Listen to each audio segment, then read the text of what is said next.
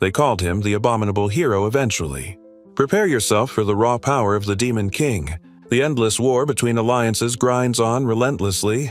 Charging into the fray, a determined group of heroes pushes hard, with one young man deflecting attacks while his ally launches arrows, aiming to finally turn the tide of the brutal conflict tearing the continent apart. And there, in his imposing stronghold, the young second Demon King, Ishwald Tosli, sits ready for company, looking every bit the menacing overlord as he awaits their inevitable and probably doomed challenge. The brutal clash between the sides finally nears its end.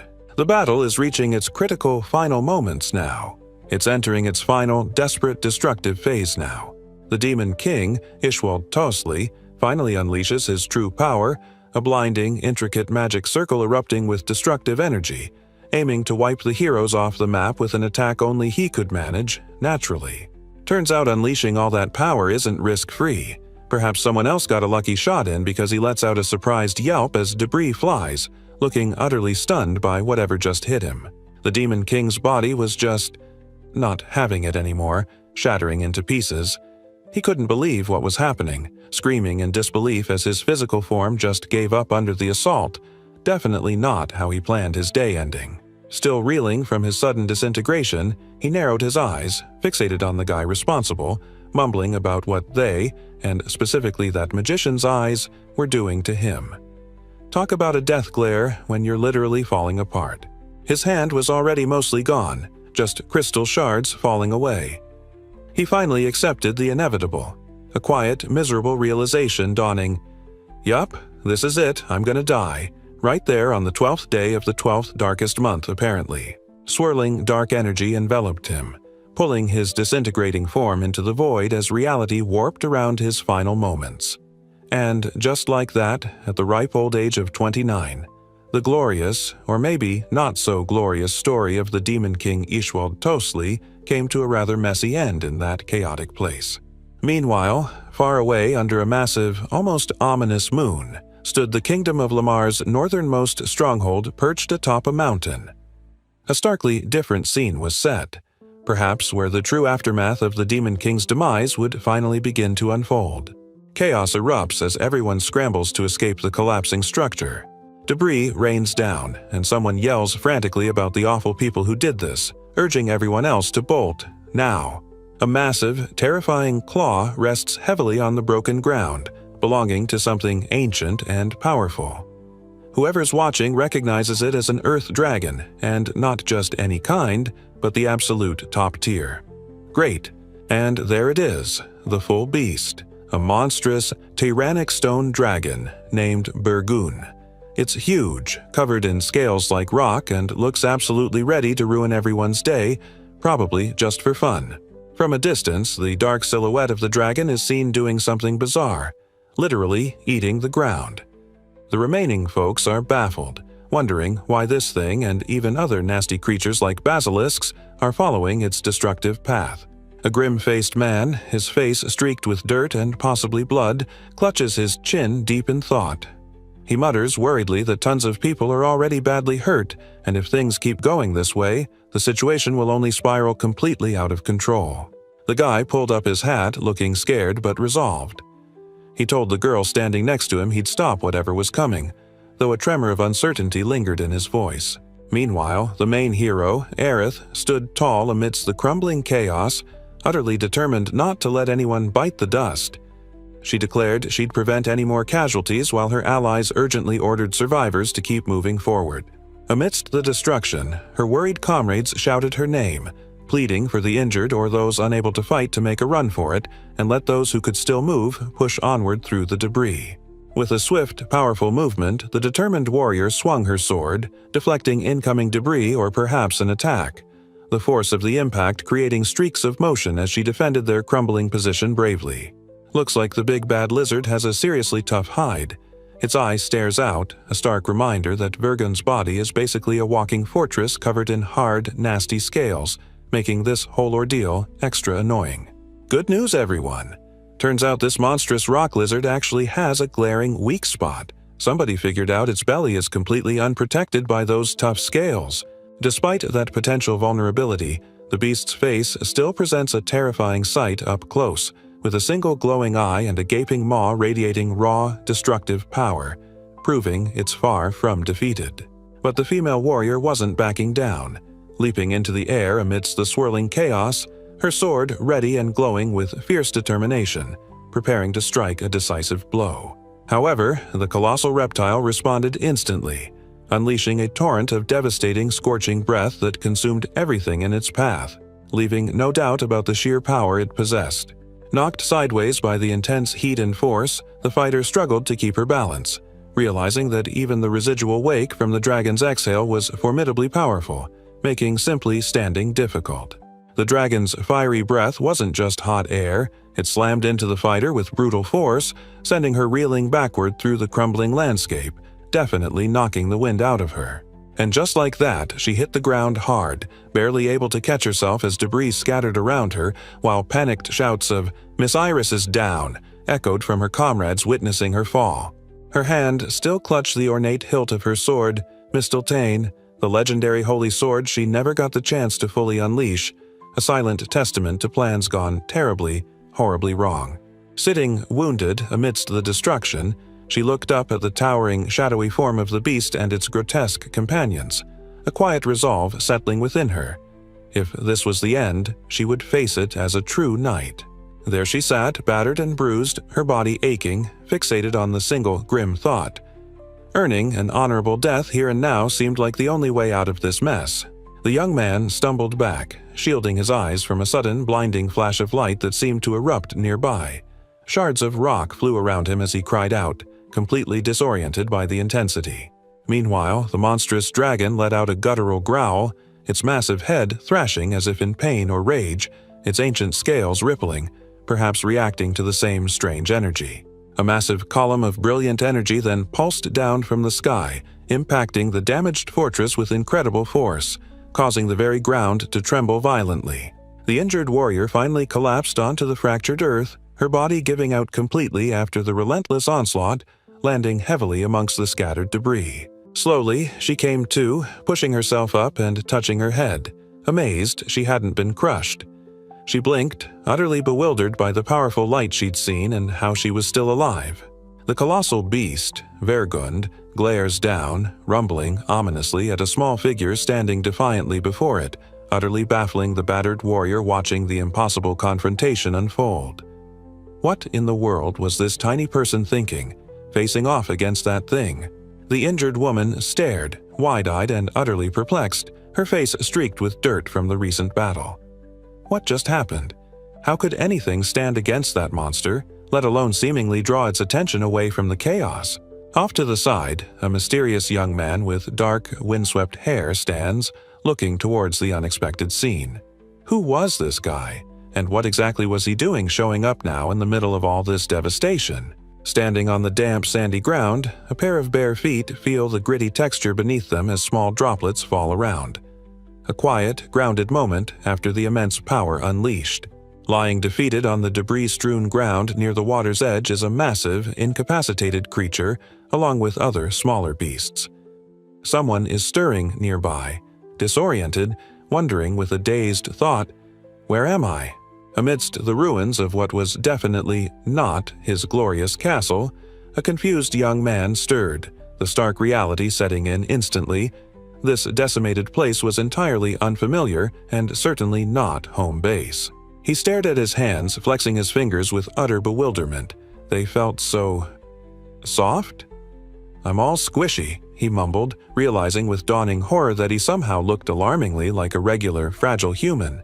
Standing up, he pulled a tattered cloth around himself, eyes wide with disbelief as he fully assessed his new form. What in the actual heck happened to his body? This was not how he remembered things ending. Attempting to recall his identity. "I'm the evil King Ishvald, ruler of the continent of darkness, master of..." Wait. His thoughts were derailed by the bizarre sight of an enormous moon hanging impossibly large in the sky. What was going on? A low growl rumbled nearby as he wrapped the cloth tighter, his mind racing. Where were his minions, his loyal demonic forces? Could he possibly have been transported to some entirely different, strange world? Pulling himself up amidst the mess, the guy spotted the giant beast looming nearby and a curious grin spread across his face. "Oh, what do we have here?" he wondered, intrigued by the sheer scale of the defeated monsters around him. He looked up at the colossal thing, calmly assessing its features despite the immediate danger. No wings, weird. Based on that magnificent physique, some kind of dragon, he mused, clearly not panicking at the monstrous presence above him. Meanwhile, the warrior woman, battered but alive, saw the crazy human kid facing off against the monster. She yelled out desperate, "You there, run away," trying to warn the oblivious newcomer of the impending doom. But it was too late. The massive reptile wasn't waiting around for introductions, unleashing a devastating torrent of swirling, destructive energy from its gaping maw, aimed squarely at the tiny figure below. The attack tore through the ground, pulverizing everything in its path in a chaotic blast of power. Debris flew everywhere as someone nearby watched in horror at the sheer force, uttering a despairing, "No!" Lying there, battered and exhausted, she could only grit her teeth in frustration, wishing with all her might she still had her full power. Maybe then she could have actually helped more people. But amidst the pain and regret, her promise echoed. She swore nobody would die, and the thought fueled a grim determination to somehow keep fighting despite everything, even if she had to crawl. Suddenly, her head snapped up, eyes wide with shock at whatever just happened. She'd been lamenting not being able to save everyone, but something totally unexpected had just grabbed her attention. Meanwhile, the guy who should totally be dead was staring at his ridiculously human feet, thinking how weirdly soft he felt and utterly bewildered that he hadn't totally bought the farm like he expected. He pulled the rag tighter around his surprisingly squishy body, looking around the destroyed landscape. It was bizarre. Despite the chaos, he just felt nothing. His new form was truly baffling him. His eyes widened in sheer terror, sweat beading on his face as dirt smeared across his cheek.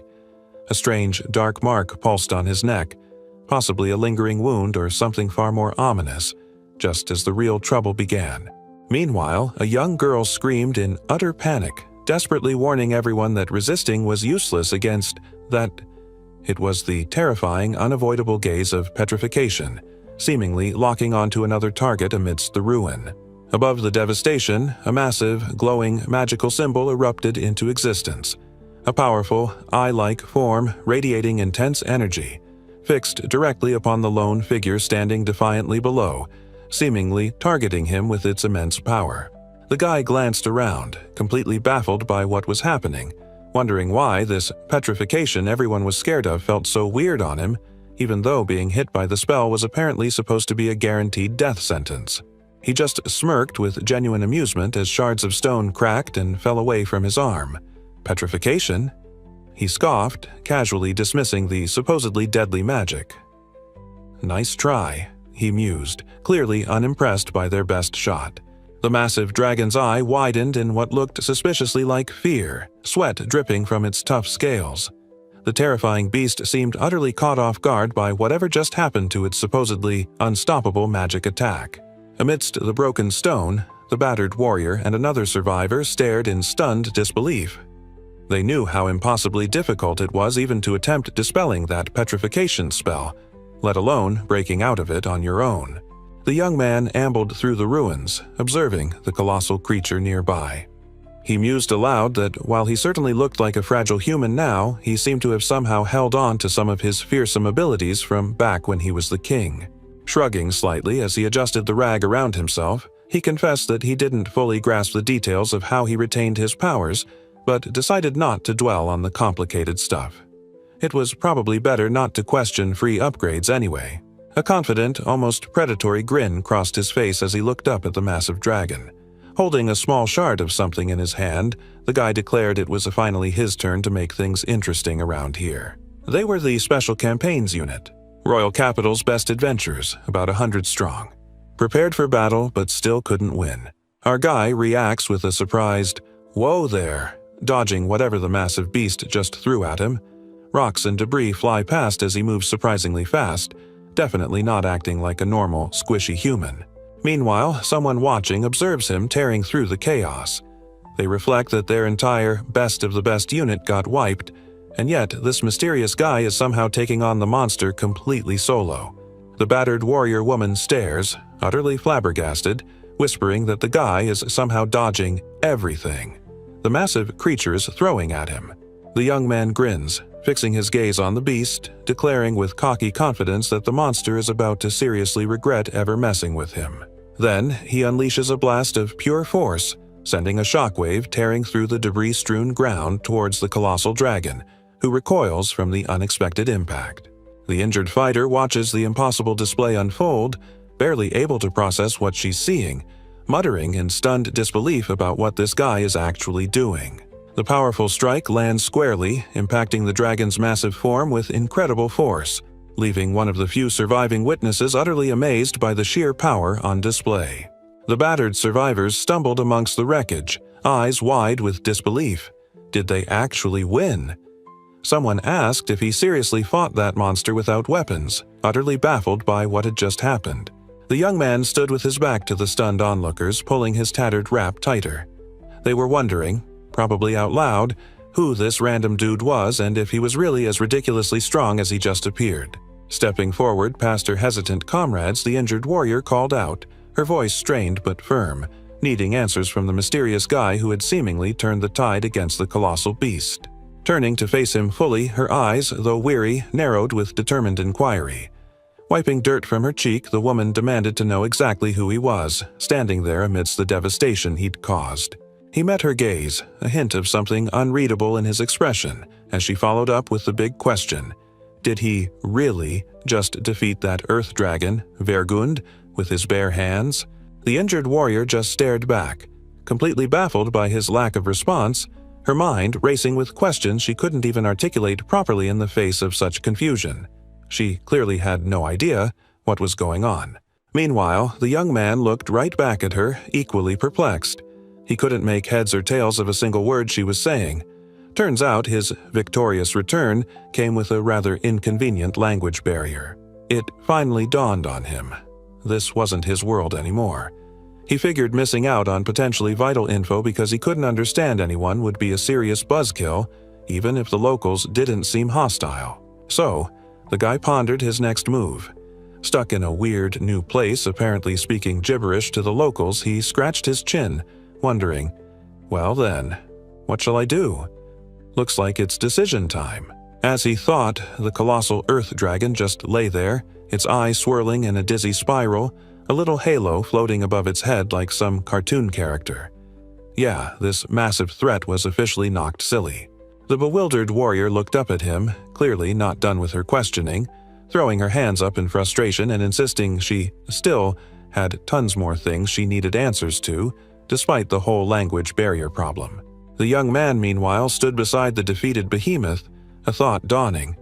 Hey, maybe he could dig up some useful intel using one of his old tricks from back when he was, the Demon King. So he unleashed a technique, causing a magical interface to bloom above the beast's head, tapping into centuries of dragon knowledge covering everything from geography and magic principles to local currency and probably some useless ancient lizard gossip.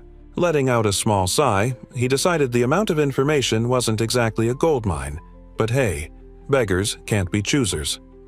He mentally cataloged the acquired data and decided to christen this specific information heist the Lizarek Gaina. And with that newfound, albeit limited understanding of his strange new surroundings, he turned his gaze towards the horizon, a silent question hanging in the air. What's the plan now? Still recovering, the weary fighter couldn't wrap her head around what he was up to after the battle, asking about the strange magic energy she suddenly sensed emanating from him. A knowing look crossed his face. Suddenly, the young man realized he could understand every word she was saying now. He opened his mouth to respond, ready to drop some truth. The woman, her face grimy but gaze sharp beneath her hat, looked him dead in the eye. She cut straight to it, wanting to know exactly who he was after that impossible feat. But before he could answer, a small figure in a witch hat appeared nearby. She accused him of being one of the black magic folk, pointing out that from her perspective, he also seemed to just show up out of nowhere. A determined eye focused intently on the group. Someone was ready to make another point, adding to the growing confusion and questions. The girl with the witch hat looks at the young man, asking if he somehow extracted knowledge right from the defeated dragon's body, pointing out she saw his strange magic earlier. He calmly explains with a smirk that since he couldn't understand what the female knight was saying, he simply helped himself to a little knowledge directly from the giant lizard's brain. Nearby, the witch and the girl with the ribbons stare, their eyes wide with sudden understanding and surprise at his decidedly unusual method for overcoming the communication issue. The girl with the ribbons then excitedly starts pelting him with rapid-fire questions. Why is he so strong? Where did he even come from? He looks utterly overwhelmed by the sudden interrogation, and just as he's trying to process the barrage, she suddenly bows low with heartfelt sincerity, simply stating one last thing and thanking him. The guy looks completely bewildered by the abrupt change in demeanor and formality. The girl with ribbons, looking genuinely grateful, thanked him from the bottom of her heart, telling him it was thanks to him that somehow nobody had to die and expressing how truly appreciative she was. The young man just stared back, looking completely taken aback by her overwhelming gratitude and the sudden, sincere outpouring of thanks he was receiving from the group he'd just saved. Blushing slightly, he mumbled awkwardly that it was really nothing special, honestly, just him defending himself, trying his best to brush off the intense praise and attention he was getting despite his recent display of power.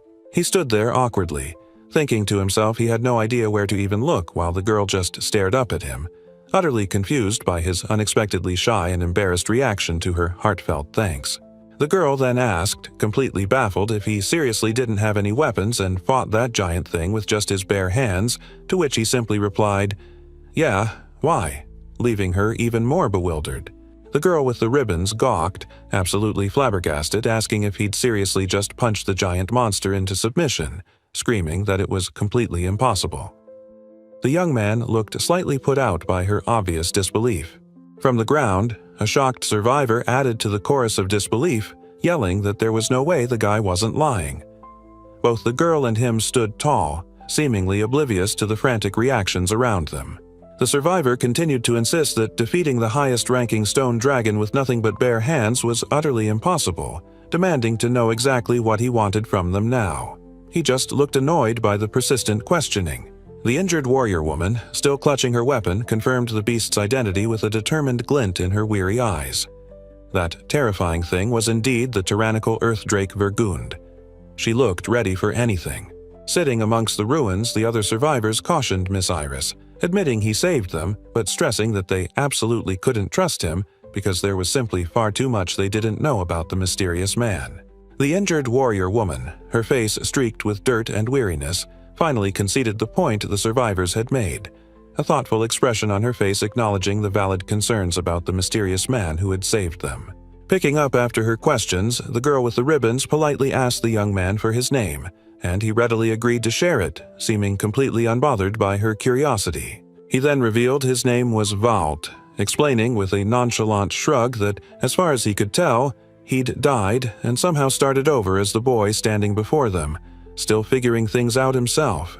Looking at their stunned expressions, the guy calmly stated that they didn't actually have to believe his wild, frankly unbelievable story, leaving the girl and the witch utterly speechless and confused.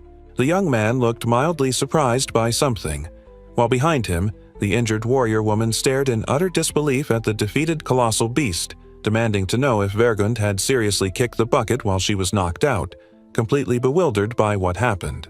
The girl with ribbons was absolutely stunned and maybe a little thrilled, blurting out her complete confusion about what he just told them.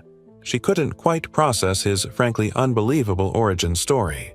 While the elf girl confidently suggested some spit was the perfect first aid for his injuries, the girl happily pointed out that he had finally regained consciousness after his bizarre declaration. Talk about bedside manner.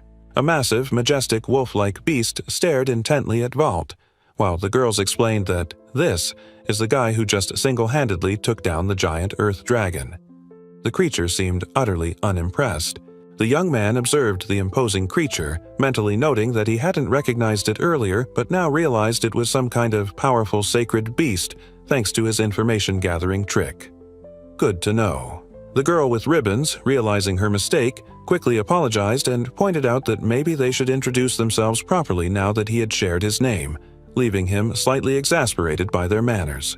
The battered warrior woman finally gave her name, a tired smile on her face, introducing herself formally before asking him to simply call her Iris amidst the ruins of the stronghold. And then the girl with the ribbons bounced with energy, excitedly shouting, "Iris, huh? Listen up, Valt," while flashing a peace sign, much to the guy's obvious confusion at her sudden hype. Turns out, this Miss Iris isn't just any fighter. A dramatic depiction revealed she's actually the famed Rossweiss, making her a pretty big deal around these parts apparently. The young man just blinked, repeating the name Rossweisse in confusion, while the ribbon girl slumped slightly, mentally sighing that here she goes again with the grand introductions, same old story she's heard countless times. She launched into explaining the name Rossweiss was an ancient term for a knight of pure white and also a special job class, while the bewildered summonee just mentally zoned out, hearing only blah blah blah amidst her detailed gushing about prestige. The girl with the ribbons kept gushing, explaining to the newcomer how he really should be more careful addressing Miss Iris because her tales of heroism were famous, while Iris herself blushed, clearly thinking, "Okay, that's enough already." "Before I forget," the taller woman announced, introducing herself formally as Ranzeluna Kallenberg, known by her nickname Ranzel, while the energetic girl next to her bounced with excitement, declaring she was Lutessa Orff, a hunter class, thrilled to make his acquaintance. And Lutessa wasn't done with introductions, excitedly pointing to the massive white beast looming beside them and declaring this magnificent creature was her personal pal, Kururu, who looked like he was tolerating the hug with a friendly woof. The enthusiastic hunter added, just to make things clear, that she was the only one allowed to call her big wolf buddy Ku. Meanwhile, the confused young man just gave a resigned nod, muttering, yeah, clearly overwhelmed by the info dump. Still chattering, Lutessa then bounced over and asked Valt what he thought about the leader of their group, completely oblivious while he just stood there, mentally noting that she seemed like quite the handful and was probably still talking to herself. He looked slightly surprised, asking if she was the leader, and they readily informed him that their group was known as the Knights of the Silver Wolf. Meanwhile, the girl holding the huge beast curiously questioned if it was actually that legendary sacred beast, prompting her to ask how he even knew such a thing, and he just said it seemed like the obvious answer. He then explained with a mental chuckle that since the group was called the Silver Wolf Knights, figuring out the big fluffy guy was a sacred beast wasn't rocket science, causing the girl to absolutely freak out and call him a genius. Without warning, the hunter girl suddenly latched onto him, declaring they were definitely going to be best friends now, while the young man completely panicked, yelling at her to get off him already. As he tried to escape the enthusiastic embrace, her hand gripped his cloak tightly, tugging hard as she refused to let go, definitely putting some stress on the poor fabric during the struggle. The hunter girl's enthusiastic hug was apparently too much for his flimsy rag, which promptly tore open, leaving the poor guy awkwardly exposed and utterly mortified, while the other women looked on, clearly amused or concerned. Time to pack up, the witch decided, suggesting they head back to the capital pronto to check on all the injured folks left behind, a plan the younger girls enthusiastically agreed with, cheering that they could finally go home. The witch, identifying herself as Gelda, conceded her burning curiosity about the mysterious hero wasn't quite satisfied yet, but duty called, and they had more pressing matters to attend to back at base. She seemed like she wouldn't let this go easily, though. With the massive beast Vergund finally taken care of apparently, the elite unit's mission was officially accomplished, meaning it was finally time to head back to the bustling royal capital of Arios, their job technically done. Turns out getting back home meant a long walk since teleporting is a no-go near the capital, leaving the young man looking absolutely wiped, though his energetic companion insisted she loved walking, oblivious to his fatigue. The young man stares, utterly taken aback upon hearing the words, "Adventurers Guild." It's clearly not the destination he expected, judging by his startled reaction to the name itself. A flood of uneasy thoughts hit him. The heroes who defeated his previous form were adventurers too. He couldn't help but wonder why they weren't instantly suspicious of him and why they'd bring him specifically to this place of all things. Standing over him, the warrior explained they didn't want to treat him like a criminal after he totally saved their butts, then added with a hint of sarcasm, "Unless that's how you'd prefer it." To which he immediately fired back, "No." Shifting into a slightly exasperated chibi state, he retorted, "I mean, seriously, who likes being treated like a criminal. She couldn't help but crack a small smile, conceding, "Hey, I guess you're right." She then stated her reasoning, believing it was best for them to handle his unusual situation themselves, presumably within the confines of the Adventurers Guild, rather than involving higher, potentially more problematic authorities. The young man looked totally bewildered, asking if they seriously meant they were adventurers? He muttered to himself there was no way these battered folks could be those guys. The female warrior, despite her exhaustion and dirt, looked him dead in the eye and asked with a touch of irony if they perhaps didn't look like adventurers to him. He scratched his head, admitting they sort of did, but stammering about how he thought they were the Knights of the Silver Wolf, still utterly confused about their identity mix-up. Stepping forward, she clarified that Knights of the Silver Wolf was just the name of their adventure party. They weren't actually officially recognized knights, then told the young man to follow her inside, past a wall with wanted posters. A polite set of knocks sounded on a nearby door, and a voice called out, asking for forgiveness for intruding, signaling their arrival at some important destination within the building. Walking into a richly decorated room, a hand holding a long cigarette holder extended forward. A welcoming voice called out, "Hey! I've been waiting for you folks," setting a surprisingly casual tone for whatever official business was about to go down. The speaker turned out to be a striking woman with fox ears and tail, lounging on a plush chair, who introduced herself dramatically as Hortensia Lemay Berdeline. The newly arrived young man shifted awkwardly nearby, finding it genuinely difficult to know where to direct his gaze. Apparently, this opulent interior was part of the Arios branch of the Adventurers Guild, as she cheerfully declared, casually dropping the fact that she was also the regional guild leader of the entire place. Talk about a multitasker. She continued, explaining that other adventurers had already given her the chaotic rundown of events at the Northern Fort.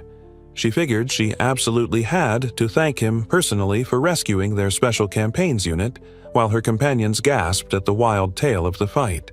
Receiving yet another round of praise, the young man just closed his eyes for a second, a slight weariness on his face.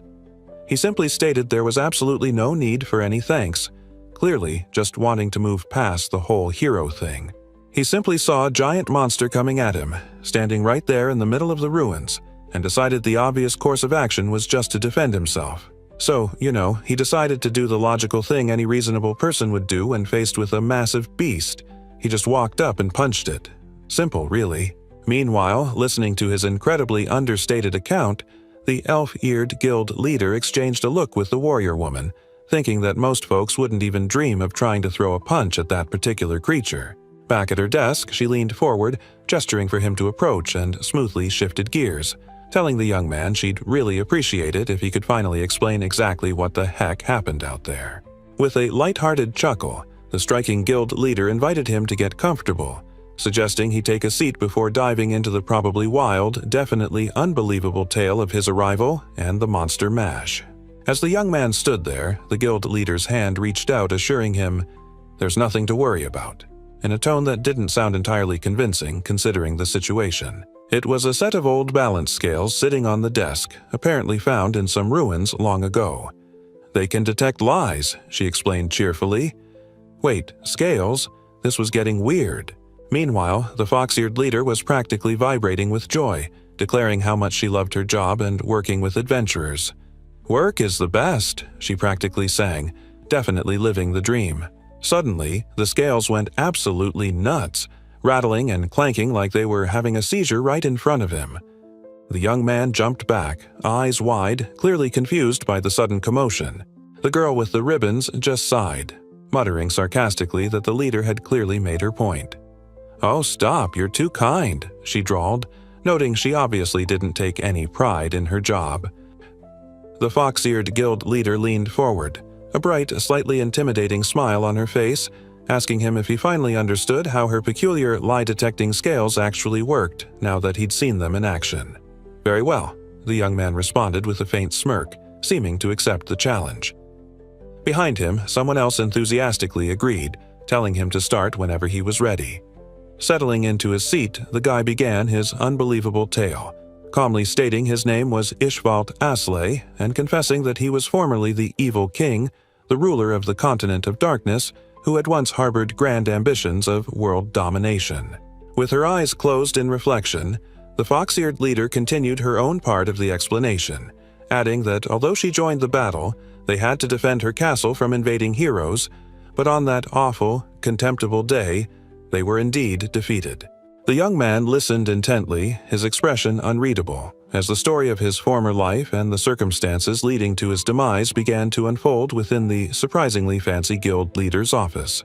The young man continued his wild tale, explaining he figures he simply died during that final chaotic battle back home, even if the critical moment itself was a bit hazy because, some memories are just missing from the whole messy ordeal. And to top it all off, he woke up not just in a completely different place, but somehow stuck in a totally unfamiliar human body too, which was honestly the weirdest and perhaps most inconvenient part of the whole sudden transition.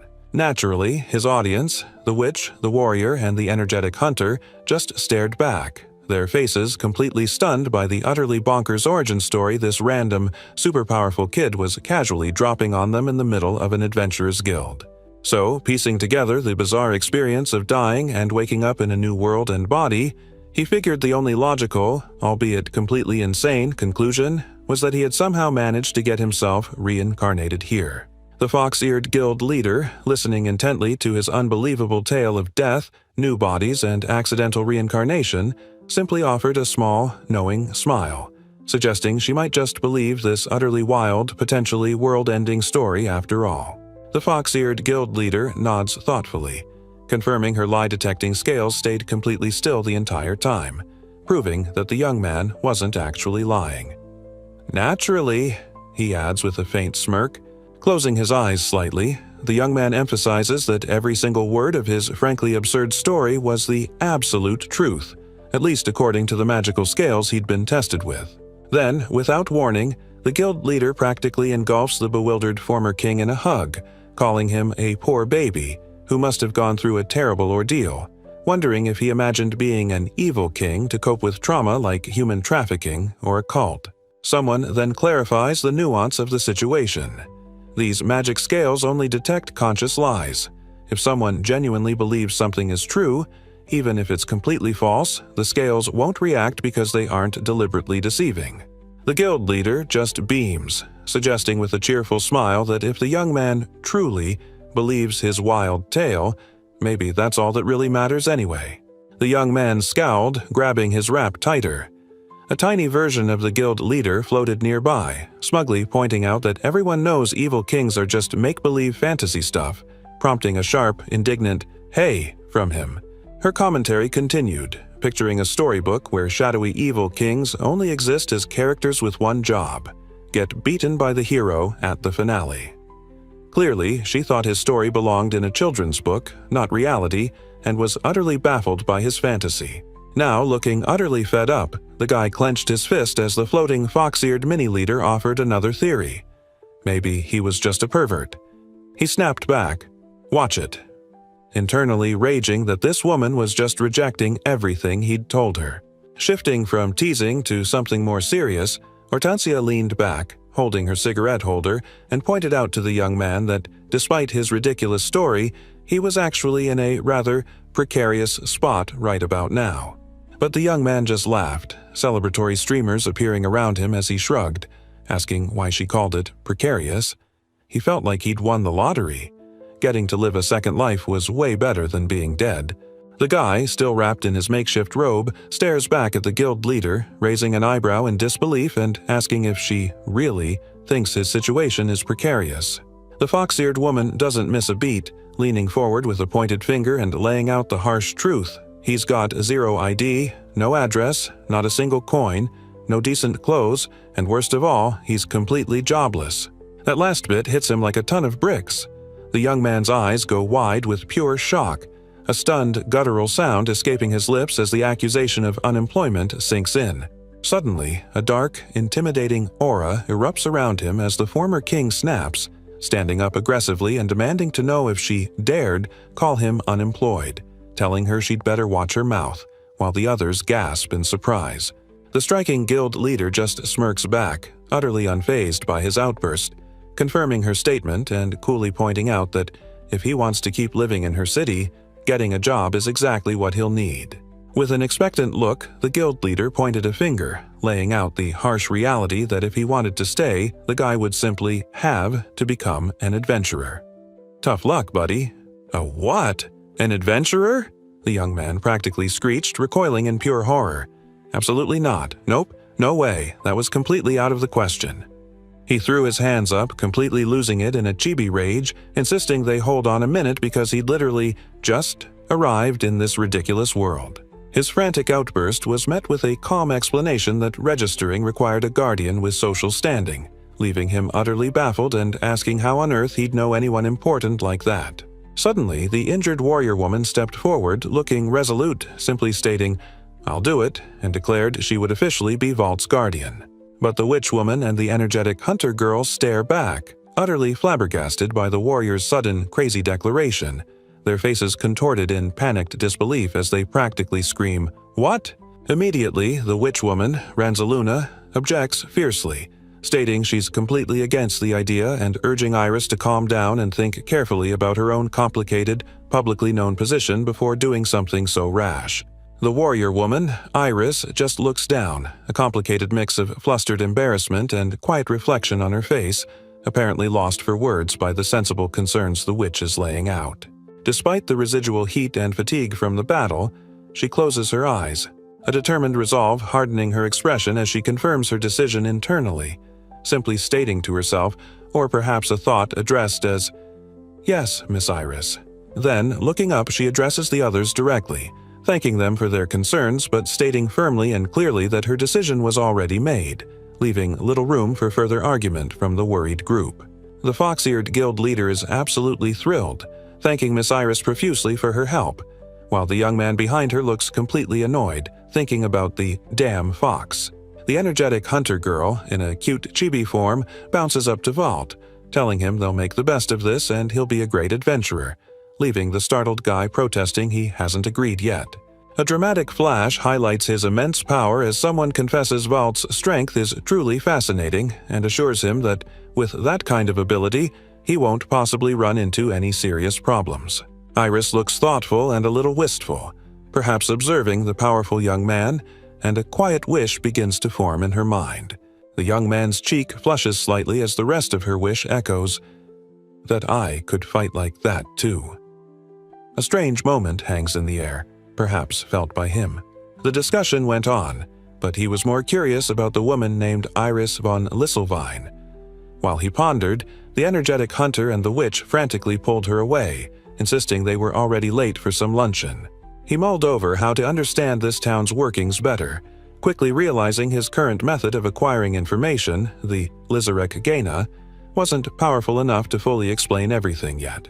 His new guardian, the warrior woman, must surely hold a high social standing, yet here she was, working as an adventurer. The young man couldn't quite reconcile this apparent contradiction. However, despite his current knowledge gap and the confusing situation, he decided there was only one course of action. He would just have to investigate and figure things out for himself. With that decision made, he found himself in a bustling outdoor area where a stern-looking man in uniform barked orders, yelling, "All right, maggots, listen up," to a gathered crowd. "Get ready for your first day of stone throwing." The instructor yells, looking way too intense about this particular basic skill, probably setting the tone for the thrilling, super difficult training ahead. Meanwhile, the young man just couldn't believe they were actually making him attend school. Seriously, school. He figured it would be a total breeze, but still the sheer inconvenience of it all was annoying. Students were scattered across the training ground, awkwardly practicing their throwing techniques against wooden targets while the former king watched from a distance, clearly unimpressed by the basic physical education class. The ridiculously energetic instructor charged through the field, screaming at everyone to take it seriously and throw until their arms fell off, while our hero mentally calculated that he couldn't even pay tuition unless he somehow became an adventurer. With sweat and spittle flying, the instructor dramatically declared that throwing a simple stone was an absolutely essential skill for any apprentice knight, warning everyone that slacking off now would definitely come back to bite them later.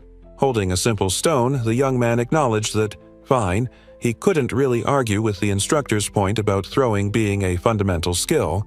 Perhaps even a former king needed to learn the basics, annoying as it was. But apparently, basic meant channeling his inner tyrant, because he wound up with ridiculous energy, declaring with a theatrical flourish that whatever was receiving this throw needed to kneel before me. Talk about taking it too seriously. Setting his sights on the ridiculously pathetic straw target hanging there, he addressed it with utter disdain, muttering something like, "All right, you pathetic scarecrow," clearly ready to give it way more power than it deserved. The stone then unleashed a devastating explosion of force upon impact, tearing through the target and sending debris and dust erupting outward in a massive, destructive shockwave. In the aftermath, a massive crater remained where the target once stood, utterly obliterated, while the young man casually strolled away from the devastation, leaving a bewildered bystander staring with wide eyes at the sheer, ridiculous overkill. The students and their instructor recoil in utter terror, faces contorted in shock at the sheer, unbelievable destruction caused by that ridiculous stone throw, while the guy responsible just turns away with a casual, "Oops." He grinned, feeling pretty pleased with himself, thinking, "Now I've done it." Just as the instructor, practically fainting, recognized the blast as top-level black magic, yelling it was like the legendary meteorite of Armageddon. The ground tore open into a massive, glittering crystal crater, leaving onlookers absolutely stunned. They whispered about the meteorite spell, utterly baffled why anyone would use such devastating, legendary magic in a simple training field. Suddenly, the fractured ground began to violently heave and crack, shards of the crystallized earth lifting into the air as whatever was beneath reacted intensely to the raw power unleashed upon it. And then, with a sickening surge, monstrous, many-eyed, segmented worms, red worms, erupted from the crater, sending the instructor and terrified students screaming in horror as the consequences of his casual overkill became nightmarishly real. The young man surveyed the chaotic scene he'd just created, a thoughtful look on his face. "Red worms? All right, let's see," he mused, evaluating the sudden, slimy complication that had burst forth from the ground during his overly enthusiastic aiming practice. Panic erupted as terrified students scrambled, screaming and yelling to run away from the monstrous redworms, wondering if these things caused the destruction. But he stood calmly amidst the chaos, recognizing them instantly as guild targets and pondering how tough they really were. Close-up on the worms revealed their segmented, somewhat vulnerable-looking bodies wriggling from the ground. He scoffed internally, comparing their wormy forms to the massive earth dragon he'd recently flattened. They were just worms, after all. They probably wouldn't stand a chance against a proper dragon. Turning back towards the horde of creatures, a sharp, almost predatory grin split his face, revealing a hint of fang. He seemed to address the worms directly, readying himself for a fight, maybe saying something dismissive or challenging before the real fun began. Facing the line of monstrous redworms that were now fully mobilized and ready for trouble, a blast of light began to emanate from him. Someone watched in disbelief from the distance, muttering about whether that was really how you were supposed to handle this sort of monstrous infestation. With a powerful surge, the young man declared they were facing their king and unleashed a devastating strike straight into the horde of monstrous redworms bursting from the ground. The attack slammed into the segment-bodied creatures with brutal force, tearing through them in a chaotic explosion of slimy destruction as they recoiled and were annihilated by his raw power. He stood triumphantly amidst the fading chaos, a wide grin on his face, letting out a cheerful affirmation, apparently quite pleased with how effectively he handled that sudden worm problem he accidentally created. The blast continued its destructive path, utterly vaporizing the remaining redworms in a massive explosion that sent debris flying across the training field, leaving little doubt about the former king's overwhelming might. The sheer scale of his power didn't stop with the worms. The devastating impact ripped through the training area's structure itself, leaving parts of the sturdy walls crumbling around a massive crater, a stark reminder of his casual overkill. His fellow students and the instructor were left completely dumbfounded, wondering if that insane destruction, the first explosion too, really came from one of their own, acknowledging he had unbelievable talent and the makings of a true hero. Turning slightly, a cocky smirk played on his lips, he simply dismissed the vaporized redworms as foolish creatures, clearly unimpressed by the minor inconvenience they presented. With the immediate problem handled, the young man simply sat back down amidst the chaotic ruins he'd created, looking utterly relaxed as the ground continued to settle and rumble around him. But just as he got comfortable, the ground nearby violently erupted, and an even bigger, armored, truly monstrous kingworm burst forth, causing the former king to stare in wide-eyed surprise. Meanwhile, the already traumatized students and the instructor just stared, screaming in renewed terror at the sheer audacity of the ground producing another, even worse, monster, a kingworm. The guy faced the colossal kingworm that had just erupted, acknowledging it as the boss of the redworms. He couldn't help but offer a sarcastic salute, declaring that even a worm deserved respect if it held the title of king. Towering over him, the monstrous kingworm looked absolutely ready to rumble, its segmented armor gleaming menacingly.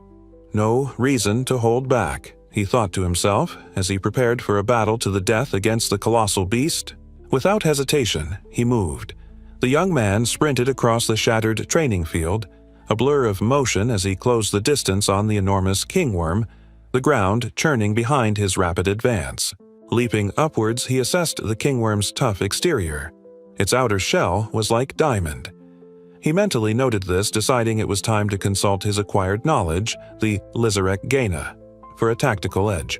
With a burst of speed, he raced towards the massive kingworm, deciding the best course of action was simply to attack head-on. Let's see how tough this king really was up close. Deciding to get creative, the young man launches himself towards the worm, planning to attack it, from the inside. He rushes forward with a focused, slightly cheeky grin. The massive kingworm responds exactly as expected by just opening its terrifying maw wide, and with a disturbing sort of action, seems to simply swallow the attacker whole. The poor instructor, witnessing the horrific scene, throws his hands up in sheer, tearful despair, screaming about their prodigy just getting eaten while a nearby student looks utterly traumatized. The monstrous worm stands there, its huge form dominating the field, radiating a triumphant aura, while the remaining survivors scream desperately that they absolutely have to rescue him. But reality bites hard as complete panic erupts among the students, frantically yelling that there's simply no time left for any kind of rescue attempt against that thing. Inside the beast, a blast of brilliant energy erupts outwards, tearing through the creature's insides. It's completely bewildered, thinking the attack is coming from inside itself. Ouch! The gargantuan worm recoils violently, staggering backward and scattering debris everywhere from the impact.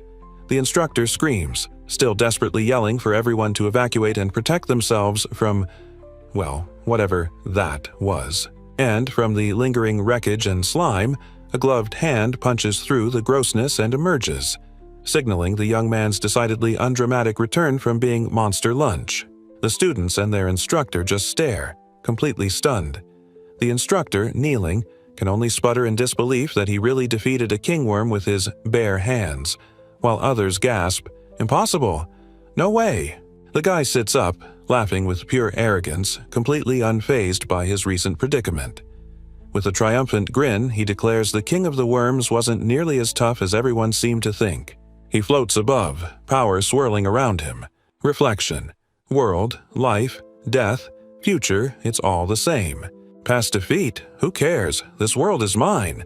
He looks towards the sky, a smirk playing on his lips, because hey, who needs the past when you've got a fresh start?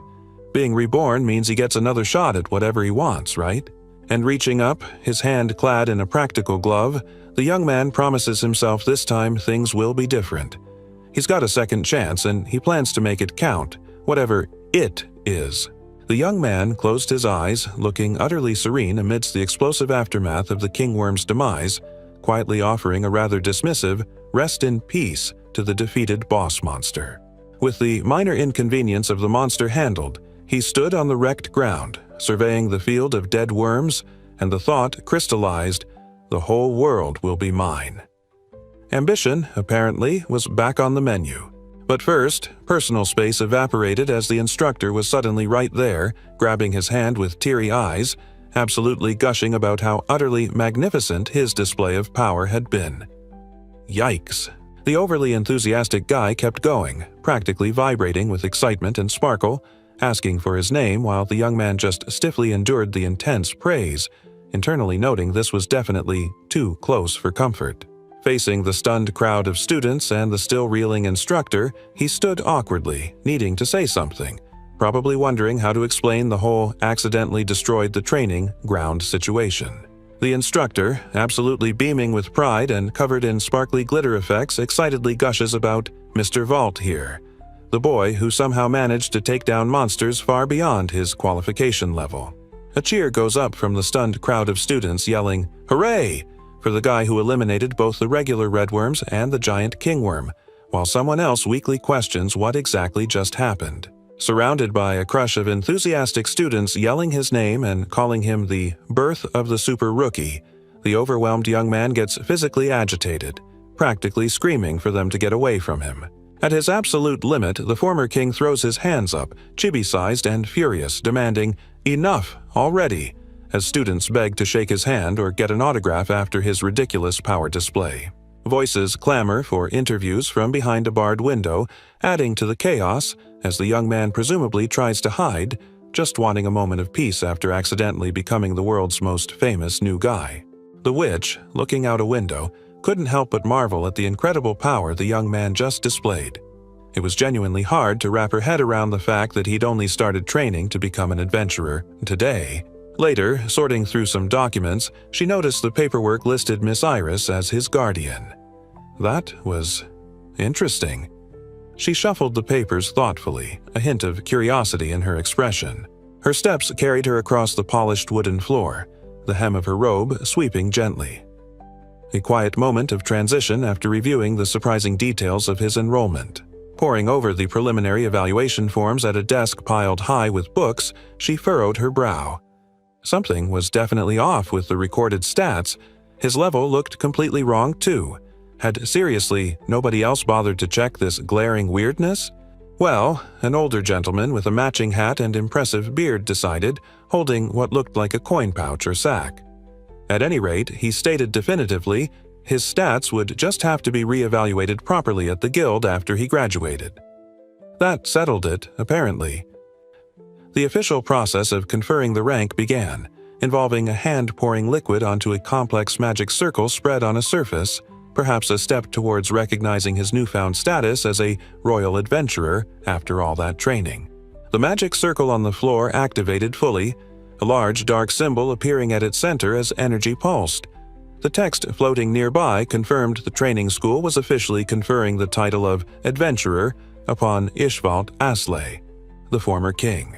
Amidst a showering of congratulations and outstretched hands, the young man looked utterly flustered and annoyed, bombarded with cheers for his graduation and the official bestowal of the rather underwhelming title, Apprentice Knight, Level 0. Out on the bustling streets of the city under the giant moon, gossip was already spreading like wildfire. People were whispering in disbelief, asking if it was true about the powerful new adventurer, the one who somehow just graduated. Two figures walked through the crowd, one with a backpack, adding to the chatter about the guy who graduated, seemingly in just one day. The news was already hitting the streets, marking the start of whatever new quest awaited the former king. Suddenly, someone shouts outside a door, suddenly recognizing the name that's been buzzing around the city. "I remember!" they yelled. "It's Vault!" Out on a busy street under the huge moon, folks were absolutely buzzing with the news, asking in hushed tones, "You mean the boy who defeated the kingworm?" Another chimed in, utterly surprised. "Are you serious?" They strained to recall the name. "I think his name was, something with a V." Meanwhile, back at the Adventurers Guild, the fox-eared leader was clearly having an absolutely fantastic time. Taking a long sip from her wine glass, she sighed contentedly, simply declaring, "Aye, I feel great." Lounging comfortably with her drink, she grinned, confirming the exact reason for her excellent mood. Everyone in the Adventurers Guild is talking about Vault. His arrival and antics were clearly the hottest gossip around, livening things up considerably. Her attendant, a woman with her hair neatly tied back, looked on with concern, or perhaps just deep-seated exasperation. Holding a flask, she politely but firmly reminded her boss, "Ma'am, I know you feel like you can let loose here, but haven't you had enough? Someone had to be the responsible one, apparently. Hortensia is beaming, holding her drink and cheerfully reassuring Iris that whatever she's worrying about is totally fine, showering her with sparkly enthusiasm and good vibes. The guild leader gestures around the empty bar area, pointing out that there are literally no other customers, suggesting they should just relax, while the other women look a bit hesitant despite the lack of an audience. The witch, Gelda, gives a pointed look and declares that trying to convince the fox-eared leader to change her behavior is completely useless, a total waste of everyone's precious time and energy. The guild leader playfully complains about the witch's sharp tongue, calling her cruel, but then gleefully adds that she totally loves it, even as a thought balloon hilariously deems her the living embodiment of impropriety and shamelessness. Meanwhile, the attendant gives a weary look and attempts to interject, but the guild leader ignores it, taking Gelda's insults as a compliment while the floating witch hat cursor adds a final damning judgment. She's always so lewd. Well, enough with the party chatter. The vibrant guild leader, Hortensia, leaned forward with a knowing smirk, announcing it was time to cut the nonsense and get down to business because she had some news nobody was going to believe. Her attention shifted to a worn stack of papers covered in strange script and intricate designs. This wasn't just any paperwork. It was the detailed, likely baffling information about the newly registered adventurer, Vault's stats. Reading the document, a young woman, perhaps the witch or hunter, stared wide-eyed in utter disbelief. "Level 0?" she gasped, completely floored, declaring she had literally never, ever encountered or even heard of anything like it before in her life. And look at that. Just hours after walking in, the guy's already graduated, diploma in hand. Hortensia just blinked, asking him what the heck happened. Didn't he just show up to sign up this morning? She couldn't help but laugh. It was absolutely ridiculous. Seriously, though, graduating in a day is just unheard of, she mused, closing her eyes briefly.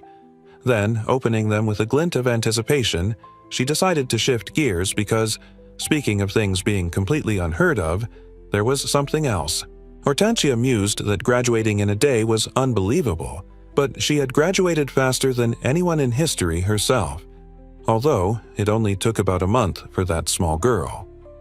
She added with a smile. It really wasn't fair to make a direct comparison anyway, since she was only 10 years old at the time. Breaking the record at that age probably counts for something, she figured. Meanwhile, one of the other women couldn't shake her disbelief. She whispered to herself, still utterly baffled that she just couldn't believe he was actually registered at level 0 after seeing what he could do. Looking at the standard adventure leveling guide, Gelda knew normally everyone started at level 1. She seriously wondered if the examiner somehow messed up registering the young man's initial power level.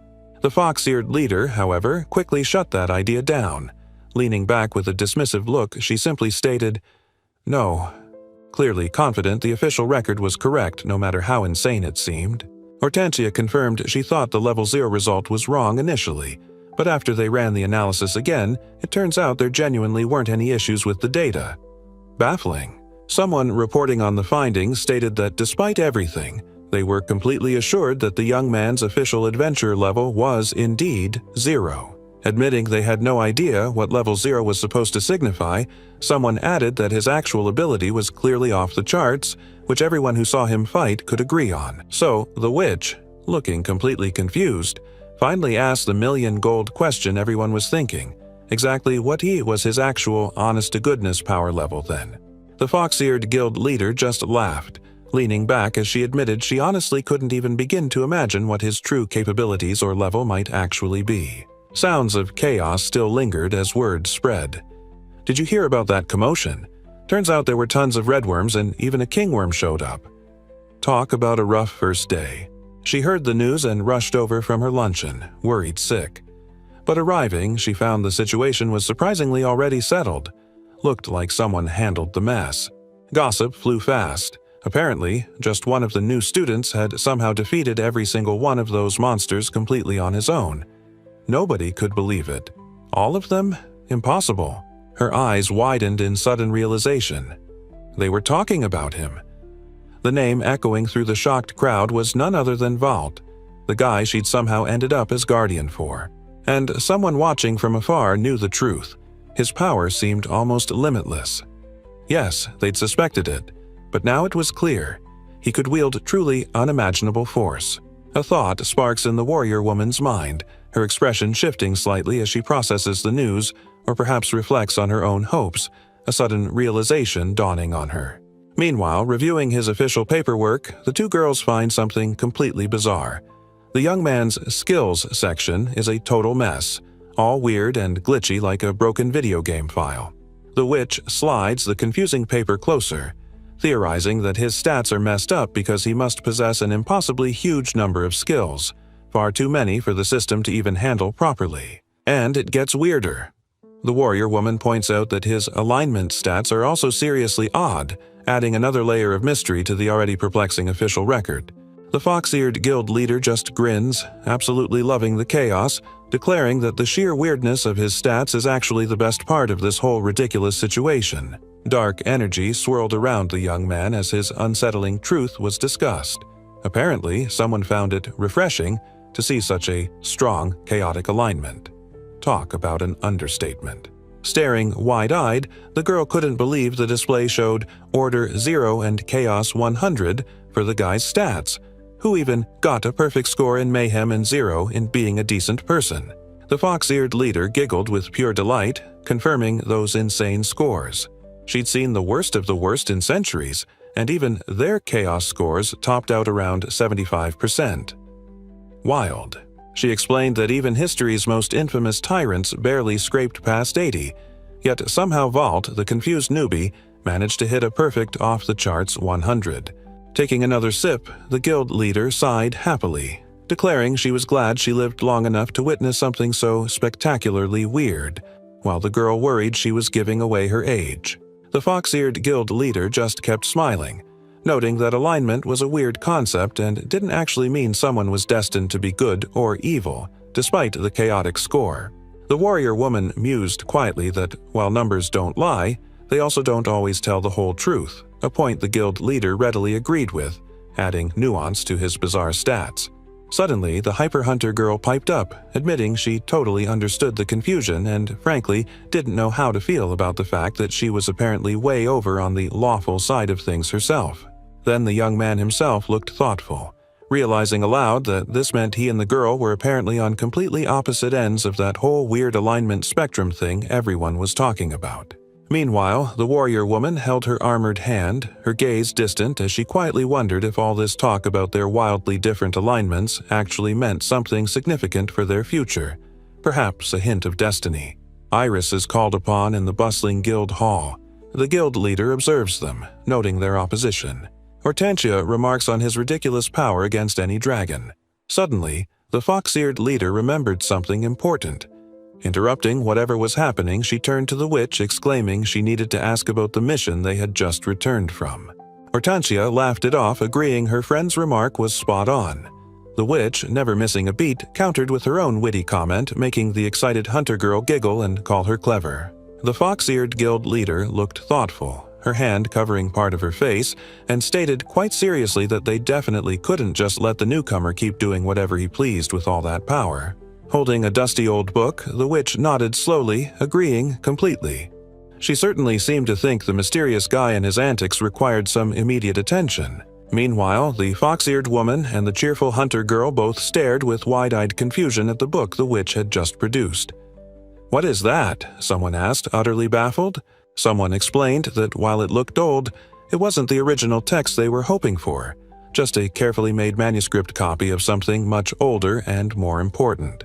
Then they identified the book for what it was, a book of prophecies written by someone called Briggan. Oh, that Briggan. Turns out she and the author were apparently rivals back in the day.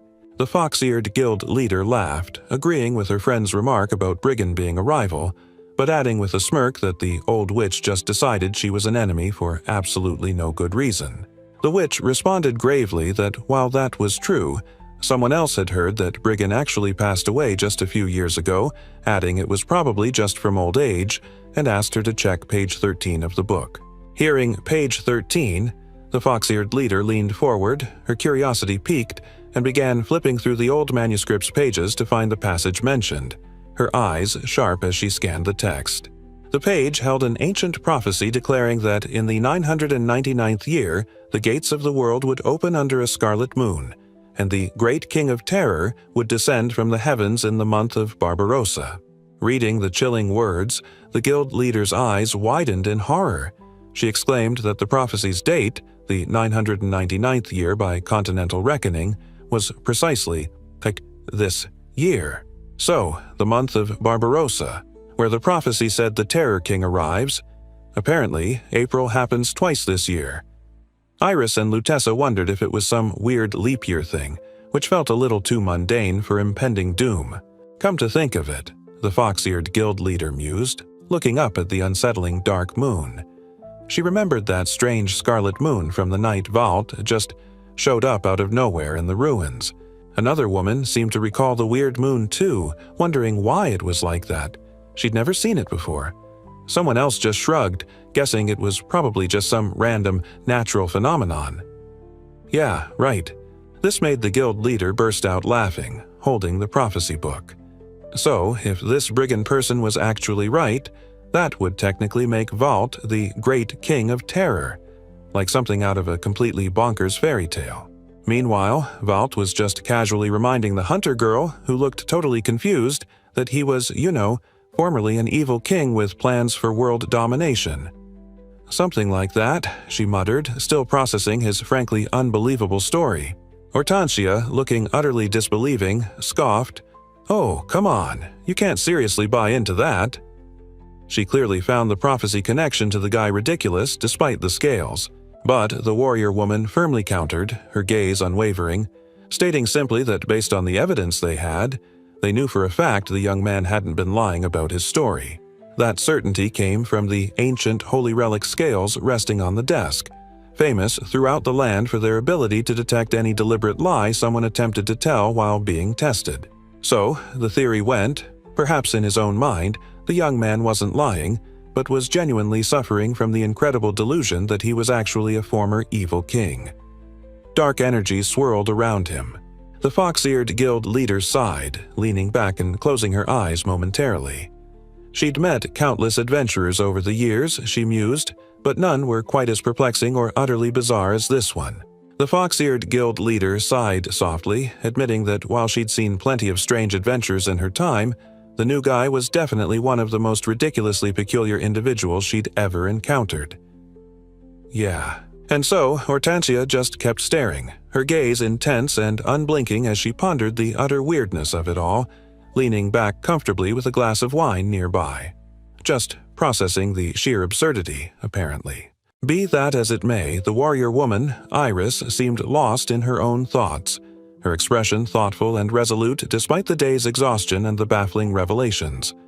There was still more to consider. Hortensia gave a sly look, adding that with someone this unpredictable, you simply never know what ridiculous thing might happen next. It was either terrifying or hilarious, maybe both. With a sudden, playful movement, the mischievous guild leader leaned in close to the startled hunter girl, her tongue darting out to make contact. Yeah, just casually adding to the day's list of bizarre interactions, because why not? A sudden intense feeling washed over someone. A shiver of awe, perhaps, triggered by the sheer power they'd witnessed or the baffling nature of the mysterious newcomer. Back at the bar, the fox-eared guild leader stared, utterly baffled, declaring she had never, not once in all the years they'd known each other, seen her friend show interest in any specific man, while a third woman yelled in surprise, "What are you doing?" A memory flashed back to the monstrous dragon facing off against the young man. The warrior's inner thoughts confessed she simply couldn't help but be fascinated by his amazing strength, though another voice suggested she was just reading too much into it. Her hand clenched tightly, a quiet determination settling in. Perhaps, she mused to herself, buried deep down, the truth was she just wanted to be more like him, to possess that kind of power. Looking up, a blush spread across the warrior's face as she finally admitted the real reason for her reaction. Seeing him defeat that colossal creature with a single strike had quite simply made her heart flutter. Looks like Miss Iris is causing a bit of a commotion, standing right up on the table to snag some snacks while her friend Ranzaluna is absolutely exasperated, practically begging her to remember she has a position to uphold. Ranzaluna is still laying into her friend, insisting she really shouldn't fall for some weirdo from who knows where, while the hunter girl nearby, focused on her meal, just casually tells her friend to calm down because the food is expensive anyway. The warrior woman, utterly mortified and overwhelmed, snaps back, yelling at her friend to just stay out of this incredibly awkward conversation about her personal feelings. But the girl, looking thoughtful, explains they're being too protective. Their friend has been so focused on adventuring, and now that she finally has her first crush, maybe they should just be happy for her instead of nagging. That was apparently the final straw. The warrior screams back in embarrassment that she doesn't need relationship advice from someone whose entire existence revolves around stuffing their face with food, leaving the girl sputtering in shock. Someone who… what?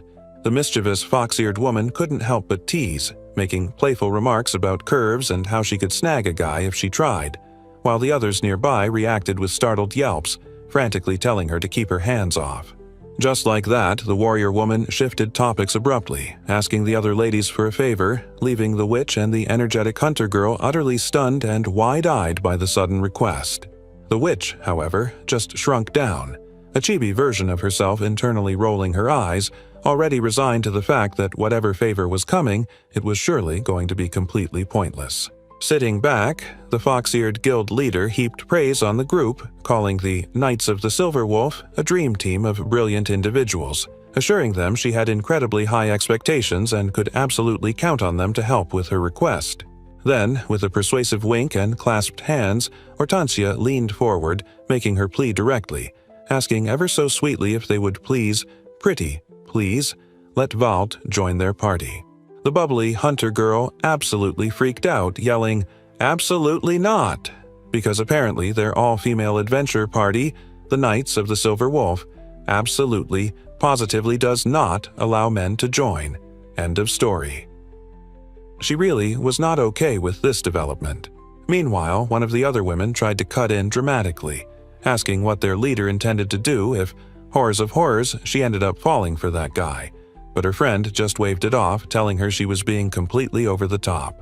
Back at the bar, the fox-eared guild leader leaned back, stretching and sighing about how she guessed she'd just have to figure out what in the world to do with Valt. Someone nearby just shrugged internally, thinking, "Oh, well, that's Ranzaluna for you." Outside, under the bright sky, stood a couple of buildings in the Adventurers Guild area.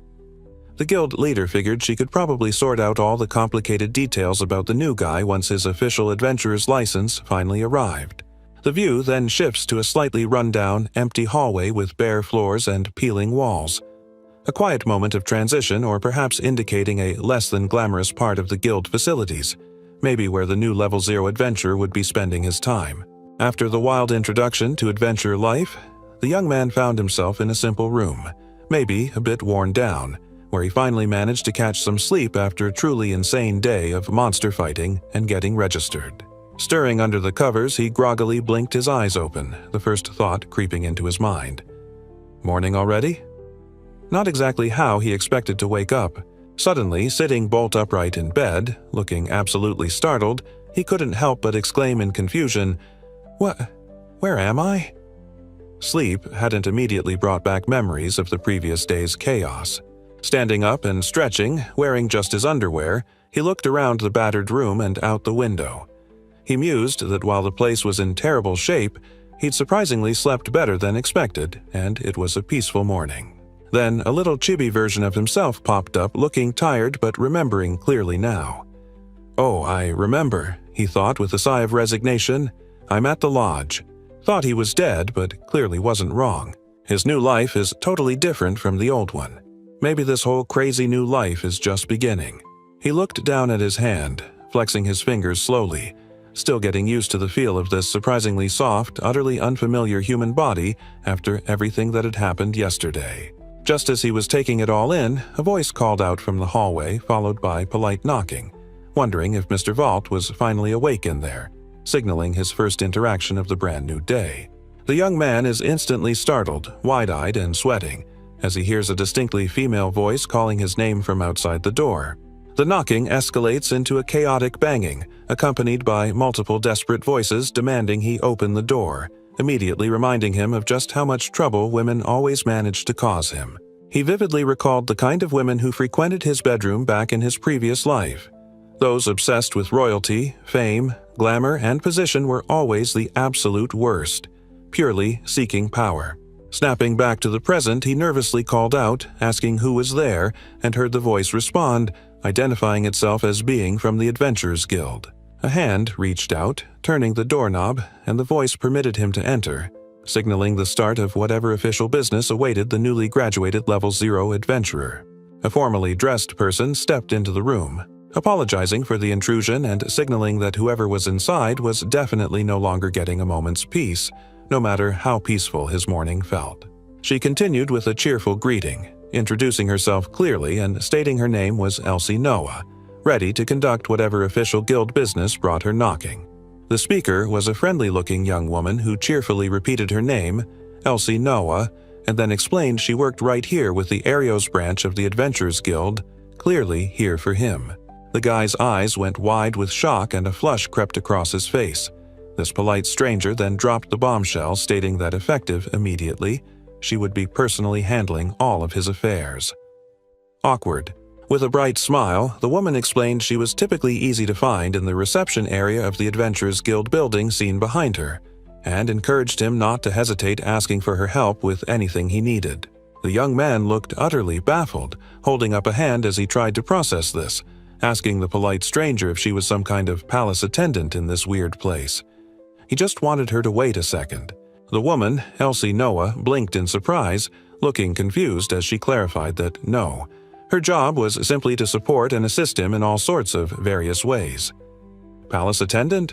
Where did he get that idea? The young man could only manage a choked, "Okay." In response, his face contorted with flustered confusion as she enthusiastically explained that since he was such an exceptionally talented new recruit, she totally wanted to support him to the best of her ability.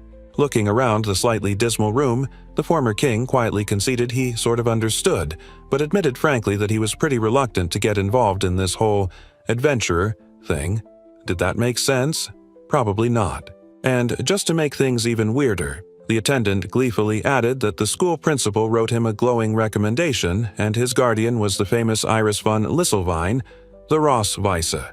Oh, and by the way, he was already registered at the guild. Gold star. His face twists in frustration as he hears that, thanks to his accidental displays of power, he already has quite the reputation around the Adventurers Guild too. Like he wanted attention. The attendant suggests he might even have what it takes to become a real knight, but he scoffs, insisting he's not interested in joining any military. Seriously, he should be the one giving the orders. Beaming with misguided enthusiasm, she completely misses his point and brightly concludes that he must want to become a brilliant war strategist instead, his obvious desire for power misinterpreted entirely. The poor guy just looks utterly lost and confused, realizing with dawning horror that they are somehow talking completely past each other, and that was absolutely not what he meant by giving orders. Anyway, she smiles brightly, ignoring their complete lack of communication, and insists she believes he's going to make a great adventurer, sealing his fate with pure, innocent determination. Elsie Noah, his new contact, enthusiastically declared he'd become a truly great adventurer, her words filled with bright optimism. The former king just stared back, blushing and sweating, clearly overwhelmed by the sudden, intense support. Despite his obvious reluctance, the eager attendant cheered that was the spirit, prompting the young man to huff dismissively, muttering that everyone would see. Still, deep down, he knew it was futile. This whole adventure gig was happening whether he liked it or not. And then, things got a bit awkward when the polite woman politely requested he really might want to consider putting some clothes on, his current state of semi-undress causing a clear moment of surprise for her. Turns out, the guy was utterly mortified, demanding to know why she hadn't mentioned that sooner. The attendant, surrounded by fluff, sincerely apologized, explaining she honestly thought his state of undress was perhaps some kind of prank, or maybe a local custom. Resigning himself to the inevitable chaos this woman brought, he just sighed heavily, looking utterly done with the conversation, and finally, with a weary sheesh, gave her permission to just do whatever she was planning already. The young man stood there, looking caught off guard, while the girl from the guild quickly reassured him not to worry, saying she understood he hadn't intended any offense by being half-dressed when she walked in. But just as things seemed settled, she suddenly looked completely surprised, a little, "Huh?" escaping her lips as something clearly unexpected, perhaps his reaction or appearance, threw her for a loop. Someone's hands moved purposefully, deftly adjusting the fabric of a shirt or jacket around his torso, indicating that his brief foray into casual, underwear-only living was officially coming to an end. With practiced movements, the hands continued the task, straightening his clothing and ensuring everything was in place. Getting dressed was apparently a full-service amenity offered by the Adventurers Guild. Now, properly attired and looking quite presentable, the young man smirked, crossing his arms as he declared he was all set. He then gave a satisfied little, good job, clearly approving of the outcome. Holding the clothes she'd just helped him put on, Elsie Noah smiled with amusement, teasing the bewildered young man that she was surprised he seemed to actually enjoy being taken care of so much.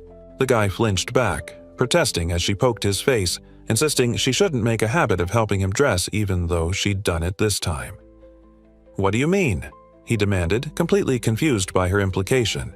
Winking playfully, the cheerful woman then told him point-blank that from now on he absolutely had to put his clothes on by himself, okay? Her tone was light, but the instruction was clear. That was apparently the absolute worst thing to say, because the young man's face exploded in a mortified blush of pure, unadulterated panic.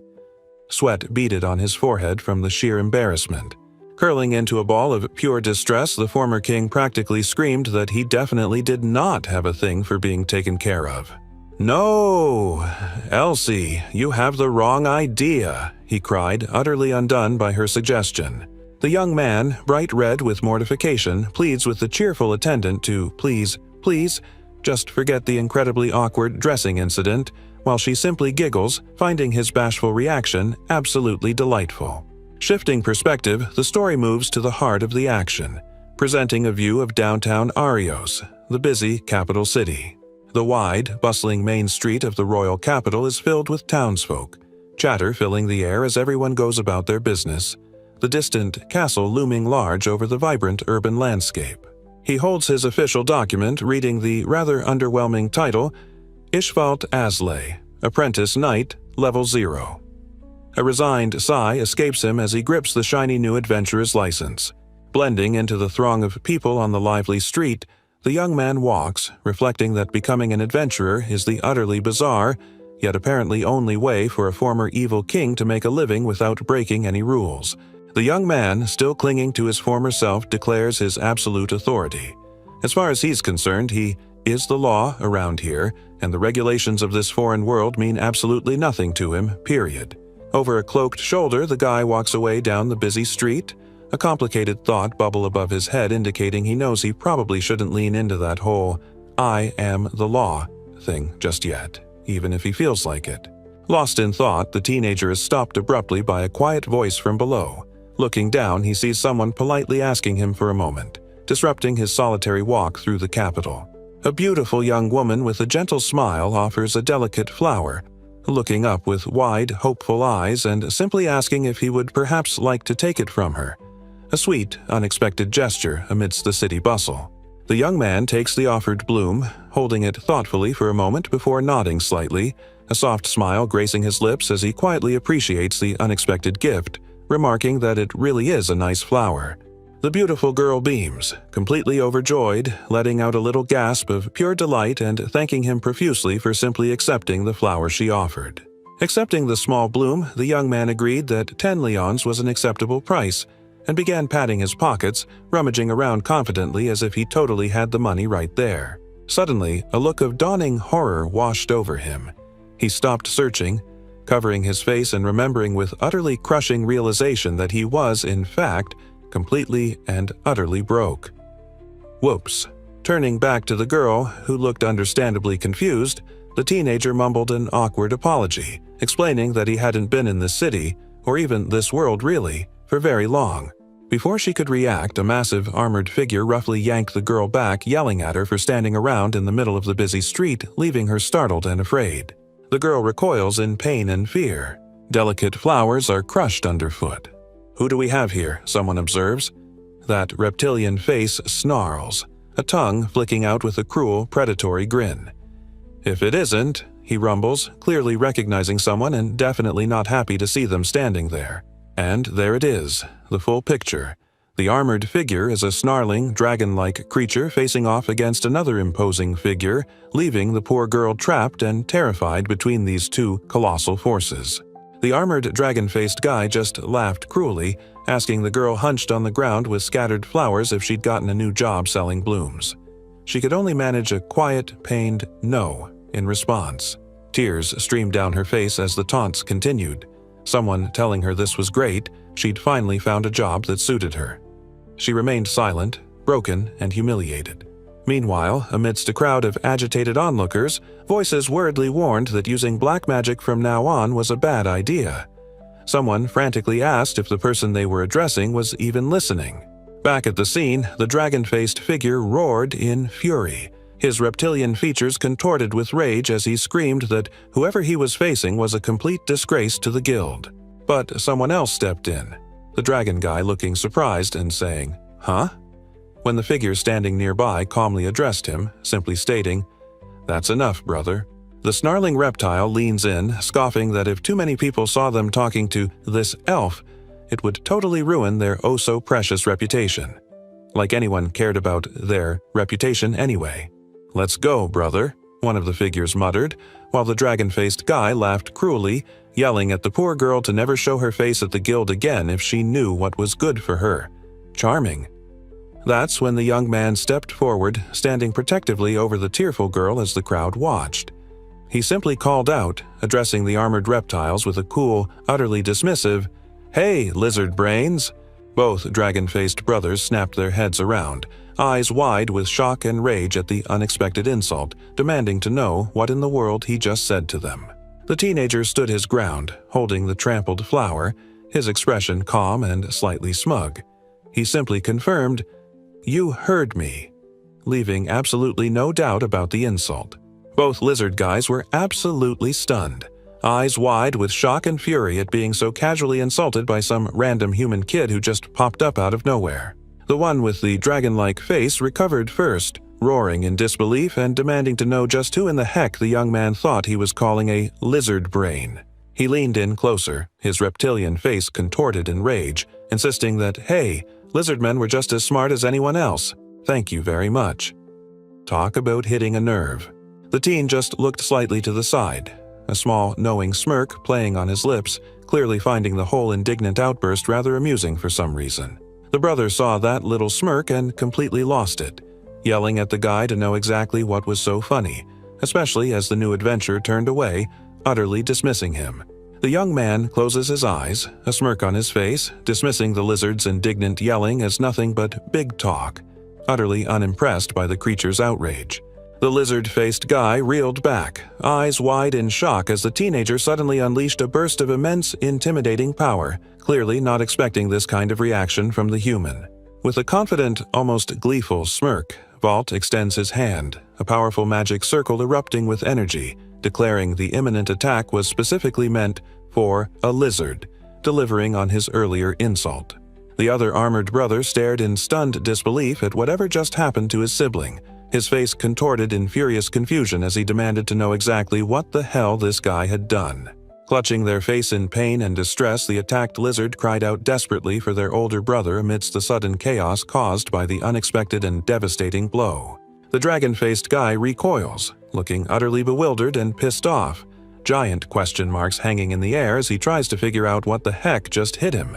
Clutching his face in agony, the assaulted lizard man is clearly suffering, while his brother freaks out, demanding answers. Meanwhile, the guy responsible just looks innocently confused as people scramble away in terror.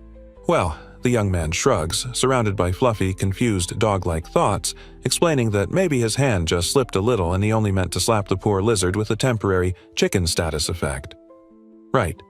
But things got weirder as the attacked lizard started transforming, his armor clanging and face contorting in horror, while the little guy apologetically explained it seems a gender swap effect got mixed up in there somehow. The lizard yelled it was total bullshit. As the transformed lizard man cries out, the other brother and perhaps a third person tower over the chibi young man, completely horrified. Someone mutters in disbelief how they're supposed to do quests with that happening, while the little guy just smirks, maybe also having landed a weird kiss effect. The poor guy is absolutely losing it, shrinking into a panic ball while the transformed lizard person smothers him with affection, cooing how much they like and love their Oni-sama and demanding smooches. Vault, unsurprisingly, wants absolutely none of this. Looking utterly exhausted and resigned, the young man offers a meager reassurance to the furious brother, stating the ridiculous gender swap effect should totally just wear off after about a month. Just hang in there. But that's cold comfort for the other dragon-faced brother, who points a trembling finger at the former king and yells in utter outrage about what he's done to his sibling, accusing him of completely ruining their life. Drama. The confused teenager just shrugs, tilting his head as he casually offers a "probably" to the question of whether the effect is temporary, which naturally only prompts the brother to shriek back in disbelief, demanding to know what he means by "probably." The furious brother clutches his transformed sibling, declaring this isn't over but needing to get treatment first, while the casual former king suggests it's probably just a simple status effect that maybe some white magic can fix. As the transformed lizard struggled, the crowd chattered, utterly bewildered, wondering if the guy who did this knew those brothers were actually respected adventurers, and worried he might be in serious trouble now after that little stunt. And then, the grateful girl, wiping tears from her eyes, bowed low, profusely thanking him for stepping in and saving her from those awful lizard men, looking genuinely relieved he'd intervened. In response, he simply held out the slightly crushed flower he'd picked up, telling her not to worry about the whole mess he'd just caused on her behalf.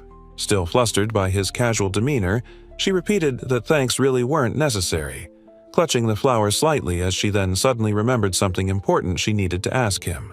Turning serious, her expression changing entirely, she looked up at him with wide eyes and asked the crucial question.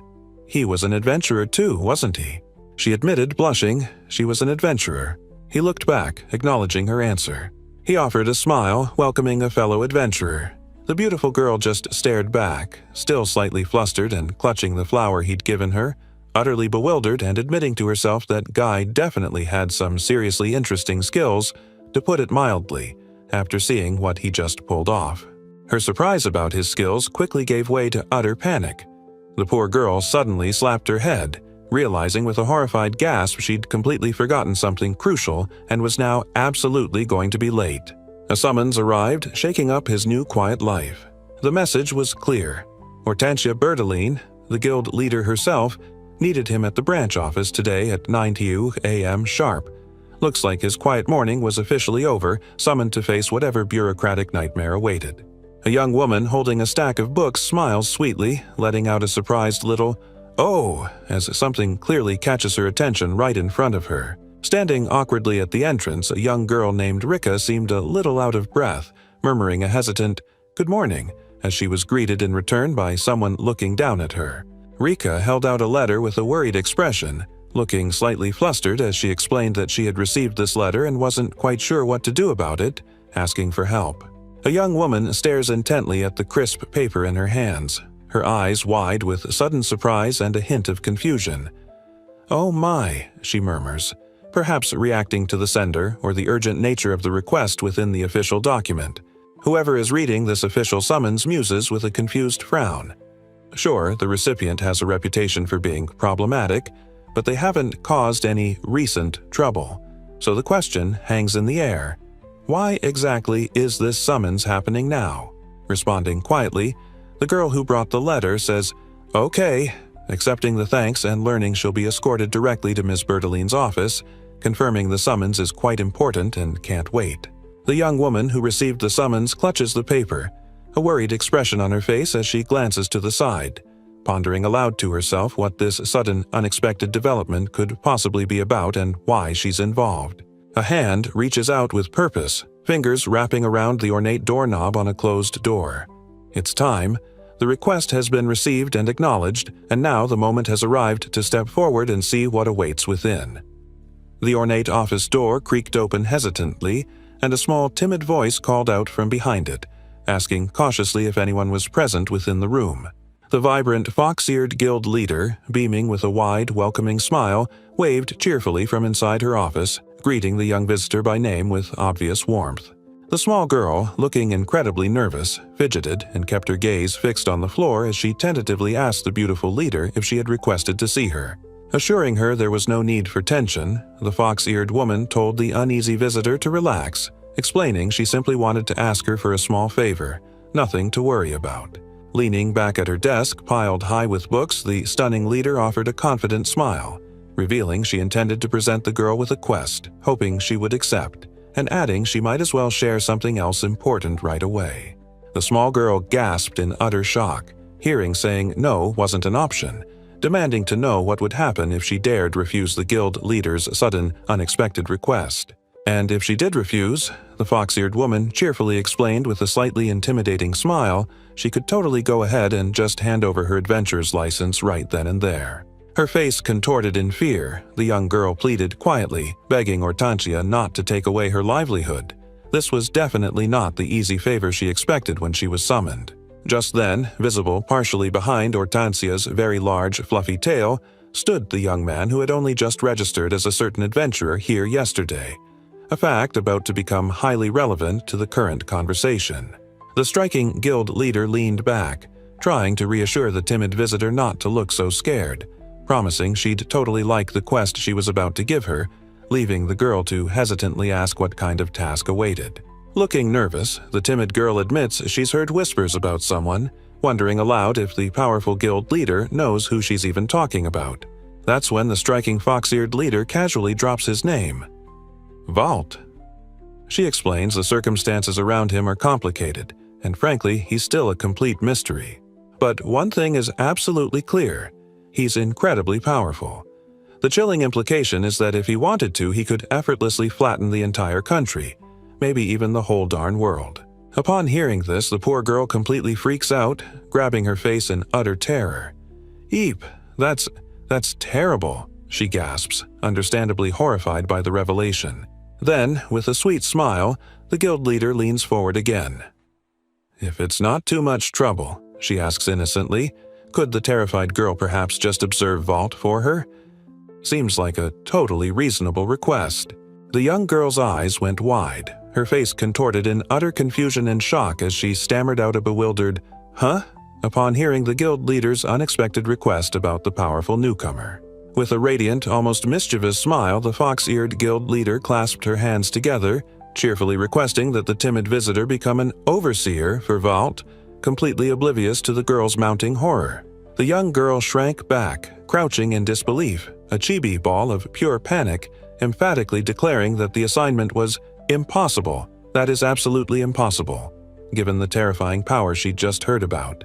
Her panic escalated as the realization fully hit, her hands flying to her face as she screamed, utterly horrified and overwhelmed by the sheer impossibility and danger of the task she was being given. Hortensia, shrinking into her own chibi form, waved a dismissive hand and casually reassured the panicking girl, claiming it was fine, and that the bit about him destroying the world was merely a metaphorical expression. Nothing to worry about. The terrified girl could only stammer out a weak protest, utterly overwhelmed by the ridiculous, frankly dangerous request the guild leader was casually dropping on her, wishing she could just disappear. Amidst her panic, the young man suddenly materialized, fixing his attention on her with a bizarre question. "How much money have you saved up?" Leaving the poor girl utterly bewildered, only managing a tiny "eh?" in response. The girl visibly flustered, struggling for an answer as she nervously offered a weak clearly not wanting to discuss her financial situation with this powerful, unsettling newcomer right after being given a terrifying quest. Undeterred by her hesitation, the young man leaned in slightly, a hint of a smile playing on his lips, and pressed the question again with unnerving calmness. "How much do you have?" Putting the poor kid completely on the spot. The pressure was too much. The girl looked utterly miserable, her face obscured by shadow as she let out a strangled "irk," her body reacting negatively to the sheer awkwardness and stress of being interrogated about her finances. Hesitating, the timid girl finally mumbled her answer to his strange question, admitting she only had a ridiculously small amount. "I have 13 rioni," causing the fox-eared guild leader to lean closer, clearly amused by the pathetic sum. That tiny number sent the striking leader into peals of laughter, practically roaring with amusement and pointing out that with a fortune like 13 rion, she could only afford to buy bean pastries, while the poor girl buried her face in her hands, utterly mortified by the financial humiliation. He observed the girl now scrambling on the floor, perhaps hoping she'd dropped some change, and mentally noted how she'd embarrassed herself over money just yesterday too. She looked up, utterly mortified and bewildered, asking how in the world he knew that embarrassing detail about her life. Suddenly turning serious, the sly fox-eared leader leaned in, fixing her gaze on the young man. She mentioned the girl's noble blood of the elves, and with a pointed look, asked him what he honestly thought about her recent behavior. Leaning in close, her expression turning sharp and intense, Hortensia delivered a chilling suggestion directly to the girl. She asked with a slight dangerous smile if she shouldn't just seriously consider quitting this whole adventure thing altogether. The young girl looked down, a quiet sadness on her face, considering the guild leader's incredibly blunt suggestion about potentially finding another option for her future, which clearly wasn't sitting well at all. Hortensia, meanwhile, turned away, humming playfully, casually pointing towards recruitment info for the entertainment district, because, hey, half-elves are popular, and with a body like hers, that was obviously the only other thing she could do. But the girl erupted in a desperate plea, tears welling in her eyes as she screamed that being an adventurer was her absolute dream, and she would do anything but that one horrifying thing. Turns out her dream came from childhood. A flashback showed her as a little girl with her mother looking at a picture book about a black magician, a character she'd always admired and whose path she wanted to follow, a wish her mother fully supported. Back in the present, the fox-eared leader mused aloud about the girl's mother, prompting her to confirm her mother was still alive but suffering from an illness back home, requiring ongoing treatment. Walking down a quiet path, the young elf reflected sadly that her father had left on a long journey some time ago and just hadn't returned since, leaving their family in a difficult spot. She felt the heavy weight of responsibility pressing down, knowing she absolutely had to earn a living to support her mother back home, sending every coin she could manage their way each and every month. The fox-eared guild leader let out a little sigh, finding the girl's fierce determination amusing. Honestly, for someone who seemed like such a scaredy cat, she sure was surprisingly stubborn about chasing her impossible dream. But hey, Hortensia mused with a knowing look, maybe that persistent, even if terrified spirit was exactly what made the girl charming, especially considering the tough circumstances she was clearly facing right now. And because of those very circumstances, the cunning leader declared with a confident smile, holding up a coin, the girl had even more reason to accept the unsettling request she was about to formally propose. The timid visitor gasped, eyes wide with shock and recognition as she stared at the shining coin in the guild leader's hand, clearly realizing something significant about it. Perhaps that particular piece of currency held immense value or stirred a sudden, fearful memory. Focusing intently on the coin, the poor kid recognized the regal face etched onto its surface. She couldn't help but think how that one, specifically, could finally help her pay off all her ridiculously mounting bills and suffocating debt. A bead of sweat rolled down the girl's face as she gulped, her mind racing. Suddenly, the potential reward seemed utterly crucial. If she took this quest, she could even finally send some desperately needed money back home to her mother. Shrinking back nervously, the scared girl clasped her hands, looking utterly torn as the fox-eared leader popped into a little bubble above her head, sweetly asking if she'd finally accept the offer, but all she could manage was a hesitant, drawn-out Hortensia leaned forward, looking completely unfazed by the girl's panic. Casually biting her finger, she asked why she needed to stress about it, adding that this supposedly top-secret quest was highly exclusive, and she truly felt the timid visitor was perfectly suited for it anyway. Hortensia explains the criteria for monitoring him. No one with friends, no one he distrusts, essentially someone who looks like a naive country bumpkin to keep this whole thing top secret. The girl blushes intensely, utterly mortified at being seen as a gullible country bumpkin, while the fox-eared leader's inner thoughts hilariously add that a good-natured person with large breasts is preferable for the role. Insisting emphatically that these criteria are indeed related, the fox-eared woman stands firm, though a tiny thought bubble concedes that maybe, just maybe, chest size actually isn't relevant to the mission after all. With a sudden sparkling shift in mood, Hortensia giggles an apology for getting heated and cheerfully declares, striking a cute pose, that Rika is absolutely the most suitable candidate for this delicate task. Rika feels genuinely sorry for Walt, admitting she has absolutely nothing left, her face a picture of pure, tearful distress, insisting they can trust her because, honestly, what more could she possibly lose? Beaming, the striking fox-eared guild leader declared that accepting the task was indeed a wise decision, a brilliant choice that she was clearly thrilled about, holding up the promised reward. The timid girl, tears still glistening in her eyes but newfound resolve hardening her expression, passionately declared she wanted to continue chasing her dream as an adventurer, confirming she understood and would absolutely accept that quest. With a bright smile, the vibrant leader tossed something sparkling towards the girl, saying her thanks to Rika-kun, sealing the deal with a literal shower of reward for taking on the terrifying top-secret assignment. The young girl, looking utterly overjoyed and maybe a little stunned, eagerly reached out to catch the shining coin flying through the air, a small fortune compared to her usual earnings finally within grasp. Standing amidst a bookshelf, Hortensia looked utterly bewildered, letting out a surprised "ee" as the girl knelt before her, pressing a hand to her chest in what seemed like deep, unexpected reverence after receiving the payment.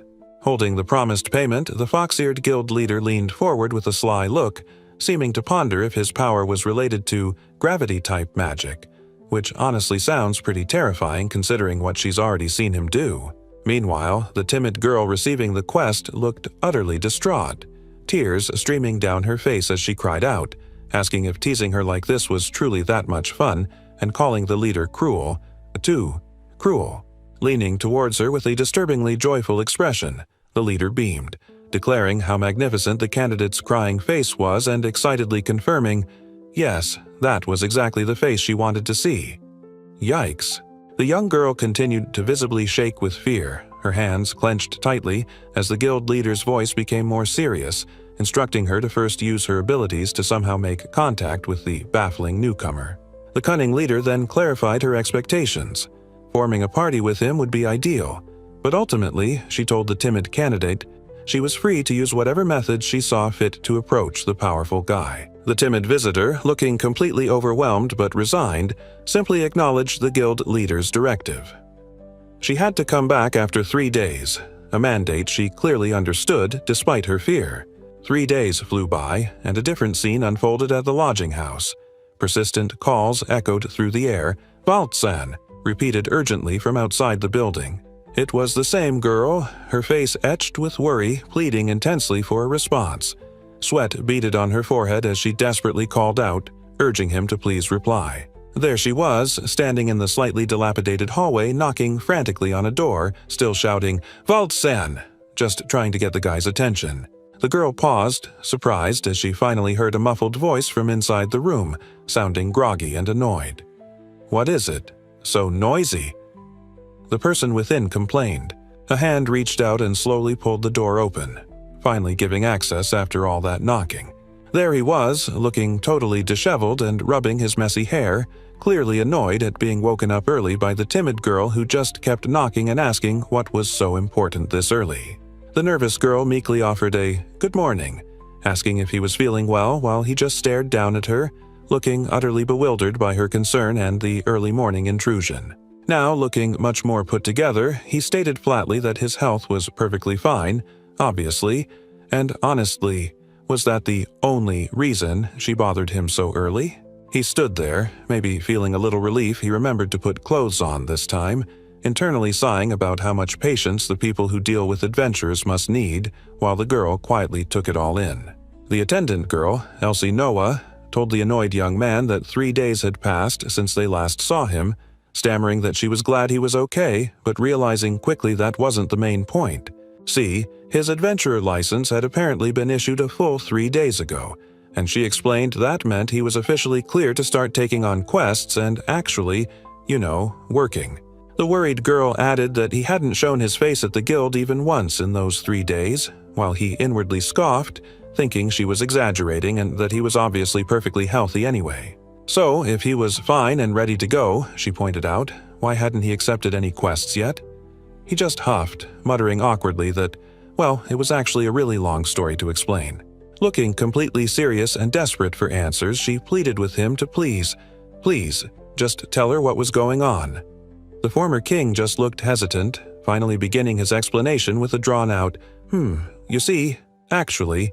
The young man stood there, recalling his old life as king, stuck in endless, exhausting work, day after day, with no time for rest, just writing and writing, a grind he was hoping to leave behind. And honestly, back then, absolutely nobody ever dared to complain about the way he chose to live his life, period. With a smug little grin, the young man declared he had reached a profound realization, leaving the attendant standing beside him utterly confused, waiting for him to just get on with it already. Therefore, he exclaimed, pointing emphatically, even the insects that used to infest the room had completely cleared out, apparently scared off, and, hey, the guild was conveniently footing the bill for his room and meals anyway. Plus, the pesky bugs that dared to disturb his sleep weren't around anymore. So, if there was no burning need to start working just to survive, why ruin this perfectly tranquil life? Getting absolutely fed up with his lazy lounging, the attendant shoved him forcefully, practically begging him to snap out of it and stop becoming such a totally useless human being before it was too late. Being called useless? Oh, that hit a nerve. The young man recoiled, eyes wide with furious indignation, snapping back, "Useless human being, you say?" As if that was the greatest insult imaginable. His attendant, however, wasn't backing down. She jabbed a finger at him sternly, reminding him very clearly that his free ride wasn't going to last forever and that the guild's patience and support had definite limits. Got it? To make matters worse, she casually dropped the bombshell that if he didn't actually earn enough merits somehow, there was a very real chance they would simply revoke his adventurer license entirely. Talk about adding insult to injury. "Hey!" the young man yelped, completely flustered and panicking at the thought of losing his license. His determined attendant simply grabbed him, telling him not to worry and declaring they were heading straight to the guild right now. The enthusiastic attendant beamed, promising with sparkling optimism that she was going to support him completely and help him become a truly outstanding adventurer, despite his obvious reluctance. Meanwhile, the young man forced a strained smile, sweat beading as his mind raced with the horrifying thought of actually working his way up through the ranks in this ridiculously structured adventure system. But just as he was processing that, he suddenly yelled out to wait a minute. His mind reeled. His heart was just absolutely not prepared for whatever fresh hell this woman was dragging him into right now. Ignoring his protests, the cheerful woman insisted it was perfectly all right and she would teach him kindly, completely missing the point that wasn't the problem as she yanked him down the hall. Turns out being dragged to the guild meant joining the morning rush. The Royal Capital Branch was already buzzing with adventurers looking for work, bustling with people at tables and counters. He checked out the quest board, cluttered with notices. Amidst standard jobs, he spotted something random like, "Hey, Elsie," utterly unimpressed by the overall selection of potential tasks available to a former king. Looking over the pinned requests, which seemed to involve flower picking and cat search, the young man sighed. From what he could see, there didn't appear to be any quests worth his time, declaring there was simply no helping the poor selection. His attendant explained that adventurers tend to start their day early, so the quests with favorable conditions usually get taken quickly, adding gently that their livelihoods quite literally depend on snatching up those good jobs before they're gone. But money was needed, fast.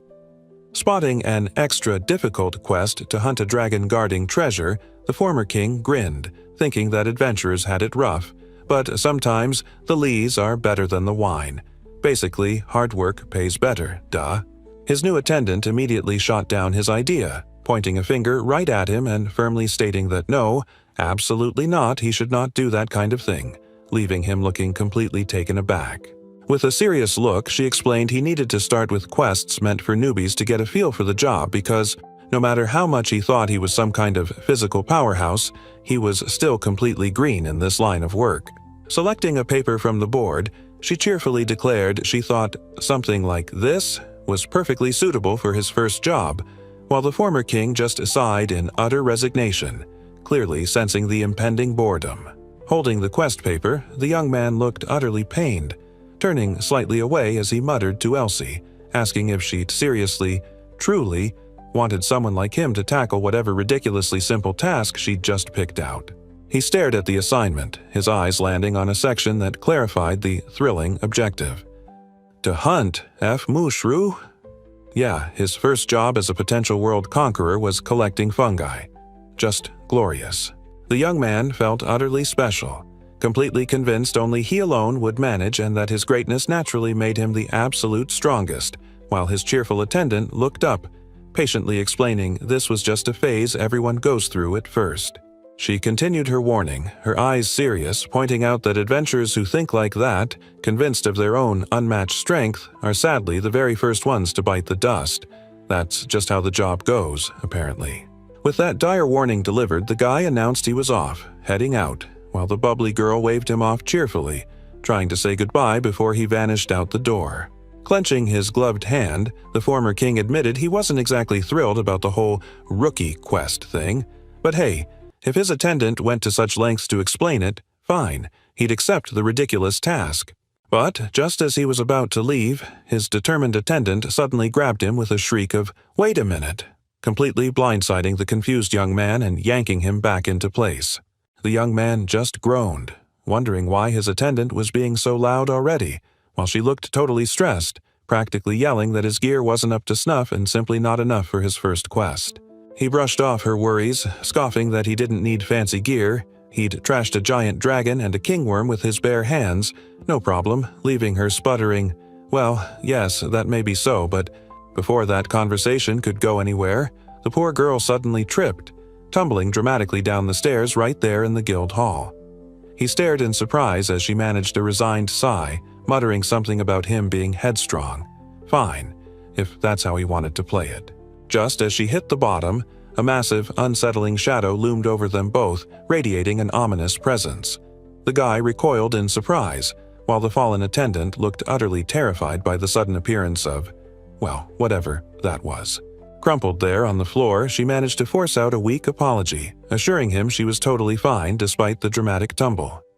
Someone nearby noticed the commotion and muttered, "Oh, isn't that Rika?" Still crumpled from her fall, the poor girl looked utterly distraught, eyes wide with fear and confusion as she sat there on the floor, clearly overwhelmed by everything happening right now. Standing over the distressed girl, the mysterious young man dismissed her profuse thanks for saving her earlier, stating he really didn't do much, while their attendant watched the awkward exchange play out. Meanwhile, the cheerful attendant couldn't help but comment on the guy's speed, teasing him about making his move so fast, which just left him blushing and stammering that she said scandalous things. Finally collecting herself, the nervous girl formally introduced herself as Henrika Estolandel, revealing she was a level 1 black magician, a rather modest rank after such a chaotic entrance. The young man smiled slightly upon hearing her full name, noting it made sense her nickname was Rika, causing the newly introduced magic user to blush shyly and thank him, saying his observation fit her well. The young man held something glowing in his hand, a confident smile on his face, confirming his identity clearly. "I am Ishvald Aslay," he declared, leaving no room for doubt about who he claimed to be. And then, with a casual shrug, he added that they could just call him Valt if they preferred. The young girl, Rika, hearing that name, immediately jolted back in shock, lightning practically shooting from her head at the revelation. Seeing her sudden, extreme reaction, the guy looked completely baffled. Shrinking into a chibi form, he nervously asked her what was wrong and why she looked so pale, while she just stammered in sheer, panicked terror. She doubled over, biting her hand in pure panic, whispering to herself that it was all right somehow.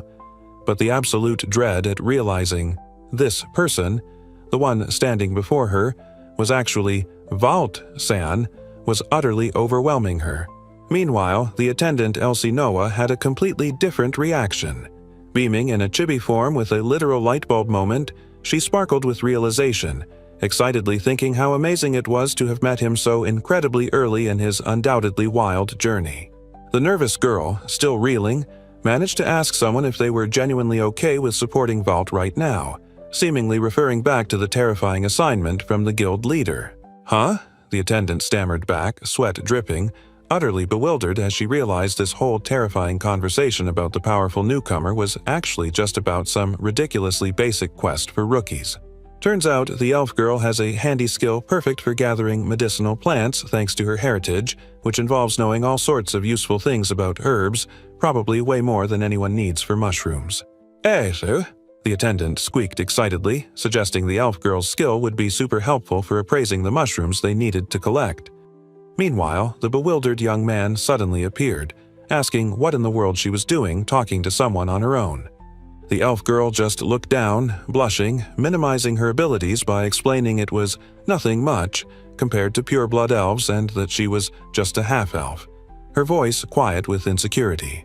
The elf girl, utterly flustered, adamantly denies being busy or hearing anything from the branch head, trying to play it cool while the attendant just looks on, clearly puzzled by the sudden panic. Still looking incredibly timid, the girl stammers, explaining why she's hesitant but offering to help anyway, suggesting that maybe if he's really okay with someone like her, well, she could assist. That's when the young man, clearly annoyed they were discussing things without him, interrupts. "Hey," he says flatly, complaining they shouldn't just have a whole conversation and make decisions while completely ignoring him. The guy thinks it over for a second, then decides, yes, he'll generously add her to the troops that he commands, prompting the girl to excitedly promise her word, while the attendant reassures him she's trustworthy. With a bright, possibly warning smile, the attendant then turns to the girl, cheerfully telling her that as long as she does well in her new role, she should definitely remember not to use magic. The young man, already slightly perplexed, asks Rika if she's really a black magician, while a chibi version of the girl tries to politely dismiss the topic, leaving his chibi form utterly baffled about what she means by "pay it no mind." Hanging her head with a sigh, the elf girl dejectedly states that she understands, her posture and expression conveying a deep sense of sadness or resignation about whatever just happened. Suddenly, the guy feels a wave of unease wash over him, sweat beading on his face as he realizes with a growing sense of dread that this somehow feels like a personal issue brewing between himself and Rika. The girl looks flustered and distressed, musing that it's pretty pointless being a magician who apparently has no expectations or reason for using their magic. Her words full of self-doubt. Another woman, overhearing the conversation, looks completely taken aback, her eyes wide as she repeats the unsettling idea. What reason is there for existence if you can't fulfill your purpose? She beamed brightly, hands together, asking for a solid example of what he meant, her gaze unwavering and radiating intense, almost unnerving cheerfulness while awaiting a response. Maintaining that same intense cheer, she insisted it wasn't a big deal, claiming Rika totally had plenty of fantastic qualities too, despite any perceived shortcomings, saying it would all be fine.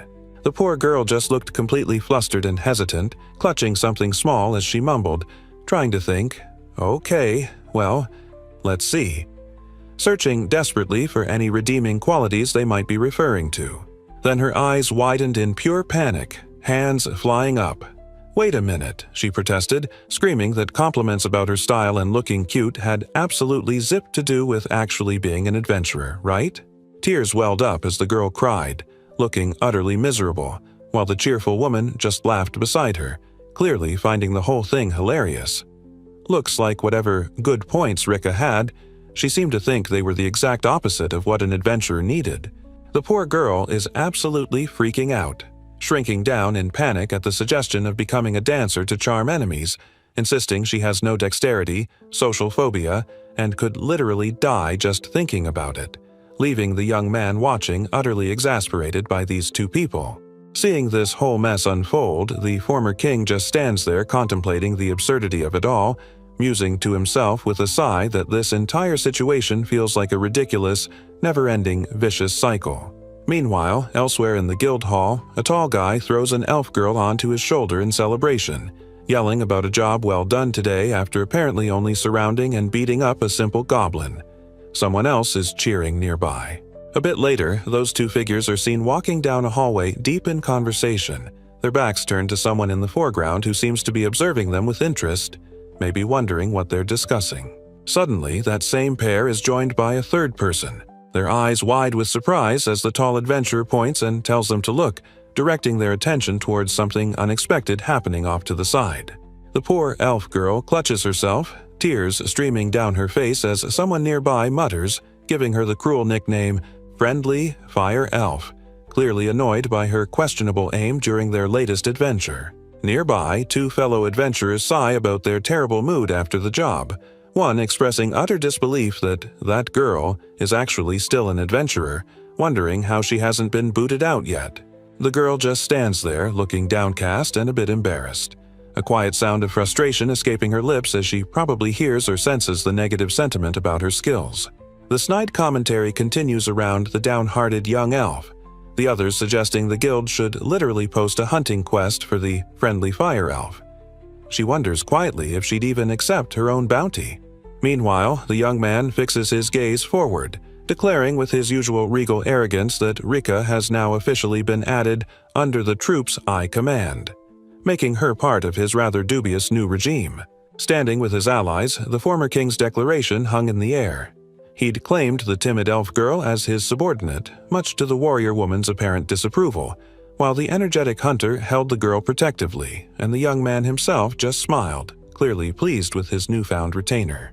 And if anyone had a problem with his newest recruit, the young man made it crystal clear. An insult leveled against the elf girl was, in his eyes, a direct challenge and an attack on him as her so-called lord, a statement he delivered with intense, radiating power. Suddenly, glass shattered and debris flew everywhere as two bystanders, the tall guy and the other elf girl, recoiled in sheer terror, screaming in surprise and horror at the sudden, powerful destruction that erupted without warning right beside them. Confusion rippled through the crowd as people stared at the unexpected damage. The tall man and his companion exchanged bewildered looks while others muttered about a loud sound and asked what in the world just happened. Their simple day instantly ruined. Meanwhile, the warrior woman and the terrified elf girl who had just been claimed by the former king looked startled and annoyed by the sudden commotion. The woman glared, clearly wondering why everyone was making such a fuss over whatever ridiculous thing just transpired. The young man just shrugged, saying it was probably some neighborhood kids throwing rocks, totally normal stuff around here.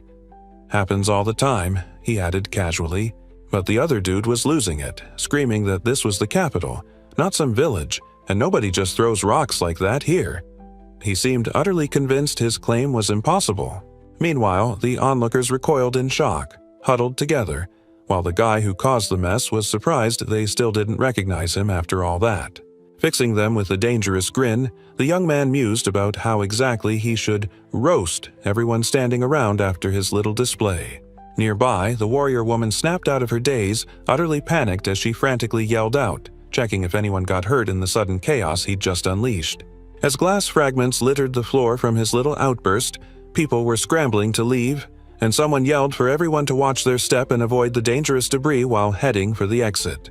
Standing amidst the mess he'd created, the bewildered young man heard nervous agreement from the survivors, while another voice declared they would lead everyone out of this chaotic, unexpectedly damaged guild hall. The timid girl, her shoulders slumped in dejection, slowly walked away from the destruction he'd caused, her gaze fixed on the floor as she quietly left the area alongside the other frightened escapees. Suddenly, her eyes snapped wide open, a startled expression on her face as a thought, or perhaps a realization, hit her with full force.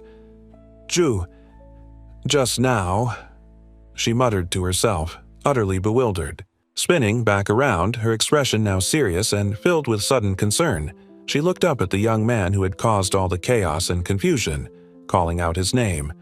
"Waldsan." The timid girl, Rika, stared wide-eyed, hand covering her mouth in a gasp. It hit her with chilling certainty. The one who caused all that sudden explosive destruction just now had to be Wald. Meanwhile, the young man himself just offered a confident smirk, casually declaring they didn't need to bother thanking him, because honestly, he totally knew how impressive he was without them saying anything. He decided he'd let her panicked reaction slide. This time. But really, he wouldn't mind a little more praise for his efforts, leaving the poor girl utterly exasperated, but maybe, just maybe, a little relieved despite herself. However, the attendant from the counter was not amused, transforming into a ball of chibi rage and pointing out the destruction, snapping that if he pulled a stunt like that again, she was absolutely sending him the repair bill. Stepping away from the scattered debris he'd accidentally created, the guy sighed slightly, realizing with resignation that, yeah, he probably should really hurry up and clean this mess up before things got even more complicated. The group seems to be making a hasty exit, maybe before someone returns. The fox-eared guild leader urges them to hurry, specifically mentioning Elsie. Others agree enthusiastically, while the timid girl looks utterly flustered and anxious by the sudden rush. Meanwhile, the scared girl focuses intently, perhaps on summoning courage. All that can be felt radiating from her tiny figure is a sense of desperate willpower, shivering against the overwhelming fear she feels. Suddenly, she erupts in a blush and a panicked apology. The young man looks at her, clearly confused by the outburst, and simply asks if she's perhaps hungry, completely missing the obvious distress. That simple question prompts her to admit she hasn't eaten since the night before. He pauses, then realizes she's right and that he hasn't had his own breakfast yet either, an important oversight. Snapping back to his confident self, the guy gestures towards the exit, telling the timid girl they should go.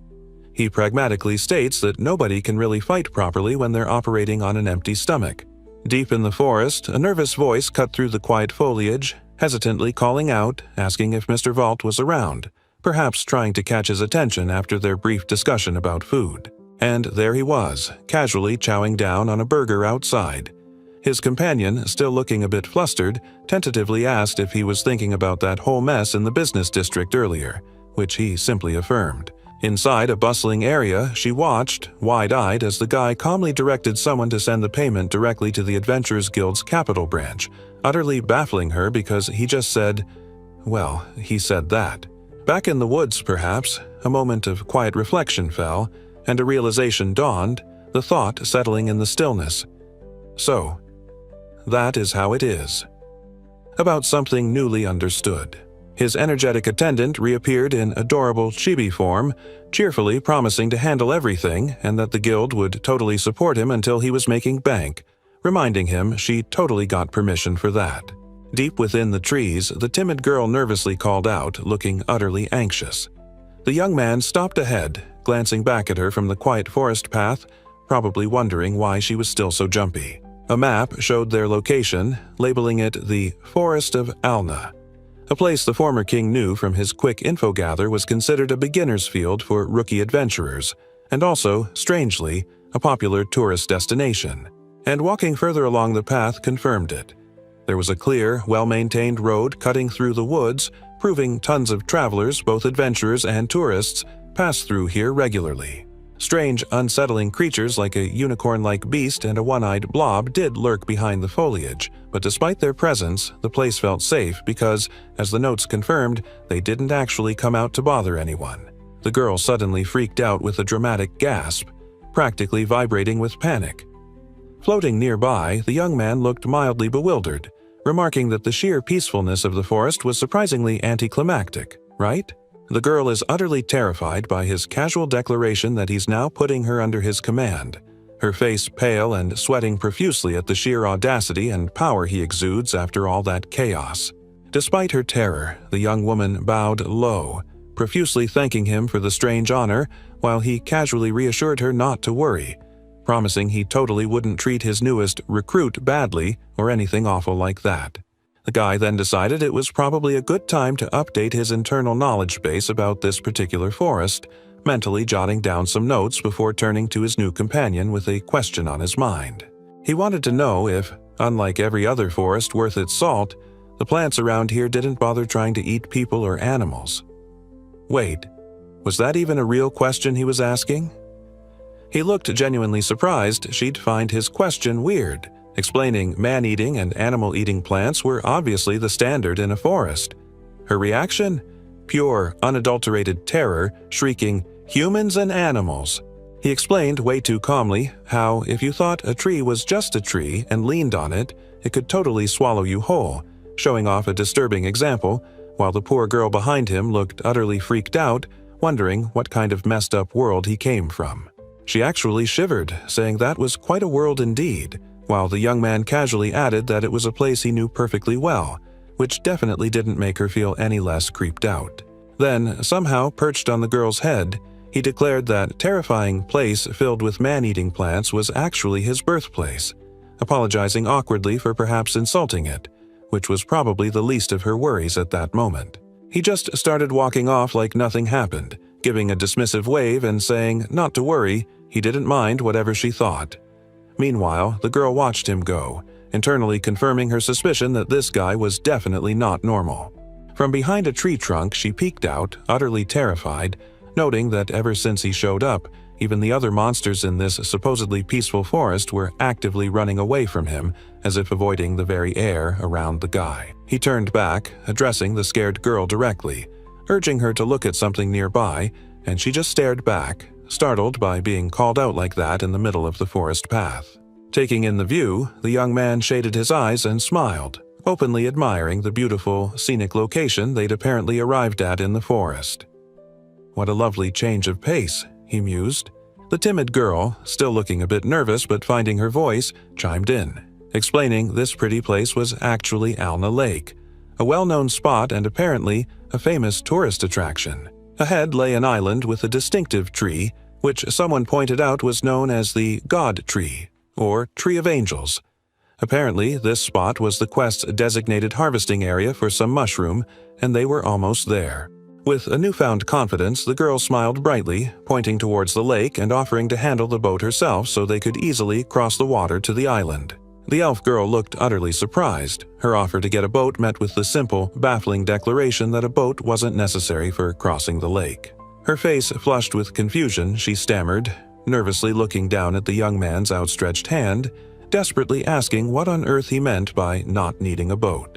Ignoring her bewilderment, the young man just grinned confidently, pointing directly towards the island and telling her to simply come along.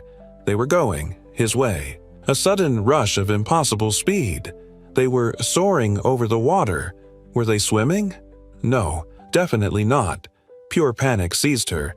This was not how you crossed a lake. There he was, casually holding the bewildered girl in his arms, effortlessly gliding across the lake towards their destination, as he nonchalantly told her it was time to get going. Inside her head, the timid girl could only think she was being carried like some princess, panicking internally at the whole unexpected situation. She was completely mortified by this princess carry pose, mumbling how embarrassing it was while the guy just scoffed, telling her to quiet down before she bit her tongue. Her eyes went wide with surprise, a little "eh?" escaping her lips as she reacted to something he said or did while effortlessly transporting her across the water. The young woman stared, utterly flabbergasted, still processing the unbelievable ease with which he was just doing this. "Eh?" she repeated, completely lost. And there they were, soaring across the lake towards the island, the young man holding the bewildered girl as if it was completely normal, leaving a literal trail of shockwaves behind them. He held her, soaring impossibly fast through the air high above the lake, leaving trails of light behind them as a bewildered bird stared up from the water while she shrieked in pure, dizzying terror. Then, with a soft shuffle of disturbed leaves, his foot settled onto solid ground, a quiet arrival after the ridiculously fast and unexpected flight across the water. Standing on the island now, the young man gestured casually, announcing their arrival as if nothing unusual had just happened, completely oblivious to the timid girl beside him who was still shaking, wide-eyed and utterly shell-shocked by the impossible journey. He looked over, asking what was wrong, because honestly, why was she collapsing like that? She hunched forward, utterly overwhelmed, stammering apologies and struggling to articulate what felt like sudden sensory overload. Turning towards a cluster of bushes, the guy mused aloud about where those mushrooms were supposed to grow, deciding it was fine. They'd just quickly search for the sage spirit mushroom now that they were here. Right then, even more monsters erupted from the ground around the tree, armored bugs or worms, and the young man seemed utterly unfazed by the sudden appearance of more trouble, even as debris flew. Seeing the new creatures, the timid girl absolutely freaked out, stammering about armored bugs and wondering aloud why in the world there were monsters showing up at this supposedly sacred spot, the God Tree. As she processed the scene, a horrifying realization dawned on the poor girl. Those escaping monsters from earlier must have fled here, to this small island. Trapped with nowhere to go, they were now desperately fighting back. And there he stood, surrounded by what felt like countless numbers of those armored bugs. Someone, likely the girl, thought nervously that one might be all right, but facing this many, even he, would be eaten in seconds. Yikes. But the timid girl wasn't just going to stand there freaking out. Despite her obvious terror, a spark of resolve ignited. She, a black magician, simply had to do something about this mess, whatever it took. Focused, she lowered her hands towards the ground, channeling arcane energy. A bright magic circle flared, invoking the deity who gave fire to humanity, the very origin of flames and wisdom. She was ready to use her power. Seeing this, the young man looked back towards her, calling out her name urgently. "Hey, Rika, listen to me," he insisted amidst the sounds of the surrounding creatures, trying to get her attention. But fear twisted her face, her eyes wide with terror. Reaching out a trembling hand towards him, she pleaded, "Save me!" Admitting his immense power was their only hope against the overwhelming numbers. Despite her panic, a powerful surge of energy erupted from the trembling girl. A massive fireball tore through the air, slamming into the horde of armored bugs with devastating force. She was fighting back after all. The explosive blast ripped across the ground with incredible speed and intensity, vaporizing everything in its path. The raw power of her spell, fueled by desperation, left nothing but scorching chaos in its wake. Oh, great, she did it again, unleashing way more power than intended. Standing amidst the dust and debris, the young elf girl lamented, confirming she had once again caused chaos with her magic, looking utterly distraught by the mess she'd created. It makes sense, then, that someone had pleaded with her earlier. Their smile was soft, eyes holding a gentle plea as they asked her to promise them, please, that she would simply not use her magic because they knew what it could do. And the consequences of ignoring that plea were clear. Amidst the swirling, destructive aftermath of her uncontrolled power erupting on the island, the girl yelled desperately for Vault, perhaps hoping he could somehow fix the chaos she had just unleashed with her formidable, unpredictable magic. Perhaps the root of her struggle was simply too much talent to control. Turns out, Henrika Estelandel, or Rika as she's known, was blessed with inexplicably large amounts of mana right from the moment she was born into this world, a power she found hard to tame. But, blessed or not, she poured everything into pursuing her dream, despite the difficulties controlling her power. She worked hard, graduating from the training school, finally taking that crucial step toward becoming an adventurer, giving it her all to achieve that goal she'd held onto. And yet, despite trying her best, the terrifying power overwhelmed her, causing agonizing pain and a blinding flash. Hot tears streamed down the frightened girl's face as she desperately screamed for someone, anyone, to save her from her own magic erupting out of control. It turned out this wasn't the first time her power had run wild. There was that one quest where she totally lost it, and somehow 9 of her poor companions got caught in the crossfire, hit by her friendly fire spells. Talk about a bad day at the office. See, whenever that young elf got into an actual battle, maybe due to stage fright or just pushing herself too hard, her supposedly precise spells would just become massive, uncontrolled, wide-area attacks, not exactly ideal for group work. And the worst part?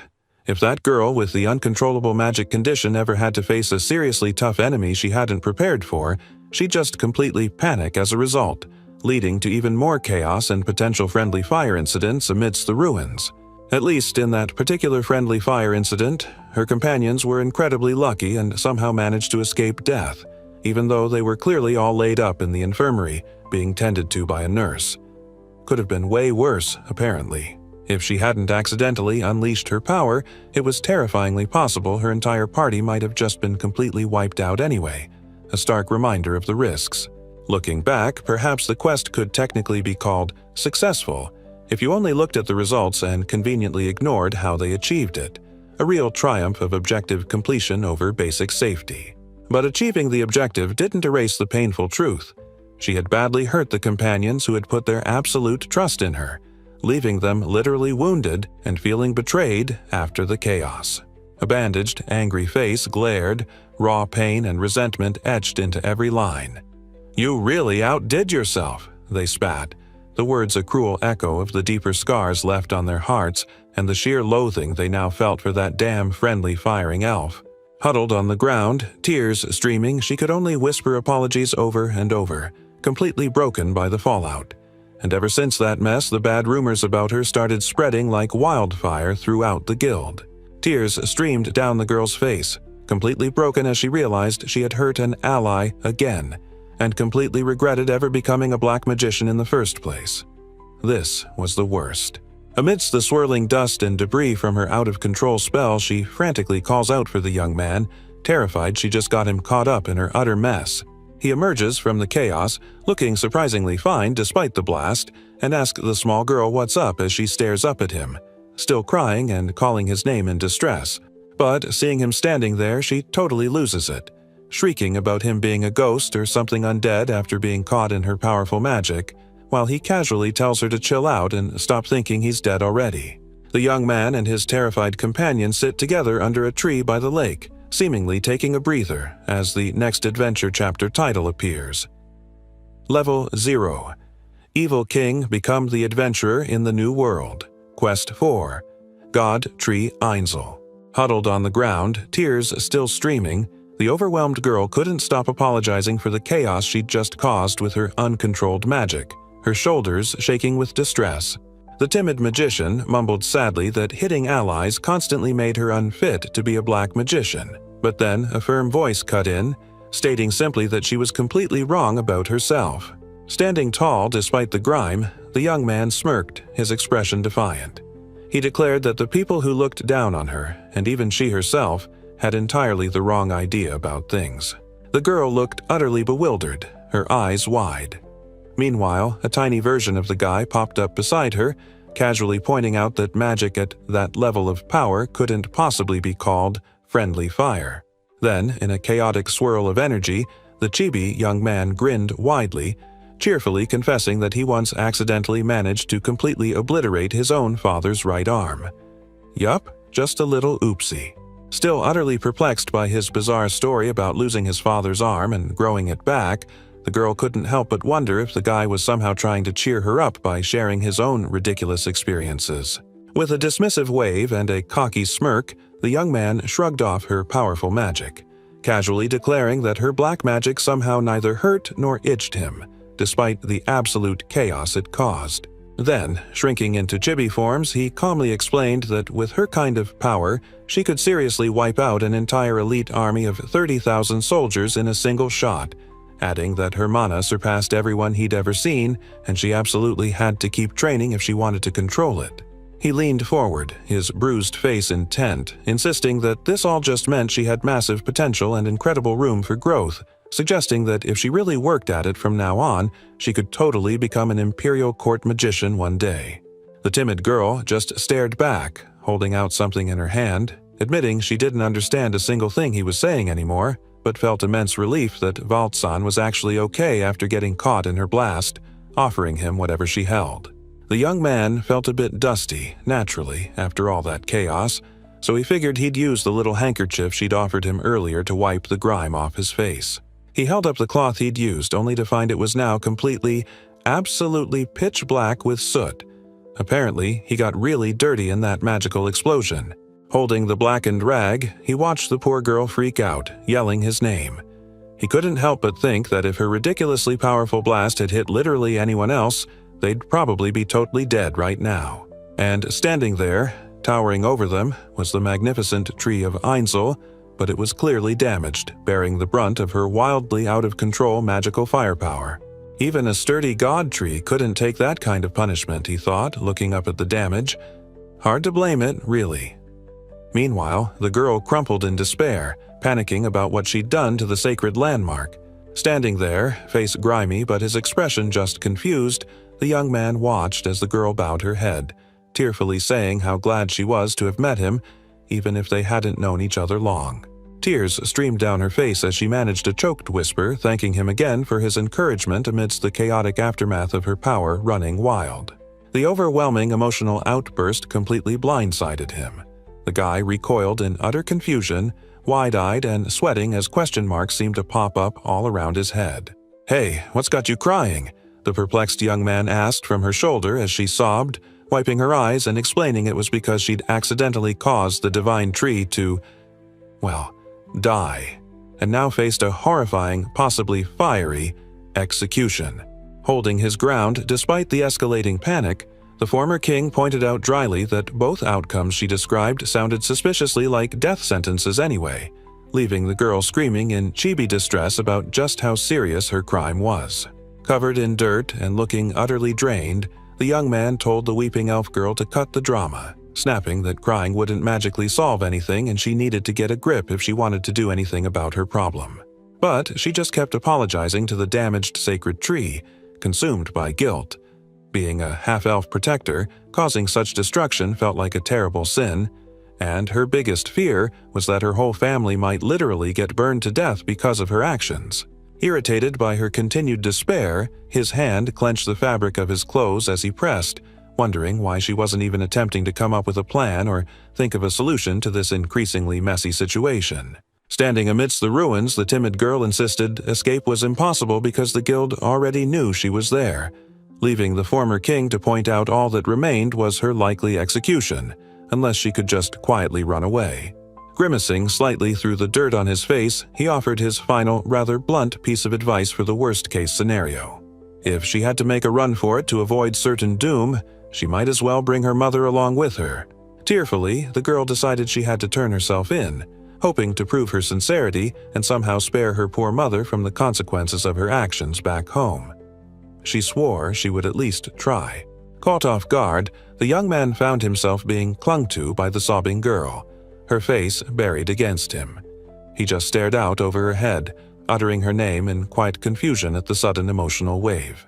"Yeah, okay, I get it, I'm an idiot," the girl wailed, totally fed up and yelling that he didn't have to be so blunt about it. He just stared back, calmly confirming, "You are an idiot?" Suddenly, the girl gasped, eyes wide and hand flying to her mouth in sheer astonishment and a touch of terror. She cried out his name, Valt San, utterly bewildered by whatever just happened now. Standing calmly beneath the blackened, shattered trunk of the sacred tree, the young man surveyed the damage he had caused. A slight smile touched his lips as he mused aloud, "You know, I don't dislike complete idiots." Amidst the chaos caused by her uncontrolled magic, the young man stood there, surprisingly unharmed, looking mildly surprised by the sheer scale of the mess. Despite the swirling destruction and the terrified girl cowering nearby, the guy just nonchalantly waved a hand, stating with bored confidence that this ridiculously powerful blast was absolutely nothing to worry about. The sheer force of the magic ripped through the island, causing the mighty, centuries-old god tree to dramatically splinter and crash into the lake with a massive splash, utterly annihilated by the uncontrolled power.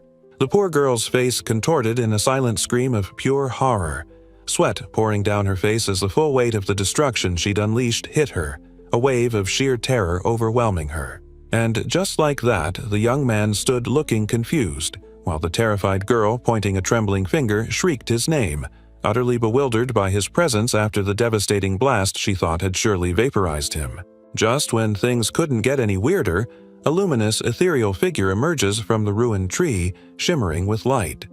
Someone exclaims it's the spirit residing within the divine tree of Einzel itself. And there she is, the spirit of Einzel, a beautiful, almost ghostly elven woman bathed in light. She floats there, seemingly fading but still addressed with reverence. Meanwhile, looking completely battered and probably thinking, "What now?" the young man just sighs, muttering about letting things go because, honestly, what else can you do when tree spirits start popping out? In a moment of absolute panic or perhaps reflexes, the chibi-sized guy grabs the floating spirit with his hand, prompting a horrified shriek from his companion who can't believe he just touched a spirit.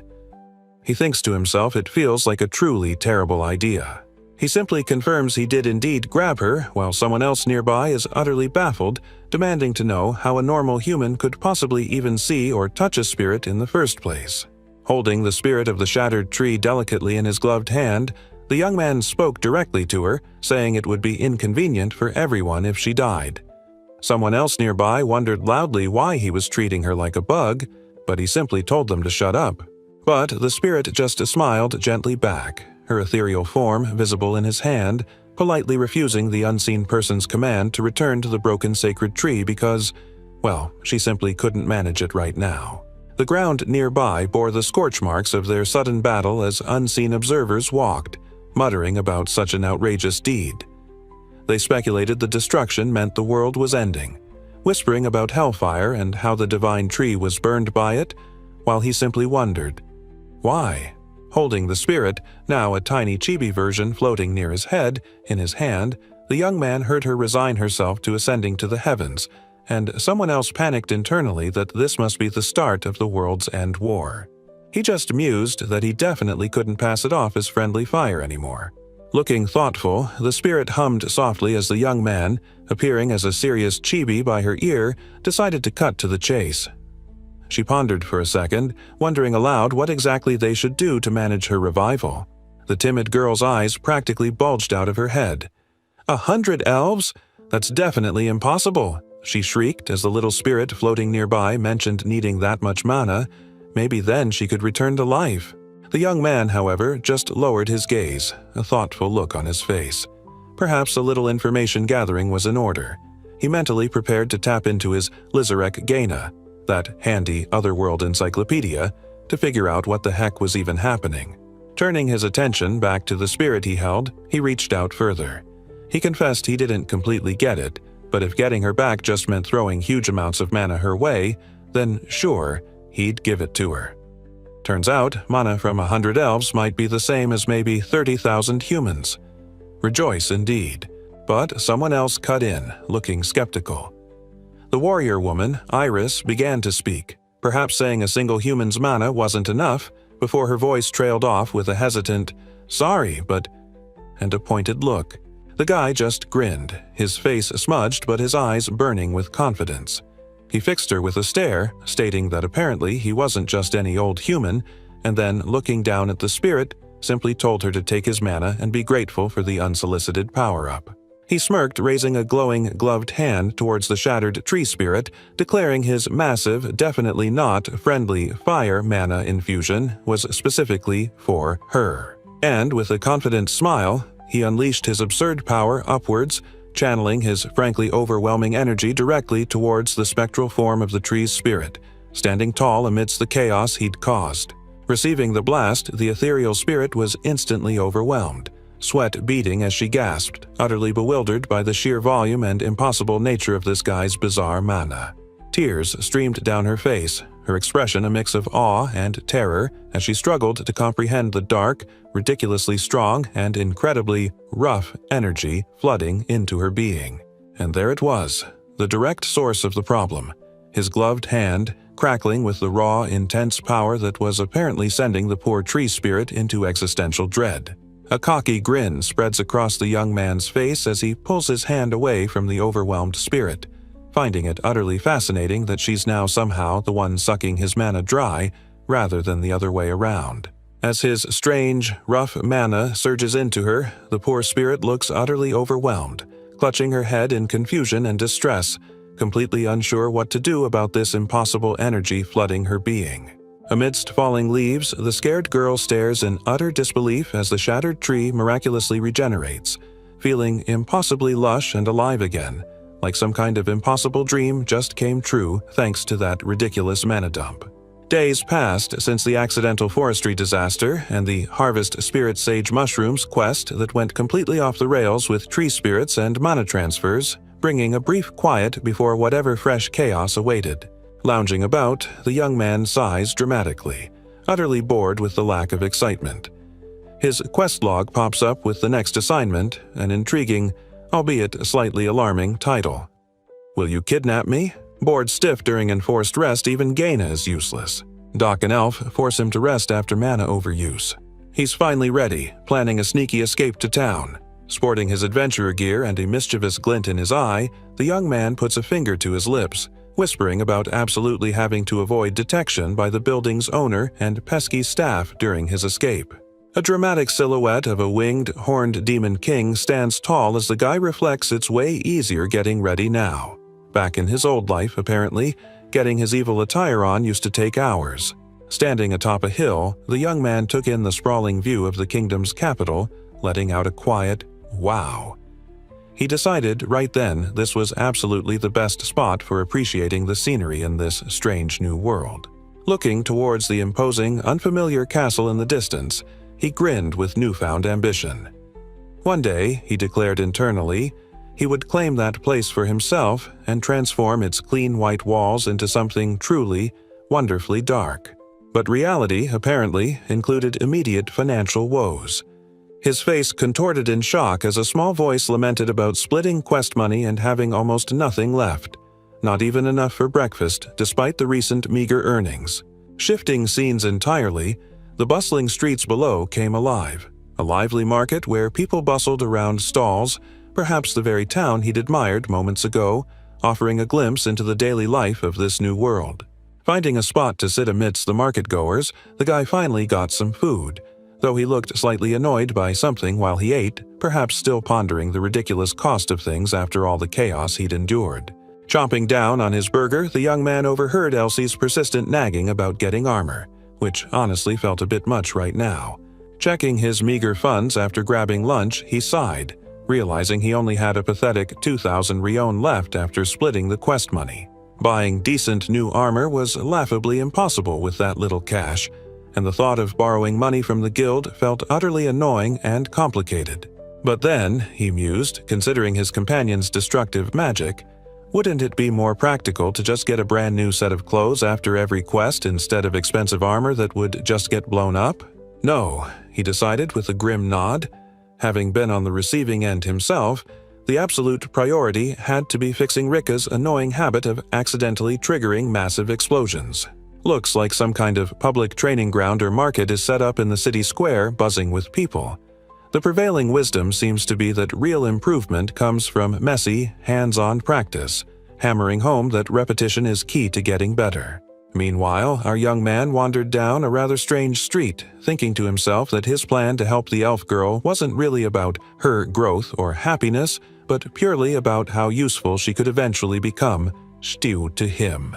Yes, if that timid girl could just manage to control her chaotic magic and grow into a skilled black magician, she would undoubtedly become a valuable asset and someone he could totally rely on to achieve his own goals. Deciding this weird alley wasn't the place to be, the guy thought he should probably head back to the main street for now. But suddenly, an urgent shout ripped through the air, yelling for everyone to look out and move away. He looked up, eyes wide and mouth agape in shock, spotting a figure silhouetted against the building high above, plummeting downwards towards the street. What in the world was happening now? Someone plummeting from a building is abruptly snagged by something unseen, leaving the guy watching below utterly bewildered by the sudden, potentially disastrous freefall from the window. Against a dotted background, the young man somehow ends up holding the startled blonde girl, her wide eyes fixed on him as he cradles her, looking completely taken aback by the sudden heavy load he's now supporting. The beautiful girl looks up at him, a gentle smile gracing her lips, thanking Vault and noting what a wild coincidence it is running into him like this after their last chaotic meeting. His eyes widen slightly, a bead of sweat forming as the young man stares back, clearly surprised by her familiarity, simply calling out, "Hey, you," wanting to figure out what's going on with this sudden reunion. Standing face to face on the street, the girl asks if he honestly hasn't noticed something obvious about her, while he, completely confused by the situation, demands to know how she even knows his name in the first place. The blonde woman, elegant in a floral-patterned dress, closed her eyes and raised her arm as if composing herself after the shock. Facing him directly now, the striking woman confirmed her identity, smiling brightly and stating firmly that yes, she was indeed Iris. Continuing their surprising reunion, the young man couldn't fathom why she only recognized him as an adventurer, while she maintained that was simply the appearance she knew him by. Beaming with a warm smile, she then congratulated the confused guy on his ridiculously fast graduation from the prep school, admitting she'd already heard the wild rumors about him. Standing in the narrow street, his surprised companion followed up, asking if he had actually started taking on quests yet, to which he could only respond with a hesitant pause. The young man watches as the blonde warrior beside him sighs heavily, her face troubled. He asks what's happening, wondering if another battle is somehow about to kick off right here. He looks at her more closely, noting it's unusual for her to seem so stressed. It's not like her to sigh like that, he observes, asking if something is really bothering her mind. She looks down, eyes clouded with worry, her brow furrowed. It's not simply something on her mind. she admits quietly, implying the issue runs deeper than a fleeting thought.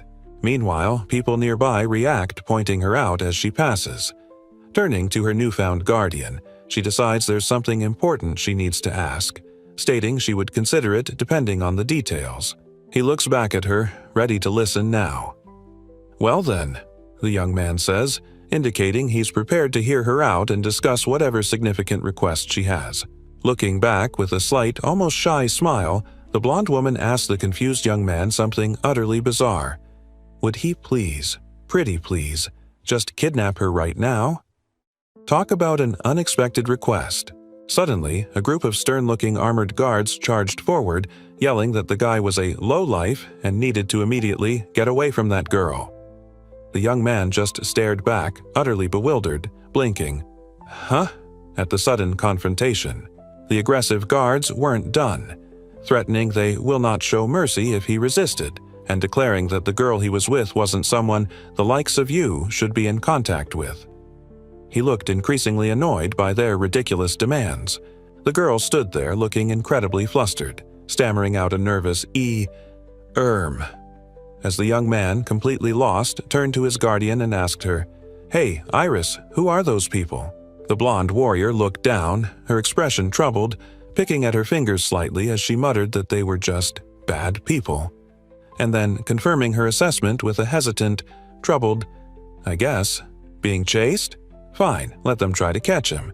Obeying those rude soldiers? Annoying," says the former king.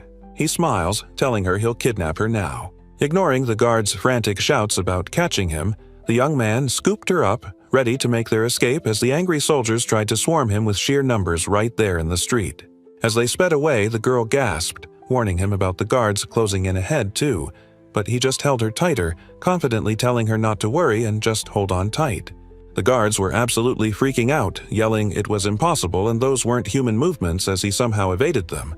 But they weren't giving up yet, shouting for everyone to chase after them anyway. And just like that, he was soaring upwards, carrying the bewildered blonde girl princess style, effortlessly escaping the furious guards below who could only stare up, their spears useless against his impossible speed. They zipped through the crowded streets, weaving past startled onlookers as the guards desperately yelled to catch them.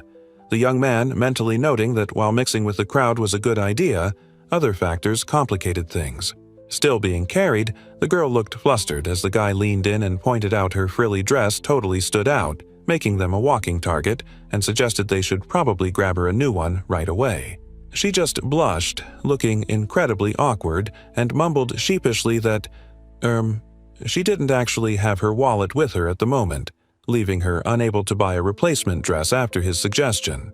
With a thoughtful look, the young man decides that since she's stuck without a wallet, he'll just have to cover the cost for whatever new duds she needs to blend in better. He scratches his head, totally clueless about how much decent clothes for a woman her age cost in this world, wondering if the little bit of cash he has left will even come close to covering it. Still on the run, he carries her through the streets, booking it past a bystander who just stares, letting out a surprised exclamation as the two unexpectedly zip by. And just like that, she's in a new, more discreet outfit, complete with a hat and jacket, when someone passing by spots her, calling out her name with a tone of stunned recognition. Her eyes widen in sheer surprise at being recognized after the outfit change, letting out a small sound of shock as the unexpected encounter completely blindsides her. Someone in a stylish hat watches with utter amusement as the young man stands close to Iris in her fancy dress, muttering dramatic predictions about the sheer number of guys who will probably swarm her now that she's seen with a male. Peeking over a wall, the former king wonders nervously if there's a new pursuer on their tail already, while a tiny figure calmly reassures him below beside a relaxed white cat, perhaps a quiet presence offering peace in his paranoia. The woman in the hat smiles brightly, introducing herself as Chiron Loop and explaining her presence. She's simply there because the girl the young man is with is, after all, her friend, leaving him to just accept this new person in their chaotic life. Pushed along by a companion, the young man is urged to hurry as they move through a narrow passage, clearly needing to get somewhere quickly, perhaps escaping or rushing towards their next unexpected destination. Standing awkwardly by a brick wall near a sign, the guy holds back, muttering about waiting just a little longer because there's no guarantee nobody else is about to show up and complicate things further. The small group moves quickly over the city map, the blonde woman leading the way, knowing a place without any guards watching, even though she remembers the capital like the back of her hand. The young man practically melts into a ball of secondhand embarrassment, utterly horrified that she'd even think about changing clothes outside. Seriously, why would she even suggest that? One of the women gives a knowing smile, recalling how utterly floored he looked when he found out that Chiron, her friend, was apparently the heiress to the Demon Lord's castle. Talk about a plot twist. Chiron beams, straightening her shirt, clearly finding his reaction, or perhaps something about his singing name, as someone thought, rather interesting and quite amusing. She even lets out a little giggle. The young man totally loses it, screaming about the Demon Lord's castle and demanding to know what on earth is happening, while the women stare back, utterly bewildered by his sudden panic and realizing he must be the legendary new guy. Discussions turn to skin and size, quite awkwardly. Dragon eyeballs are suggested, but the guy hears it all.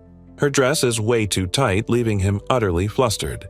Clutching the ridiculously snug dress, the woman explains that Chiron's apology hurts because the garment is that restrictive, while their confused companion sweats, unsure what to say about this uncomfortable attire. A quiet smile crosses her face as she touches her chest, seemingly finding a moment of calm or acceptance amidst the sartorial struggle. A small sigh escaping her lips. After all the chaos, one of the women offered a bright smile and a wave, simply saying she'd see them later before heading off, leaving the young man to wave back absently.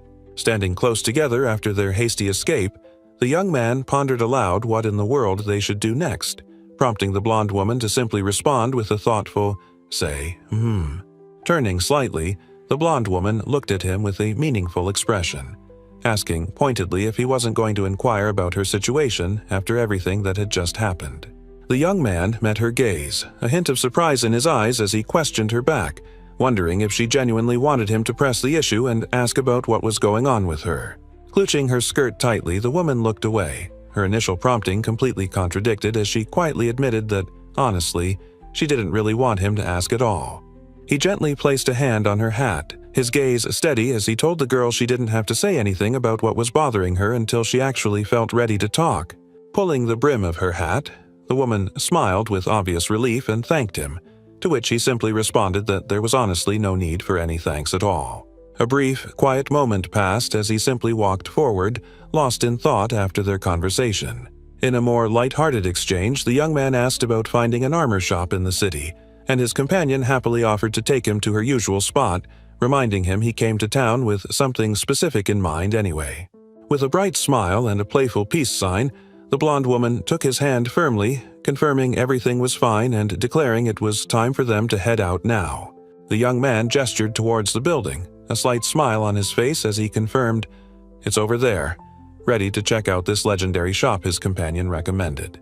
They arrived at the unique shopfront, fittingly called Dragon God's Scale, and the girl, pausing just before entering, said she should probably say something first before they went in. Stepping through the entrance, the former king grimaced, looking utterly dejected as he confessed his entire fortune amounted to a pathetic 2,000 rion, while his optimistic companion chimed in that at least looking was free. From deeper inside, a voice boomed, echoing slightly in the cluttered space, offering a casual greeting. "Hello, Doman," clearly directed at someone nearby within the shop. The voice belonged to a heavily scarred, rugged man, taking a drag from his cigarette, looking every bit the formidable shopkeeper the name Dragon God's Scale might suggest, perhaps about to address his new broke customers. The rugged shopkeeper looked up, a flicker of recognition crossing his scarred face as he realized the person standing there was the young woman, Iris, wondering why she'd come back to his shop. His head snapped into the doorway, eyes wide in disbelief as he spluttered in shock, utterly astounded that the girl actually had the nerve to bring a guy into his establishment after everything. And there they were. The bright-faced woman introduced herself as acting as his guardian and presented the smiling young man beside her as the newcomer adventurer, Vault, right outside his door. Sitting at his desk, the shopkeeper processed the name, his eyes widening slightly in dawning realization. Vault, he repeated slowly, connecting the dots and understanding something significant about who this young man was. Scratching his chin, the gruff man mused aloud, a tiny voice confirming it was indeed that Vault, the one everyone was whispering about, the guy who somehow took down that dragon and was apparently the talk of the town, the legendary insta-kill newcomer. His guardian introduced him, explaining the young man wanted to check out armor, and the guy running the place, probably stifling a laugh, immediately asked about his budget. Standing there looking slightly uncomfortable, the young man confessed his current financial status was a solid and completely pathetic 2,000 rion. Turns out, for that kind of cash, the only option was some beat-up second-hand gauntlets, a fact the shopkeeper relayed with a simple 2,000, clearly unimpressed by the lack of funds. But the guy wasn't asking for charity or discounts anyway. He just wanted to know about armor specifically designed to resist magic, like that would be easy to find with his budget. Hearing the specific and probably expensive request for magic resistance, The rugged shopkeeper seemed to ponder it deeply, maybe flipping through a mental catalog of impossibly priced gear. At the shop counter, the young man inquired about magical protection for his gear, a question that seemed to catch his guardian's attention as she watched him, quietly wondering. His female companion looked at him, her eyes wide with surprise, and frankly asked why he was so incredibly concerned about magic resistance anyway, given he seemed to handle everything with raw power. He turned back with a slight smile, deciding it was time to spill the beans. To tell you the truth, he began, preparing to explain the real reason behind his unusual request. I see. Meanwhile, over at the guild, the witch mused about the friendly fire elf, Henrika Estrandel, confirming she'd definitely heard rumors about that girl before, but still, something about the whole situation felt off.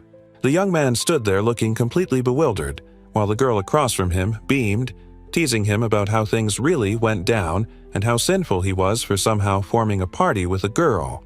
She continued, somehow illustrating her point about protecting what mattered, suggesting the truth was he cared more about shielding his clothes from damage than his actual body, a statement he simply agreed with. I get it, the girl chuckled, then casually asked him to please just turn around for a second, leaving the young man utterly confused and asking why the sudden request. Without a word, she suddenly hugged him from behind, leaning against his back with a soft sound while the guy was left frozen, blushing fiercely and clearly caught entirely off guard by the unexpected embrace. His face exploded in a bright blush, eyes wide with panic and embarrassment as the guy stammered out a startled, "Hey, Iris!" recognizing his companion and totally freaking out about being hugged like that.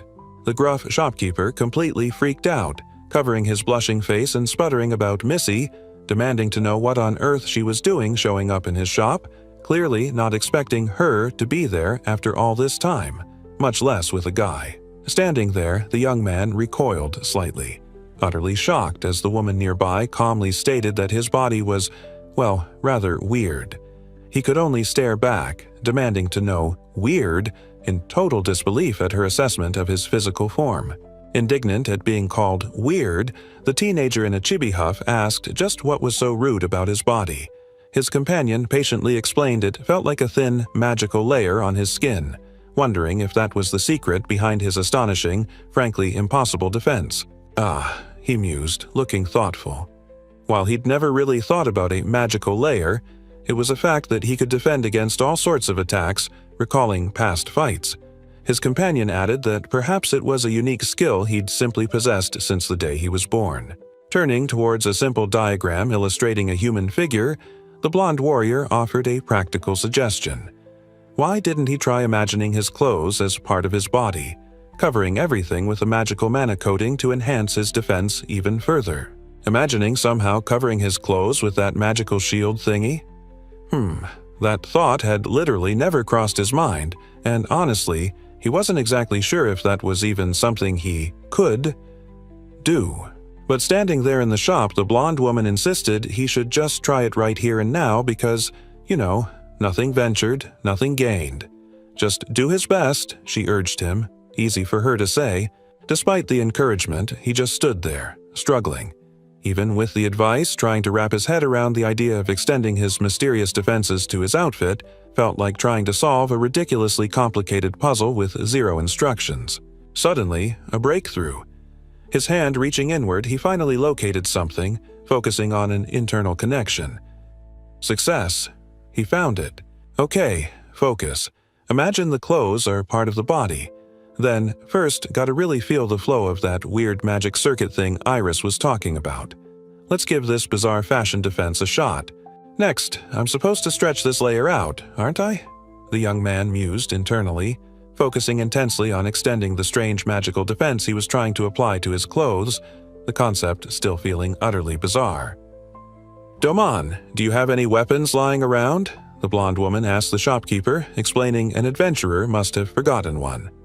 The gruff guy, looking annoyed, agreed, but grumbled he wanted no part of any accidents that might follow. "All right," the woman declared, holding a formidable sword. She then turned to the young man, a serious look in her eyes as she instructed him to simply try slashing her with it, apparently as a test for his unique durability. The warrior woman took a deep breath, her expression hardening with focus. With a sharp exhale, she launched forward, putting her full strength into the swing, aiming the sword directly at the unsuspecting former king.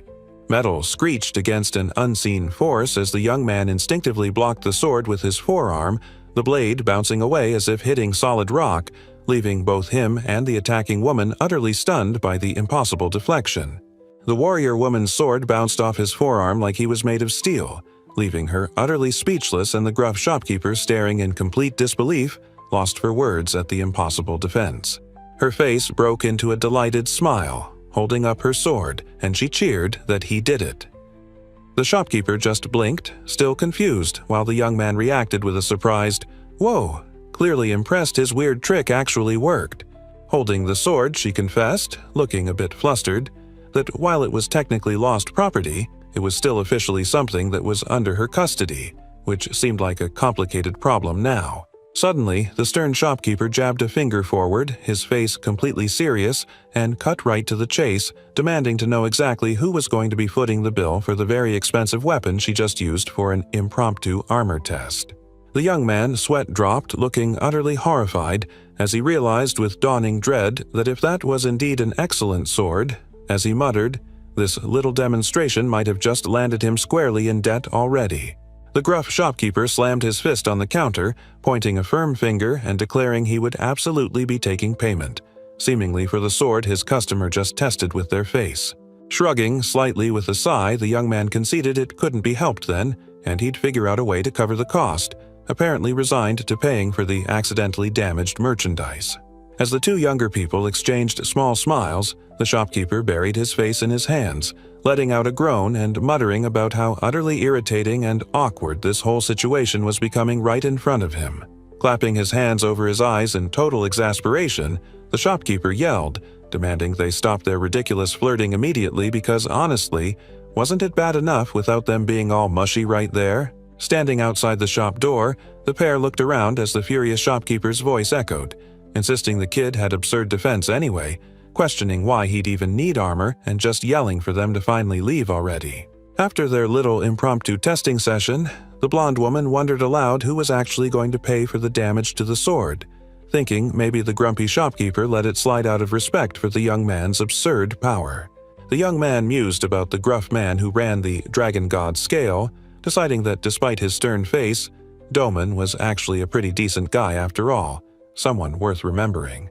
With their impromptu armor testing complete, the blonde woman, looking quite put together, suggested that since they were already out and about, they might as well check out some weapons next, her face beaming. She mentioned her usual weapon shop, adding that a sword she'd dropped off to get sharpened should definitely be finished by now, displaying a detailed image of what looks like a fancy, rose-themed blade. Her hand suddenly grabbed his arm with purpose, and the guy, caught off guard, simply agreed, figuring he was pretty much free anyway, deciding, "Very well, let's go." Taking the blonde woman by the hand, the young man pulled her along the street, insisting they needed to hurry. She protested mildly, reminding him time wasn't endless, but he just kept tugging. He marched onward through the bustling marketplace, dragging the confused woman behind him as vendors displayed their goods. Step, step, step. They moved with surprising speed, clearly in a rush to get somewhere quickly, ignoring everything else. Meanwhile, amidst the chatter of the crowd, two figures watched them pass, one turning back with a look of surprise. Wait, was that? She wondered, trying to process who she just saw rushing by in such a hurry.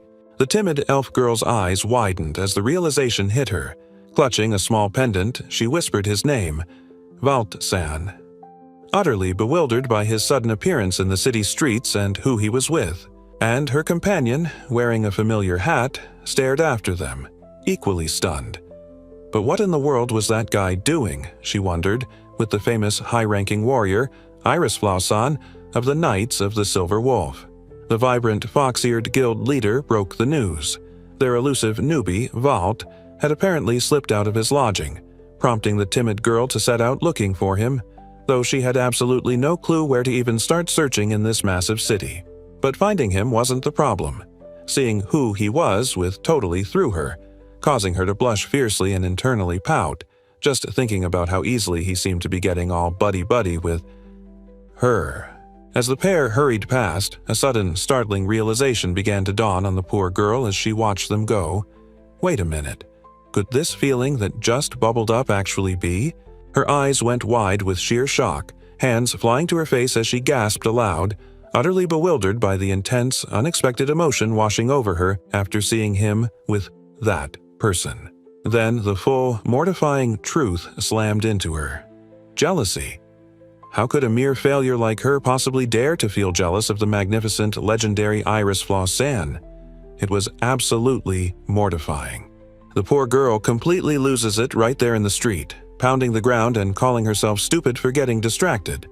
Seriously, why was she even thinking about anything else when her only mission was to be a good attendant? Pulling herself together amidst the self-loathing, the young woman mumbled about the future, a quiet determination in her eyes. Maybe, just maybe, someday she could achieve something more. And then, she pictured it vividly.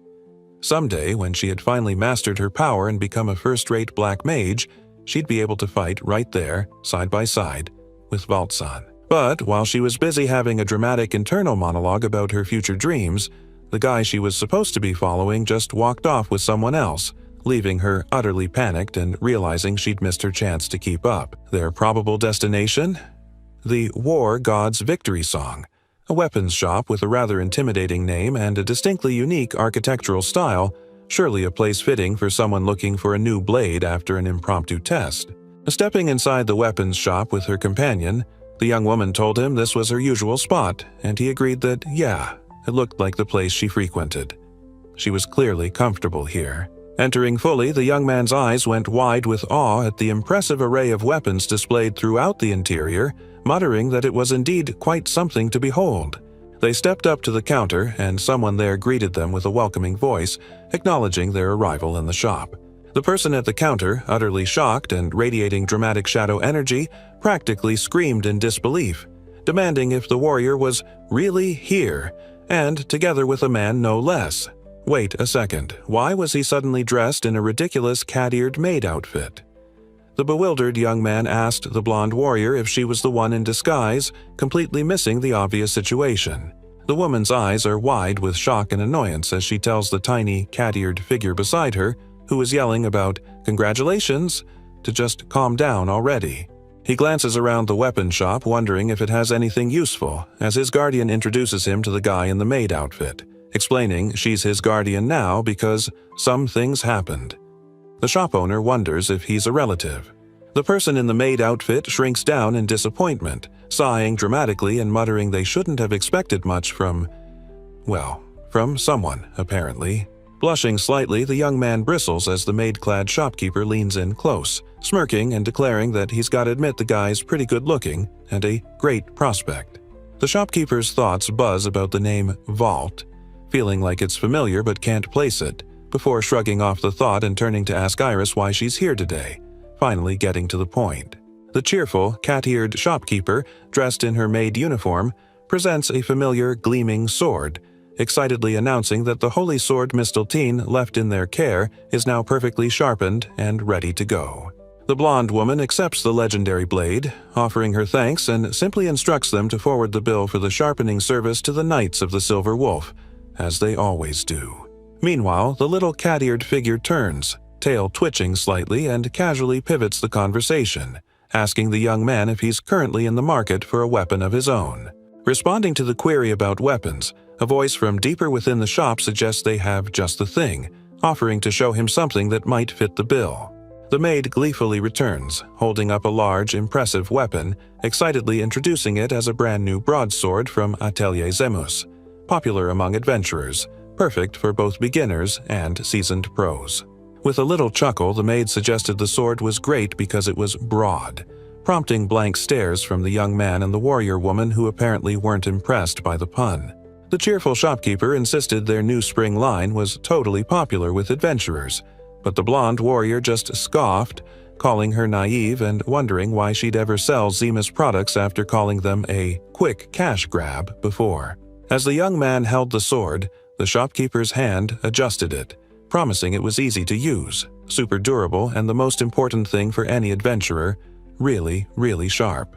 But just as he gripped it, the supposedly sturdy weapon completely disintegrated in his hands with a loud noise, scattering shards of metal everywhere and leaving the startled former king letting out a surprised yelp.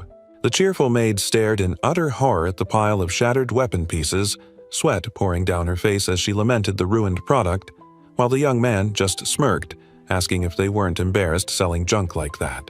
Kneeling among the wreckage, the young man examined the pieces. The maid panicked, sputtering that a huge famous workshop couldn't make something so crude. His companion, however, suspected his mysterious abilities were behind the mess. Her companion looked thoughtful, realizing he must have unconsciously poured his strange energy into the weapon. She offered her own sword, a legendary blade, suggesting they test just how much power he possessed. Meeting her gaze, the young man took the legendary sword, a glint in his eye, and simply stated, "Very well," accepting the challenge to see if this one could withstand his power. And then, with a chaotic explosion, the second sword shattered in his grip, the shards flying as the poor maid screamed in horror, recognizing this famous blade and workshop, while the guy himself just blinked, wondering, Picking up the pieces again, the distraught shopkeeper, ears drooping in despair, buried her face in her hands. She asked what kind of sword he used before. He started destroying everything, then wondered if he just hated this store. Looking thoughtful, the blonde woman wondered if a sword that could actually withstand Vault's absurd mana without instantly disintegrating even truly existed in this world after everything they'd just seen. The young man explained that his sword from his old life was made of something called Evil King ore, which was tough enough to handle his power, but he had no idea if that material could be found here. Hearing that, the cat-eared shopkeeper looked surprised, thinking about the sword he just described. Such legendary durability, impervious to his mana. Was that really even possible? Turns out, infusing a sword made from that unique ore with mana doesn't just make it strong, it actually activates various enchantment effects on the blade itself, making it far more than just durable. The warrior woman pondered this, touching her chin. She mused aloud, wondering if those unique properties sounded like they might be similar to an East scimitar from the eastern region. The former king realized the material he used back home had an equivalent here, hearing the fox-eared guild leader enthusiastically agree with the warrior woman that it likely matched the description of an East scimitar. And sure enough, they explained that his so-called Evil King ore seemed to be the very same as this world's magic iron, a rare ore found in specific mines needed to forge those special East scimitars. "That's good news," the young man beamed, a hopeful grin spreading across his face as he eagerly asked if the shop happened to sell that kind of weapon right there. But the cheerful maid's smile faltered, replaced by a look of regret and a quiet admission that, unfortunately, acquiring one of those specialized weapons was simply impossible for her to do. That's because crafting such a unique sword requires a special kind of blacksmith. And sadly, there wasn't a single smith capable of making an East scimitar anywhere in this entire royal capital. The tiny maid floats nearby, pointing out that even if they manage to find someone capable of crafting that kind of sword, it's probably going to hit their non-existent budget with an absolutely astronomical price tag. His female companion then chimes in, mentioning she's occasionally seen quests posted at the guild specifically for gathering that rare magic iron, so we might need to keep an eye out for those opportunities. So, the young man processes this, musing to himself that the plan is now officially to accept one of those quests, gather way more ore than required, and then somehow convince a blacksmith to work with him. This train of thought and the guy's sudden focus earn a quiet giggle from the woman, who seems to find his newfound determination strangely endearing, or maybe just plain funny. She smiles, apologizing slightly, and explains that she couldn't help it. For a moment, watching him figure things out, he honestly looked exactly like a determined adventurer planning his next move. The cat-eared shopkeeper looked utterly flustered, stepping forward to interrupt the awkward moment and get down to business. "I'm sorry for disturbing your intimate talk," she squeaked, "but seriously, who's going to pay for the two utterly demolished swords lying in pieces?" The young man recoiled, shrinking down defensively. "That's not true," he insisted vehemently, his chibi form radiating annoyance. He was only forced to become an adventurer and interact with people in order to survive, that's all. Seeing the ruined weapons still scattered around, the guy's indignant defiance faltered slightly. "Now that you mention it," he muttered, a twitch in his eye, acknowledging the obvious. "Those were the pricey swords that Vault-san shattered into pieces?" Oops. Standing between the battered warrior and the exasperated shopkeeper, the young man seemed to come to a decision. Simultaneously, both he and the blonde woman looked ready to step up, their text bubbles starting with matching, hesitant declarations of, "Then I will," and "Can't be helped, then I can." Turning slightly, the blonde woman took a breath. There was only one sensible option, especially since she brought the expensive swords to the shop and suggested testing them like that. She finally decided, "Then I will." The cat-eared girl just couldn't stand it, screaming for them to stop their nauseating, "we understand each other" routine, while the blonde woman chuckled and the young man just smirked. Apparently, the sight of the blonde warrior, usually focused solely on gear, blushing and denying things like a smitten maiden, was just too much for the maid's delicate sensibilities. Well, seeing that rare, embarrassed look on the warrior's face was payment enough for the cat-eared maid, who sighed dramatically, deciding to ignore the ridiculous scene and let it go for now. Shifting back, the young man smiled, offering to look into that strange weapon later for Karen, their weapon shop's poster girl, who gave a slightly skeptical look, advising him not to get his hopes up. With the awkwardness temporarily resolved, the scene shifted outside to the bustling downtown area, where the chatter of the marketplace filled the air, a reminder of the vibrant, normal life continuing around their chaos. The streets buzzed with happy chatter, decked out for a vibrant festival dedicated to the land goddess, Falma, where folks gathered to pray for a ridiculously abundant harvest while a cheerful little figure in flowers looked on. Amidst the throngs, he figured the sheer number of people provided decent cover from anyone chasing them, though frankly, he was a little surprised by how crowded the whole festival felt, only just remembering what day it was. Glancing around, the former king noted everyone seemed pretty focused on just eating and drinking, totally doing their own thing. He couldn't help but wonder if this was seriously all there was to this religious festival. Turning to him with a bright smile, the blonde woman in the stylish hat asked if he thought her outfit looked good, clearly pleased with her festival look, prompting a simple, thoughtful hum from him. Over at a stall, people were trying to figure out what they were selling. Someone asked what that strange thing was, only to be told it was a crepe stall, a concept utterly foreign to our hero who had absolutely no idea what a crepe was either. They were making this strange crepe, spooning a dollop of creamy white stuff onto the folded pancake with a ladle, the dark, shiny berries waiting inside. Then skilled hands wrapped the whole concoction up, tucking in all the fillings, readying this peculiar street food for its maiden voyage into the former king's stomach. And voila! Holding up the finished treat, he finally understood. "I see. So it's a kind of confectionery that can be enjoyed while you walk, huh? Brilliant." Standing there back to back, he suddenly remembered. "Ah, right. I didn't bring any money with me today." He offered to buy one if she really wanted it, adding a hesitant, "But," waving a wrapped one, the blonde woman offered it, saying, "Thank you, Vault."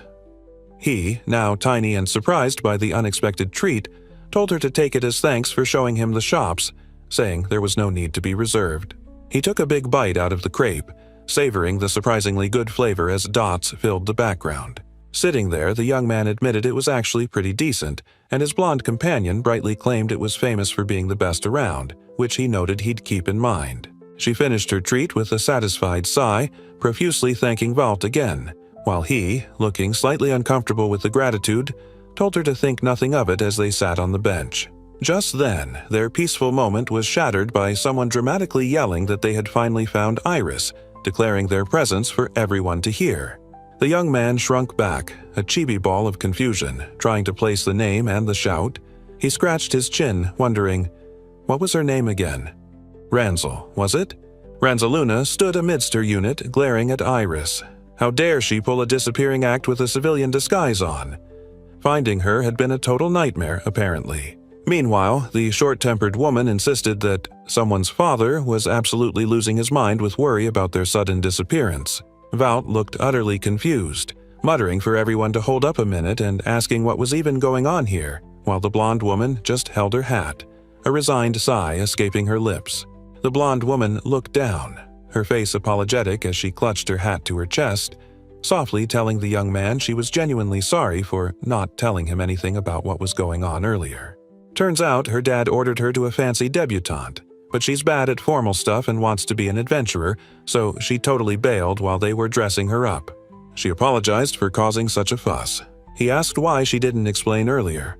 Now, what do you want to do about this? She looked back with a hopeful expression, offering to lend him her strength if he truly wished for it, a shy smile playing on her lips. Standing amidst stern, armored figures, the young woman thought about telling her father her intentions, knowing running away wouldn't actually solve this complicated situation. Despite her fear, she looked away, her expression hardening slightly, admitting to herself, or perhaps someone unseen, that she was seriously thinking about completely severing all ties with him, referring to her father and the life she was trying to escape.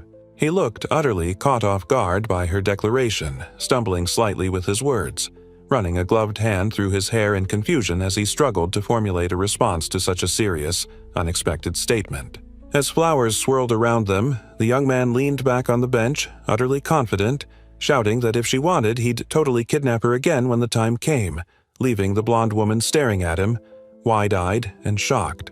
The blonde woman smiled brightly in response, her eyes closing with genuine relief and a slight blush on her cheeks.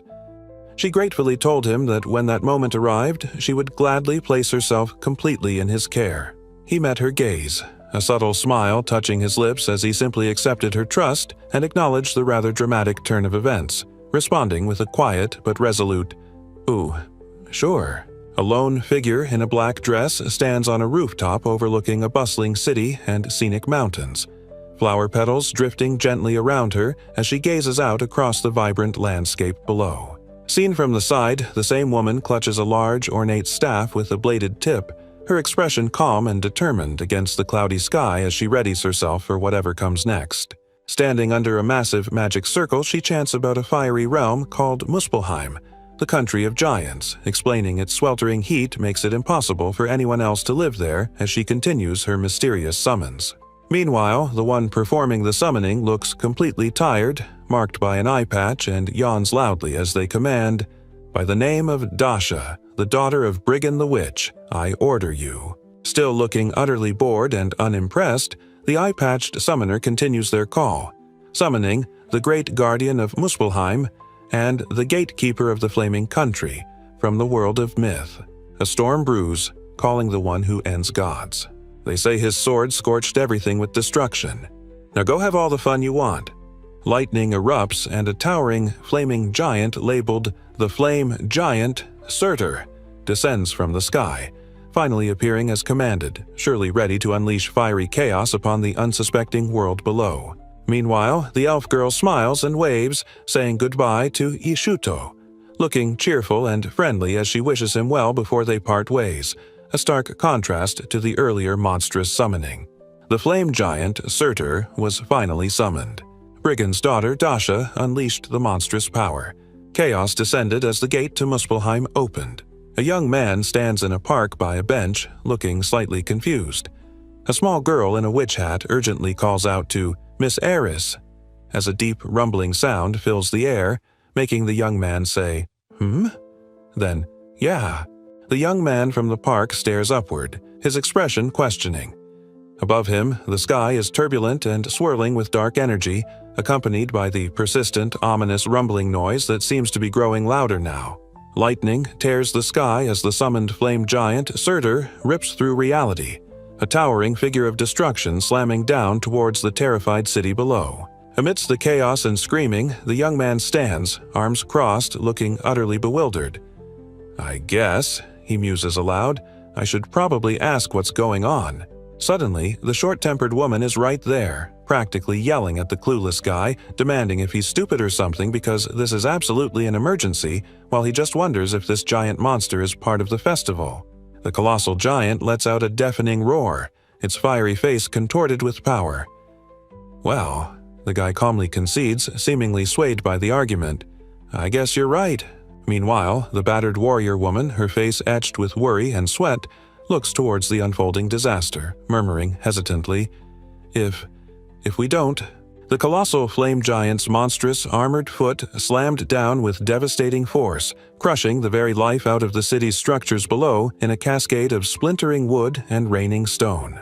Its terrifying, shadowy form loomed over the royal capital, unleashing raw power that tore through the streets and buildings, sending horrified people scattering and screaming in desperate attempts to flee the sudden, rumbling onslaught. Amidst the terrifying destruction, a group of figures huddled together, with an armored comrade urgently cautioning Miss Iris about her precarious position and reminding her that she was completely unarmed, adding to the desperate urgency. Meanwhile, down in the street, the determined young girl stood her ground, clutching her staff as the terrifying roar echoed. The giant's chilling objective made terrifyingly clear. It intended to absolutely obliterate the royal capital itself. Fixing her gaze forward with unwavering resolve, the girl gripped her staff tighter, a spark of defiance in her eyes as she declared simply, "I have a weapon right here, ready to face the overwhelming threat." The worried warrior woman looks panicked, yelling at the small girl that she can't fight a giant just because she has her staff. Lacking armor against that thing is a death wish, especially when someone else is urgently calling her name. And here comes backup. The energetic hunter girl barrels through on her giant wolf companion, declaring her lance is ready for action, while the woman she's here to help shouts her name in relief, or maybe renewed panic. As the monstrous wolf beast races through the city streets with its rider, civilians scatter in fear, pointing and whispering nervously that thing is definitely some kind of dangerous monster nobody recognizes. Another ally is completely overwhelmed by the escalating chaos, sweating and admitting she has absolutely zero clue what's happening or what kind of creature that was, figuring only her expert friend Gelda would know. Meanwhile, the young man looks up, completely oblivious to the panic.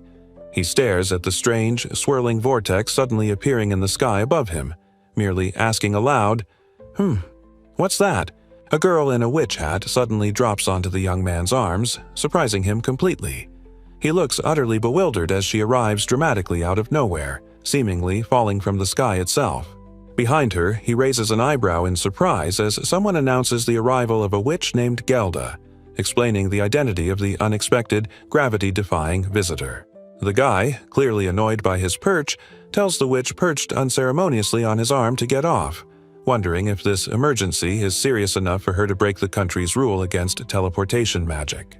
With a light step, she hopped off, offering a casual apology and explaining it just seemed like the perfect spot to rest her weary feet for a second before getting down to whatever urgent business brought her here. Nearby, the blonde woman looks towards the sky with a serious expression, asking her friend Gelda pointedly, "Say, what's that giant?"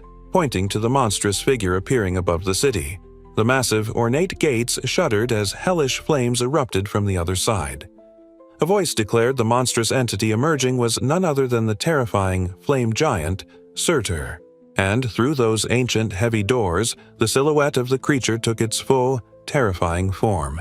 A colossal, armored figure of pure shadow and dread, ready to step into this world. The destructive energy intensified, spewing forth like a raging inferno and tearing at the very fabric of the ornate gateway, pulling more of the infernal realm into existence. The timid girl stared up at the horrifying manifestation, utterly breathless. She gasped that it wasn't just a summoned beast, but one of the absolute highest ranks imaginable, barely managing a terrified swallow. Unbelievable indeed. The witch, utterly serious, told her companion they couldn't possibly fight that thing head-on. It was clear whoever summoned such a powerful beast must be incredibly skilled, and finding them was the only viable strategy now.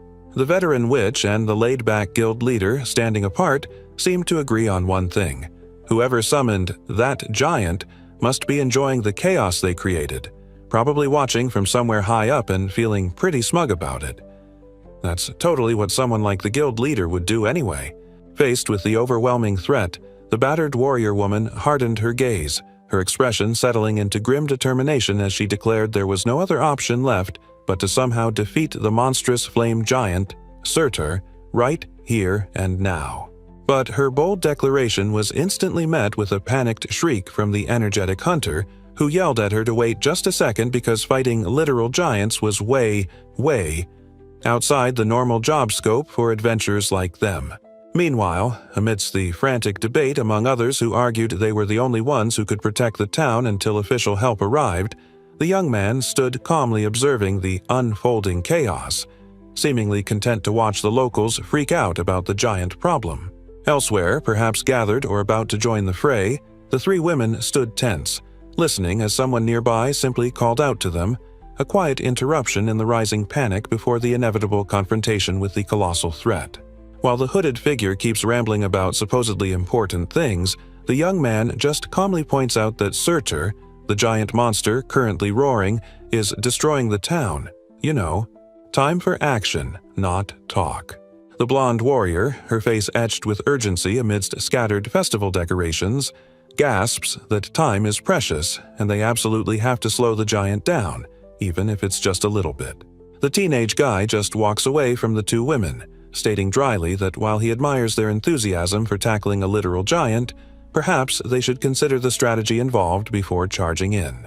The colossal giant's armored leg crashes down, tearing through buildings with destructive force, a brutal, undeniable demonstration that facing that thing requires a carefully devised plan, not just raw courage. Looking out over the capital city as it's being ravaged, the former king admits it's not like he holds any special attachment to this place, but a clear hint he's about to intervene anyway. Looking back on his chaotic arrival, he reflected that hey, at least he'd stumbled into a place with a bunch of genuinely nice folks who actually bothered to look out for him after his whole dying and waking up weird ordeal. And you know what the best part about this whole unexpected second life was? The food here was surprisingly amazing. Yep, this new place, messy as it was, felt pretty decent, almost like his own weird, slightly less evil castle. But this colossal beast, this flame giant Surtur, crashing through the city? Absolutely not. He wasn't about to stand around and let a mere summoned creature do whatever the heck it pleased with his new, unexpectedly comfortable digs. Stepping forward, a confident smirk on his face, the young man held up a couple of fingers. "Listen," he basically said, "I've got an idea, and frankly, arguing about it is less productive than actually doing something. So, what's the plan?" As if on cue, the earth groaned and trembled violently. The monstrous giant's immense foot slammed down with devastating force, pulverizing buildings and streets in a chaotic eruption of destruction, a brutal punctuation to the debate. The colossal armored figure of the flame giant is suddenly bombarded by multiple glowing projectiles, hitting its massive form with surprising force as it stomps through the city. Charging forward on her loyal wolf companion, the determined hunter girl bravely throws herself into the fray, yelling that she will be this monstrous giant's opponent right now. Sweating but resolute, she narrows her eyes, muttering in frustration that if her magic bullets aren't cutting it, then it's time to switch tactics against this towering inferno. Putting her new plan into action, she aims a precise strike, focusing her attack right where the giant's massive armored limbs connect, targeting its vital joints for maximum impact. Yelling defiantly, the young woman zeroes in, declaring with fierce determination that she will aim precisely at the monster's vulnerabilities, unleashing her assault with focused intent. Her focused attack slammed into the giant's massive armored joint, sparks flying and smoke rising from the impact as she desperately tried to cripple the colossal beast tearing through the city. But instead of just chipping the armor, the giant's form seemed to inexplicably melt away where her attack struck, leaving the hunter girl staring in utter shock, yelling about how weird this monstrous reaction was. Sweat beaded on her face, her earlier confidence replaced by grim concern as she contemplated her next move. If standard attacks just caused the giant to melt in such a bizarre way, what was she supposed to do against this thing? The colossal giant continued its destructive march, its massive footfalls crushing buildings with terrifying ease as the young woman scrambled to evade the onslaught, the very ground trembling with each step. But giving up wasn't an option. Bracing herself, she raised her lance once more, letting out a determined grunt as she charged forward, aiming to strike the monstrous leg again and somehow stop its devastating advance. Her attack hit, but the sheer heat and strange melting reaction from the giant's leg overwhelmed the young woman, sending her reeling backward as something scorching lashed out, leaving her completely taken aback. The intense, unnatural heat seared her skin, causing her to cry out in pain as she realized this wasn't just fire. It felt like the monster itself was burning her, its touch unbearable. Before she could recover, the colossal foot of the flame giant rose high, already beginning its brutal descent. The hunter girl, tiny and vulnerable below, could only watch helplessly as the devastating stomp approached its target. Witnessing the bizarre interaction, the blonde warrior's eyes widened in realization. A normal sword wouldn't just melt the giant. This thing didn't seem to have a solid body at all, making a standard attack completely useless. The surprised hunter girl stared up at the towering leg, the bizarre melting effect causing her to wonder aloud if the monstrous giant wasn't actually solid rock or flesh, but just a giant mass of flames shaped like a person. Standing amidst the shattered ruins, the frantic hunter girl yells up at the warrior woman, desperately explaining how bizarre the giant is. Attacking it just makes it melt in the most unsettling way.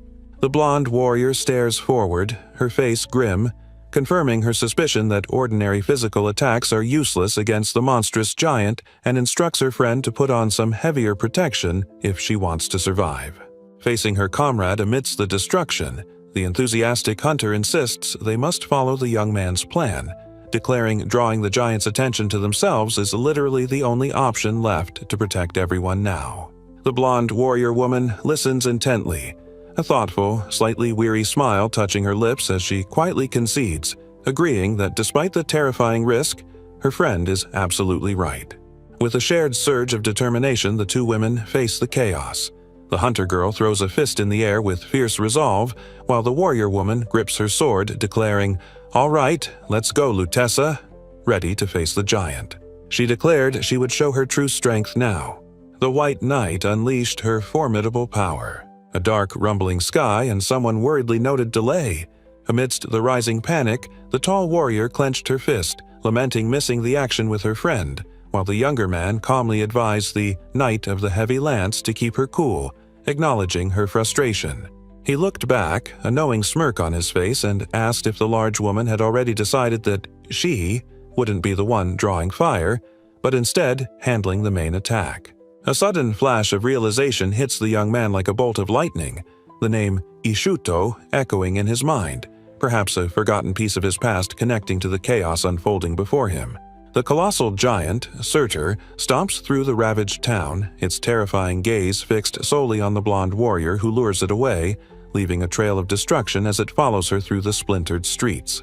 High atop a crumbling spire, the warrior activates her unique ability, a shimmering, magic circle appearing behind her, knowing she has only a brief window to execute her plan, but it's enough. Standing on the broken ground, the young man receives the message. Whoever they're waiting for will be here shortly, and he confirms with a nod, having understood his part in the rapidly escalating situation. And there they stand, side by side on the street, the air thick with anticipation as the young man notes with grim certainty that here it comes, bracing for the inevitable confrontation closing in on them. The colossal giant's armored foot slams into the crumbling street, digging in deeply as if something is holding it back or it's trying to gain purchase amidst the chaos. Amidst the terrifying rumbling and debris, the girl looked up at the monstrous leg, yelling desperately that she had brought Ishuto here. The mysterious figure, apparently key to the young man's plan, had finally arrived. The timid elf girl watched the scene unfold, sweating profusely and looking utterly overwhelmed. She could only stare in stunned disbelief at the sheer scale of the monster and the arrival of the person who might just turn the tide. The young man touched his ear, his expression sharp and focused now. "Now, Gelda," he commanded quietly, the signal given. It was time for the witch, who had appeared earlier, to execute her part of the plan. And answering his call, The witch stood atop an ornate structure surrounded by a swirling magic circle, her voice ringing out as she called upon the god of darkness Barbarossa to hear her prayer and grant her mysterious wish. A towering, fully armored figure erupted from the shimmering gateway of Tartarus, radiating immense, dark power, ready to step fully into this world. Standing before the newcomer, the massive summoned warrior acknowledged the witch's success, stating she had done an excellent job unleashing him upon them. The veteran witch met his gaze, her expression serious and resolute, having completed the complex ritual to bring forth the formidable entity. Meanwhile, the blonde warrior, surrounded by the chaos, clenched her fists, her face set in grim determination, finally ready to unleash her own power and fight to her heart's content against the new threat. And by her side, the energetic hunter girl stood ready, her loyal wolf companion Kururu growling low, prepared to dive into the fray and face the summoned darkness with their allies. With the colossal dark god now fully materialized, the young man gives a casual grin and a thumbs up, declaring it's finally time to get serious because playtime's over. Looks like the real challenge has arrived. That dark armored figure immediately goes on the offensive, unleashing a furious attack that sends shockwaves through the area, tearing up the ground with immense power as he charges through the debris. And just when things couldn't get weirder, another creature bursts from the ruined earth. Someone recognizes it instantly, murmuring, "That's the summoned beast, Salamander." Great, more trouble is spawning. But the hunter girl isn't backing down, declaring, "I'll take care of the small fry," as she and her wolf companion charge into the chaos, while a voice nearby mutters they've never heard of a summoned beast summoning other monsters. The determined young woman charges forward, refusing to be outdone by the escalating chaos, proclaiming with fierce resolve, "I won't lose either." She's clearly ready to fight tooth and nail against anything coming at her. The warrior slashed fiercely, tearing through the monster with blinding speed and leaving a trail of debris in her wake, determined to take down at least one of the beasts. A deafening blast erupted nearby, a massive explosion tearing through the air, scattering dust and debris everywhere as the young man watched, startled by the sheer destructive force unleashed. He gasped, eyes wide with shock, realizing the summoned creatures were actually detonating themselves when they were near death. His mind raced, wondering if she was caught in that blast. Amidst the chaos, the blonde warrior spun through the air, a blur of motion with her sword, perhaps executing a powerful maneuver or reeling from an impact as the ground trembled around her. But through the dust, her face appeared, bright and smiling despite the danger, calmly declaring that she was absolutely fine, clearly brushing off whatever wild event had just happened. Facing off against one of the monstrous beasts that erupted from the ground, the young man throws a punch, thinking that he expected the other woman to know how to take these things down, feeling pretty pleased with himself about it. He unleashes another powerful strike, sending debris flying everywhere, observing that these creatures are surprisingly fragile, but there's definitely more to it than just hitting them hard. A massive, chaotic surge of dark energy tears across the battlefield, a devastating blast of pure power ripping through the area amidst the crumbling ruins, adding another layer of intense destruction to the fight. One of the summoned beast, the creature that looked like a salamander, collapses, its form dissipating as if it's simply fainting under the onslaught of attacks, leaving only tendrils of dark energy behind. Yet, standing there, the young man watches as more dark, monstrous forms appear around him, realizing that the moment they reduce their numbers, even more just show up, adding with annoyance that these guys are trying to break the barrier, calling them an impertinent bunch.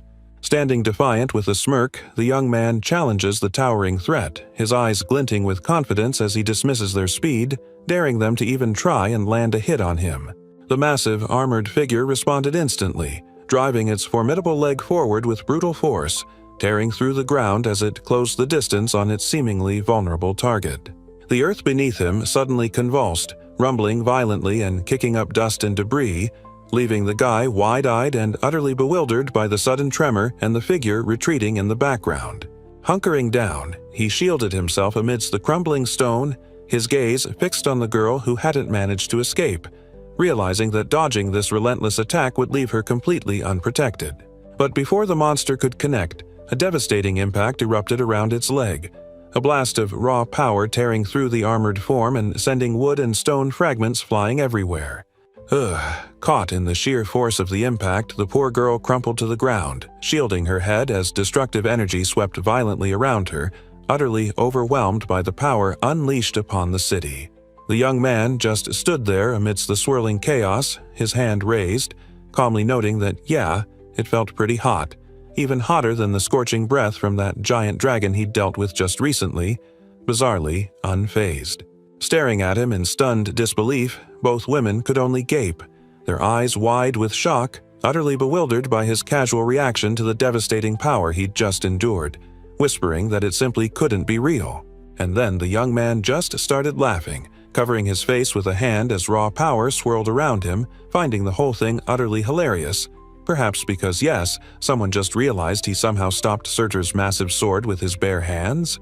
But honestly, he just grinned with manic intensity, blushing slightly because this whole fight felt incredibly dull, even more boring than sitting around in the sauna back at his old place, the actual Demon Lord Castle. The powerful warrior and the energetic hunters stared in utter disbelief, one muttering how this was complete nonsense and he couldn't possibly be human, while the other shrieked about it being an impossible joke. Meanwhile, the timid girl stood speechless, her eyes wide with shock, simply unable to process the impossible display of power she had just witnessed unfold right before her eyes. She looked up at the young man, realizing with amazement that his clothes weren't burned or even scratched after taking that hit. This would seriously save them a fortune on clothing expenses, she mused, quietly uttering his core identity name. With a focused clench, the young man acknowledged the power behind the blow, a realization dawning. Oh yeah. This monstrous opponent was none other than the flame giant, Surtur. The colossal giant's eye widened in shock, its face cracking visually under the strain, screaming that it was fighting its weapon, utterly bewildered by the unexpected impossible resistance it was encountering. The colossal giant's heavy armor cracked and splintered under the pressure, energy rippling outwards from the point of impact, barely holding together against the immense, unseen force. A powerful blast ripped through the monstrous figure, sending it reeling backward with a guttural cry as its armored form began to disintegrate and debris flew all around it. Amidst the crumbling ruins, the timid girl stared wide-eyed in sheer terror, letting out a choked gasp as she tried to call out, her voice trembling with panic, wondering if everyone nearby was even okay. Suddenly appearing amidst the rubble, the young man looked surprised to see the scared girl there, reaching out a hand towards her as he questioned what on earth she was doing caught up in all this chaos, his hand visibly shaking. The massive giant stumbled and buckled, dark energy swirling around its damaged legs as it struggled against whatever just hit it, while the guy nearby seemed to finally put something together in his mind. Just when the giant seemed invincible, the young man's face lit up with inspiration, holding out his gloved hand and declaring with a confident grin that this was perfect timing and someone should lend him their strength.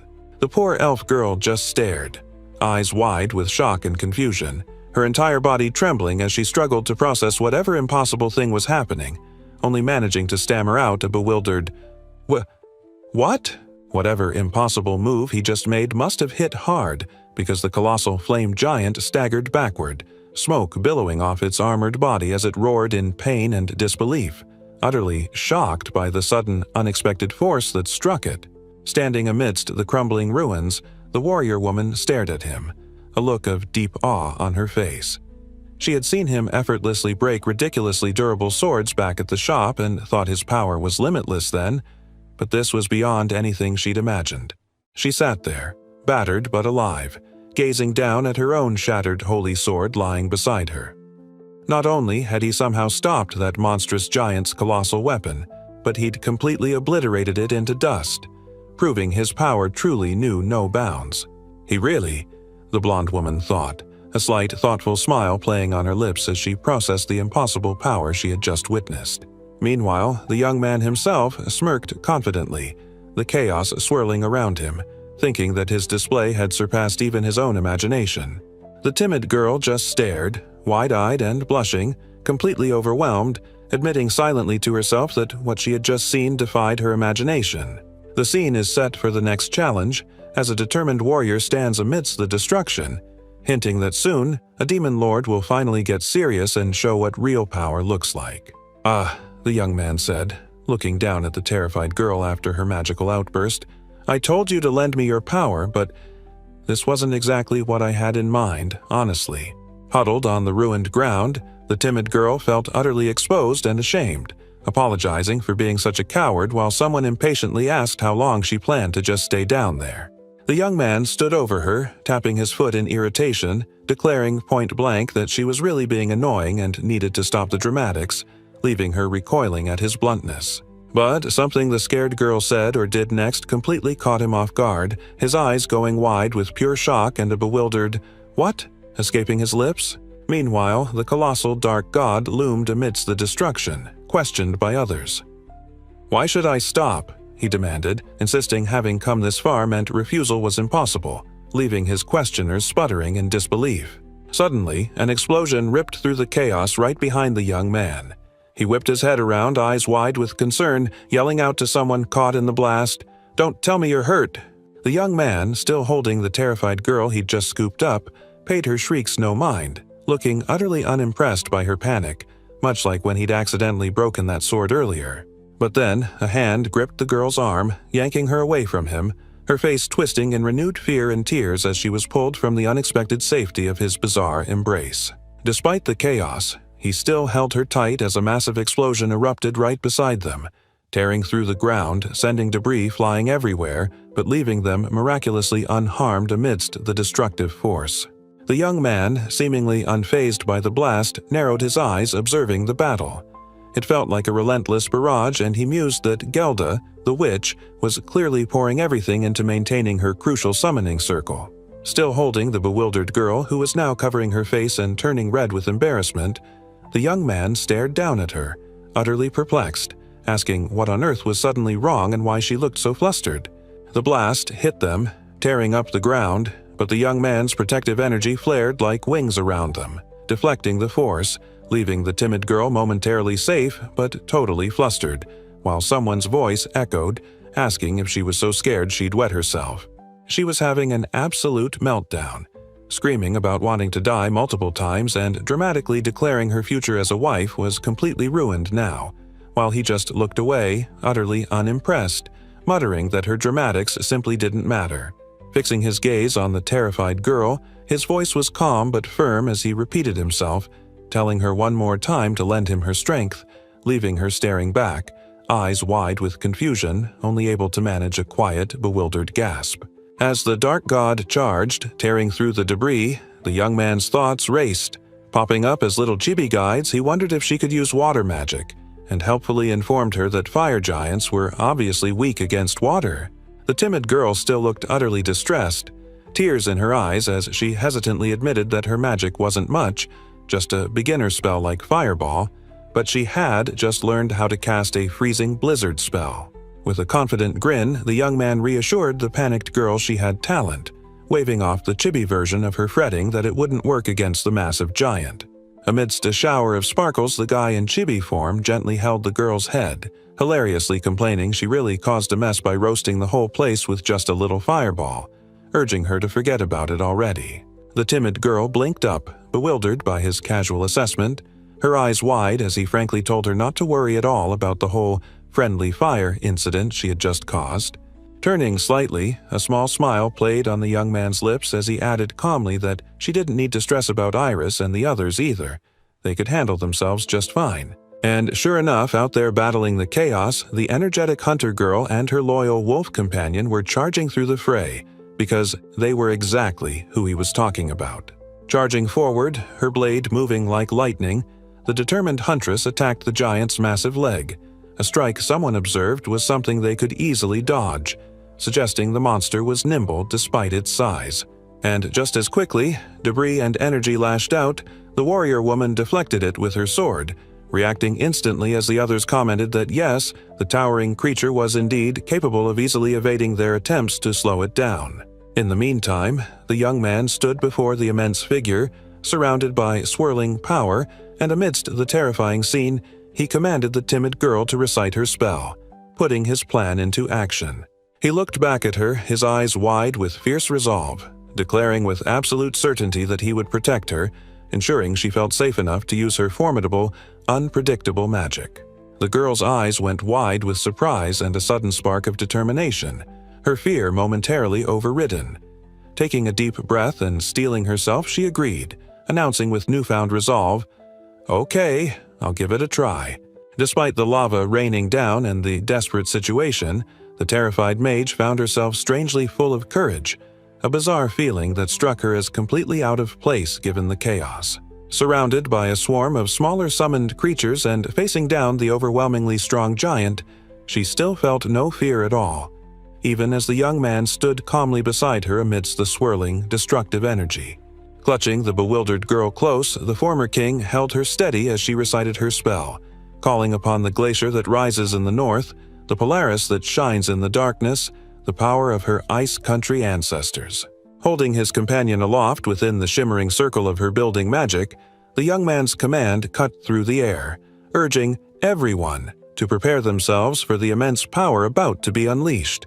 Meanwhile, across the ravaged street, the enthusiastic hunter girl spurred her wolf companion forward, startled but relaying the command, questioning what her Ishuto was saying about sending a big one over. Lying startled on the ground amidst the chaos, the energetic girl looked up, bewildered by the relayed command to just deal with whatever it was, utterly confused about what the guy meant by sending one over there. Despite the confusion, the hunter girl's face lit up with a determined blush, a wide smile spreading as she declared, "I don't really get it, but okay," ready and waiting for whatever challenge was coming her way now. The young man smirked confidently, turning his gaze towards the chaos. "Very well," he responded, a hint of mischief in his voice, telling her not to say he hadn't warned her about what was coming next. Meanwhile, the timid girl, eyes closed in concentration, began her incantation, calling upon Aquaria, the goddess of water, to hear her prayer amidst the swirling energy, signaling her powerful freezing spell was about to unleash. And just like that, the freezing blizzard erupted, a massive torrent of ice and water tearing across the battlefield, a stark, swirling contrast against the towering, armored figure of the dark god as the former king watched from the center of the powerful spell. The freezing blizzard spell erupted with terrifying force, slamming into the charging huntress and her wolf companion. They recoiled in shocked disbelief, barely able to stand against the sudden, intense wind tearing through the street, yelling about the impossible nonsense hitting them. Even the seasoned blonde warrior shielded her face from the onslaught, realizing with surprise that this wasn't just a blizzard, but something far more intense and powerful than a mere weather spell should be. The timid girl herself stood amidst the chaos she'd unleashed, buffeted by the freezing energy. She looked amazed by the sheer scale of it, whispering that by any measure, this was truly first-class ice magic. Facing the spell head-on, the colossal armored figure reeled under the impact, covered in shimmering ice and stone. "This is diamond dust?" the summoned god roared, utterly baffled by the bizarre effect of the magical blizzard. Observing the display, the woman in the hat looked on intently. Such overwhelming power, she mused, watching the ice spread. It honestly looked like it could compete with even Gelda's top-tier black magic. Holding the girl tightly, the young man watched as the colossal giant was consumed by the icy blast, its armored form cracking under the pressure. "Guess you can't call this beginner magic," he mused, confirming the sheer power unleashed. Meanwhile, elsewhere, mysterious shadowy figures observed, remarking that only a select few, even from their own enigmatic homeland, could wield such a vast range of black magic with that intensity. A slight smirk played on the young man's face as he considered the display. Despite unleashing such devastating, first-class ice magic, Henrika was apparently still registered as merely a Level 1 black mage. The timid girl, Henrika Estrandel, herself looked utterly flustered, eyes wide with distress and sweating. Whatever the system said, that kind of chaotic power proved she possessed incredible, potentially overwhelming talent. Amidst the flying debris, the young man holding her recoiled from the blast, surprised by the sheer force of the magical backlash, while someone else watched in stunned disbelief, utterly unable to comprehend what had just happened. The blast of ice encased everything in glittering frost. The girl completely froze the summoned salamander army solid, a chaotic field of icy statues, and yes, that includes the massive flame giant right there in the middle of it all. Peering at the now frozen behemoth through the shattered ice, he realized there was a limit on how many smaller salamanders could be summoned at once.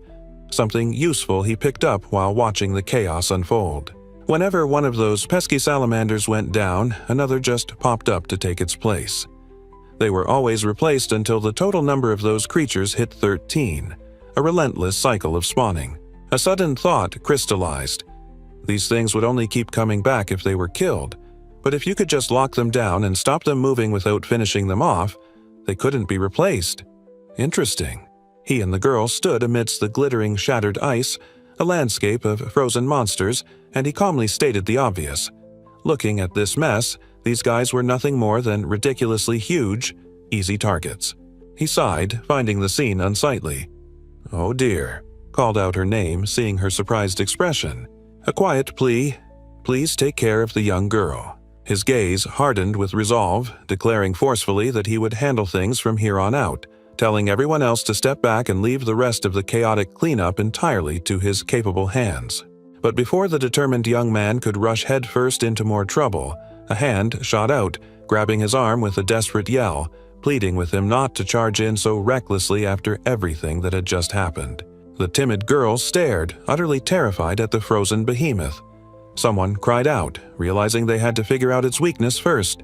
Their usual attacks just weren't getting the job done against this weird thing. Suddenly, the energetic hunter girl snapped her fingers in realization. "That's right," she shouted, hitting on the obvious truth. The monster's body was actually made entirely of flames, which explained the melting and freezing weirdness they'd seen. Indeed, hitting the colossal beast with mere half-assed attacks simply wouldn't work. Whatever this creature was, it required a precise, targeted strike against its fundamental nature, not just brute force. Meanwhile, the young man watched, taking it all in. He nodded thoughtfully, understanding, adding that he'd certainly take their struggle into account. Right, the others had faced Surtur head-on first, gathering crucial intel on its bizarre properties. He stroked his chin, a pensive look on his face. Honestly, his first thought was just to punch the gigantic fire ice creature into submission with his fists. But yeah, seeing what just happened, he guessed that simple plan probably wouldn't work after all. That massive giant wasn't handling the super-freezing treatment well, its armored form cracking under the stress of the ice magic, struggling against being turned into a statue right there in the city center. Meanwhile, the other big bad, the Dark God, wasn't frozen and decided to unleash its own hellfire, opening its terrifying maw and blasting a blinding wave of pure energy forward with devastating force. But wait, more flashes. The guy shielded his eyes, a look of sheer horror on his face. Was he kidding himself? It couldn't be. Were all those little summoned beasts blowing themselves up, all at the same time? And then, a terrifying, chaotic explosion of pure darkness erupted, tearing through the area with devastating force around a pulsing magic circle, confirming that yes, things were getting seriously out of hand now. He could feel it, consciousness slipping away. Amidst the absolute chaos he'd just witnessed, or maybe caused, his body just couldn't take it anymore. "Oh no," he thought, "I can feel myself passing out." The dark figure plummeted, defeated by the heroes. Destruction surrounded his falling, broken form. He felt a familiar power return as he fell. The towering, shadowy figure of the defeated king lay shattered on the ground, his broken wings and armor scattered around him among the swirling coins. He felt that same crushing, familiar sensation he'd known in previous lives. But somehow, he wasn't done. The formidable, dark figure stood tall again, wings spread wide amidst the ruins. Power surged as he glared back, addressing someone unseen with arrogant disdain, declaring they should witness his comeback after their foolish victory, realizing what happened in that flash of light, remembering the strongest being seen during his defeat. That sight even made him tremble with pure fear. Such a horrific, disgusting sight it was, a swirling mass of eyes radiating pure terror, looming over the small shadowy figure who faced it, feeling utterly overwhelmed by its presence. Laughing wildly, the defeated dark figure raged at the heroes, accusing them of using some forbidden evil art just to beat him, yelling they were even worse than he was.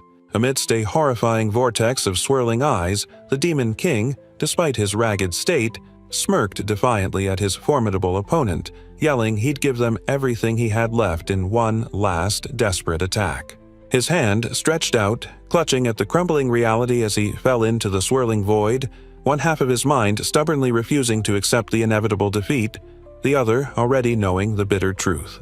Completely and utterly defeated, his body shattered, pulled into the chaotic darkness as the crushing realization settled in. There was genuinely nothing left he could do to halt his final, desperate demise. And with that, he was consumed, dissolving into the empty, dark, cold abyss as his consciousness faded, the lonely moments of his ultimate defeat finally claiming the once powerful evil king. Then, startling awake in a completely unfamiliar body, the young man blinked, a single, bewildered thought echoing in his mind. This was what had finally managed to bring death to him? Lying there amongst the rubble, the young man stared up at the sky, completely exhausted. He was flat on his back, surrounded by destruction, and honestly, at that moment he was totally ready to just give up and die. He fought like hell, pulling out every single dirty trick he had against whatever monstrous thing was attacking him, even though every desperate move just proved how utterly outmatched he actually was. Resting now, he mumbled about what a mess it all was. He couldn't quite recall everything from that chaotic final battle, but he knew he even busted out his absolute last resort, his supposed ultimate form. Talk about ironic. Whoever it was, the mage, they apparently used some seriously messed up forbidden magic. It was their power that did it, somehow ripping him right out of that reality and sending him drifting away to some entirely other world. But his transformation, that ultimate form thing, didn't just stop because he was falling into the void. His brain apparently decided to just hit the delete button on his memories, probably as a weird, desperate way to protect itself. His human form was his ultimate form, meaning. A dawning realization clenches his hand. Not reborn, but just transferred to this world. Gelda's voice cut through the silence, calling him Ishuto, a name that snapped him to attention, leaving the young man utterly surprised someone knew that name here. Perched high on a steeple, the guy listened as the witch, Gelda, continued, suggesting their best option would be something specific, likely a plan involving his sudden appearance. Amidst the swirling chaos, the determined warrior woman focused her gaze, realizing they needed a tactical retreat for now, deciding the best course was to remove the magical barrier currently in play. Snapping back to awareness after his abrupt collapse, the young man blinked, a flash of concern hitting him instantly. Right, he thought, shaking his head slightly. How is everyone after that mess? And then his eyes widened in sheer, utter shock, a silent exclamation escaping him as he took in the immediate aftermath of the battle and the state of his companions. Bodies were strewn across the shattered ground. The wounded warrior woman lay amidst the rubble, barely able to push herself up, as others struggled nearby. Someone desperately yelled they had to treat Iris and the rest of the injured, and quickly. Collapsed and aching, the blonde warrior looked down, a dawning realization hitting her. Someone shielded them, didn't they? Even just for a fleeting second, that incredible attack was powerful enough to knock her out completely. The blonde warrior lay amongst the rubble, defeated, the force of the impact strong enough to completely knock her consciousness right out of her head. Talk about a rough day at the office for the Silver Wolf Knight. While he was recovering, the young man knelt nearby, observing the scene. An unseen voice praised Alance's performance but admitted a need for more training, just before Valt casually shattered something with a mere thought or gesture. The witch, Gelda, exhausted but determined, stood over her fallen comrades addressing Ishuto. She declared she still had enough magic left to transport everyone away from the chaos, a desperate plan to save them all. But then the timid girl, Rika, realized something amidst the debris. Looking startled, she spoke, the implication clear. So, there's no need for the witch's strenuous teleportation plan, perhaps because the situation had somehow changed. Thinking about the name Ishuto, the girl wondered with wide eyes, perhaps inwardly or using some other means of communication, if this mysterious guy could actually use telepathy. What bizarre power did he possess now? Amidst the crumbling battlefield, the young man stood, a new understanding dawning. He recalled not only how to communicate using magic, but realized the missing pieces of his past memories were finally rushing back. Looking towards a distant spire where allies defended, he calmly stated he'd handle the main threat somehow, telling someone else they just needed to focus on their critical task while he took charge. Turning back over his shoulder with a smirk, he instructed the witch to gather every last drop of her magic power and concentrate entirely on keeping the vital barrier spell from collapsing under the pressure. He stood amidst the broken stone, looking down at the defeated creatures crawling nearby, letting out a mocking laugh and asking if they were truly happy now that they were free again after getting summoned. Meanwhile, the young girl stood rigid, eyes wide with sheer astonishment and a bubble of stunned silence floating above her head, utterly speechless at whatever incredible feat or baffling statement she had just witnessed.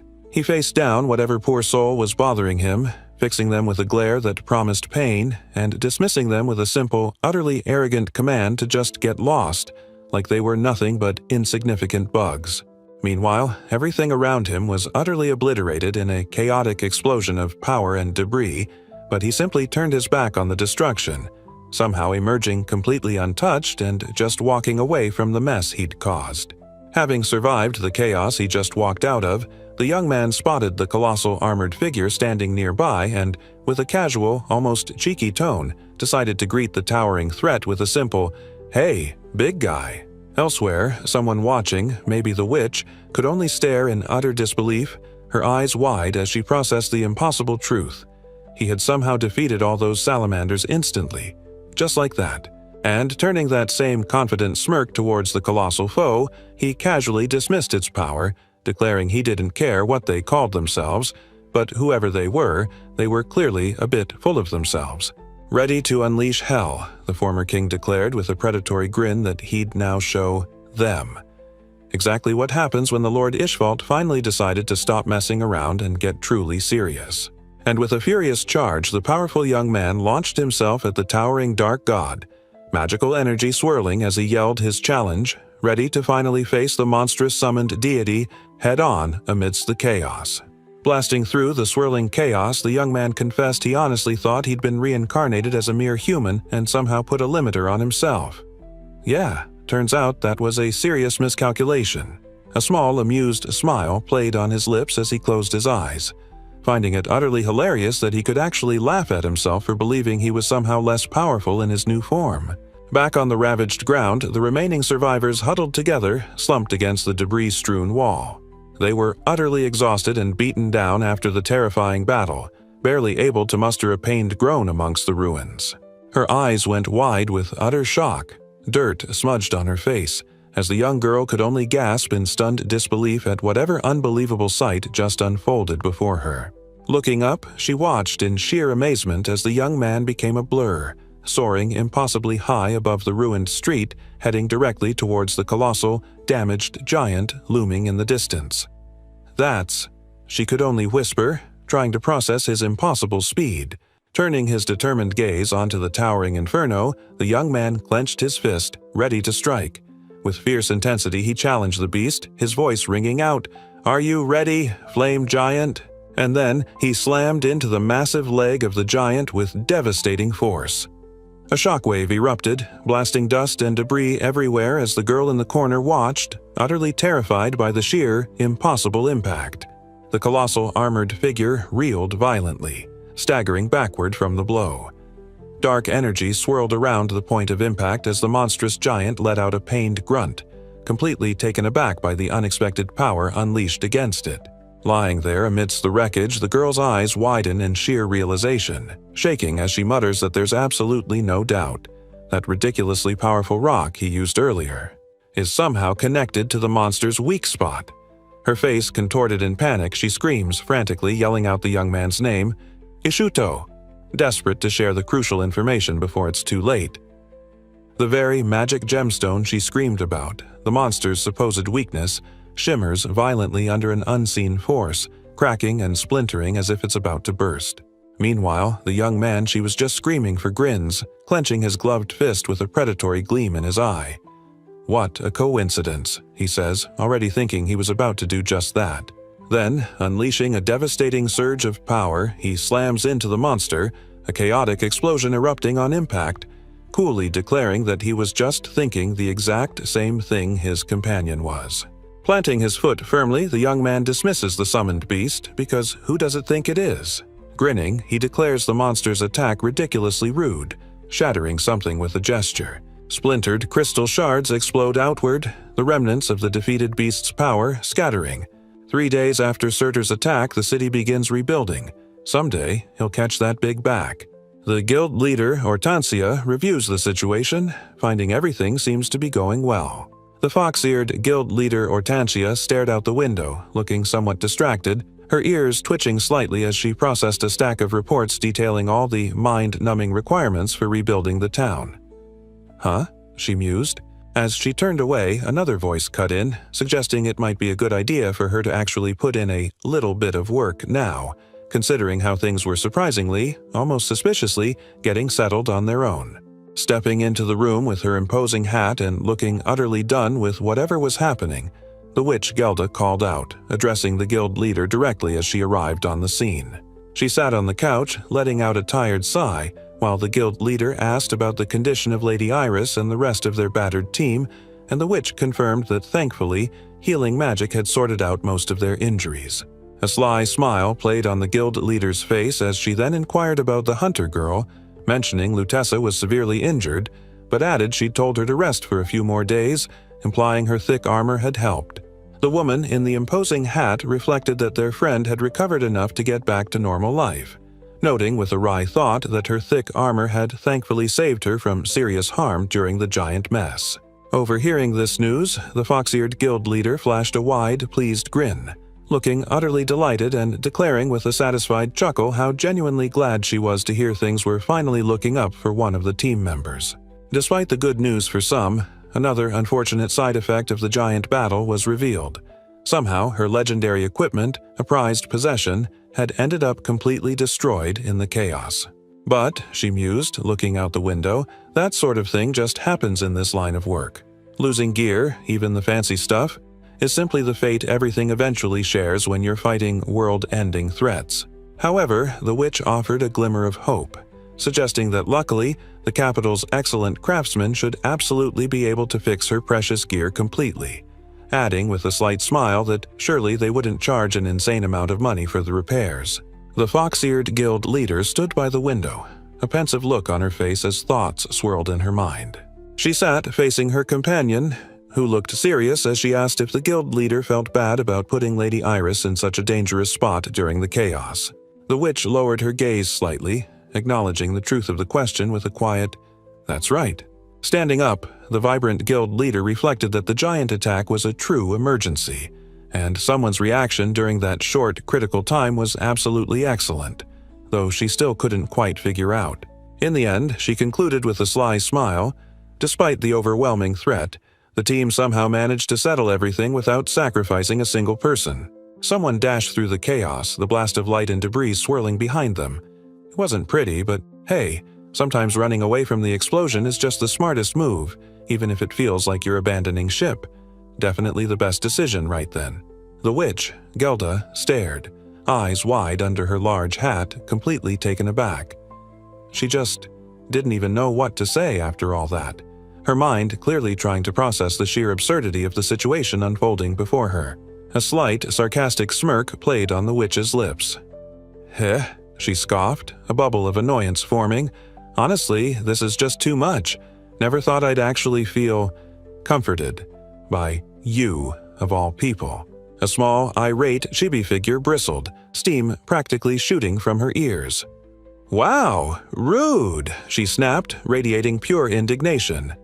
"I'll have you know, I'm actually a very gentle woman," she insisted, clearly failing to convey the gentle part. Anyway, shifting gears completely, the striking fox-eared guild leader leaned back, getting serious. Lounging there, she casually announced it was time to move on and discuss that whole thing with the adventurer, Vault, or Ishuto, as they knew him. The striking guild leader settled back, musing about the adventurer Ishuto, the witch brigand's prophecy, the scarlet full moon, and the terrifying great evil king and terror, perhaps even suspecting him as the mastermind behind the recent giant attack. As the city began to recover under a peaceful sky, the grim realization lingered. All they could really do was pray that the young man, Ishuto, didn't actually fulfill the dark prophecy and become the great evil king of terror. For now, at least. Life in the capital city surged back, the streets once again bustling with chatter and cheerful noise, crowds milling about the market, a vibrant sign that despite the recent chaos and looming prophecies, things were somehow returning to normal. Amidst the cheerful crowds, a proud man and a child beamed, raising their voices in celebration, shouting, "Hooray! For the hero of the new generation!" Clearly, someone had already earned quite the reputation in town. And there he was, the supposed hero, looking absolutely miserable and wishing the ground would swallow him whole while adoring fans swarmed him, yelling thanks and even proposing marriage.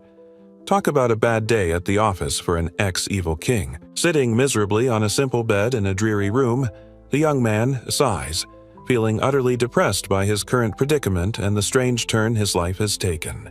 It absolutely killed him that everyone kept treating him like a hero. He rages internally that heroes are the natural enemies of demon lords, calling it a complete disgrace. Then came a knock at the door. The frustrated young man sighed, calling out for whoever it was to come in from the hallway. The door creaked open, and the timid face of the young girl appeared, hesitantly asking to be excused while he looked surprised, recognizing Rika immediately standing there. Settling onto the bed, the girl explained a white mage fixed her up and she was doing great, though he couldn't help but think it was incredibly weird for her to visit him here. The young man just stared, utterly bewildered, as the little elf girl cheerfully recounted how she managed to pay for her medical treatment. "Reward. Money?" he mumbled, still trying to process how that minor adventure netted her enough cash for healing after blowing up the forest. Beaming with pride, the timid-turned-confident girl then held up her adventure card, explaining that not only did she get paid, but somehow the whole ordeal qualified her for a reward leveling. She even bragged about skipping level 2 entirely. Yep, she proudly presented her rank card, showing the big number 3. Apparently, she shot straight to level 3 without feeling like she actually did anything special. "Humble brag much, Rika?" Seeing her excitement, the guy turned, blushing slightly, telling her that's no easy feat, and genuinely thanking her, acknowledging what an incredible, powerful ice magic spell she'd actually cast. The poor girl just flustered, stammering about what he was saying. Later, back in his surprisingly comfortable room, the former king sat on his bed, looking slightly peeved. He thought to himself it was really weird that he hadn't leveled up at all after that whole giant mess, but hey, putting that aside, someone held up his adventurer's license, presenting the official proof of his dubious new career path, stamped and ready for questionable use in this confusing new world he now inhabited. Sitting on his bed, the young man held the card, musing aloud that even after flattening that colossal monster, his stats were still ridiculously maxed out, just like they'd always been back home, which felt utterly pointless. Frustrated in chibi form, he hunched over, wondering aloud if maybe he needed to do something completely different, perhaps find some other bizarre system quirk to actually see any kind of progress in this weird world.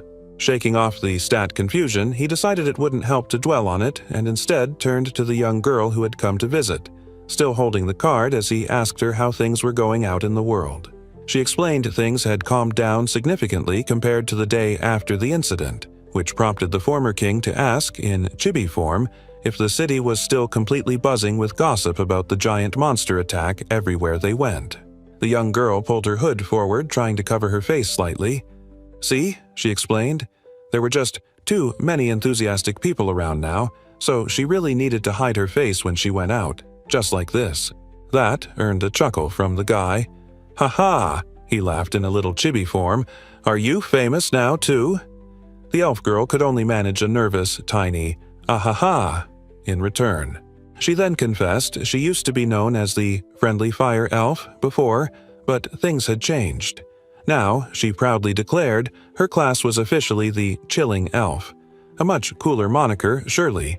Looking thoughtful in a chibi form, the young man conceded, "Well, after seeing that absolutely massive blast of ice she unleashed, you really couldn't blame people for giving her a frosty new nickname." Still, the hooded girl looked down, touching her lip with a slight frown. The name Chilling Elf just sounded, well, like she was a dish that belonged somewhere on a restaurant's menu. Gloom.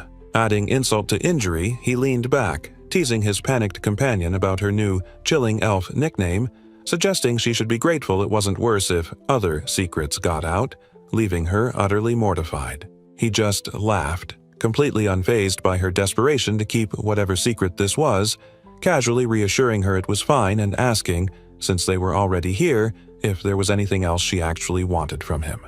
Finally, after much hesitation, the nervous elf girl gathered her courage, beads of sweat on her forehead, and began to explain, her voice trembling slightly. Well, you see, the truth is, suddenly, with a dramatic flourish, she dropped to the floor in a deep bow, a crumpled heap of fabric, letting out a heartfelt cry of, "I'm so sorry, Ishuto," apologizing for something clearly significant. The young man simply stared down at her, utterly bewildered by the sudden, over-the-top display of remorse. "What are you doing all of a sudden?" he asked, completely caught off guard. Her confession spilled out, bowing low and shaking. She'd been monitoring him the whole darn time, acting strictly on orders from Chief Verdelaine. He heard her out. Even after their mushroom quest, she dutifully wrote reports about him. The guy just shrugged, figuring that kind of sneaky move was totally typical for that vixen. She showed him the glint of payment, explaining someone offered her a seriously large amount of money, which, led her to just accept the whole shady request. Honestly, it was a no-brainer. She was flat broke, always hungry, and he totally understood why she'd snap up any job with cash. Blinking back, utterly confused, the timid girl couldn't believe his reaction.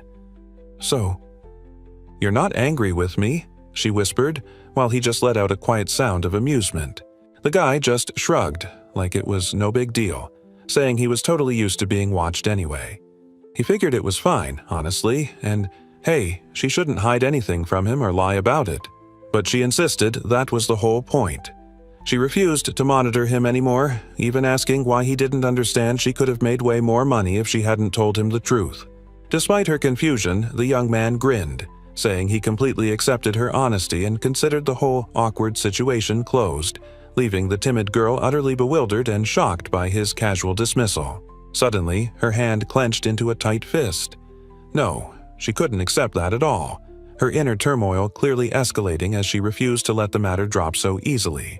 And just like that, she threw herself at the young man, hugging him desperately and screaming she simply couldn't accept it, utterly startling the poor guy who recoiled, completely caught off guard by her dramatic outburst. Clutching onto him with tear-streaked cheeks and a desperate expression, the timid elf girl pleaded emphatically, practically begging him to do whatever she wanted simply, "For my sake." She doubled down on the dramatics, wrapping herself around his leg and refusing to let go, declaring through sobs that she would accept any consequence and he could do absolutely whatever he pleased with her, much to his tiny chibi annoyance. He looked utterly overwhelmed and bewildered by her persistent, tearful display, face contorted with flustered confusion as he shouted back, demanding to know exactly what he needed to do for her to finally be satisfied. Still clinging tight and burying her head, sobbing uncontrollably, the girl wouldn't budge from her dramatic position, leaving the guy just staring down at the top of her head, asking with quiet confusion if she was still, there? Things felt completely stuck, a stalemate reached.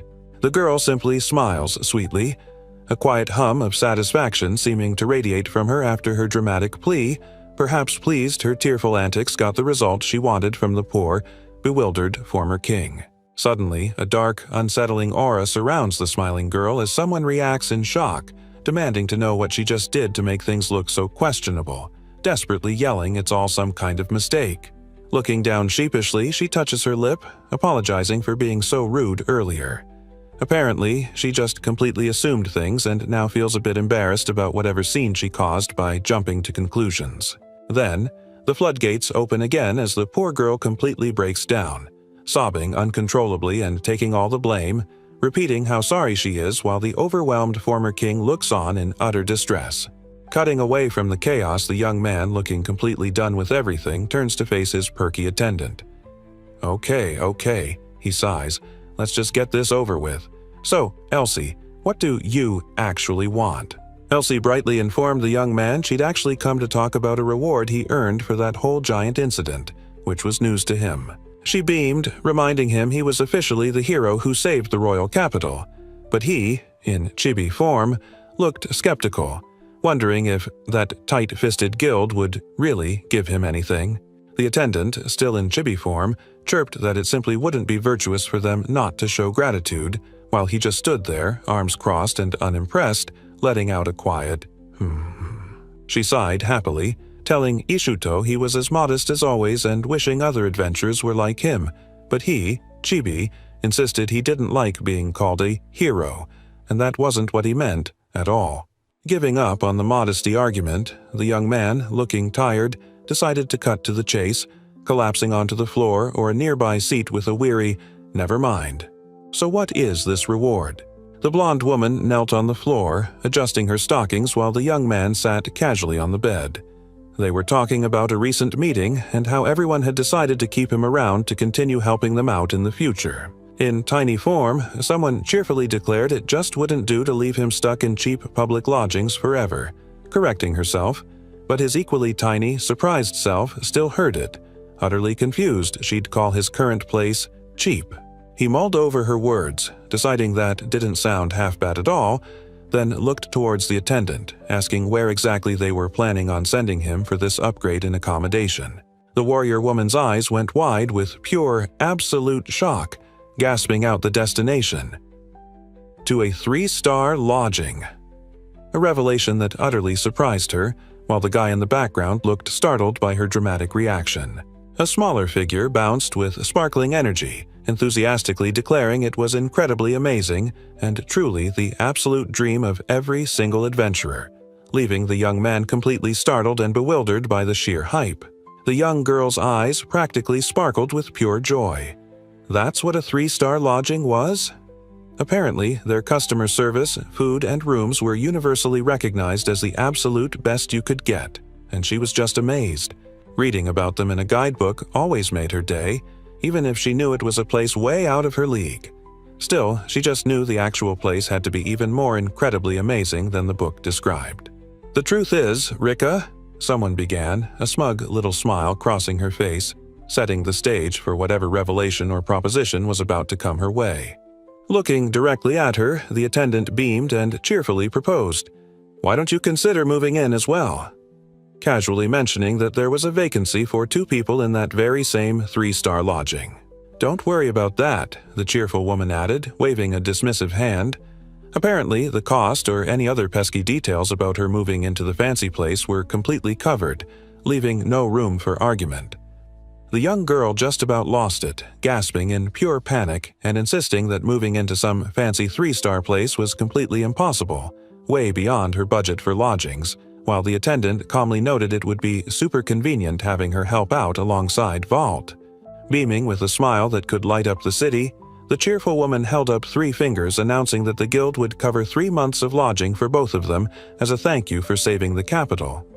Apparently, the girl played an important role too, but a little voice of pure worry popped up for the timid girl, fretting about what would happen after. Those 3 months were over, a point of contention the young man, appearing as a chibi, just didn't get, wondering what her problem even was. Giving her a confident look, the guy just grinned, reassuring her not to worry about her magic. He promised he'd totally lend a hand and help her improve with all that chaotic power she seemed to have. Lounging back on the bed, the young man got serious again, telling her to stop stressing about imaginary future problems. What was really important, he insisted, was figuring out how exactly they were going to earn enough cash to keep paying for their fancy new lodging after the free ride ended. Tears welled up and streamed down the girl's face, her cheeks flushed bright red with a mix of shock and confusion as she stammered out his name, calling out to Ishuto amidst her overwhelming emotion.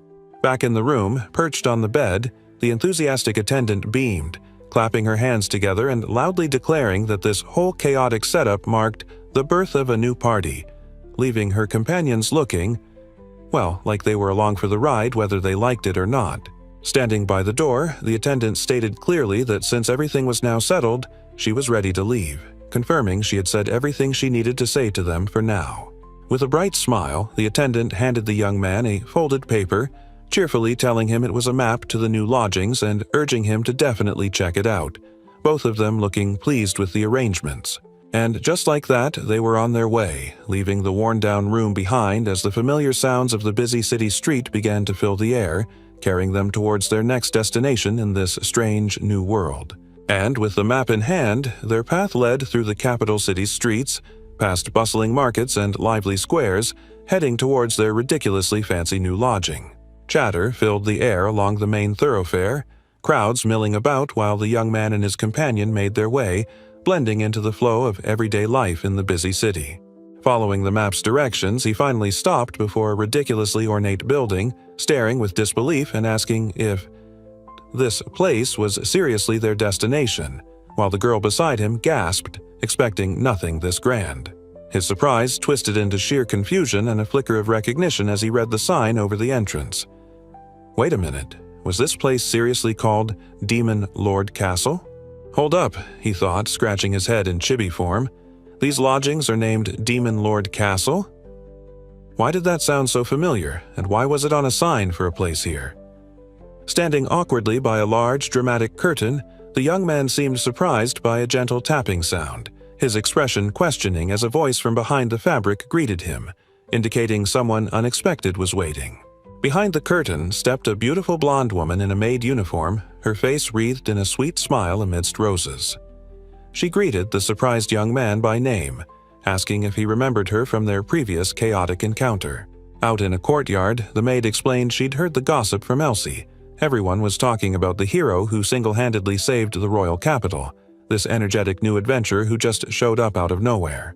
Being called a hero again sent the former king into a fit of frustrated indignation, asking if they were trying to annoy him, while the smiling maid playfully insisted she'd just have to call him Hiro Ishuto from now on. Amidst a decorative pattern, a young girl's face twisted in shock, hearing the infamous title, "The Chilling Elf Henrik," whispered nearby, perhaps directed at her, before she forced out a nervous, stuttered greeting. The timid girl, looking utterly flustered and wide-eyed, suddenly blurted out her full name with nervous energy. "I'm Henrika Strandl." The guy reacted with a chibi, "What?" in the background as Henrika, beaming brightly amidst little flowers, explained everyone just calls her Rika, like the legendary Chilling Elf. "Nice to meet you."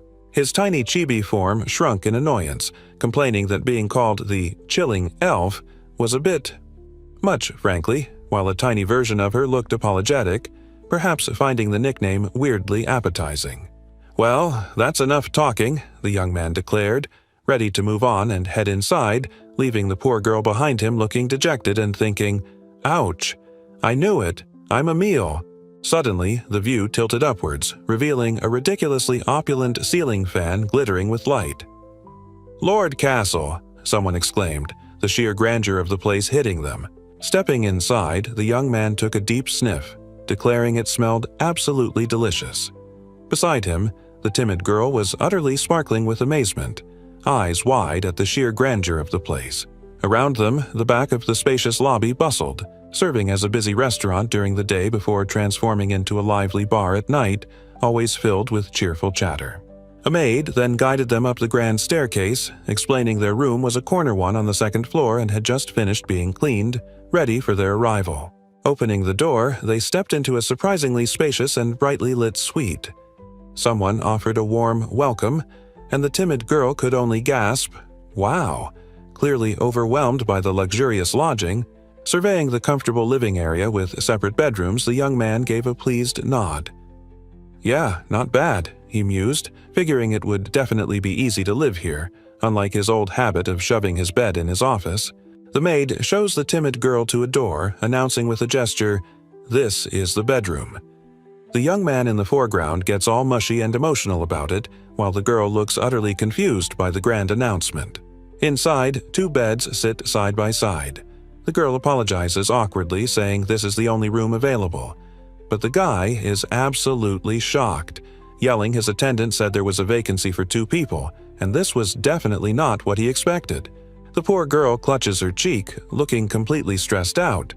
She mutters to herself, figuring the people at the guild must have totally misunderstood what they needed. What on earth were they supposed to do now? Shrinking into a resigned chibi form, the former king sighs and calmly declares, "Well, it's all right." This naturally sends the tiny girl beside him into full-blown panic, shrieking, "Wait! Are you sure?" Sitting on one of the beds, the young man settles in, apparently having made up his mind already. He grins confidently and declares, "Yes, we'll live here," sealing their fate in the unexpectedly shared room. And while he calmly accepted the idea, the poor timid girl absolutely lost it, her face flushing bright red as she sputtered in sheer panic at the thought of actually being in the same room as Ishuto. After settling them in, their guide pointed out the lodge's public bathhouse, a bustling area on the first floor where guests could relax and refresh whenever they pleased, a nice perk after a chaotic day. And get this, it wasn't just any bath. The attendant excitedly explained it was a natural hot spring, assuring the young man he'd feel absolutely heavenly soaking in it. He looked pretty stoked, honestly. With the tour complete, the attendant politely excused herself, reminding the timid girl she could find help at the reception desk if she needed anything, leaving the poor kid clutching her hands, overwhelmed by sudden anxiety about being left alone. What exactly was she so terrified he might do now that they were sharing accommodations? The panicked girl could only cover her mouth, her mind racing, when suddenly a voice from nearby simply called out, "Hey, Rika!" The young man smirked slightly, looking down as he calmly stated they would be living in the same room and asked how she felt about that, causing the timid girl to yelp in utter shock and question his sudden pronouncement.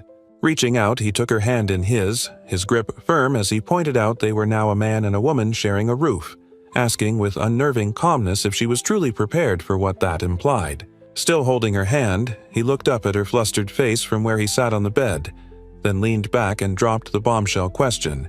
Was she ready to give birth to his child someday? That preposterous question sent the poor girl into a spiral of pure panic, blushing furiously, eyes wide and spinning as she stammered about what a truly great duty that was for someone like her, crying out in distress. She couldn't believe her ears, sweat pouring down her face as she repeated, practically screaming internally that giving birth to his child was just a great duty for someone like her, utterly overwhelmed. The poor girl completely short-circuited, stammering apologies and insisting she wasn't ready for that, whatever that was. Meanwhile, the young man just blinked, utterly confused by her sudden meltdown, asking why she was so flustered and telling her to calm down because he had something important to say. Okay, crisis averted. The former king, settling onto one of the beds, drew a clear line in the sand, or rather, across the room. Pointing emphatically, he declared this bed was his territory, that one was hers. And did she understand the critical importance of these boundaries? Taking his territorial declaration a bit far, the guy then decided to lay out the potential consequences of crossing said boundary. "You know what would happen?" he asked dramatically. "It could only mean war." The girl just stared back, wide-eyed, nervously agreeing she understood the concept of international conflict. "War!" she shrieked, utterly aghast at his sudden escalation. The young man, seeing her freak out, held up a hand. "Calm down," he sighed, but couldn't help adding with a slight smirk, "I hope I won't need to defend myself." Her panic reached critical mass. The timid girl shrank down, a chibi ball of pure distress, vehemently declaring she had absolutely zero intention of crossing into his domain. Not in the slightest, like he even needed to ask, honestly. The young man grinned, looking absolutely delighted now that boundaries had been established and agreed upon. "I can rest easy after hearing that," he declared happily. "Great." His weird rule about the beds worked, apparently. Standing awkwardly, he explained there was really no need for drama. It was just about the two of them sharing a space, so a simple spoken agreement was totally sufficient. His nervous companion stammered, "A pact?" suggesting a non-aggression one just in case. He looked down at her, serious now, asking if she could truly keep that promise about staying on her side of the room. She visibly sweated, mumbling a hesitant, yes, if that's what you want." Having received the assurance, he stretched dramatically, feeling instantly better. "Great, hearing that makes me feel much better," he announced with a satisfied sigh, concluding the rather bizarre negotiation over sleeping arrangements. Feeling refreshed, he proposed their next move, tackling some light quests after they enjoyed the lodge's bath. His companion, eyes wide with excitement, countered, Why don't we go to that hot spring Sharon was bragging about instead? You should come too." "All right, see you later then," the energetic young woman chirped, waving goodbye amidst a flourish of sparkles as she headed off for a soak. But stepping away, her cheerful demeanor crumpled. She puffed out her cheeks, utterly frustrated and insisting she wasn't satisfied with whatever was going on. Why couldn't he see it? He just didn't notice her, at all, leaving the poor girl feeling completely glum and overlooked despite everything. Fortunately, all that frustration melted away the moment she stepped into the hot spring, sighing with blissful relief in the warm, steamy water. She was truly in heaven.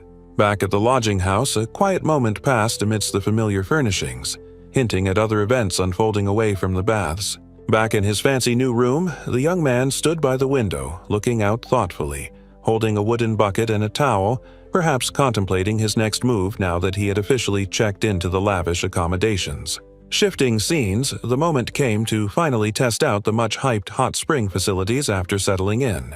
Stepping out, bucket in hand, the guy paused, looking slightly perplexed by something he encountered. Apparently, there were unexpectedly more options than he initially thought for this supposed simple bathhouse situation. There weren't many people around, which should make choosing easy, but he couldn't decide. "Didn't know there were so many kinds," he mused, pointing upwards with grandiose ambition. "I will conquer them all someday, though. The first hot spring that will have the honor of having me is— Whoa!" Just as he made his magnificent choice, a sudden, blinding flash of light erupted, startling the poor former king and interrupting his majestic bath plans. The young man stood startled by the steaming hot spring, holding a bucket, his eyes wide as a sudden flash of light or something else unexpected totally blindsided his peaceful soak plans. Then, with a vigorous shake, a huge, fluffy white wolf, soaking wet and splashing everywhere, appeared, prompting someone nearby to exclaim in recognition, "Oh, if it isn't Kururu!" The guy knelt down beside the massive, barking beast, looking utterly confused and asking what the wolf was doing here and if its owner, Lutessa, wasn't supposed to be with it right now. Smiling slightly, the former king reached out, burying his hands in the beast's soft fur, petting him and saying with relief, "Ah, that's where you've been, crew," clearly happy to find his friend. Standing up, the young man grinned widely at the wolf's silly, tongue-lolling face, looking past the beast towards someone approaching. "Oh, nice timing, Lutessa," he called out cheerfully. The energetic young woman erupted from the water, spraying everywhere and yelling at the young man, an utterly exasperated look on her face as if saying, "Get ready for this." Then, in a sudden, chaotic rush of bubbles and panic, she was yanked or launched through the air, probably by the wolf, while someone desperately yelled for her to come back and wait. The guy just stared after the bizarre display, utterly confused, wondering aloud if that sudden, weird appearance was somehow caused by teleportation magic. Back in the steamy bath, the hunter girl looked annoyed, explaining to the teenager that her wolf companion had totally run off the moment she tried to wash his body. She grinned in the water, completely unbothered, cheerfully stating that holy beasts have all kinds of mysterious, unexplained skills, implying that's just how her big, fluffy pal rolls. He was still awkwardly peeking or maybe lingering near the bath, completely flustered by her casual nudity, trying to point out that even if they were alone, this was technically a public spot, but she just blinked, wondering why he was still standing there like that. Shrinking down in sheer awkwardness, he grabbed a bucket and told her to get back in the bath before she caught a cold, insisting he was fine since he was covered in soap, but she just looked annoyed and promptly sneezed. After that awkward bath encounter, she reappeared, fully clothed with a sudden bright idea, looking excited and giving a thumbs up as she cheerfully asked him if he was planning on taking a bath right now. He just stared back, looking utterly surprised by the question, his eyes wide as she quickly jumped on his apparent lack of plans, declaring with enthusiasm that if he needed a good recommendation, she totally knew just the place. Her face lit up with a mischievous wink and a playful finger to her cheek, leaning in conspiratorially to reveal the name of her suggestion, a secret hot spring only a few people know, known simply as the Flower Hot Spring. They've arrived at the place his companion suggested, the Flower Hot Spring, and she's clearly ready to jump right in, looking incredibly minimalist in her attire as the giant wolf calmly stands by the entrance. Suddenly, the young man realizes there's only one entrance and panics, but his companion just grins cheekily, casually dropping the bombshell that this isn't a segregated bathhouse. It's a mixed bath, obviously. Mixed? The guy's brain short-circuits completely, processing the simple, horrifying implication of sharing a bath with women who are definitely not shy about their nudity in this strange new world. Meanwhile, completely oblivious to his internal crisis, she cheerfully beckons him to hurry up and get ready, explaining she's absolutely going in right now, whether he likes it or not, looking way too eager about it. The guy panics further, yelling for her to wait. Is she really going in too?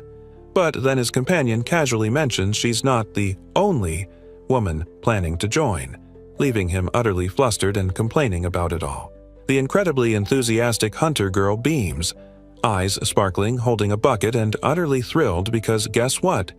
The entire Silver Wolf Night Squad booked the whole hot spring for a meeting, and she insists the young man shouldn't hold back. They're totally taking over the baths. He just stares, utterly shocked. She just keeps bouncing, completely brushing off his worried questions about whether the others, especially someone named Lance, would actually be okay with this ridiculous plan. Don't mind, she chirps, while he mutters his doubts. Grinning wide, the mischievous girl practically vibrates with anticipation, saying she absolutely can't wait to see the reaction of the other woman, Lance, when she realizes he's there too. It's going to be hilarious, apparently. The young man just looks exhausted, holding his bucket, and pleads with her to understand he only wanted a relaxing hot spring bath, adding firmly that she's going to be the one explaining this whole mess to everyone else, all right? The poor guy stares, sweating profusely, his chibi form radiating pure panic, while an unseen voice makes a terrifyingly confident promise, "I will wash every inch of your body this time." He can only manage a weak, bewildered, "Will it really be okay?" Stepping into the massive, steamy hot spring, the young man was absolutely floored by its sheer size, exclaiming how unbelievably big it was as he held his bucket, totally ready for a luxurious soak. He closed his eyes, taking a deep sniff of the air. Wow, it smelled gorgeous, he mused, realizing it was somehow the distinct fragrances of women mingling with the steam, though something felt off. Just as the guy was mentally patting himself on the back for enjoying this hot spring to the max, a sudden splash startled him, and he whipped around, demanding to know just who had appeared. Splashing water erupted around him, and the panicked former king stumbled back, mentally screaming about how Lutessa hadn't explained this. Someone shrieked that this bath was totally reserved for the Silver Wolf Night Squad and yelled for him to get out now. His face flushed bright red with sheer embarrassment and panic as he yelled back, desperately trying to get the unseen person to answer him, stammering that it was just him. It was Ashuto. And just as he was enjoying the simple bliss, a sudden splash erupted, sending a bucket flying at his face, utterly startling the poor guy as someone shrieked in panic about a man being in the sacred bath. Chaos! Turns out his companion had invited everyone, and the bath was full of the Silver Wolf Knights, most of whom stared in shock while one gleefully announced this ridiculous situation was the best. Back in the steamy waters, the young man just sat there, looking utterly drained and sighing about how completely awful that whole ordeal had been, while someone nearby casually asked if he'd even started washing himself yet. Oh great, here we go. Kneeling beside his stool, one of the cheerful members of the night squad beamed, announcing that the others had totally given permission, so it was officially time to get his body all cleaned up for him. He just stood there, flustered and sweating, thinking about how weird it was getting washed like this, even musing about how royalty back home usually had servants do it, and admitting, yeah, he was honestly terrible at this whole forced intimacy thing. An elf girl still in the bath steam commented that he wasn't very good at washing his body, much like her wolf companion, causing the kneeling young man to angrily insist he shouldn't be treated like a beast. Looking utterly startled by the remark, the guy whipped his head around, eyes wide as he stared at his companion, who seemingly offered to take over the task for him. The cheerful girl, relaxing in the water, explained it wasn't a problem, especially since he had saved her during the recent chaos with the giant, as he sat nearby, still looking thoroughly annoyed. She then proudly declared that they, as elves, possessed a strong sense of duty and felt compelled to show gratitude personally, causing the young man's face to inexplicably flush bright red. His chibi form looked completely unsure, questioning if her statement was really true, while her tiny, confident self beamed back, affirming that yes, it absolutely was. The shy elf girl's face split into a determined, slightly blushy smile, declaring that's exactly why she would handle washing his body herself, personally. He just slumped over, utterly mortified, groaning that he knew, while his overly enthusiastic companion, surrounded by bubbles, cheerfully instructed him to keep his eyes tightly closed since it was so embarrassing. Her smile widened, eyes sparkling with resolve as she declared she was getting her own body ready, confirming with pure determination, "Very good, then here I go."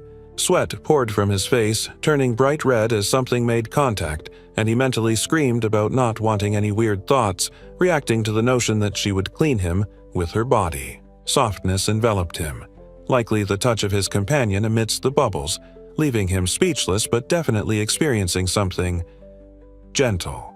The young man relaxed in the steamy hot spring, casually calling out, "Hey, Lutessa," while she popped up in chibi form, a little musical note hovering as she chirped, "Yes?" Amidst the bubbles, the young man looked utterly confused, leaning back and asking if she wasn't a bit hairy, while the petite girl nearby looked totally embarrassed. Blushing fiercely and biting her lip, she quietly admitted, "Well, I'm hairier than most people." Apparently, that was a sensitive topic. Looking completely bewildered, the guy pondered the statement, picturing mops and brushes, and asked if she meant like a mop. Talk about blunt. Suddenly, the massive wolf, Krull, joined in the bath, happily slobbering and washing the guy, who stared in shock, sputtering, "What are you doing, Krull?" Amidst the bubbles, the young man sat looking utterly confused as the giant wolf happily went to town washing him, while the cheerful elf girl floated nearby in a little thought bubble, practically rolling with laughter because, oops, he found out. The guy just sat there in the steaming water, arms crossed, looking annoyed and maybe a little flushed as an off-panel voice called out, demanding he listen up and addressing him pointedly by his old name, Ashley Ishvalt. Submerged in the swirling, glittering water, the blonde woman stared ahead with wide, startled eyes, silently warning someone not to stare at her body, emphasizing the point with a serious gaze. Then, her face contorted with fierce frustration, the warrior snapped back, making it crystal clear that taking even just glimpses of her was absolutely, positively forbidden as well. The young man recoiled, blushing furiously and looking completely bewildered by the outburst, yelling, "What?" and internally thinking that honestly, as if he'd do something so cheap as just take a peek. Relaxing in the steamy, hot spring, the young man looked over at the blonde warrior and bluntly observed that a great body like hers seemed wasted on a night. Her face instantly turned bright red with pure mortification, tears welling up in her eyes as she stammered in sheer, overwhelming embarrassment at his incredibly awkward remark about her appearance. The chaotic situation escalated as others in the bath splashed water and called out, trying to get both the embarrassed woman and the blunt young man to just calm down already, amidst the sudden commotion. Amidst the dripping aftermath, the guy shrank down in a chibi ball of wet embarrassment while the blonde woman, recovering slightly, changed the subject completely, asking if he'd decided on a name for his new adventurer party yet. Then, hovering above the steaming water, the young man's chibi form pondered aloud, listing potential party names like the Underworld Sorcerer Rulers of the World, which naturally left the women around him staring in stunned, bewildered silence. She sighed, leaning back with eyes closed. Honestly, someone's total lack of ability to communicate properly in this world was genuinely becoming life-threateningly frustrating, she thought. But then, a moment later, still relaxing in the warm water, a laugh escaped her. This whole ridiculously awkward situation was actually turning out to be pretty darn hilarious after all. Someone else nearby snapped their head up, eyes wide with shock. "Whoa! Hold up! That is not okay!" she exclaimed, insisting that if anyone was trying to be funny, they desperately needed to pick a much, much better joke. The young man, looking completely exasperated while soaking with the wolf, shielded his face. Honestly, he muttered, mere mortals just couldn't comprehend the brilliant thoughts of a genius like himself. What were they even babbling about now? Looking down from his perch, he then turned to his companion, asking what she thought of the whole situation. She, meanwhile, just splashed happily in the water, letting out a surprised, "Huh?" utterly lost in her own world. Back in the bath, the blonde warrior couldn't believe what he just suggested, protesting that her honed language sense told her you shouldn't come up with something like that all by yourself. Despite the chaos of the hot spring, a chibi version of the energetic hunter bounced, asking if they could all think about a party name since they were relaxing there. Startled by the suggestion, the timid elf girl turned, looking wide-eyed as she repeated the question, wondering if they were really talking about naming a party now. Walking ahead, the young man looked back at her, casually stating he wasn't lying and that some adventurers he met earlier at the hot spring had actually given him advice.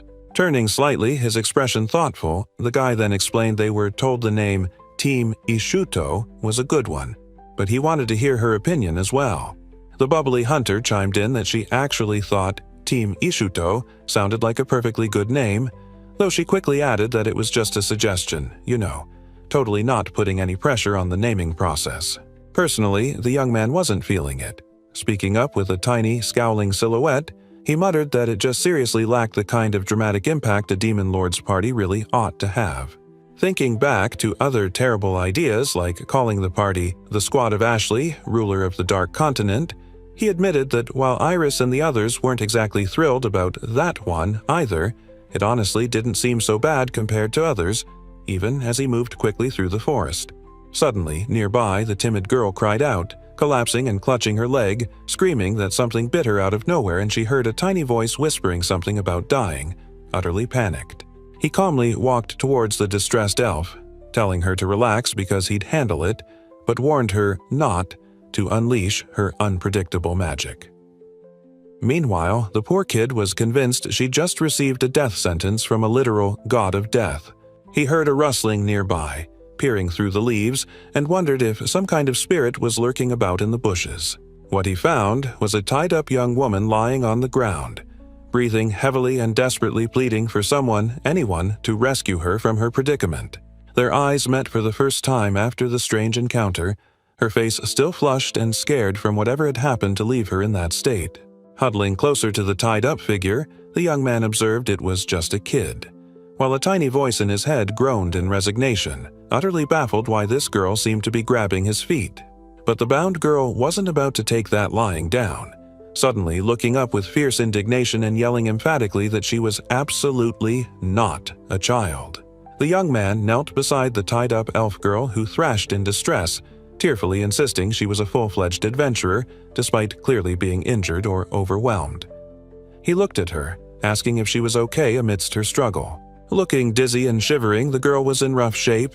Someone among the remaining folks figured they had no choice but to take her to the royal capital for medical help, wondering aloud what else they possibly could do for the poor thing. Still looking pale and drawn, the injured young woman clutched her stomach, wheezing slightly. Her discomfort was obvious, leading someone nearby to kindly ask if she was suffering from a stomachache right now. Supporting the weak girl as she leaned heavily on him, the young man urged her to hang in there, sighing internally that he'd feel like a total jerk leaving her to just bite the dust out here on the roadside after all this. The question came again, directed at him now. "Do you have a stomach ache?" The guy looked down, a flicker of surprise and concern on his face as he started to respond, perhaps confirming his own unexpected symptoms after the chaos. Still out in the woods after the incident, the young man and his companion walked the path. But forget monsters, the real threat was apparently hunger, because the poor girl was already feeling like she was literally about to die from starvation. Fast forward a bit, and that same girl, looking absolutely determined in a snappy new outfit, was geared up for her own quest. It seems she was intent on showing everyone just how important a tool warrior could really be. Later, someone found themselves looking around the busy dining room area of the Adventurers Guild's capital branch. People were scattered around, eating and chatting, and they seemed to be pondering something, perhaps considering the lively atmosphere. And there she was, covered in a bit of grime but radiating pure joy, absolutely digging into a meal. The food was so good, she declared, it felt like forever since she'd gotten to enjoy something that delicious. Beaming, she offered some of the food, telling someone to eat up and enjoy, mentioning there was even cake. They gratefully accepted, thanking her profusely, clearly appreciating her generosity after their shared experience. Sitting down to eat, the injured girl went absolutely wild, piling plate after plate high with food and scarfing it down like she hadn't seen a meal in weeks, leaving the young man utterly bewildered by her appetite and prompting him to ask if she even had money. With a cheerful grin and a little shrug, she casually confirmed she was completely broke, leaving the guy looking resigned and realizing with a sigh that, naturally, this meal was going to be on him now. Mid-bite into a burger, her face smeared with food, the girl suddenly paused to offer a bright smile amidst the pile of empty plates, finally introducing herself officially and giving her name. He repeated her unique name to himself, wondering about it while she explained her age and where she was from, prompting him to think back to his previous life and the weird nicknames people used to call him. So, cutting to the chase after the introductions, the young man leaned forward, looking at the girl and asking the burning question. Why was she in such bad shape and almost passed out when he found her earlier? The young woman shifted uncomfortably, her face streaked with dirt and a sheepish look in her eyes. She hesitated, mumbling awkwardly, simply starting her explanation with, "Ah, well." Her face took on a resigned cast, admitting that she was right in the middle of a delivery quest when monsters jumped her, and yeah, things went south fast and she failed the quest, prompting the guy's chibi form to ask if her failure was officially confirmed yet. The young man smirked, looking totally amused now. He leaned in, curious, asking what exactly happened with the delivery itself and if the monsters had managed to snag it from her. His eyes went wide in sheer, utter shock as she responded to his question with a blunt, simple admission. "I ate it." "You did what?" Explaining the bizarre turn of events, the young woman recounted hiding in a tree with no supplies, getting terribly hungry and thinking her rumbling stomach would totally attract the monsters, so she ate the delivery item to avoid disaster. That's when she finally explained her bizarre actions, and the young man listening suddenly remembered with a jolt.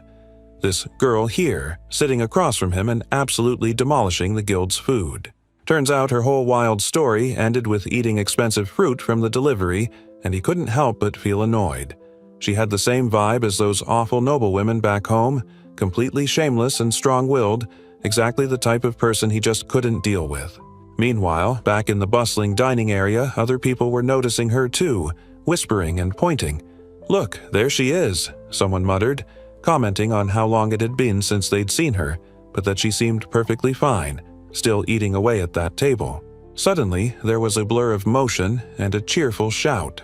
Rushing up to their table, looking relieved and slightly out of breath, stood the beautiful girl from the other day, exclaiming how glad she was to see someone was okay. Turning to the young man sitting there, the girl smiled gratefully and thanked him, telling him he did great, specifically for protecting her earlier, a statement that left the former king completely confused. Amidst the guild hall's dining bustle, talk turned to Mira, who found herself unexpectedly in the spotlight, giggling as she agreed to be called that name, while the young man nearby heard incredulous gossip about someone else, the accident-prone tool warrior, being so bad they got lost on a beginner quest for a whole week.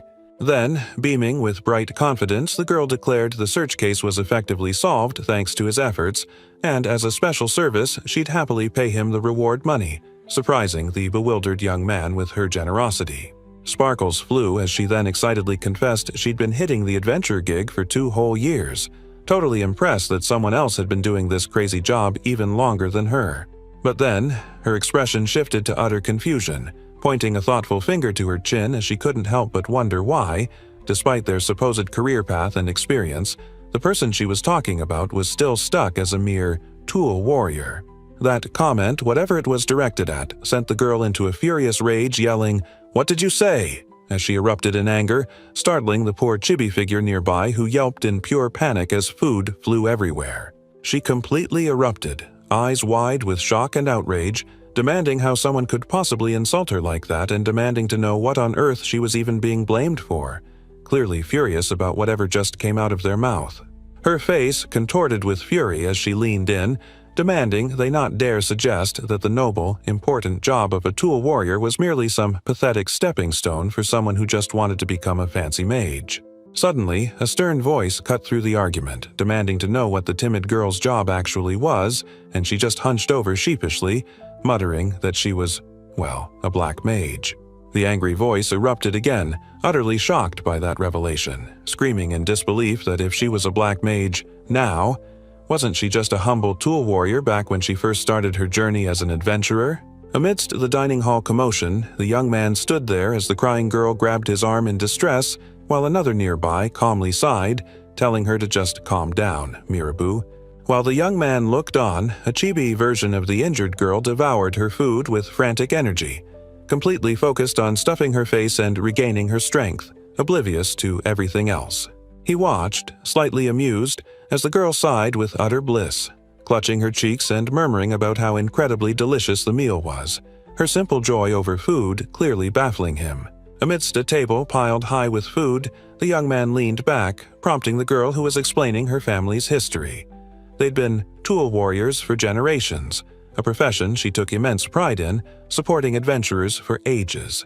The girl bristled, radiating pure fury as she declared her absolute hatred for how everyone completely underestimates tool warriors, prompting the guy to just shrug and concede that, well, she might actually have a point there.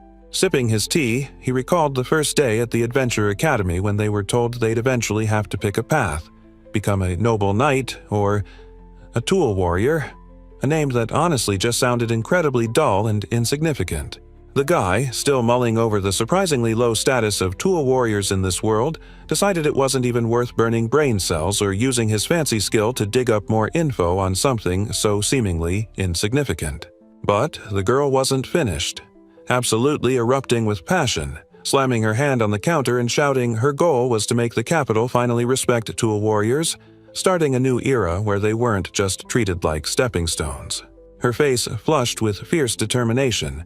She leaned forward, tears glistening in her eyes as she declared with unwavering resolve that someday she would rise above everyone and become the strongest tool warrior in the entire world. Just as she was getting truly heated, the maid from the guild intervened, gently but firmly pulling the girl back from the counter, apologetically explaining to other customers that someone from the Verona Stelvio family, nicknamed the Pearl of the Alicia Sea, was causing a scene. Utterly mortified and frustrated, the girl protested she was being treated like dirt just because she was a tool warrior, but the maid remained unmoved, tapping her foot impatiently and bluntly stating that, no, it was just her own fault for the outburst. She raged that being a tool warrior wasn't the issue, but he calmly shot back that she was actually the one putting down her own job, leaving her utterly shocked by his accusation. She completely lost it, getting all chibified and furious, hair flying, while he just chuckled and asked if she was somehow mad at herself. Apparently, her fair argument was somehow driving her nuts, not him.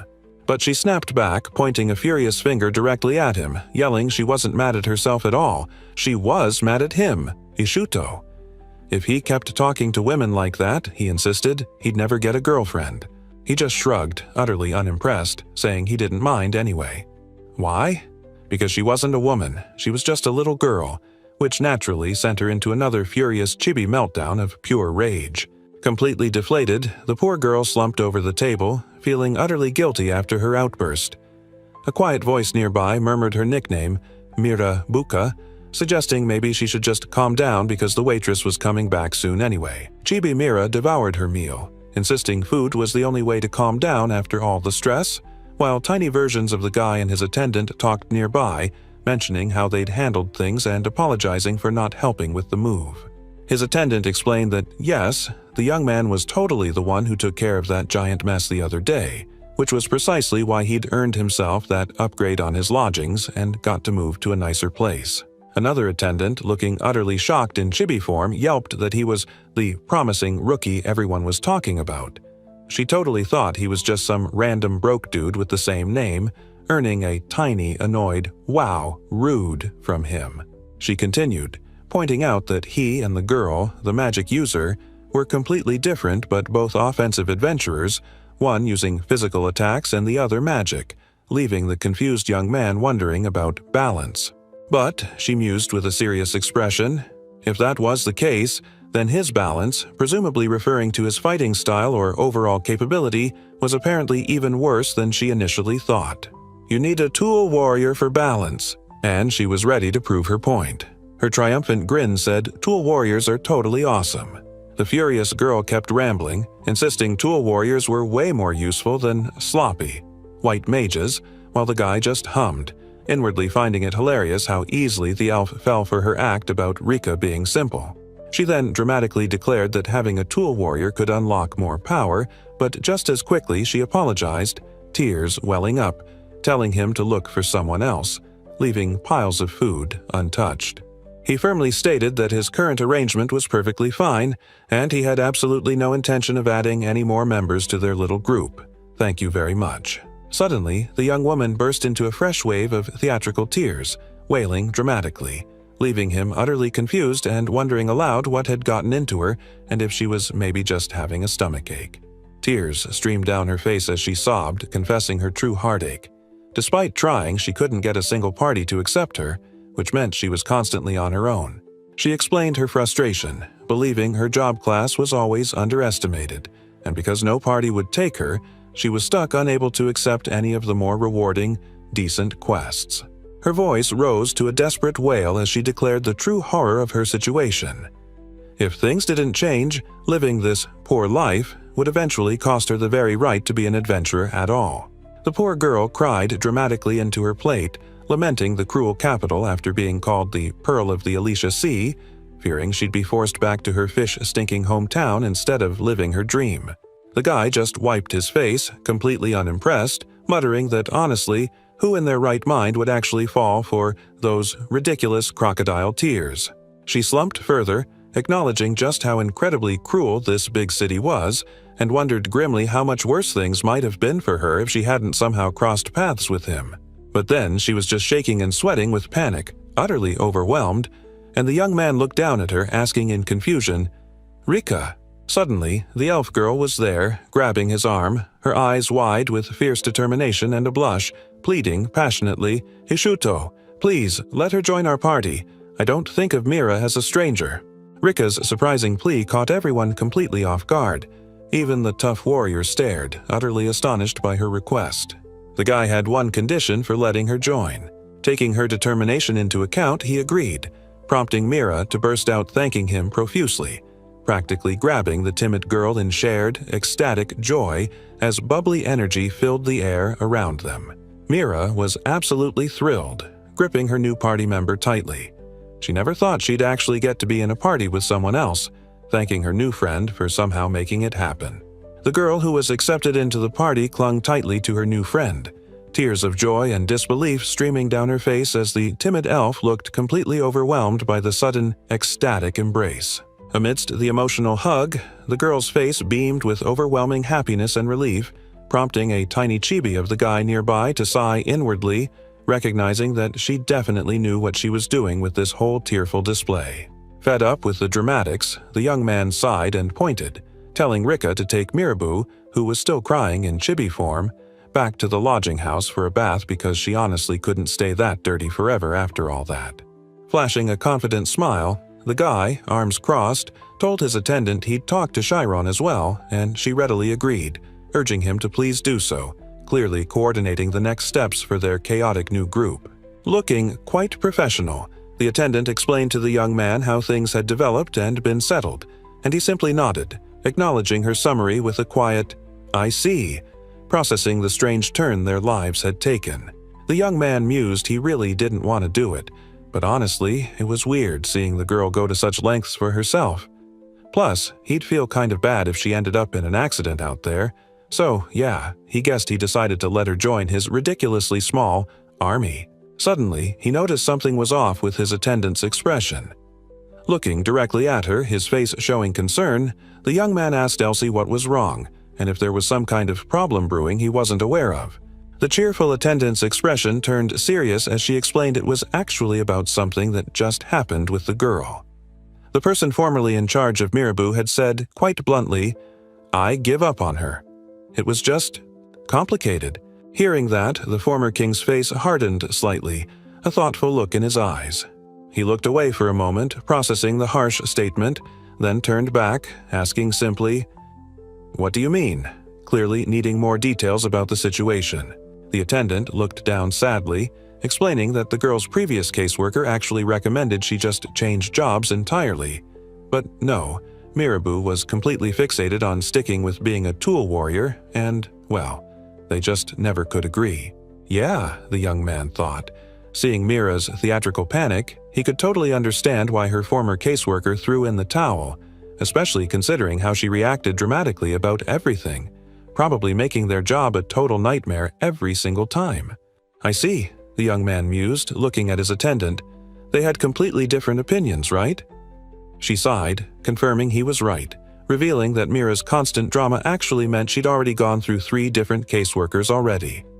Leaning back comfortably, a slight smile touching his lips, he reflected that conflicts and quarrels were honestly nothing strange at all, especially once you started venturing out into the wider world and interacting with all sorts of different people and their weird ideas. Sitting up, his eyes closed in thought, he concluded that in the grand scheme of things there wasn't really a universal right or wrong in this world. Everyone, honestly, had their own valid perspective on things. With a slight knowing smirk, he finished his thought. Yes, everyone was right entirely in their own unique, sometimes baffling way. The young man grinned, catching himself mid-sentence about being a ruler, while his companion noted he occasionally sounded surprisingly mature, leaving their timid new friend utterly bewildered nearby. Meanwhile, someone else confirmed that yes, losing the right to be an adventurer because you couldn't accept quests was actually a real possibility, just like that other girl, Mirabu, had worried about earlier. However, the newly formed party leader sat contemplating something with a furrowed brow, a questioning look in his eyes, as the tiny elf girl perched on his leg remained equally confused. Stepping up with sparkling resolve and a bright smile, the cheerful attendant declared that from now on, she would personally take over as that girl Mirabu's dedicated caseworker. Because as long as Mirabu had someone officially looking out for her and guiding her, the determined young woman explained, she could keep working as an adventurer despite all her previous issues. The young man offered a small, knowing smile, giving a quiet, "Thanks, Elsie," to his attendant as he processed whatever she'd just told him. A low, "Yee, I see," confirming he understood. Sitting by a steaming cup, the former king found his mind wandering. Now that he thought about it, first the unpredictable elf girl, and now the dramatically hungry tool warrior, he was certainly attracting quite the collection. His bubbly attendant, looking innocently surprised and maybe a little sparkly, cheerfully pointed out the obvious truth. He seemed to be attracting quite the collection of, well, troublesome people, wasn't he? Her blunt observation earned a hearty chuckle from his companion. The bewildered young man turned his head, utterly confused, demanding to know what on earth she was finding so funny all of a sudden after saying that. With a mischievous grin, his attendant retorted that it was nothing, really, just thinking aloud that he was actually the most troublesome person of all, sending the guy into a panicked fit of shock and sputtering outrage. Looking radiant and blushing, the attendant confesses that it's precisely because he's so uniquely himself that she finds herself wanting to support him with absolutely everything she's got, right there. With a handshake sealing their agreement, she warmly assures him it's entirely her pleasure to help out, and the young man responds, acknowledging her promise and stating he's sincerely looking forward to whatever comes next with their chaotic new arrangement. The young man pauses, glancing around his new surroundings. Maybe a little wary of the quiet, or just taking stock of the place now that his unlikely alliance with the cheerful attendant is official, and his adventure journey is fully underway. Their destination is apparently named the Demon Lord Castle Lodgings, which serves as their temporary new home. Talk about an ironically fitting address for a former evil king, right? Meanwhile, the timid girl is utterly flustered, clutching her hands nervously, her eyes wide with shock as she blurts out the big question that's clearly bothering her. Are they seriously living in the same room? He looked towards the timid girl, explaining there was clearly a mix-up about the rooms, as he expected separate ones, and then casually asked if she had a problem with the shared space. The timid girl completely flustered, blushing and sweating profusely as she stammered out that no, she didn't have a problem, it was just clearly struggling to articulate her sudden intense shyness.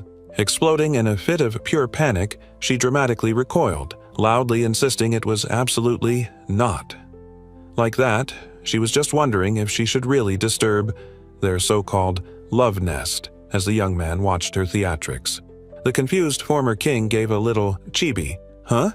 while she doubled over, still sweating and desperately insisting that she and Ishuto, they absolutely did not have that type of relationship.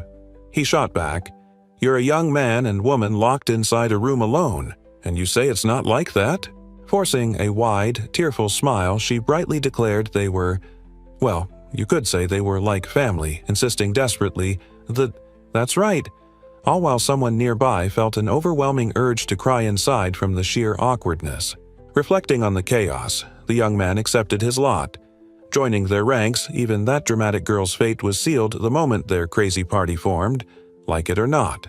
That girl, Mira, clearly finished with the dramatic antics for now, just decided to leave things be, while their timid elf friend Rika nervously welcomed the newcomer to their ridiculously shared living space. Okay, plans solidified. The young man announced they were absolutely diving back into quests starting the very next day, marking the grand and probably chaotic debut of their new 3-person squad. Mirabu, practically vibrating with excitement, declared with absolute certainty that these upcoming missions would be the perfect test to show off her fighting style, announcing her enthusiastic understanding. Meanwhile, Rika, her face bright with sudden resolve, decided these quests would also be fantastic training for her wild magic, emphatically agreeing that, yes, she was ready. Ah, in that case, the elf girl brightened, declaring she knew just the perfect second-hand shop, and the guy agreed they should definitely hit it up first thing in the morning for Mira's gear. Mira eagerly explained her recommendation was tucked away in a back alley of the shopping district, adding that while the selection and location weren't top tier, the prices were absolutely unbeatable for stocking up. And this hidden gem, she revealed with a flourish, was proudly called the Silver Piglet, pointing towards the slightly worn but bustling storefront as they approached through the busy street. Arriving outside, the young man stood there and gave his stamp of approval, noting, "I recommend this second-hand shop," as his companions headed towards the entrance of the oddly named establishment. Standing nearby, he absorbed the description of the place. An extremely cheap shop that focuses on even the finest of details. "I see," he mused, perhaps wondering what finest details meant at such a price point. Arriving at the second-hand shop, they found the entrance absolutely packed, with people pushing through the doors. The timid girl accompanying him shrunk back slightly, exclaiming how unexpectedly crowded the place felt inside. Stepping fully inside, a bright-faced elf woman working the counter greeted them warmly, holding a pile of boxes. She beamed with recognition, calling out to the other girl in their group, clearly happy to see her arrive. The young man watched as his friend seemed slightly awkward, greeting the energetic shopkeeper back after what felt like a long time. His companion seemed a little downcast, looking away as she quietly said hello. Turns out that cheerful shopkeeper was absolutely delighted, practically tackling her friend in a hug. She squealed about missing her and finding her adorable, completely overwhelming the poor girl who just wanted her to stop the public display of affection. Still clinging tight despite the protests, the shopkeeper's eyes widened slightly as she noticed the young man standing nearby. She insisted to her struggling friend that she might as well stay and get her supplies, because seriously, who else had prices like hers? Her face lit up with a sudden realization, eyes sparkling as she figured out the secret to whatever complicated situation was unfolding. That girl, blinking innocently, suggested the guy should really open his eyes, adding that while rental adventures might be a thing now, real friendship wasn't something you could just buy with cash, much to his clear, furious disagreement. Tears streamed down the other girl's face, completely overwhelmed as she cried out that she had finally, truly made friends and insisted nobody should act so surprised about it. A dramatic introduction followed, pointing directly at the young man.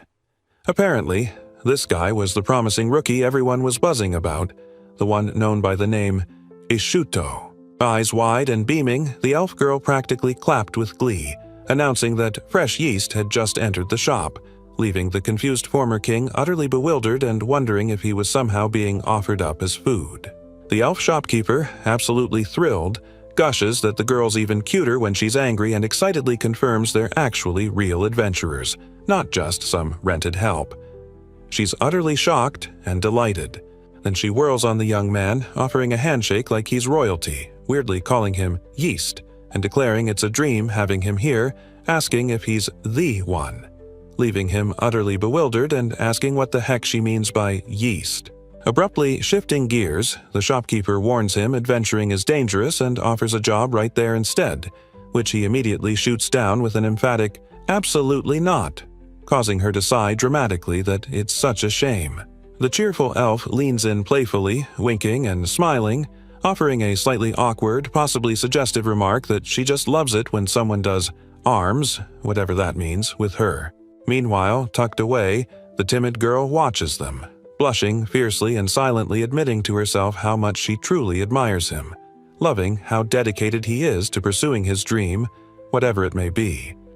The overly friendly shopkeeper cheerfully insisted they take their time, apparently in no rush to get rid of the chaotic new party who'd just dropped by her store looking for gear. As they lingered, the young man admitted he really liked the shop itself, but honestly couldn't handle the sheer, overwhelming intensity of the elf running the place, while his new companion awkwardly covered her face, hearing the shopkeeper declare what a good friend she was. Blushing fiercely, the poor girl mumbled that the energetic shopkeeper wasn't actually her friend, honestly. They just ended up talking a lot over time because she used to visit the store pretty frequently, you know. It was painfully clear the shopkeeper adored her, though, and while the timid girl denied any real friendship, the young man pointed out it certainly looked like the elf thought she was a friend anyway, causing her to explode in mortified embarrassment. "Let's hurry up and finish shopping," the girl suddenly declared, taking charge with unexpected determination, already moving quickly out the door and insisting they still needed to buy the gear they came for, dragging the others along whether they were ready or not. The young man paused, getting serious for a moment, stating he just needed to confirm one thing about their destination today, the tricky Saboim wetlands, while his small elf companion nervously agreed to answer. His timid companion, blushing slightly, admitted she'd never actually been there herself, confirming it was definitely her first time heading into the notorious wetlands. "Yes," she repeated, emphasizing with a tiny blush that she was absolutely a complete newbie when it came to exploring those particular wetlands. The tiny elf girl suddenly freaked out, fumbling with the scroll and declaring she absolutely had to double-check the quest details right now to see what they actually needed for today's objective. Turns out, their thrilling task for the day involved the incredibly exciting mission of collecting 10 or more shiny, flat items called lizard gems. Riveting stuff, clearly. The guy asks his elf companion exactly which monster drops that lizard gem item thereafter for the quest, and she points to a creature, naming it the Reptilis. Turns out, these reptilous creatures that call the Saboim wetlands home are notoriously poisonous and, for some reason, incredibly good at making more little lizard babies constantly. Because of all that large-scale reproduction and nasty poison the Reptilis produce, the Saboim wetlands, which used to be a nice tourist attraction, are now just a seriously polluted, gross place. Back in the shop, the young man asks what the drop rate is for the lizard gem. The girl says it's only about 5% at best, leading him to the obvious calculation. They'll need to kill roughly 20 of the gross things just to get one gem. Considering they need 10 of those gems, the teenager stands there, arms crossed, looking surprisingly okay with the math. Yeah, he figures they'll need to kill about 200 monsters total to finish this quest. The timid elf girl looked completely overwhelmed, admitting that yes, needing to take down 200 of those things was definitely an incredible amount, and that wasn't even the worst part. Clutching the quest paper, the girl freaked out, yelling at the young man that there was almost no time left and the ridiculously strict deadline was today at 6 in the evening. Considering they also had to travel back to the city, someone calculated grimly that the actual amount of time they had to complete this monstrous quest was only around 3 short hours. The former king listened, rubbing his chin thoughtfully as he processed the absurd time limit and the insane monster count needed for their first official and apparently very high difficulty quest. He nodded to himself, a serious expression on his face, acknowledging that while this was certainly a hard quest with a harsh deadline, he already had a glimmer of an idea forming. The young man leaned back, a greedy little grin spreading across his face as he pictured the mountains of sparkling coins piling up. Getting the required 10 gems meant a payout, sure, but every single one after that? Extra cash flow, baby. Despite the ridiculously tight deadline they were facing, the thought settled. They actually had enough time, and they could pull this off, especially since they'd already made the commitment to get this adventuring gig rolling again anyway. He considered the task, a serious look replacing his earlier grin, admitting to himself that honestly this quest was an absolute joke in terms of difficulty for him. But for the others, like the timid elf girl and the tool warrior girl, it was perfect. This was exactly the right challenge to really test how well the three of them could actually fight together and get some serious combat training for his new recruits. It suddenly clicked. Acing this mission wasn't just about the money, it was about achieving multiple goals with one blow, hitting two birds with one stone. No, wait, it was even more than that. A meaning far greater. His polished shoe sank slightly into the shallow, murky water with a wet splash, his first step into the swampy terrain. Might as well make it worth it, he mused, plotting to kill maybe even 3 birds with this crazy mission, not just 2. Nearby, Mira, looking utterly freaked out in tiny chibi form, cautiously peeked from behind a thick tree trunk, a snake casually coiled around it.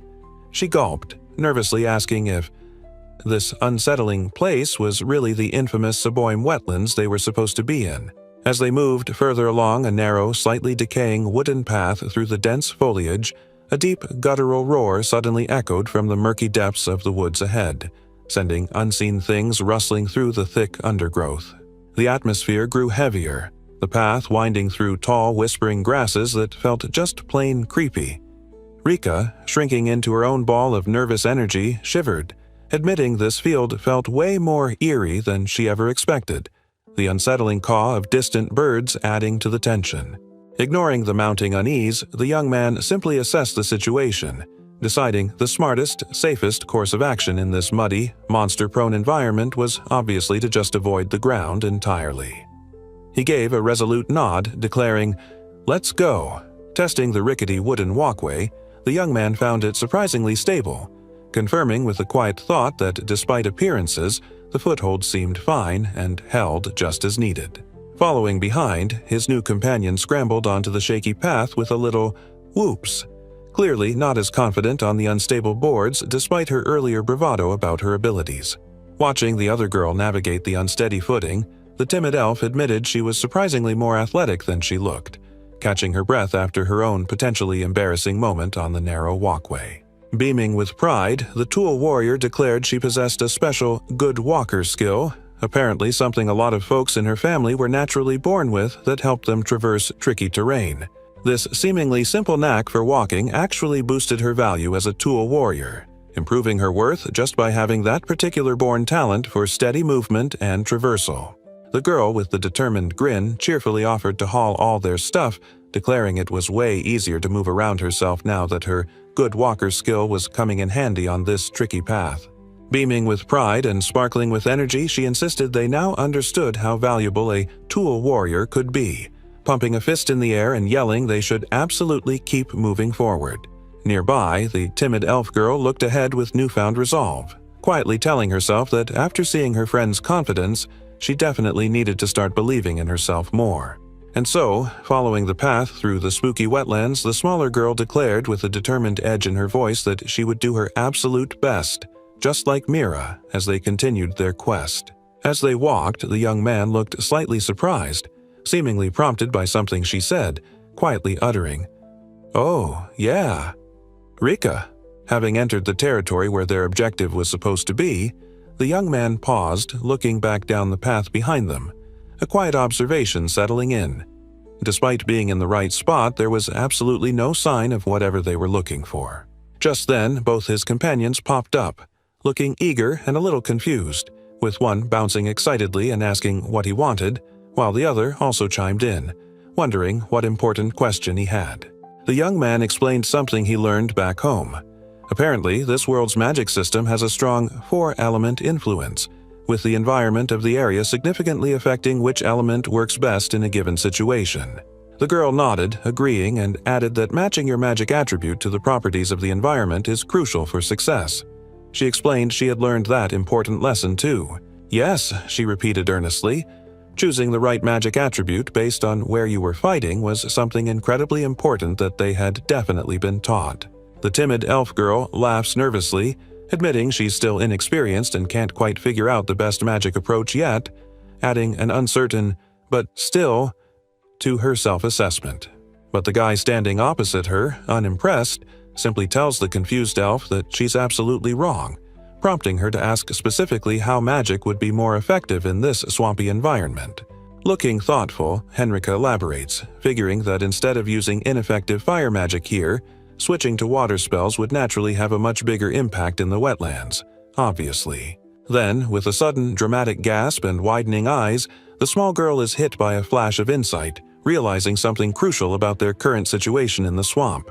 The elf girl beams with sudden realization, declaring she should totally use water magic because it's more effective here, proudly impressed that she can incorporate terrain into her battle strategy, while the other girl bluntly states she'll just hit their allies instead. The girls look absolutely floored, eyes wide and mouths gaping in sheer disbelief. Seriously, whatever just happened made them instantly yell, "What?" He coolly explains that if her magic isn't hitting hard, that's actually good for her infamous friendly fire issues when facing lots of enemies. She just blinks, nodding. "I see," processing his weird logic. One of the girls eagerly raises her hand, yelling, "Understood!" while the guy in a chibi bubble says he'll be the bait and she just needs to chuck a fireball when he says the word. Addressed by someone off-panel, the girl looks utterly amused. Her response to being put on healing duty? A dismissive, "Huh, are you joking?" Because obviously she's got other plans. The girl glares, her expression hardening. "Perhaps," she challenges pointedly, her gaze intense, "are you thinking that tool warriors are a replacement for white mages?" She's definitely not backing down. Their discussion of magic attributes was cut short as something in the murky water below started rustling violently through the tall reeds. "That's not what I'm saying," he insisted, but the noise grew louder. Then, grotesque, many-eyed creatures erupted from the swampy ground, their forms twisting and roaring aggressively as they emerged from the darkness. Definitely not part of the scenic tour this guy was hoping for. Seeing the monsters finally show themselves, the young man's face lit up, yelling excitedly that they were finally here and demanding if his companions were ready to jump into the fray now. But one of the girls didn't wait for instructions, charging ahead into the monster-infested swamp, prompting him to immediately yell after her to stop acting on her own like a total rookie. Undeterred, the determined tool warrior stood her ground amidst the muck, confidently declaring she would now demonstrate the true essence of her class, holding up what looked suspiciously like an anti-monster hand grenade. The enthusiastic woman prepared to unleash her secret weapon, relying entirely on her unique throw ability for maximum impact against the swamp monsters. Clutching the spherical item tightly, her eyes gleamed with fierce concentration, yelling out with all her might as she put the raw power of a grenade into action. And with a powerful heave, she launched it, sending the explosive projectile soaring towards the enemy line, confidently declaring, "There you go," as it flew. The projectile detonated with immense force, ripping through the surrounding swampy terrain and sending a chaotic shower of debris and startled birds scattering in every direction. Beaming with pride at the explosive display, the young woman thumped her chest, triumphantly proclaiming that the tool warrior class was clearly incredibly useful, even right there on the front lines. The girl flailed dramatically, hair flying, practically screaming that using that much power wasn't just a bit too much, it blew everything away. Meanwhile, the guy beside her just looked utterly unimpressed, remarking that, "Yeah, that's a pretty perfect way to blow things away, all right." Closing his eyes, the young man touched his forehead, a thoughtful look settling on his face. He figured he finally understood what a tool warrior could do, but now, honestly, he was just wondering about something else entirely after that demonstration. Stepping through the misty forest, the trio entered a rocky clearing by a stream, a place destined for their next task. A quiet question echoed through the air, addressed to the young man. If he was truly capable of these ridiculous powerful feats, why in the world did he just sit around at level 1 for 2 years? Welcome to Quest 10. Potions are deadly weapons, too. That explanation sounded exactly like him, the young man noted with an amused smile. The girl, on the other hand, looked utterly flustered, admitting she hadn't had enough money to even live until now, couldn't afford a single grenade, and seriously felt like she'd made out like a bandit shopping today. And by the way, the girl bounced with unrestrained energy, a little crown appearing triumphantly above her head as she proudly announced that her ability level was somehow completely maxed out. Mira bounced with pure excitement, chest puffed out. She could literally throw anything as long as she had an item to launch. Just hand her something, and apparently it became a weapon. Pretty straightforward party trick, honestly. She doubled down on her skill boast, confidently adding that when she said anything, she absolutely meant it. Yes, strictly speaking, even a legendary class weapon was just another thing for her to hurl across the battlefield. He looked suitably impressed by that attitude. Or, that's totally what the guy wanted to be able to say about his new recruit. But nope, despite the flashy demonstrations, seems like there was always a catch in this ridiculous world, and his enthusiasm faltered a bit. His companions looked utterly defeated, apologizing profusely for something they'd apparently done. He stood over them, clearly annoyed, pointing out that their little demonstrations weren't exactly helping the timid elf girl learn to control her chaotic magic, which was the whole point of this trip. The quiet around them was suddenly disrupted. A rustling in the dense swamp foliage, a palpable shift in the air. Or perhaps that's simply what he thought was happening, signaling that things were definitely not as calm and controlled as he wanted them to be after their little detour. Turns out simply blowing up the terrain brought the actual monsters right to them, as several grotesque, shadowy lizard things emerged from the swampy ground, eyes glowing. At least it wasn't more giant worms, he thought. Thank God for small mercies, apparently. Well, looky here, the young man mused, a smug grin spreading across his face. The noise attracted friends. His startled companions, the elf girl and the energetic tool warrior, stared wide-eyed at the gathering horde, while he calmly announced it was time for the original plan. Did he seem happy about having dozens of targets? Yes. Amidst the rising tension and the arrival of the monsters, the timid girl's face contorted with fear. He called out to her, instructing his newest recruit to hold her position right there and begin reciting the necessary spell. Despite her panic, she managed a shaky confirmation. Meanwhile, the tool warrior girl positively beamed with wicked delight upon receiving the green light from her leader. Phew, phew, phew, she chuckled, practically vibrating with anticipation, declaring with immense enthusiasm that she would unleash everything she had, including bombs on the incoming creatures. Watching his chaotic but determined companions prepare for the incoming fight, the young man grinned confidently. He felt a surge of satisfaction. Yeah, now, they were finally starting to feel like an actual party. "Are you ready?" he asked, a challenge in his eyes. Good. Charging into the fray, the young man led the attack while the tool warrior launched a bomb and the timid elf prepared her spell, their unlikely trio finally facing down the swamp creatures together, ready to fight. But the new leader vanished in a blinding burst of speed, leaving his companions utterly shocked and sputtering in disbelief at how ridiculously fast he was moving. The timid elf girl just stared, wide-eyed and utterly flabbergasted, barely managing to question what in the world he even was to be capable of such impossible speed.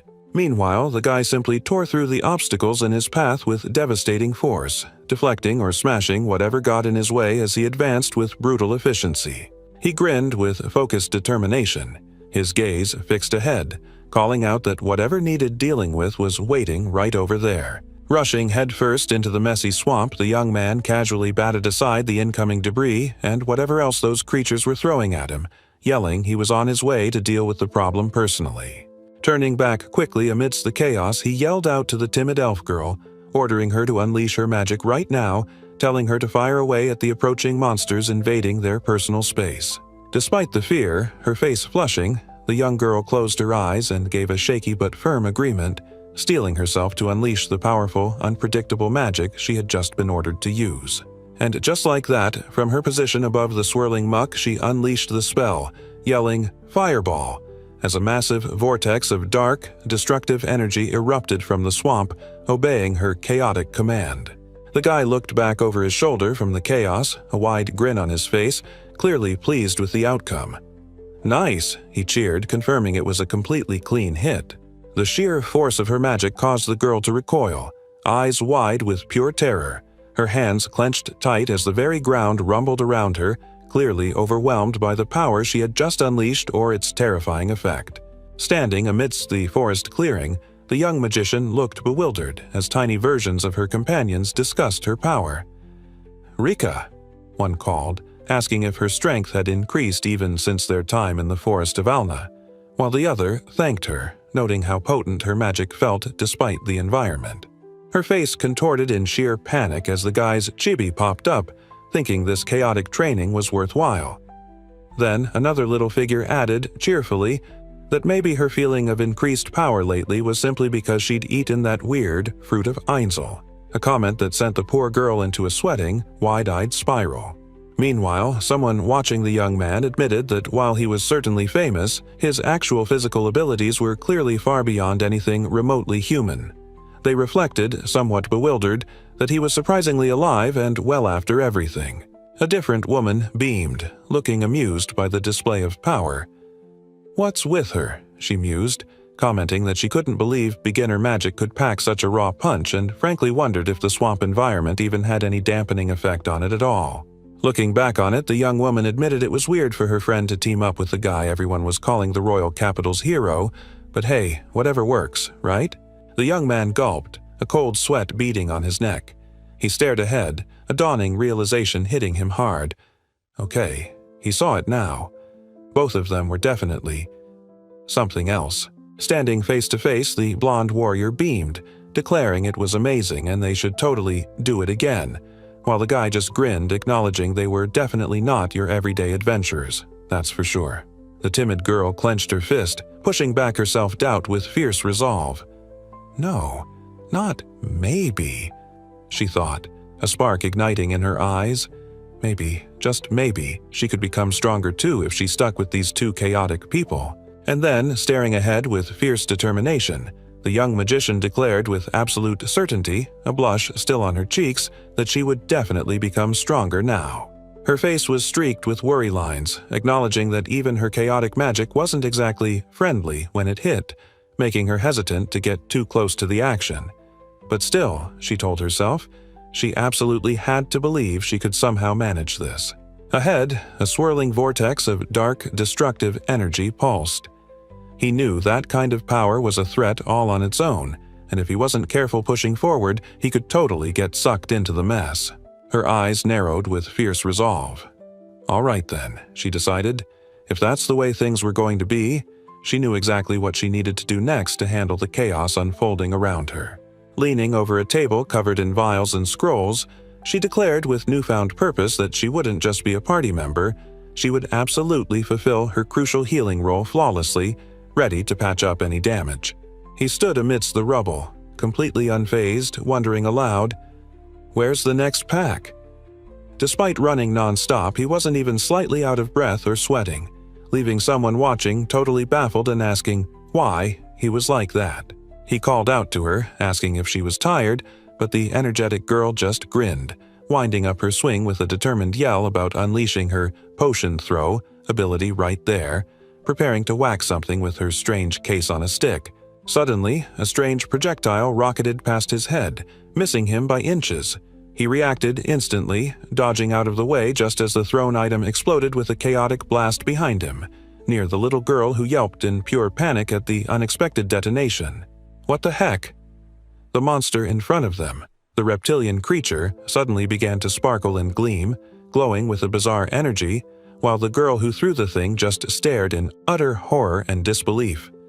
Apparently, her attack just healed the enemy. He turned to the furious little figure utterly bewildered, asking why on earth she was mad that he dodged. She was practically steaming, demanding to know why he'd evade, but he just shrugged and said, seriously, it was clearly dangerous.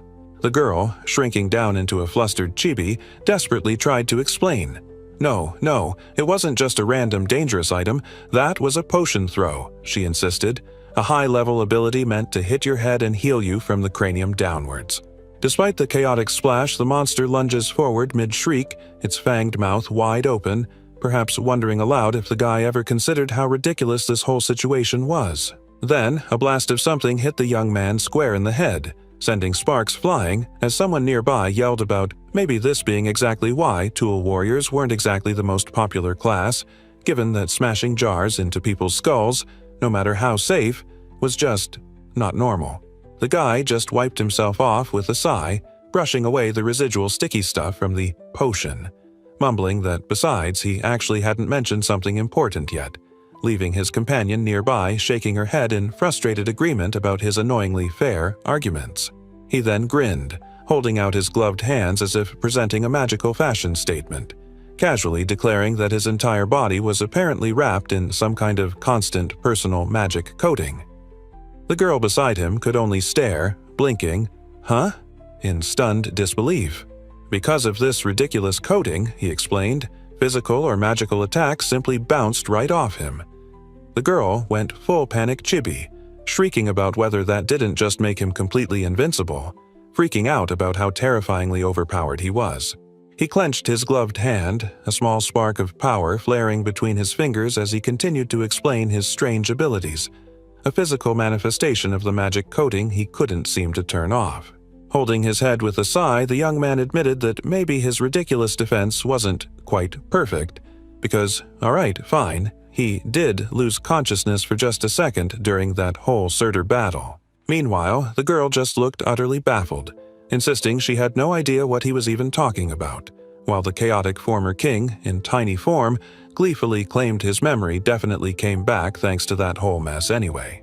He leaned in, a sly smirk playing on his lips, revealing another quirk of his body.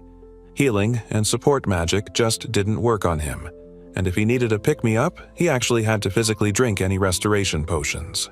Overhearing all this, the poor tool warrior girl sighed, looking dejected as she held a potion. She figured that his body was so weirdly resistant, even just splashing a potion on him probably wouldn't do a darn thing to heal him either, which felt pretty discouraging for her job class. Mira got super dramatic about her potion idea, practically crying about it, possibly hurting whoever it hit, but the young man just figured it was an interesting, albeit tricky, ability, while the elf girl looked completely lost by the whole discussion. She insisted this potion throw was way faster than actually drinking them one by one, making it super useful in emergencies, though he still looked unimpressed by her incredibly violent method of administering medical aid. And she tried to argue the healing effects were the same as drinking it, getting all flustered about comparing her chaotic throwing method to just, ingesting the medicine like a normal person would. Then he just sighed because he knew what was coming, while she hesitantly admitted that, okay, fine, drinking the actual potion heals more, but hey, she tried to justify her ridiculously dangerous technique. Seeing all this, the bewildered young man must have decided enough was enough and told her she absolutely had to stop using that potion throw ability for now, okay? Which sent the poor girl into a panicked, grumbling mess. The young man leaned back, a slight smirk playing on his lips, musing aloud that he honestly didn't realize the tool warrior job was apparently so fragile, that it would suffer from the kind of issues she was describing. But the tool warrior girl just stared, flustered and sweating, a panicked thought bubbling up. Whatever was happening now, it felt like her entire identity as a tool warrior would be affected. Shrinking down in a ball of awkwardness, she frantically denied it, muttering defensively that it really wasn't like that at all, while the confused young man and the timid elf girl beside him just stared, wondering what on earth she was even talking about.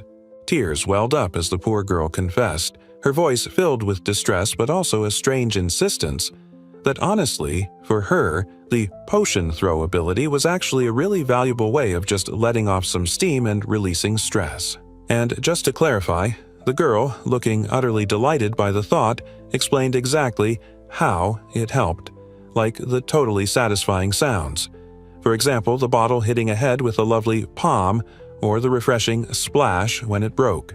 She was absolutely beaming, hands pressed to her blushing cheeks, proudly declaring how she'd completely nailed her very first potion throw way back in adventurer's school, showing just how much that chaotic ability meant to her. Meanwhile, observers nearby were completely floored, eyes wide with pure shock and sweat beading on their faces. Someone muttered they almost fainted from the sheer, unbelievable excitement of witnessing whatever that was. But the young man was freaking out, trying to escape her grasp as she clung to him, pleading dramatically to be allowed to keep throwing things. He yelled this wasn't about fetishes and demanded she stop. He stood arms crossed, looking totally exasperated, while the poor girl hunched over, utterly dejected, practically steaming with misery as she just kept begging him not to take away the one ability that brought her joy. Then, suddenly, she was ecstatic, punching the air with pure delight. He'd given in, telling her it was okay, but only that one time would he allow it. She cheered, overjoyed it wasn't completely forbidden. Mirabu absolutely beamed with joy, clutching her hands together as the young man finally conceded he wouldn't completely ban her chaotic potion throw, allowing her to use it during critical moments after all. Victory! The fight was finally over, and the team was pumped, celebrating their success in taking down a ridiculous number of those swamp creatures as the teenager declared it was time to gather the spoils. He calmly informed them they'd massacred roughly 300 monsters and, being the pragmatist, calculated they'd likely only get about 15 items, noting they still had plenty more corpse mountains to check. It was eerie. After killing so many, the sheer number of creatures that had attacked were suddenly gone, vanished, as if the rest simply lost their will to fight and scampered away from the terrifying trio. Item recollection? The Tool Warrior practically vibrated with excitement, declaring it was her specialty and demanding to handle the treasure gathering, leaving the flustered young man struggling to argue and try to help her out. Beaming and slightly flushed, the elf girl insisted that he'd been doing all the heavy lifting just for her training, telling the young man he should absolutely take a break and let her handle things now. But the tiny guy popped up, reminding her with a worried look that they had a strict deadline, making her flustered and scrambling to check exactly how much time they actually had left to finish the job. Chuckling, the guy shrugged, admitting she was right that they shouldn't just slack off, but he added casually, now that he thought about it, they weren't really in any kind of desperate rush either. The teenager stood behind her, leaning slightly as he pointed out that even assuming a couple of hours to travel back to the capital, if they took just an hour to gather everything, they'd still totally make the deadline. That said, turning slightly and adjusting his gear, the guy decided that while running ridiculously fast was his absolute last resort for getting back, he'd totally do it if necessary, because honestly, long journeys were just the worst. The energetic girl triumphantly held up a pocket watch, declaring it was totally crucial to know the time on a timed quest, which he simply acknowledged with a resigned little nod, agreeing with her oddly obvious point. Well then, the young man grinned, deciding he'd leave the tedious collecting work to his companion, who probably already knew how valuable these ridiculously expensive pocket watches were in this world anyway. The guy stood by the rickety wooden path, arms crossed, looking out at the unsettling swampy terrain, perhaps already wondering if taking this supposedly easy quest was going to be more trouble than it was worth.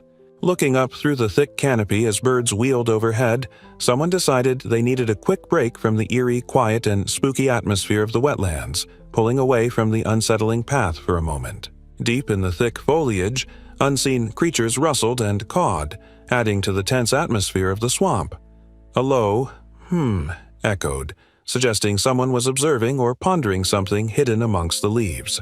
Resting for a moment amidst the humid forest air, the young man leaned back on a rock, letting out a small sigh. He figured the others should probably be done with the tedious collecting task and heading back to him by now.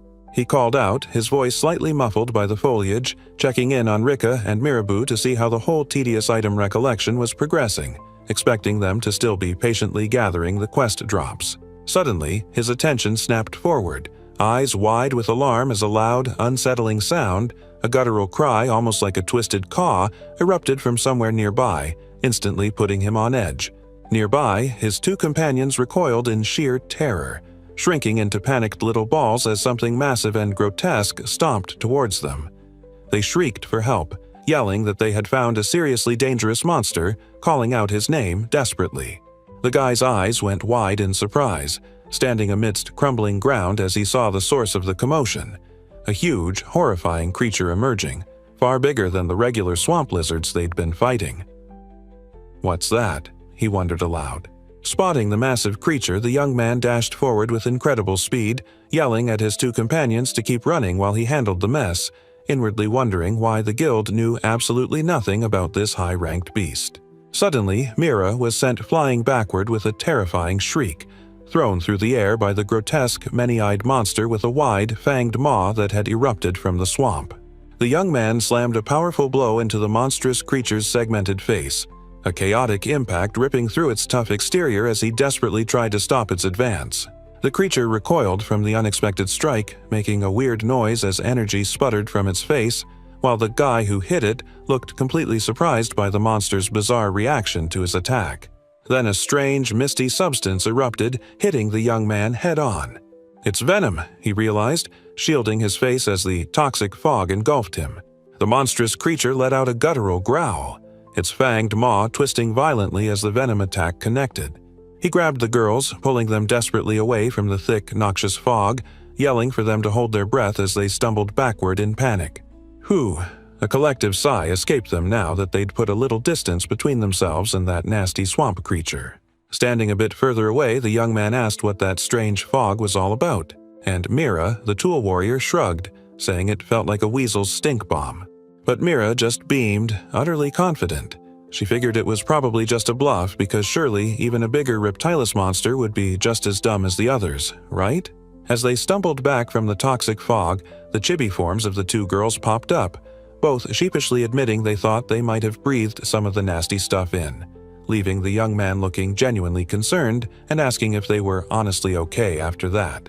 Turns out, despite running for her life just moments before, the tool warrior girl was now looking absolutely furious, while the guy's chibi form, arms crossed, muttered how unbelievable it was that someone who just fled in terror could be talking smack about anyone else. Suddenly, snapping out of her chibi panic, the girl looked around with wide, startled eyes, shamefaced. "Uh-oh," she seemed to say, asking desperately, "Where in the world did the bag go?" In chibi form again, her response was rather sheepish.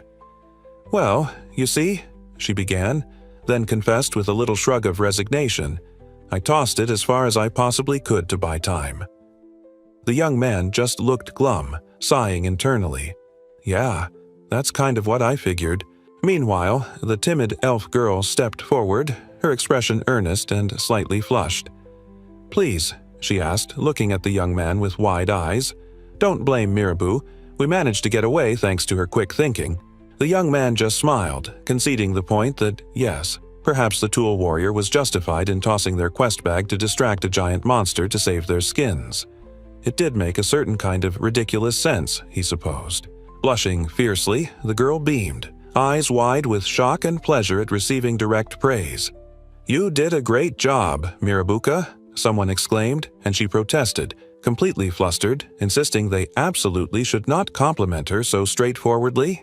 He couldn't help but chuckle, leaning in with a smirk. "Ha ha ha," he laughed, watching her reaction. "Such a good girl." Her face just erupted in a blush of pure, overwhelmed embarrassment from the unexpected attention. With the immediate threat gone, the teenager announced, looking pleased, that the toxic fog from the monster had finally dissipated. "Anyway," he declared, gesturing towards the swamp, "let's go look for the gems again." Back to the tedious task. And then, just as he was stating the plan, "And then we'll go back to the royal capital as fast—" He stopped abruptly, his eyes wide with surprise, mirroring the startled looks on his companions' faces as something completely unexpected interrupted his thought. Someone yells in panic as Mira collapses, calling out her name, completely shocked by her sudden fall amidst the chaos. The young man rushes forward, catching Mira just before she hits the ground, her body limp and possibly injured after the sudden monster encounter. He whips his head around, eyes wide with concern, yelling out Rika's name as the other girl trembles nearby, clearly distressed and shivering after the terrifying attack or venom exposure. Both girls are down, suffering from whatever just happened. He kneels beside one, looking utterly desperate and demanding to know what in the world struck them both, needing an answer now. Alone with his thoughts, the young man grimaces, reflecting on the situation. He's perfectly capable of fighting, he muses, but utterly useless when it comes to actually helping or healing someone. Talk about an inconvenient weakness. The injured girl wheezed, explaining to Ishuto that she thought the monster's fog was paralyzing venom and poison, but just in case, she'd prepared for it. Clutching his companion, coughing and panting, the young man heard her confess she had no other choice but to throw away her precious bag to buy them time. It had plenty of potions to slow the effects. But wait, was the bag gone? And she watched in horror as the monster's grotesque claw came down, crushing something on the ground right in front of her eyes, leaving her wheezing in terror at the destruction. That was a fatal mistake, the tool warrior girl thought, tears welling as she panted and wheezed, judging herself a complete failure in her job for letting that happen. The young man observed the struggling elf beside him, realizing Rika couldn't hold on much longer and time was running out. He finally understood their plight but wondered desperately if there was anything he could actually do to help. The poor girl was completely laid out, gasping for air in the murky water, sweat streaming down her face as she struggled to breathe, looking utterly miserable and on the verge of collapsing from whatever poison had hit her. He quickly scooped her up, pulling her against him. Clutching his arm, the injured girl looked up and somehow managed to whisper a truly bizarre request. Would he please pull up her skirt? The young man's face twisted in pure shock and confusion. Was she seriously asking him that right now? He practically yelled, insisting this was absolutely no time for messed up jokes when she was barely conscious. Coughing and panting, still trembling, the girl just shook her head, her voice weak but urgent.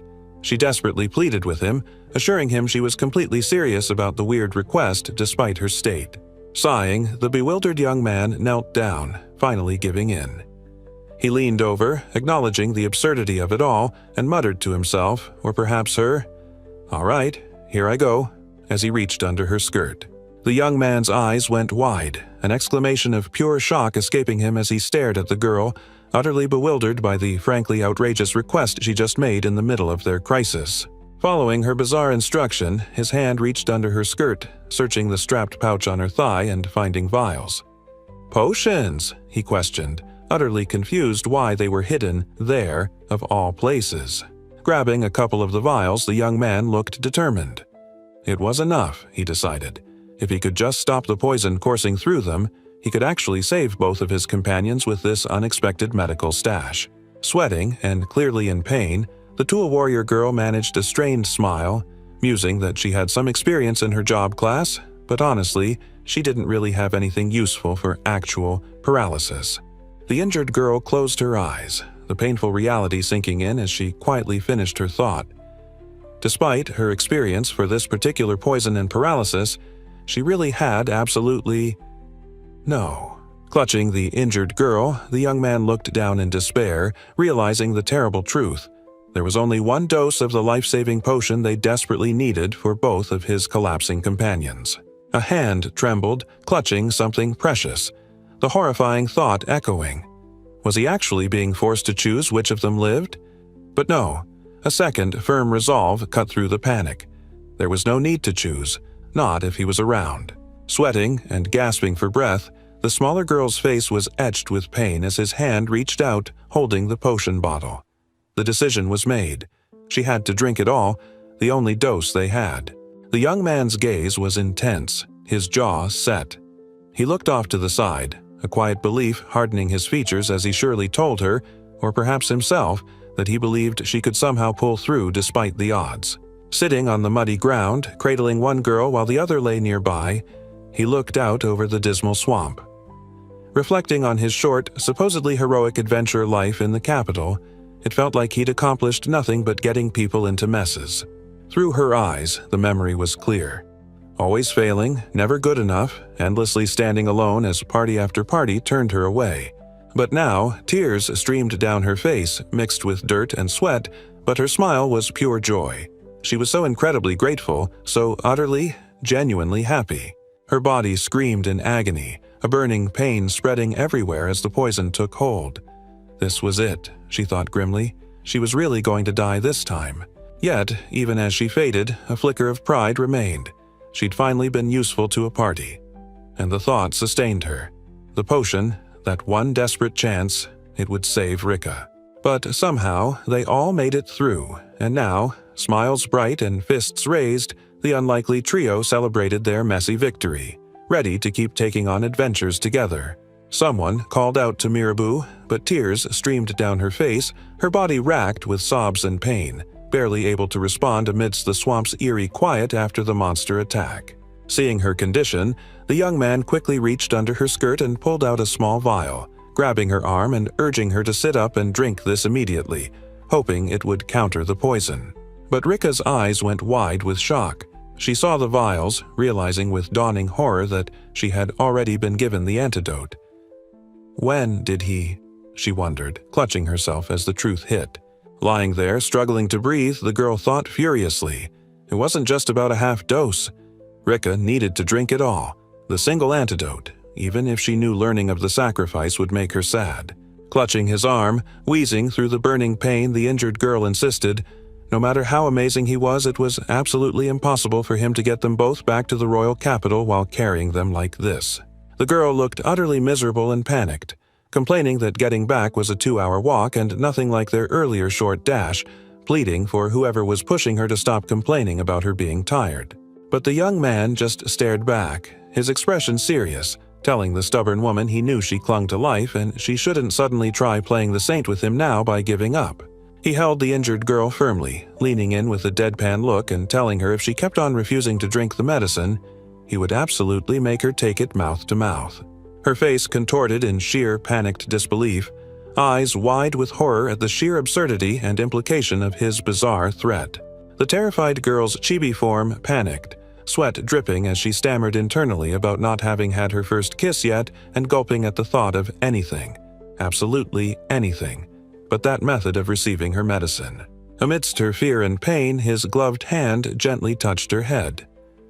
"Don't worry," the young man said, a surprisingly calm voice cutting through the panic. "I let you both in my army, remember?" He looked at her, his expression serious and resolute now. "I won't abandon you," he promised, his gaze unwavering, a stark contrast to his usual arrogant demeanor, cementing his unexpected commitment. "All right, time to get this over with." In a ridiculous chibi display of efficiency, he scooped up both injured girls, one under each arm, and announced they were heading back to the capital. He added they should grit their teeth to avoid biting their tongues and helpfully mentioned he grabbed a discarded hat, too. The blonde girl's eyes were wide with shock and pain, sweat beading on her face as she clutched her chest, her hand trembling. Caught completely off guard and hurting, she could only manage a silent gasp amidst the sudden chaos of being moved. Still reeling from the pain and unexpected movement, her eyes were wide with distress. She thought desperately, worrying that even with the ridiculous speed he showed earlier, it simply wouldn't be enough or perhaps too rough for their injured state. The young man snatched up the two girls, blasting forward through the air as something huge stomped and exploded behind him, while someone watching freaked out, utterly bewildered by what was even happening. The terrified girl's eyes snapped open wide with sheer panic and shock, sweat pouring down her face as the impossible flight ripped past her, screaming in pure distress. Later, bathed in a soft, strange light, two figures lay resting peacefully in beds, seemingly recovered from their ordeal as silence settled over the room. One of them slept soundly under the blankets, eyes closed, the quiet breathing of deep slumber showing she was finally safe and getting much-needed rest.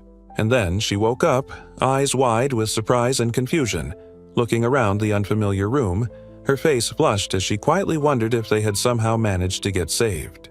The girl stirred in bed, head bandaged from the chaos, and someone standing nearby noticed immediately, calling out to see if she'd finally woken up after everything that happened. A young man, looking perfectly fine and recovered, leaned in with a smile, asking the battered girl in the bed how she was feeling after their terrifying encounter with the swamp monster. Still weak and unable to move, the injured girl confirmed the paralysis hadn't worn off yet, but the young man reassured her not to push herself, mentioning the antidote he gave her should eventually take care of the poison. Lying there, confused, the young woman admitted honestly that her memories of everything that happened after getting hit by the poison were still pretty vague, barely recalling something about receiving the antidote. Standing at the foot of the beds where the two girls were recovering, the young man mused aloud that it seemed he had been asleep the whole time too, wondering exactly how many days had passed since their terrifying battle in the wetlands. Looking completely bewildered, he just stares back, demanding to know, "What are you talking about?" Gently reassuring the girl bundled in bed, the young man pats her head and calmly tells her, There, it's been only 3 hours," prompting her to react with a stunned, "What?" In their internal thought bubble, the guy is totally flustered, asking how they could have possibly arrived in 3 minutes, while the girls frantically try to explain that the estimated travel time was actually 2 hours and argue about the actual walking speed. Sweating and wide-eyed, the girl just stares, utterly stunned by whatever he just claimed, declaring with bewildered conviction, "No human could do that, you know." The tiny version of the young man floats above the girl in bed, telling her, "Thank God, and thanks to that, they could give you proper treatment," a statement which she finds utterly unbelievable and insists, "No, that's just crazy." With a casual, almost dismissive smirk, the young man declared the truth of the matter was just completely obvious, as if anyone with half a brain should have seen it coming from miles away. He grinned, a hint of fangs showing, and threw back his shoulders with arrogant confidence, simply stating, that he was actually a demon lord. Pretty standard stuff if you asked him. The poor girl just stared back, eyes wide with utter shock and confusion, her mouth slightly agape as she tried to process the absolutely bonkers, completely unbelievable declaration she just heard. Sitting comfortably between the two recovering girls, the guy brushed off the wild story about their adventure, insisting the only important thing was that they were both okay and should totally just keep resting up in bed for a few more days. The girl, lying in the bed, just pulled the blanket closer, covering her face with her arm, overwhelmed by everything, including maybe his bizarre antics and declarations, and could only manage a silent, exhausted thought. Waking up in bed, the young man is startled as his companion suddenly recoils in panic, yelling about what's wrong with him now and asking if he's somehow still poisoned, while he insists she's the one acting weird. Her face contorted in fear, the girl begins trembling, her eyes wide with panic as she declares it's not about being poisoned but about the quest, and frantically asks if they can still make it to the deadline. He pushes himself up, looking slightly bewildered, and confirms that technically, yes, they still have time, but the problem is, well, their bag holding the quest items seems to have gone missing somehow. Lying back in bed, utterly flustered and pulling the covers over her face, the injured girl confesses sheepishly that she regrets telling him this, but the gemstones they collected, they're not in the bag. His eyes go wide in shock, a blush creeping across his face as he stares, utterly dumbfounded, asking, "What? For real?" When she reveals where exactly she decided to stash the precious items, inside her underwear. Standing over the girl in bed, the young man calmly explained that her underwear had special compartments designed for tool warriors, specifically for stashing small items like those gems they needed. With sudden, alarming enthusiasm, he yanked down the girl's pants, grinning brightly as she shrieked in shock. "Nice!" he cheered, apparently thrilled to finally locate the precious quest items. "Take them out quickly!" The girl in the bed, completely freaked out, a chibi thought bubble exploding with panicked disbelief. "Wait!" she screamed internally. "You must be joking if you want to put your hands inside the underwear of a pretty girl like me, right?" It just couldn't be real.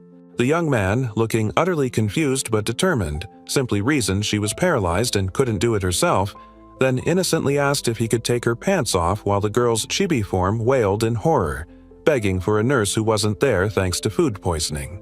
As she tried to cover herself, she yelled in pure, mortified fury that he absolutely should mind, screaming about being nearly naked right there. Meanwhile, he casually remarked in a chibi thought bubble that he wasn't interested in little girls' underwear anyway, adding insult to injury. Feeling incredibly awkward, Rika hovered near the door of the patient's room, hesitantly stating that she had just come by to visit the injured folks, clearly unsure if she should even be there. But upon entering, she just stood there holding a ridiculously large bouquet, looking completely taken aback and utterly confused by whatever unexpected sight greeted her inside the room. Gazing down or perhaps at a nearby bulletin board plastered with papers, her confusion deepened into bewildered frustration as she just had to ask what on earth was the meaning of this strange situation. Meanwhile, back in one of the beds, the injured girl was completely knocked out, zzzs flying, amidst a swirling mess of her own subconscious yelling about Elsie and demanding someone take her bounty instead of calling her a savage. Anyway, after all that drama, thankfully Elsie stepped in and helped them sort out the messy lizard gem quest, resulting in a tray piled high with sparkling coins and loot, earning them the reward without any further problems. All right, the time had come. The young man beamed, declaring it was his treat, and they were totally heading to the Demon Lord's castle lodging to celebrate their recovery, adding that this way they'd be even more diligent from now on. His companions couldn't contain their excitement, hands clasped eagerly as they beamed back, thanking him profusely and agreeing with unrestrained joy that it was finally time to eat after their ordeal. Back in the bustling lodge, someone was talking, maybe recalling something Elsie had said about how it wasn't exactly unusual for adventurers to lose their lives in pretty, messed up, completely unexpected ways, you know? Someone nearby asked if they were already his party now. Someone else added to the conversation, explaining that Elsie, their attendant, had even come by to visit them because she was genuinely happy that the two of them were safe after their ridiculous adventure, and they agreed that, yeah, the other day was definitely irregular. Speaking of irregular things, the girl chewed happily, mentioning she had heard something interesting. Those ridiculously huge reptilis they fought had officially been recognized as a brand new species. Tucking into a well-deserved meal, the former king remarked that their newly discovered monster friends from the swamp were now officially being called Giganto Reptilis. Meanwhile, the other two were practically vibrating with excitement, totally convinced their names would soon be famous throughout the capital and already hyped for their next quest together. The guy couldn't help but chuckle. Turns out they even got served this ridiculously good meal as compensation for finding and wiping out the beasts, which his delighted companions seemed to think was the real treasure. And speaking of important things that needed to be sorted, he brought up the rather awkward topic of names, looking thoughtful as he prepared to address something serious. So, amidst the lingering chatter, the teenager turned and asked his new party members straight up if they were honestly cool with their group being called Team Ishuto.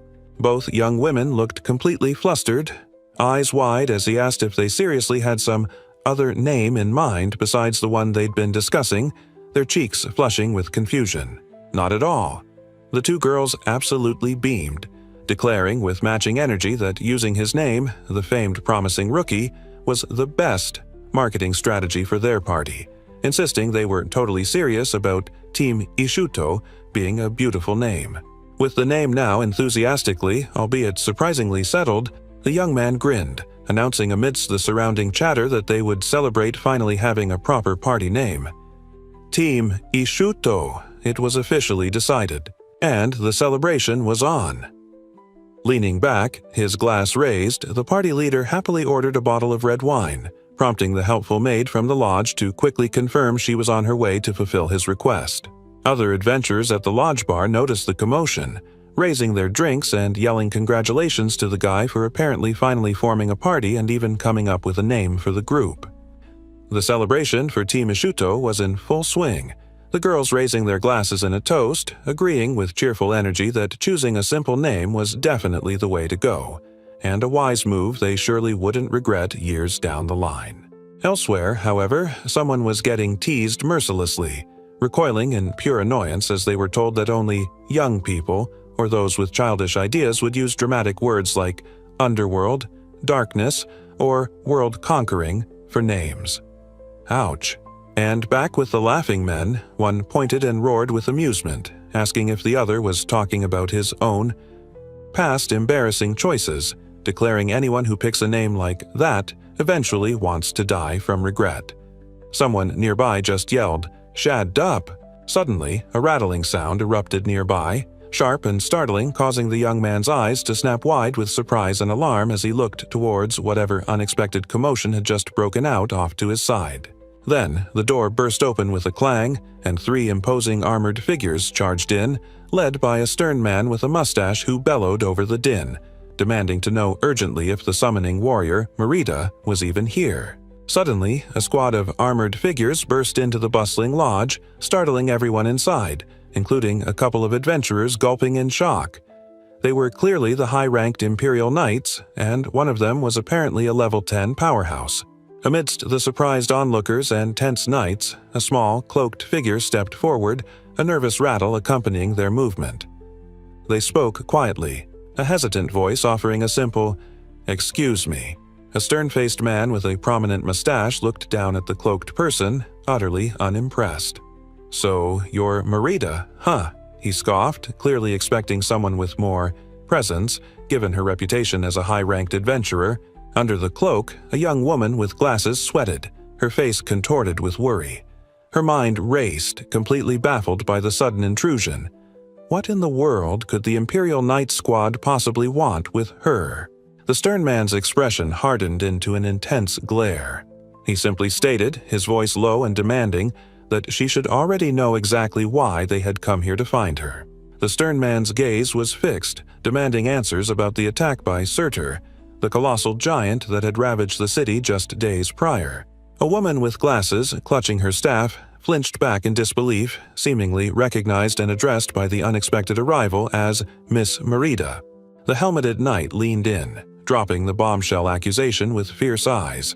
Did she really summon that giant surtur and unleash it right there in the middle of the royal capital's populated urban area?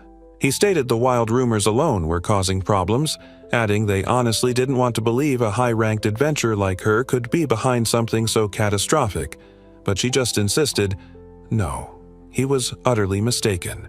Despite her protests, the night wasn't finished, adding sternly that after all there was still a small chance it was her, and a witness report meant they absolutely needed to investigate this lead, giving her a piercing glare.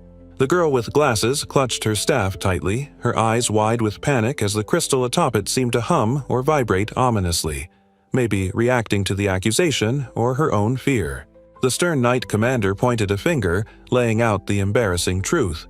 She was spotted the day before, hanging out in a tavern in the red light district, apparently drunkenly bragging about burning the whole royal capital to the ground.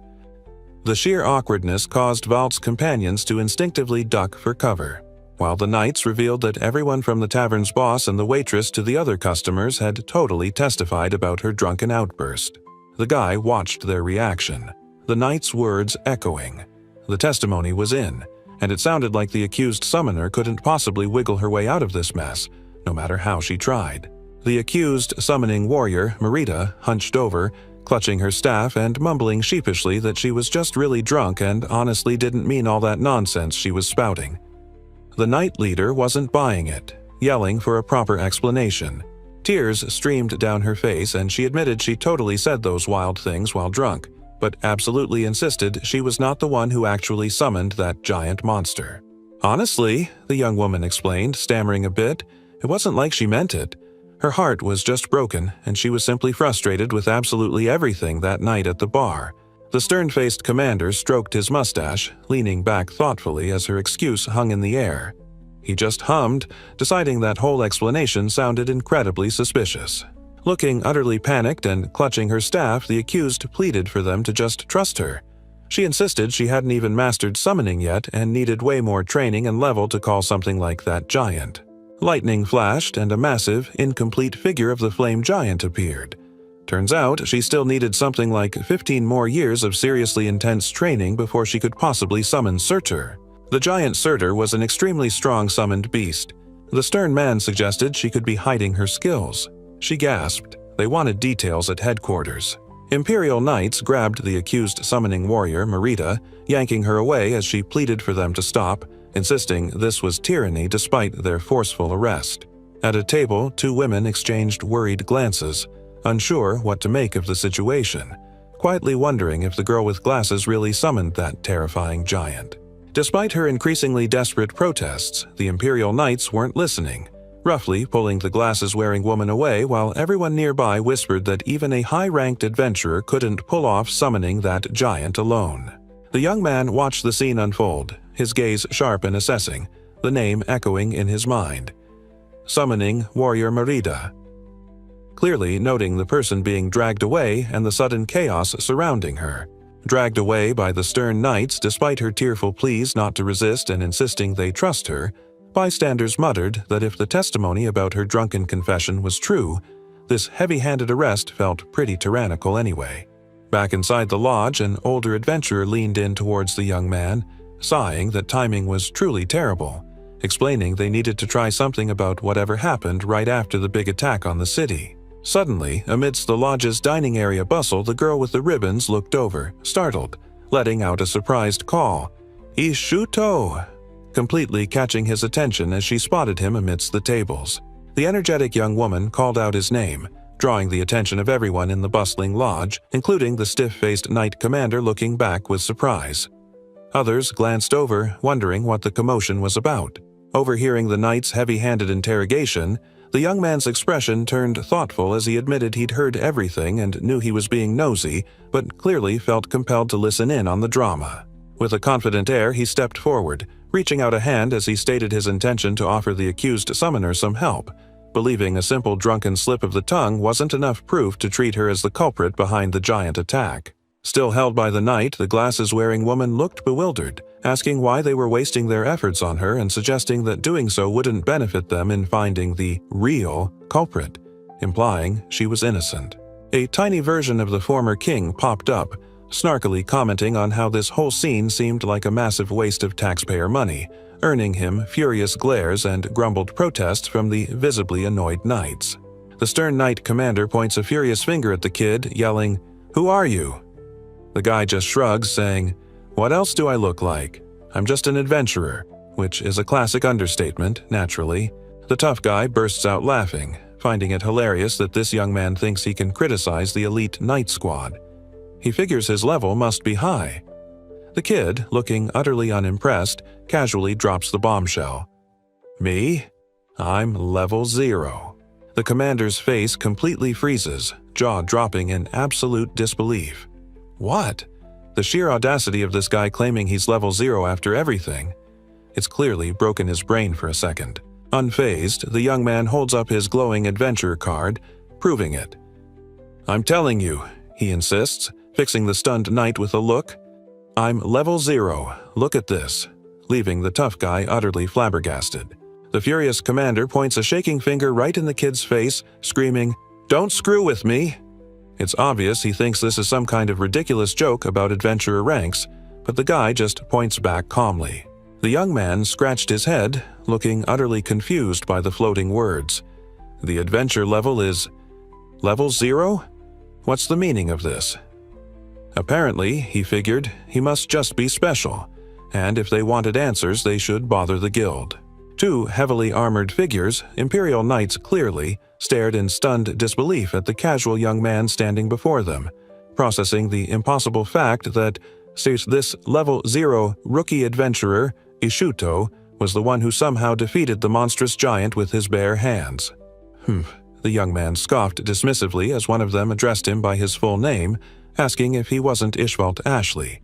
Clearly, he wasn't thrilled about being recognized, especially by these guys.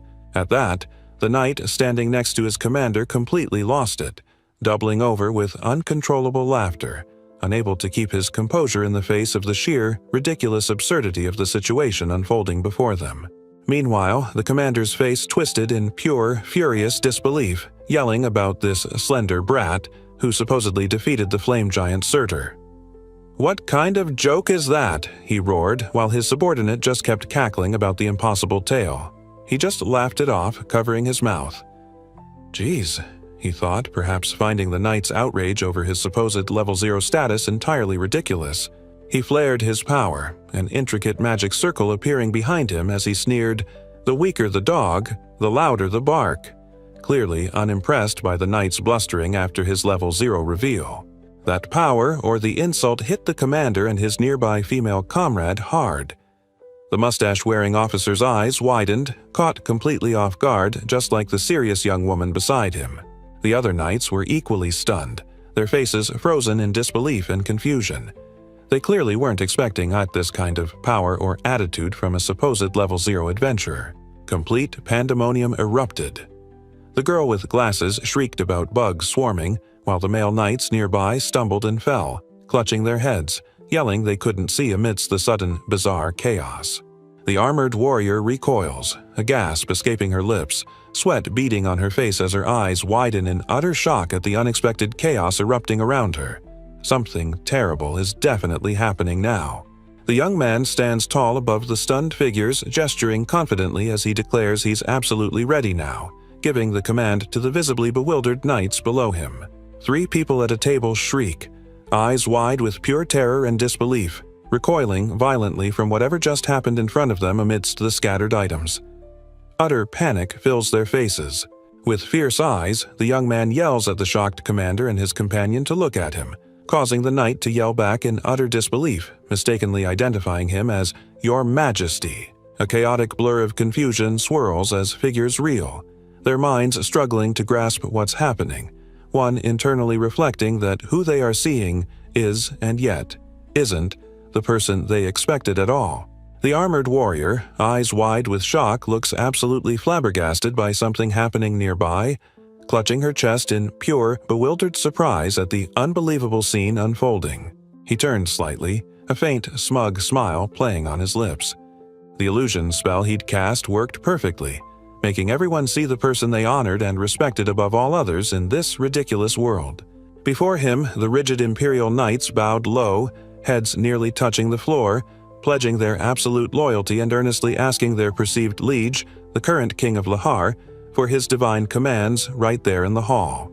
With dramatic reverence, they offered their very lives and service, dedicating everything to the figure they revered as their true king, while the young man stood coolly above, accepting their unintended devotion to himself. A grin spread across his face, a flicker of surprise in his eyes. He boomed his approval, declaring that kind of unwavering dedication was exactly what an honorable Imperial Knight squad should embody. Yes, well said indeed.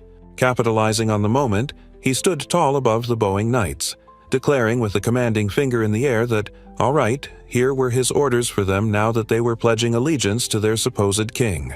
Meanwhile, one female knight stood untouched, sweat beading on her face, utterly bewildered and wondering why she was the only person who seemed to be perfectly fine after whatever just happened to everyone else.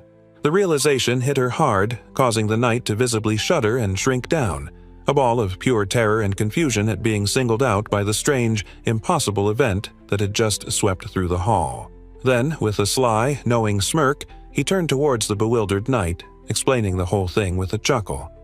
He revealed she was unaffected because, unlike all the others, she was the only one who hadn't laughed at him earlier. Hearing his explanation, the knight slumped in defeat, letting out a weary sigh, her earlier terror replaced by what felt like profound embarrassment and resignation after being exposed like that. Someone admits research was hasty, the hero who ended Giant Surtur. The revelation caused utter shock. The bewildered young man eyed the retreating knight, who'd just been told her decision was wise, wondering why she was chasing someone and telling her to hurry after her comrades.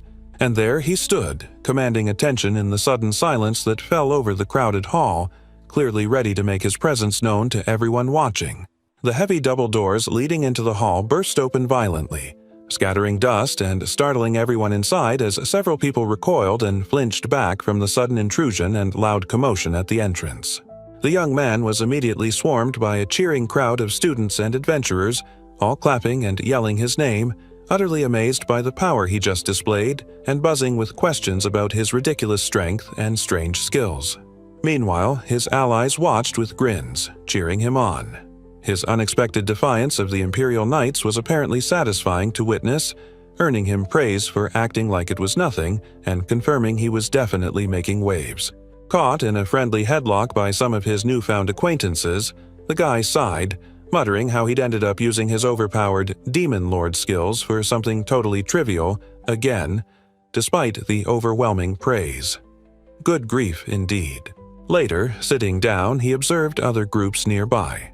Some folks over there looked seriously strong, advanced adventurers who clearly weren't fazed by the recent chaos. He mused that the Imperial Knights sure had a lot of influence, but it was interesting that these powerful people stayed quiet. Amidst the surprised onlookers and tense knights, a small, cloaked figure stepped forward, a nervous rattle accompanying their movement. They spoke quietly, a hesitant voice offering a simple, "Excuse me." A woman with glasses, clutching her staff, flinched back in disbelief, seemingly recognized and addressed by the unexpected arrival as Miss Merida, and though confused, thanked the young man for his earlier intervention, acknowledging he saved her. With a confident air, he stepped forward, reaching out a hand as he stated his intention to offer the accused summoner some help, believing a simple drunken slip of the tongue wasn't enough proof to treat her as the culprit behind the giant attack, adding it was just nothing. He was merely being nosy. At a table, two women exchanged worried glances, unsure what to make of the situation, quietly wondering if the girl with glasses really summoned that terrifying giant, especially after hearing her admit that when she gets drunk, she just has no limits, sighing. Ugh. His triumphant grin returning, the young man leaned in with a confident smirk, telling the frantic knights not to worry because, as they say, a wonder lasts but 9 days. Yeah, or so they say.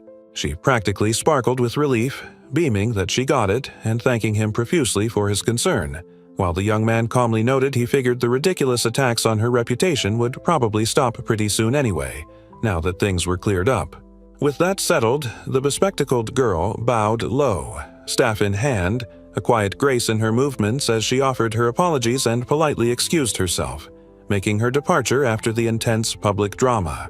He was left standing amidst the bustling crowds, people moving around him in a blur, a thoughtful, slightly weary look on his face as he simply watched, processing everything that had just unfolded in the guild hall with the knights.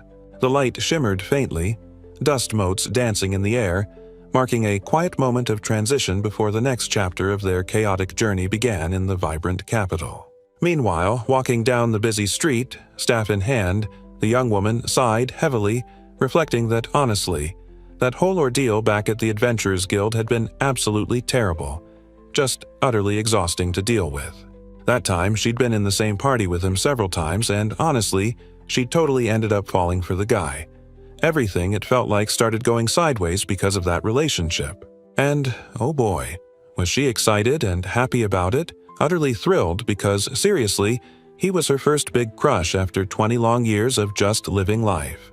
But yeah, looking back, he really should have mentioned the whole fiancé thing a little sooner. Talk about a complete and total buzzkill that left her heartbroken. Honestly, after getting arrested and all that drama, she seriously doubted she could handle tackling that massive quest tomorrow, but still, despite everything, that random dude Vault really bailed her out today. If it wasn't for him, things would have been way worse. But hey, maybe, just maybe, her ridiculously bad luck was finally about to take a turn for the better from now on, because the summoning adventurer Merida wasn't giving up just yet. Down a dark, deserted alleyway stood a small figure in a black dress, looking up towards the person with glasses, asking quietly if she could steal a moment to speak with her, breaking the eerie silence. Looking back, the person with glasses couldn't help but feel like the girl down there looked just like a doll, a strange thought in the middle of the night as she wondered who this unexpected visitor could be. The girl offered a small, unsettling smile, introducing herself clearly as Darsha, and then gesturing to the one-eyed stuffed animal she held tight, declaring this little guy was her precious family, Asmodeus.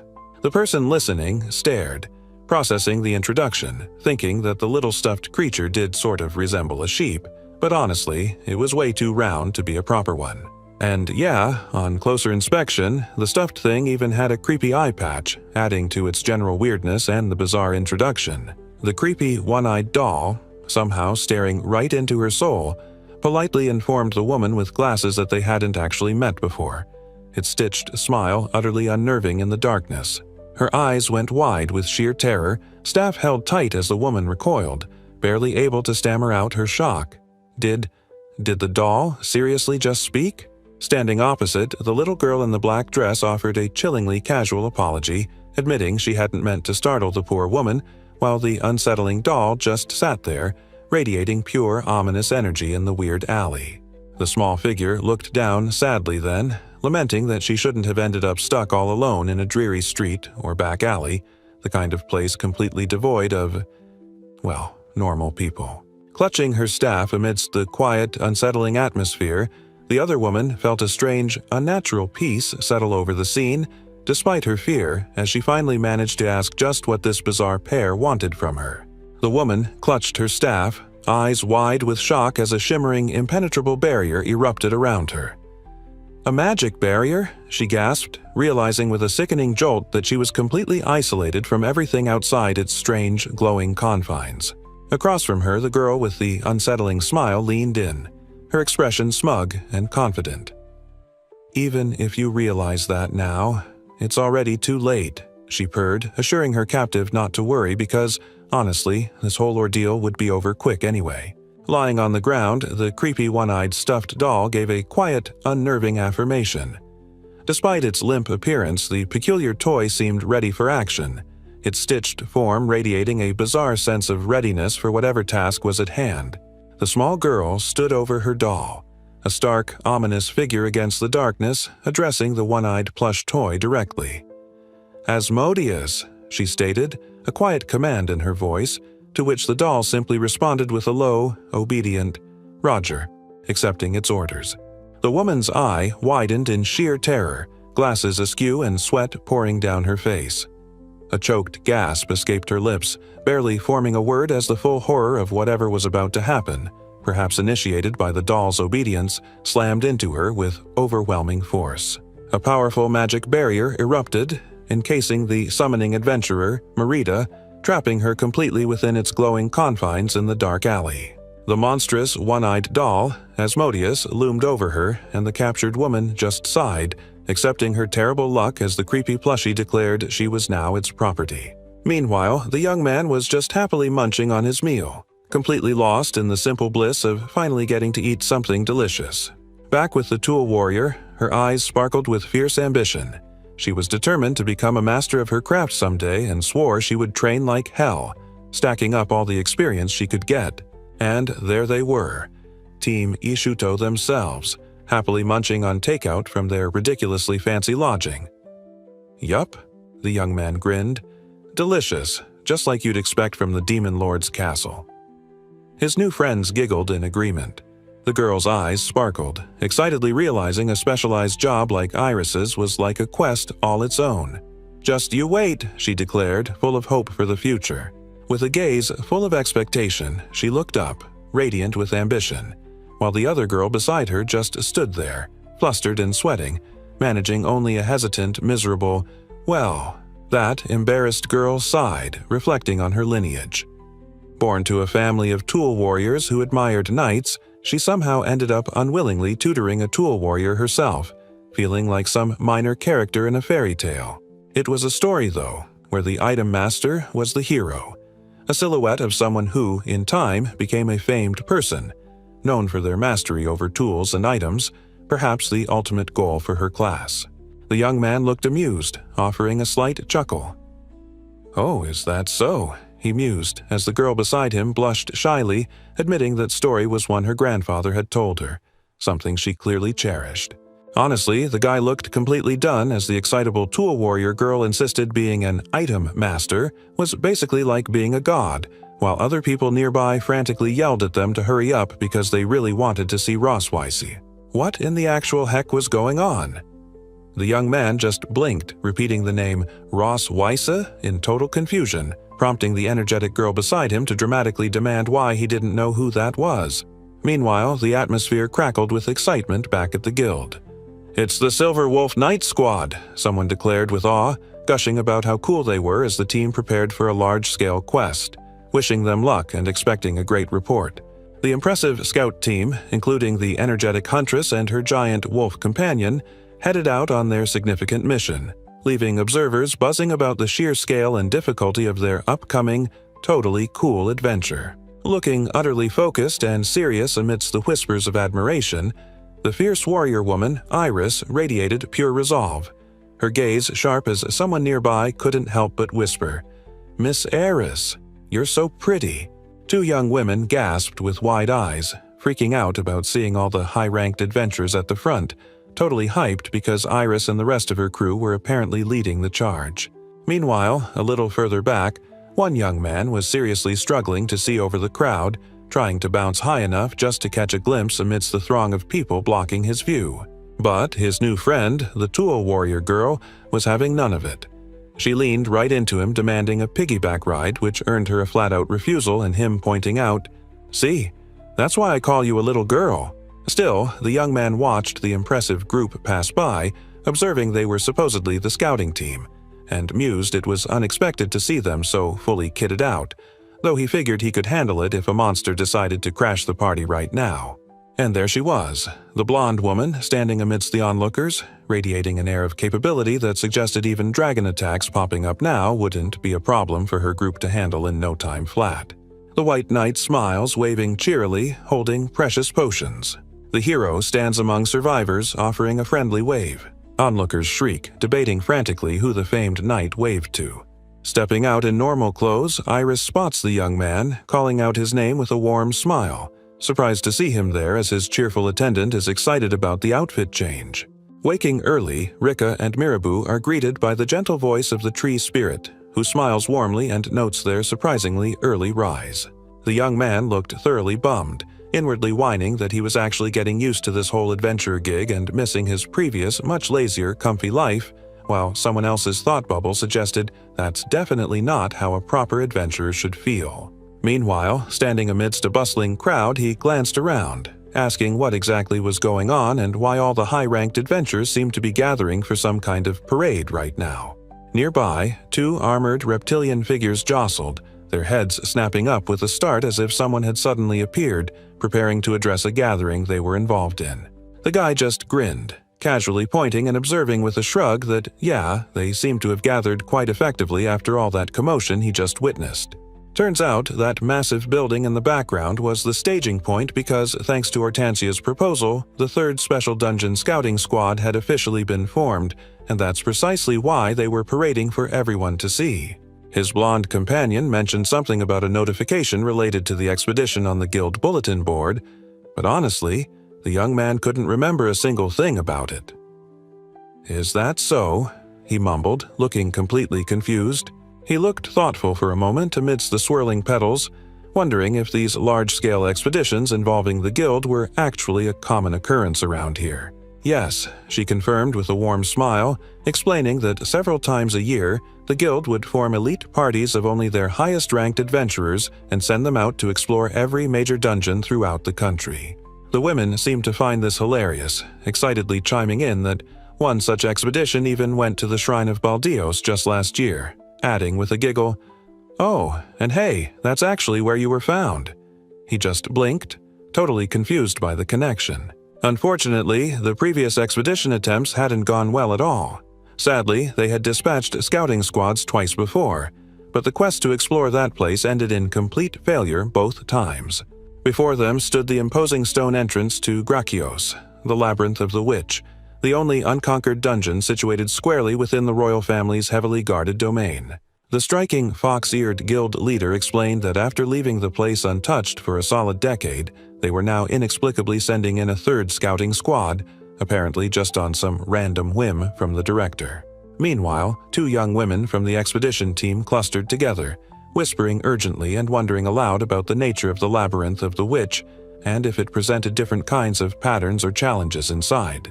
One of the girls, suddenly brimming with bright, almost cartoonish enthusiasm, eagerly bounced forward, declaring she knew the answer and would absolutely fill them in on the details, practically shouting her willingness to explain. Because apparently, in this world, adventurers weren't just facing natural caverns. There were entirely unique dungeons that people had actually constructed themselves over time, intricate and maze-like, ready for intrepid explorers to conquer. Turns out a witch is simply a woman born with weird, mysterious powers. And these dungeons aren't like normal ones, filled with simple traps. They're custom-built with intricate designs by each witch. Someone looks utterly bored by the explanation. Speaking of witches, the particularly special trait of the labyrinth named Grakios is something else entirely. And this bizarre trait? Its entire structure reverses and gets rebuilt from scratch every single 9 days, leaving the young man utterly bewildered. "What?" he asks. "An automatically created dungeon, huh?" he mused, looking intrigued by the bizarre concept and honestly just really interested in meeting the witch powerful enough to build something like that. The young man seemed absolutely thrilled to hear how ridiculously deep the witch's labyrinth might go, his excitement palpable despite the others' clear worry that adventurers had barely scratched the surface of the impossibly difficult place. But his overly cautious caseworker quickly popped into a chibi bubble of annoyance, firmly shutting down whatever wild idea he was having and telling him there was absolutely no way, not with her in charge, would he be allowed to do anything reckless, no matter his absurd strength. Suddenly looking concerned, the young man fidgeted, realizing with a jolt that their little detour was entirely his fault and someone was going to be seriously late because of him, especially with the parade about to kick off any minute now. As if on cue, a girl abruptly turned from the group, apologizing quickly that she had to go right now, and with a hurried thank you, she rushed off, leaving the others surprised by her sudden departure. Just as things settled, the guy snapped his head around, chibi mode engaged, his eyes wide and sparkling with sudden interest as he excitedly pointed out an incredibly gorgeous woman nearby. A beautiful mage appears with a mysterious staff. "Hey, isn't that Marita? She looks completely different now." "Whoa," someone whispered, stunned. She really seemed like a totally different person from just last night, transformed into what felt like a true adult woman before their eyes. He watched her transformation, the impression she gave now totally different from the night before, just like Mirabu had somehow predicted with that weird observation of hers. The transformed woman looked back, a startled expression on her face, perhaps seeing a reflection of her past self or someone reacting to it, musing that despite everything, the face was somehow exactly the same. Meanwhile, things were maybe less intense, but just as strange elsewhere as the young man looked utterly dubious, arms crossed at the crowd of smitten, blushing chibi figures swarming around him. Speaking of strange expressions, the beautiful transformed woman leaned in, a subtle, almost predatory smirk playing on her lips as petals drifted around her, clearly enjoying a private thought. Then, her intense gaze fixed on the small, one-eyed doll she held, the woman declared with chilling focus, "We finally meet, my one and only demon lord." A direct, ominous address. His words or actions had an immediate effect. The young man's eyes went wide with a sharp, jolted shock, sweat flying as his expression contorted in pure, startled disbelief. The expedition team marched through the cheering crowds lining the street, carrying their banner high. Everyone was hyped to see these high-ranked adventurers head off, hoping they'd finally conquer the infamous Witch's Labyrinth. Amidst the adoring crowd, the young man watched the mysterious woman, totally confused. He'd definitely heard her voice differently last night. And where did that fluffy creature go? Plus, telepathy. Weird. Her gaze held a knowing gleam, a faint smile playing on her lips. Her thoughts were chillingly clear. Demon Lord. She knew exactly who he was. Despite his supposed disguise, the young man's easygoing expression vanished, replaced by a troubled frown. This whole situation was setting off serious alarm bells. He couldn't shake the bad feeling rising in his gut. Beyond the cheering crowds lay their objective. Grakios, the Labyrinth of the Witch. As the name suggests, it was a seriously mysterious dungeon, probably full of terrible surprises crafted by some magic user. Riddles twisted logic inside the witch's realm. The ancient grim gate guarded the path ahead. Quest 12, the summoner of the flame giant, awaited. Wiping a sleeve across her face, one of the girls sighed, realizing just how incredibly deep inside the labyrinth they'd managed to venture during this particularly tough exploration. The bespectacled woman, wearing a familiar hat, looked ahead intently, thinking that with only 2 hours left, this particular level of the dungeon was probably as far as they could push on this delve. Everyone was seriously dragging. After taking 9 whole days just to reach the 4th layer of the labyrinth, they only had a couple of hours left before the dungeon reset itself at midnight. Adding insult to injury, the poor girl knew all their previous maps were basically useless anyway in a monster maze that completely rebuilt itself every single week. Meanwhile, the rest of the expedition team was actually cheering, reporting that the back lines were all safe and sound, and reaching the 4th layer was officially a brand new record for the group. But even setting a new record felt utterly pointless, the tired elf girl mused, because the dungeon would just shift anyway, leaving her feeling like they hadn't even had a real adventure after all that effort. Her companion straightened up, insisting that wasn't true at all. They had totally defeated 3-layer bosses and even managed to grab some pretty valuable stuff, proving their journey hadn't been for nothing. The elf girl, looking totally unimpressed by the weirdness around her, just mumbled about someone else's strange habits. Besides, she added, wondering what else could possibly add to this nonsense. But hey, that adventure was seriously the best, especially getting to fight alongside Miss Eris. It just made the girl so happy she couldn't even control herself, grinning from ear to ear. Still, thinking about the whole dungeon delve, she couldn't help but wrinkle her nose. "You, such a weirdo," she thought, conceding that while she did have fun fighting alongside Eri, some parts of the experience were just plain off-putting. Clearly, someone else's priorities were completely out of whack, always judging everything based purely on personal amusement. Honestly, her chest must be empty. Wait, whose chest is a washboard, did you say? Honestly, amidst all the weirdness in these 9 days they'd been stuck in the dungeon, the blonde warrior couldn't help but think it was bizarre that nobody was actually talking about, well, her boobs. That's true, though. Their long adventure reached its end, the party feeling satisfied despite the hardship, solving riddles and defeating guardians together, reflecting they had faced troubles but learned and had fun doing it. Someone turned to their companion wearing a wide hat, asking a question, and the witch simply responded with a quiet affirmation, ready to hear what was on their mind after the delve. Looking slightly downcast, the blonde warrior mused sadly about the dungeon resetting, wondering if all the effort, the riddles solved, and guardians beaten would truly vanish into thin air. She then voiced a pressing concern, questioning if it would be utterly impossible for them to escape the labyrinth on their own, should they somehow remain inside when it inevitably rebuilt itself. However, the witch in the hat tilted her head, her expression uncertain, offering a simple, non-committal answer to the question about their potential escape, leaving the situation frustratingly unclear. Apparently, the number of poor souls unfortunate enough to get caught inside that labyrinth's automatic rebuilding system and somehow make it back out alive is a big, fat zero. Which, naturally, is precisely why this delightful dungeon is also widely, and quite accurately, known around here as the charmingly named the Man-Eater Dungeon, right? And to that terrifying nickname and the grim fate of anyone caught in the dungeon's reset, the old witch simply replied with a quiet confirmation. The thought of getting consumed by the dungeon's reset felt like a physical blow to the timid girl. Sweat pouring, she pleaded with everyone not to get distracted by weird thoughts because they absolutely had to escape before hitting that time limit or risk being eaten. Figuratively speaking, of course. The witch then added that this wasn't even the deepest level they could go. Apparently, witches have some kind of bizarre obsession with the numbers 3, 7, 9, and 12 when it comes to designing these twisted places. The timid girl looked absolutely drained, sighing about how she understood this whole chaotic dungeon delve was far from over, clearly finding the sheer continuation of it all rather disappointing. Someone else just dryly observed, finding her predictable reaction amusing, that this sort of weary resignation was just entirely typical behavior for the nervous young elf. Meanwhile, the witch standing nearby couldn't help but crack a small, knowing smile, finding the exchange and their predictable antics thoroughly entertaining.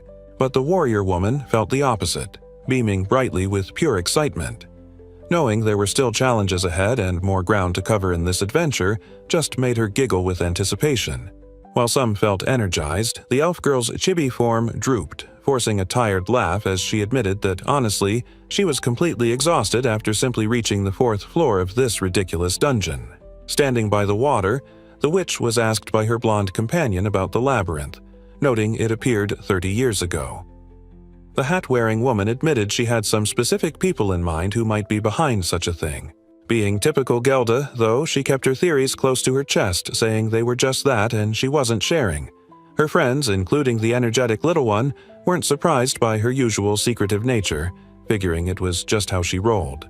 Regardless of who built the dungeon, the blonde warrior insisted, one thing was absolutely clear. Whoever created this ridiculously complex place had to be incredibly, terrifyingly strong to manage something on this scale. Because let's be real, the sheer intricacy of this labyrinth meant it wasn't just some amateur hour magic. Ordinary witches, they said, simply couldn't construct a dungeon this ridiculously complex no matter how hard they tried. However, the blonde warrior quickly countered with a slight smile, perhaps thinking of someone specific, that maybe they shouldn't call witches ordinary anyway. And, she added, there was one more thing they needed to consider. This new fox-eared woman flashes a sharp grin and a peace sign, looking ready for trouble. Someone nearby is pretty darn sure she's packing the exact same lewd personality as that guild leader Vixen. The young girl standing nearby can only manage a nervous little laugh, a tiny bead of sweat forming as she simply says she understands now, clearly finding the situation incredibly awkward. Breathing a heavy sigh of pure exhaustion, the blonde warrior slumps forward amidst the rocky ruins. She totally agrees that the weird rules and restrictions of this dungeon are just beyond troublesome. And the witch chips in, explaining she can't even use her teleportation magic in this messed up place. Seriously, she thinks that's the most utterly troublesome restriction the dungeon imposes. Yet the timid girl points upwards, noting they can still use a special teleportation item. What's baffling, she wonders, is why the restriction only seems to affect actual magic and not tools. It felt like the dungeon itself was playing favorites, the timid girl explaining how both magic and tools use the same principle for teleportation, yet only one was allowed to send them all the way back to the entrance. Honestly, the blonde warrior thought, narrowing her eyes with bizarre rules like that, it felt less like random chaos and more like someone had made this place intentionally frustrating, just for kicks. The tough warrior stood silently, her gaze steady and serious amidst the rocky passage, looking utterly determined despite the weariness, ready for whatever fresh nonsense this witch's maze decided to throw at them next. Finally regrouping, the energetic hunter reported the entire rear guard had arrived safely, prompting a terse "good" from the warrior and a cautious "wait a moment" from the witch, sensing something wasn't quite over despite their successful push. Time was running out, the timid girl fretting they needed to stay careful until the very end. Just as someone urgently called out to the warrior, a sudden tap or sound echoing nearby, reminding them the dungeon wasn't finished with them yet. Silence fell in the chamber, broken only by an ominous mist swirling around the massive platform at its center, drawing the gaze of the adventurers gathered below who knew this was the end of the line for this layer. The veteran warrior woman stared up at the familiar structure. She realized with a start that it was the very same kind of platform they had faced at the end of every other layer, confirming they had finally reached the conclusion of the fourth stratum. Suddenly, the air above the platform began to crackle and twist, energy coalescing into a chaotic swirl as the witch watching from nearby gasped, eyes wide with alarm, shouting that whatever they were facing, it was definitely arriving right now. And with a terrifying roar, a colossal, scaly creature plummeted onto the platform, its form wreathed in dark energy, leaving the blonde woman staring in wide-eyed shock, recognizing the monstrous shape of the fourth stratum's guardian instinctively. There it stood in all its terrifying glory, a massive, armored beast that could only be the one, the tyrannical stone dragon, Burgund, reminding them that no matter the dungeon, some nightmares just kept coming back. Look who showed up! A giant basilisk meant they finally got their revenge match after last time, squaring off against the monstrous beast, ready to fight right here in the dungeon. She gripped her sword, remembering the tough fight last time, but this time would be different. Her gaze was sharp, completely focused and ready to unleash her true power. From the platform, the monstrous figure commanded its horde, urging them forward. "Let's go, everyone," the voice echoed, insisting they leave absolutely no one behind now that the battle was truly joined. She looked up, her eyes shining with fierce resolve. Whatever happened, they would all return safely, she declared, her voice firm with conviction. Nobody was getting left behind in this place. And then they charged. Swords and lances met monsters, a chaotic blur of action as the adventurers plunged headfirst into the battle, yelling defiance against the monstrous horde and their towering leader. Just 2 days ago, the young woman's face was a mask of sheer, furious anger about something that clearly ticked her off big time.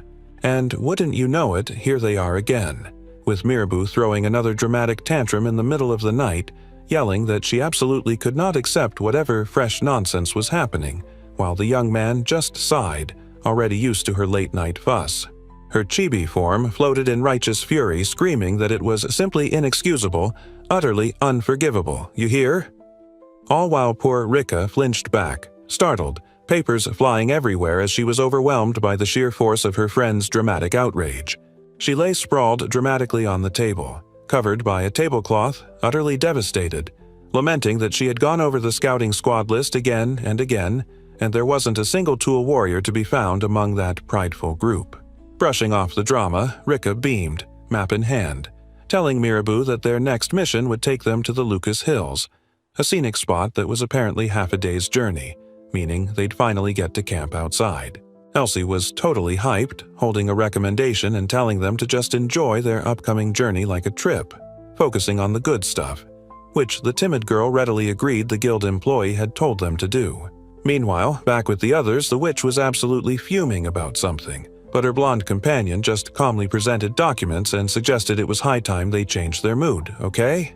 The guy casually sipped his drink, musing about the scouting squad who should be back soon and how they might bump into them by chance, while the elf girl excitedly pointed out that the timing totally lined up. He took another long drink, still thinking about the scouting squad, when his attention suddenly shifted, deciding to ask the timid girl something else entirely about the situation. Turning to his companion, the young man wondered aloud if she knew anything about the summoning warrior Merida, pressing her to tell him if she knew more than he did, but the girl admitted she honestly didn't know her well at all. The timid girl put a finger to her chin, looking utterly lost and wondering aloud, "Let's see. What exactly was the deal with this summoning warrior Merida anyway? Apparently, the capable summoning warrior didn't belong to any specific party, always preferring to go solo, which still somehow made her quite famous. But the young man wondered, didn't chanting those powerful summoning incantations take a good chunk of time? He mused, could someone really pull off something like that entirely on their own? Ah, I see, the confused former king realized. It wasn't like they went totally alone, either. Apparently, they'd just join up as temporary members when a party needed a summoning warrior specifically. So, summoning warriors packed tremendous destructive power, all right.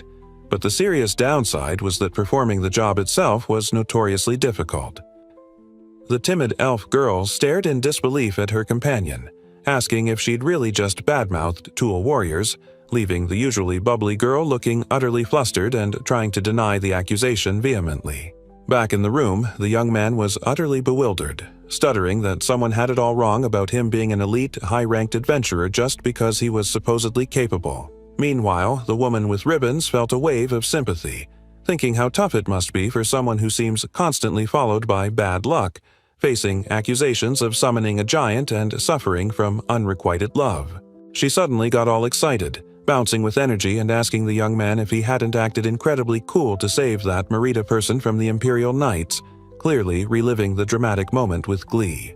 But that praise only made him slump down in gloomy chibi form, because apparently, by saving her, he had completely interrupted the entire dramatic series of calamities that was supposed to follow Merida, messing up her life story. Sitting up and pulling on his clothes, the young man sighed, telling whoever was still awake that they were leaving early tomorrow morning, so they needed to hurry up and get to bed already, much to someone's chibified protest. Meanwhile, the elf girl beamed, clutching her hands as she declared how wonderfully everything smelled like love, completely oblivious to the guy below her, who scowled, thinking connecting everything with love was just a kid's game.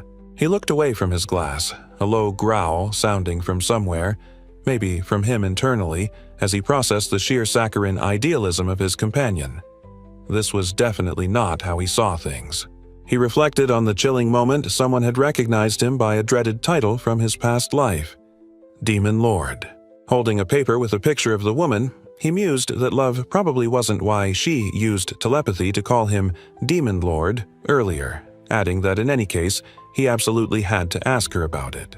A monstrous armored jaw erupts from the broken ground, tearing up debris as a colossal scaly form emerges, making the earth itself tremble violently under its terrifying presence, back from the depths. The blonde warrior woman finally lets out a tired sigh of relief, wiping sweat from her brow amidst the shattered ground. Somehow, they had managed to defeat the colossal monster, though her gaze drifted toward injured figures nearby. Looking utterly exhausted, her companion groaned, confirming the worst. The monstrous creature they just fought wasn't just visually identical to the last one, its sheer, overwhelming power was also exactly the same level. Amidst the tired survivors, a sense of quiet triumph settled. They hadn't needed the young man's overwhelming power this time and were proud they handled it, feeling they had truly grown stronger, thankful no one had died despite the injuries. Later, the warrior woman offered a potion to her weary comrade, assuring her she should take it. Despite the cost, healing was crucial after facing down a giant lizard, a small act of care among the battered victors. Drinking her potion, the blonde warrior couldn't help but think if that guy Ishuto had been there, maybe they wouldn't have suffered so many injuries during the fight, wishing for his absurd power. But her companion wasn't having it, yelling angrily, asking if she wasn't thinking about Iris a little too much, and insisting they absolutely did not need that petty man around to save them. Amidst falling petals, Iris herself looked rather smitten, a soft blush on her face. She reflected that Ishuto's fighting style was actually really unexpectedly beautiful to watch, but two others just couldn't shake it off. Ranzaluna and Gelda stood there, utterly stressed out, thinking, ugh, I just can't stop thinking about it. Meanwhile, the witch, Gelda, looking calm amidst the chaos, observed that it seemed meeting that guy Ishuto was honestly a pretty good catalyst for Iris, adding that she fought brilliantly out there. Amidst the tired survivors, an injured adventurer clutches his side, receiving a potion. The witch and the warrior stand by as others recover, murmuring thanks but acknowledging the battle was a long, hard hour with many hurt. The young woman with ribbons beams, looking slightly surprised.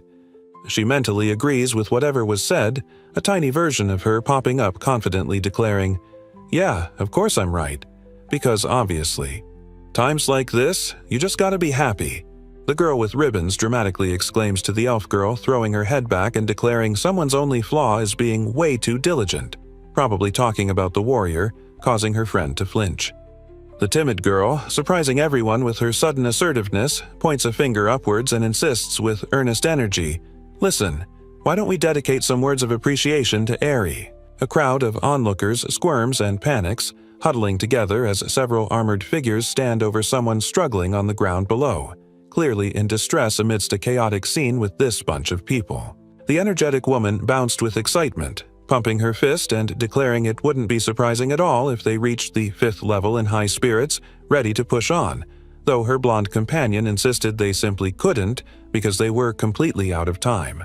Knowing there was more ahead made the push worthwhile, the witch mused, but they had to retreat and return while they still had a chance. As they suspected all along, this ridiculous dungeon just kept going on deeper. Smiling despite her exhaustion, the dark-haired warrior deferred, telling the blonde woman she'd let her take command now, since her voice was definitely louder than her own, a decision readily accepted by the blonde woman. Standing amidst her team, the determined woman took a deep, centering breath, gathering her resolve before facing the journey back through the labyrinth. "Great job, everyone!" She practically beamed, yelling the news that they not only reached the uncharted 4th level but even confirmed there was a 5th one lurking below. They didn't conquer the whole dungeon, but man, what an expedition! The mission is accomplished, we proudly assert. The scouting quest ends, the cheering crowd claps. We exit, now using the gemstone, helping injured first. Relief washes over the warrior woman as she realizes only she and the cheerful hunter girl remain. A quiet peace after the chaos, though something still feels off about who's left behind after everyone else used the exit gem. But panic erupts as the hunter girl realizes someone is missing. She shrieks, frantically asking where the other person could possibly be, utterly distraught by the sudden, terrifying thought that they've left someone in the labyrinth. The energetic girl frantically checked her list again, her eyes wide with dawning horror. "What did you say?" she cried, while the timid elf companion beside her nervously confirmed the chilling possibility of a missing comrade. Tears streamed down the hunter's face as she tallied the grim numbers. 96 started, only 90 evacuated, and 5 were left here. Yes, absolutely, one person was definitely missing, confirming her worst fear. Amidst the growing panic, the witch stood apart, her face unreadable beneath her hat. She simply observed, a quiet calm in her profile as the others grappled with the unsettling discovery. The blonde warrior looked utterly distraught, shaking her head in disbelief. "That can't be," she insisted, desperate, claiming they had counted everyone meticulously during the evacuation, completely baffled by the discrepancy. Her eyes searched for answers, settling on her calm friend amidst the chaos. "Gelda?" the blonde warrior asked, a desperate question in her voice, hoping the witch could somehow make sense of the terrifying head count. Standing amidst the rubble, the determined warrior and her companions glared ahead, demanding whoever was missing finally stop playing hide-and-seek already and show themselves after all that chaos. Meanwhile, standing alone in the desolate, ominous landscape, a shadowy figure stirred, hearing a voice nearby reacting with utter confusion. "Huh," at the unexpected presence in the ruins. And who should appear but that chilling girl from before, Darsha, her unsettling smile fixed, the ominous feeling intensifying as the expedition team watched from the background, probably sensing even more trouble was on its way.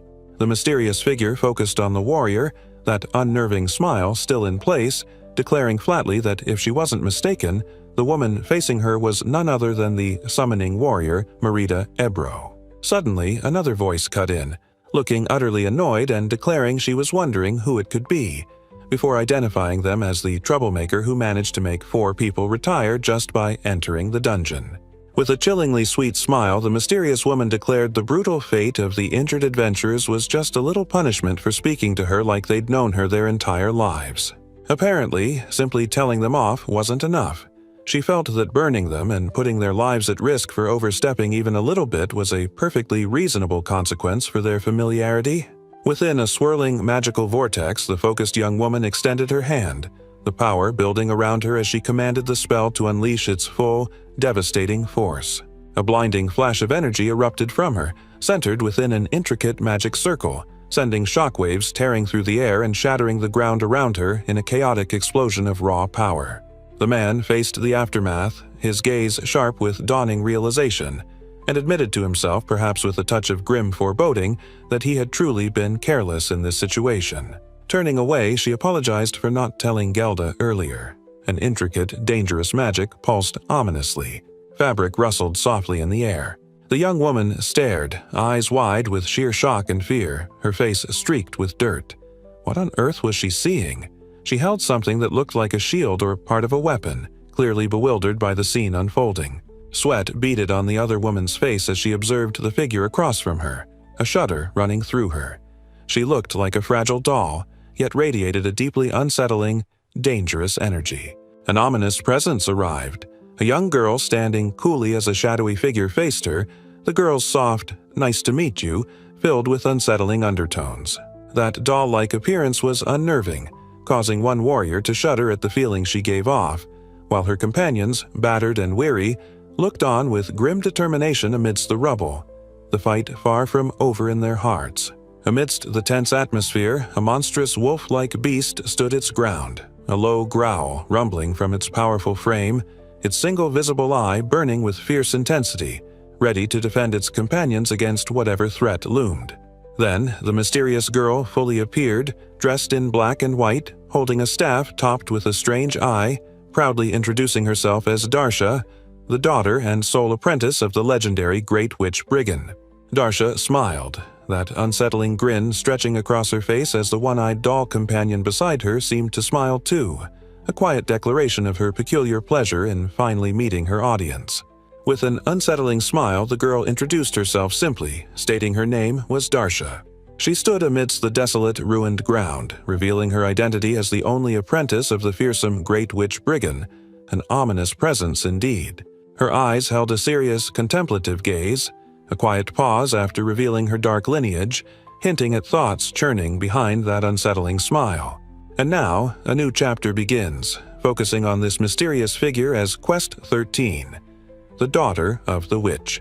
Brigand is revealed, a serene yet ominous image of her resting amidst scattering petals.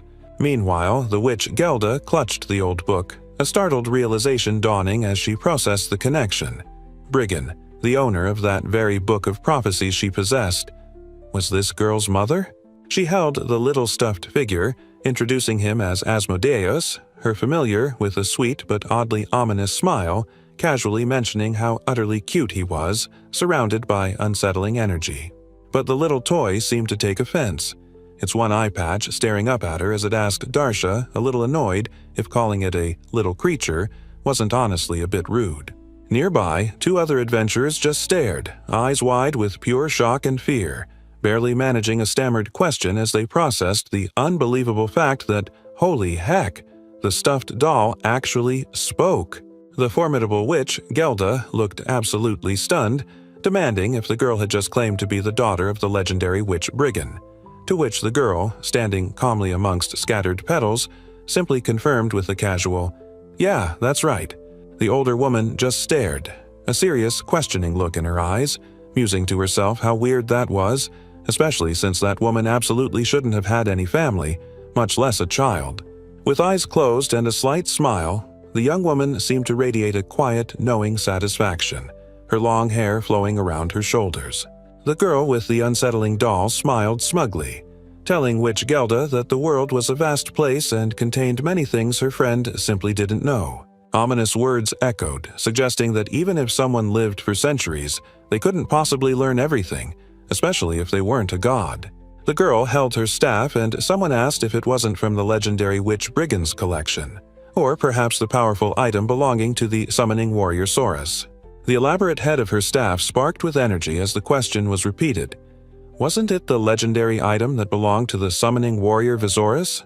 The girl with the unsettling smile simply giggled, explaining that perhaps living all these years wasn't just for kicks after all, a cheerful but eerie statement about her mysterious past.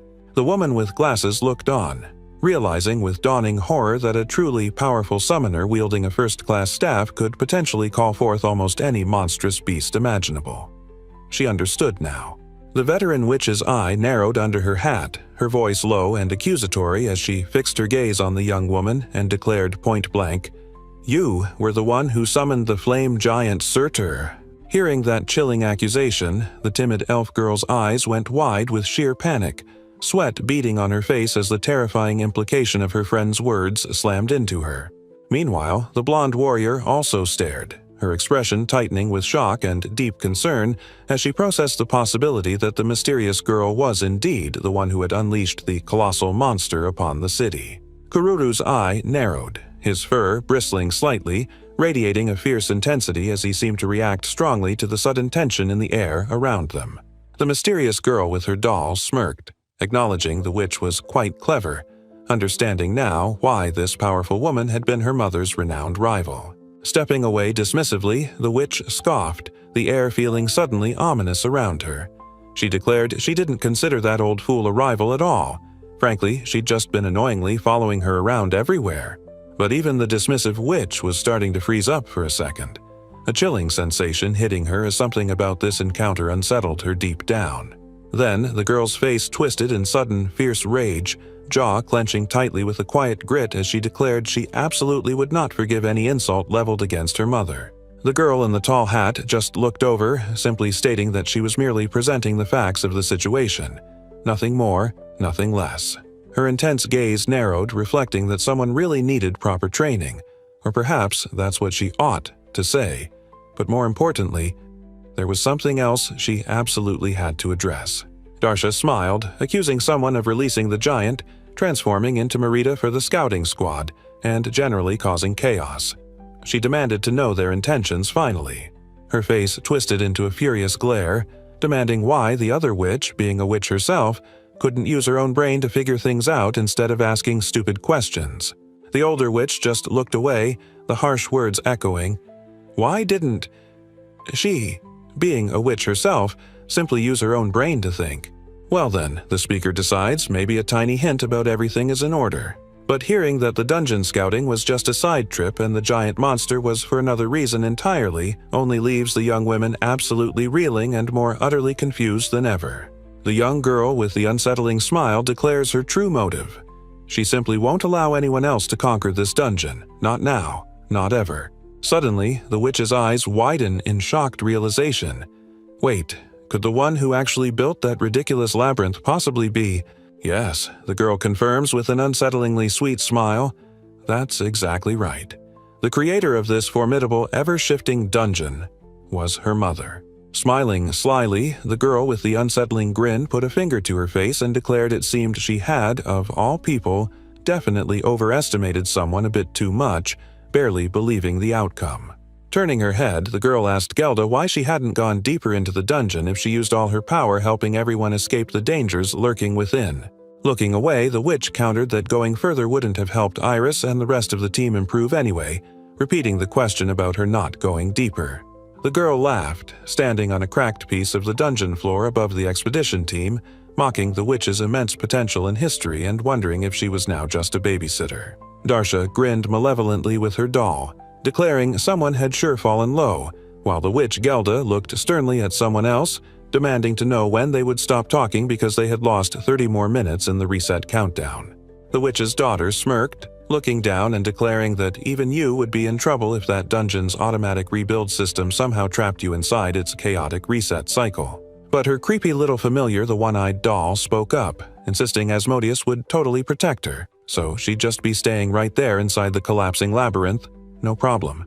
The girl looked smug, confirming the entrance to the incredibly dangerous fifth layer of the ominous dungeon was now wide open, implying her remaining in the place was part of the plan.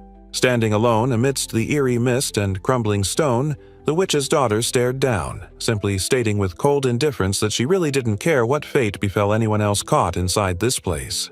Glancing back over her shoulder with a sly smile, the girl thanked whoever had warned her, but added confidently that they absolutely shouldn't waste their energy worrying about her safety. A determined gaze peers out from under a wide-brimmed hat, blonde hair framing his face as he seems to tell everyone, "Don't you dare worry about me." He looks absolutely resolved despite the surrounding chaos and the overwhelming odds they were facing against that monstrous dragon. She stood poised, the pattern on her legwear distinct against the ruined ground.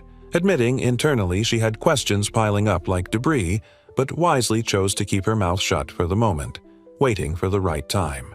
A girl shouted, "Wait!" A beautiful blonde woman with intense eyes stares forward, a serious expression on her face.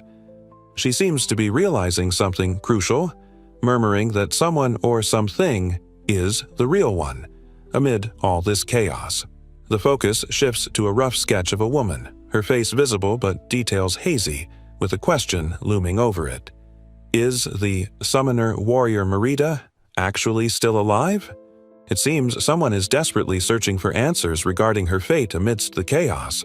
Standing over a defeated figure amidst the ruins of the dungeon, the witch's daughter looked utterly surprised, asking her eerie doll if it was possible she hadn't actually managed to finish off their opponent after all that effort.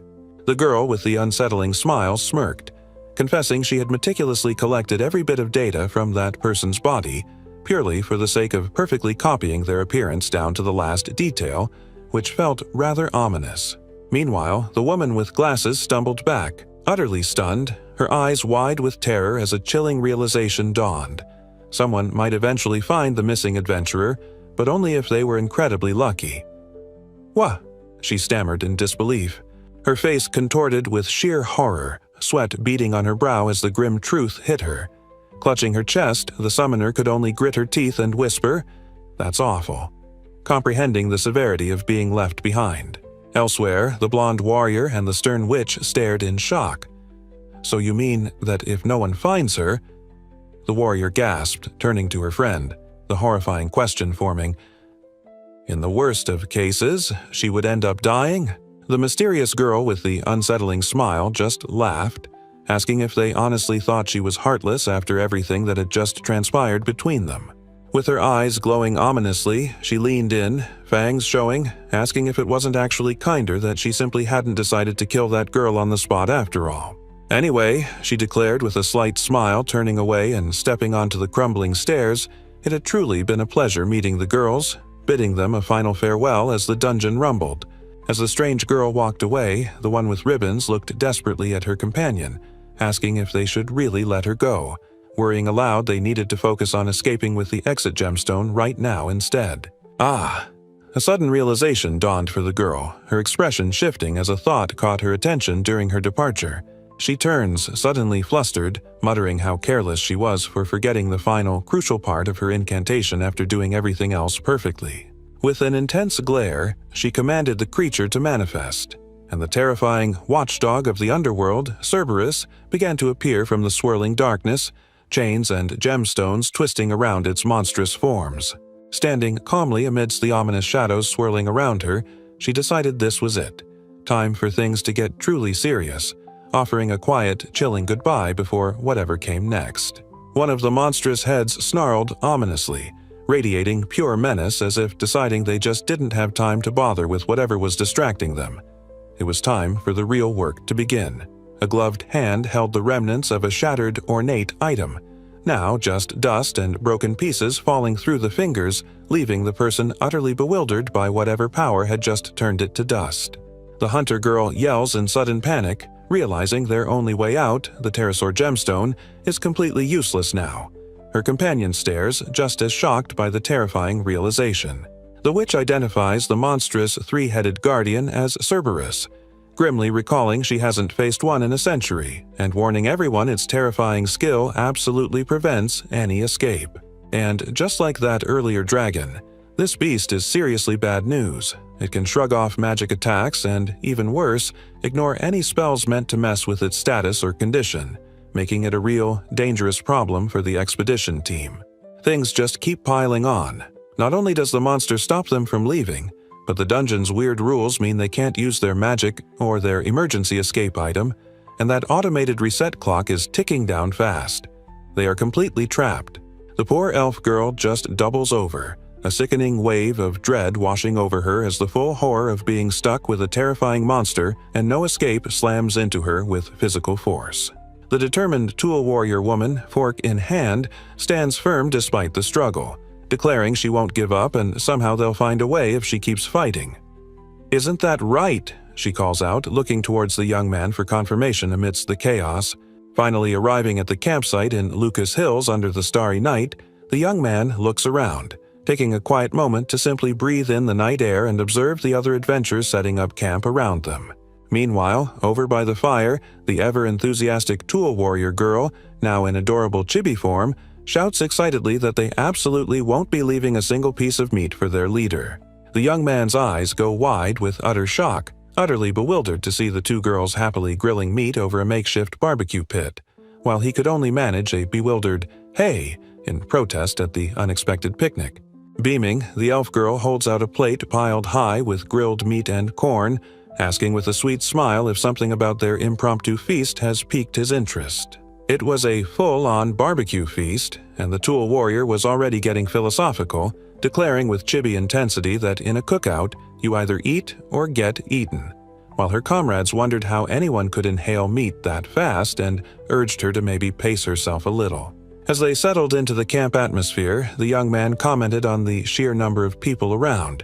It wasn't even the usual travel time, yet the place was buzzing with unexpected life, making him wonder what exactly was going on.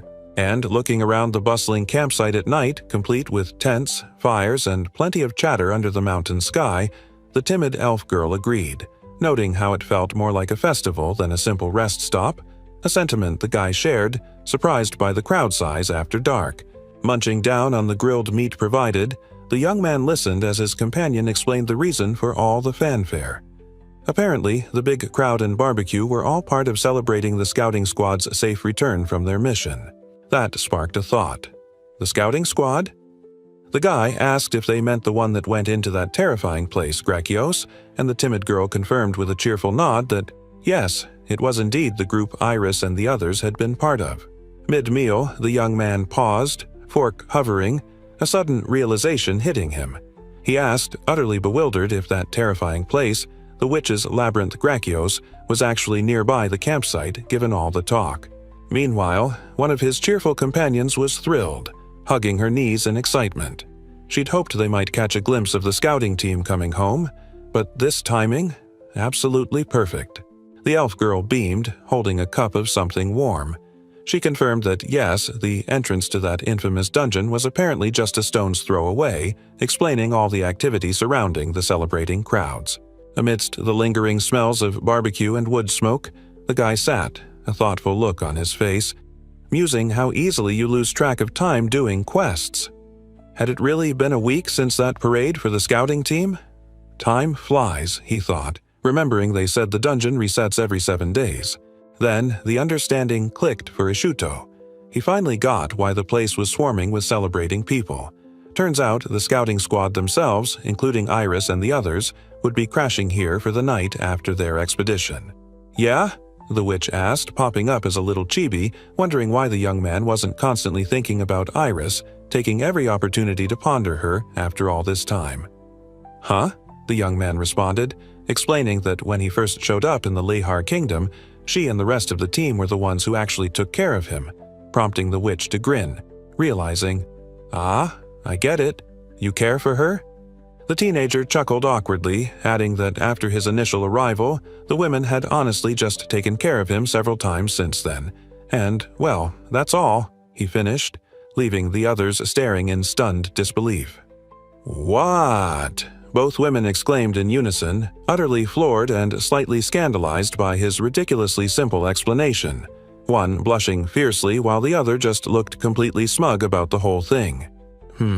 The young man mused to himself as he walked, admitting it was true that he was interested in her for several different reasons. But before he could elaborate, someone yelled, "Hey, we got trouble," from nearby.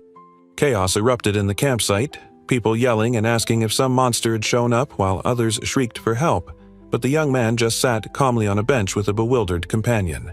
Amidst the frantic crowd, an armored lizard person was yelling for water, completely distressed, while someone else was shouting orders to contact the royal capital immediately or find a supervisor. The young man looked over the strange commotion, his companions glancing nervously as the lizard person continued to yell for water, and another voice frantically asked if everyone caught in the mess was all right. Suddenly, a wave of recognition washed over him as blurry images of the armored lizard men from the city flashed in his mind. His eyes widened in surprise. It was those guys. His boot stepped down nearby, approaching the exhausted figure panting on the ground. One of the armored lizard men looked over, wiping sweat and barely managing to breathe as someone casually said, "Hey." Amidst a small crowd, an armored lizard man adventurer recoils in visible shock, yelling in surprise and demanding to know what adventurer Ishuto is doing there, while the young man looks utterly confused, asking, "What?" and wondering inwardly why they know his name since he never told them. The lizard man's outburst intensifies, his scaled face contorted in disbelief as he screams for the young man. While nearby, the girl with dark hair looks completely bewildered, mentally questioning how they possibly know his name when he doesn't remember giving it to them. Still panting, the scaled adventurer explains, stating matter-of-factly that every single adventurer in the royal capital knows about him. He's apparently the hero who helped the Silver Wolf Knight Squad take down that giant Surtur. But being called a hero is clearly the worst insult imaginable.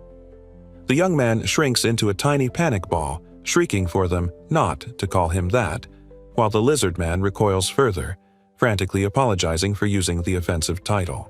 Calming down, the guy chews on his glove for a second, letting out a quiet, and apologizes for his sudden outburst, prompting the others gathered nearby to ask, "So, what is it you have to tell?"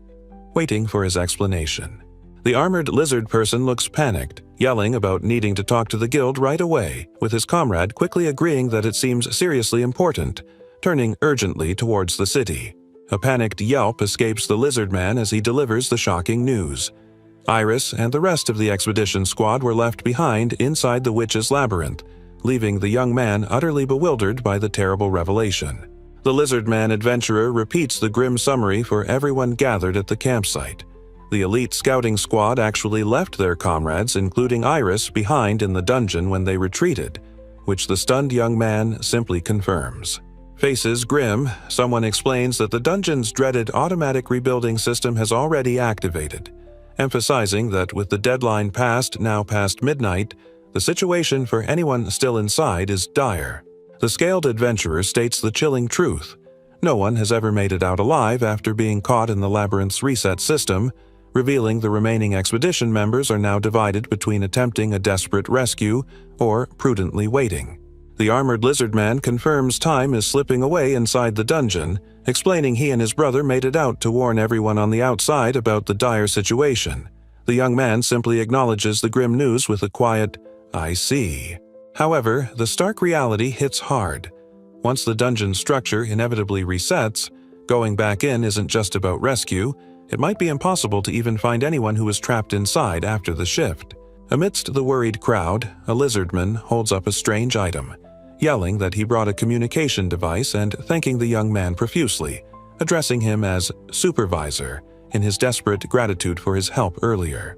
Hands reveal a large, clear crystal inside a box, asking the young man if this is his first time seeing such a thing, confirming it's a crystal that activates when someone pours their mana into it for communication. Suddenly, the image of a woman appears from the crystal, announcing clearly that they are connected to the Royal Capital branch of the Adventurers Guild, utterly startling the young man who definitely wasn't expecting to be on a video call.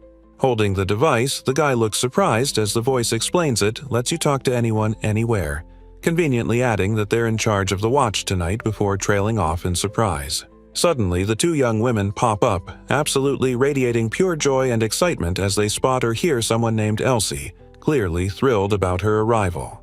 Meanwhile, another woman looks completely stunned, holding her face in shock as she wonders aloud, utterly bewildered, what in the world Ishuto, Rika, and Mirabu are all doing mixed up together. Across the campsite, the lizard man is practically vibrating with panic, yelling for Elsie and declaring there's a massive emergency right now, face contorted in fear as he turns frantically.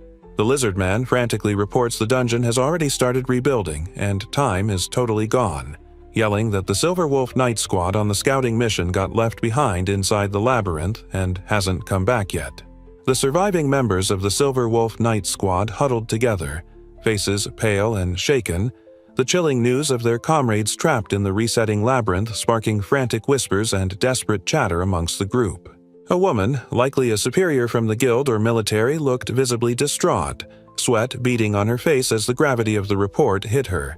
She desperately called for immediate orders, barely able to process the grim, unbelievable truth. Still reeling, she reluctantly agreed, stating she couldn't make a decision this big herself and would contact the director.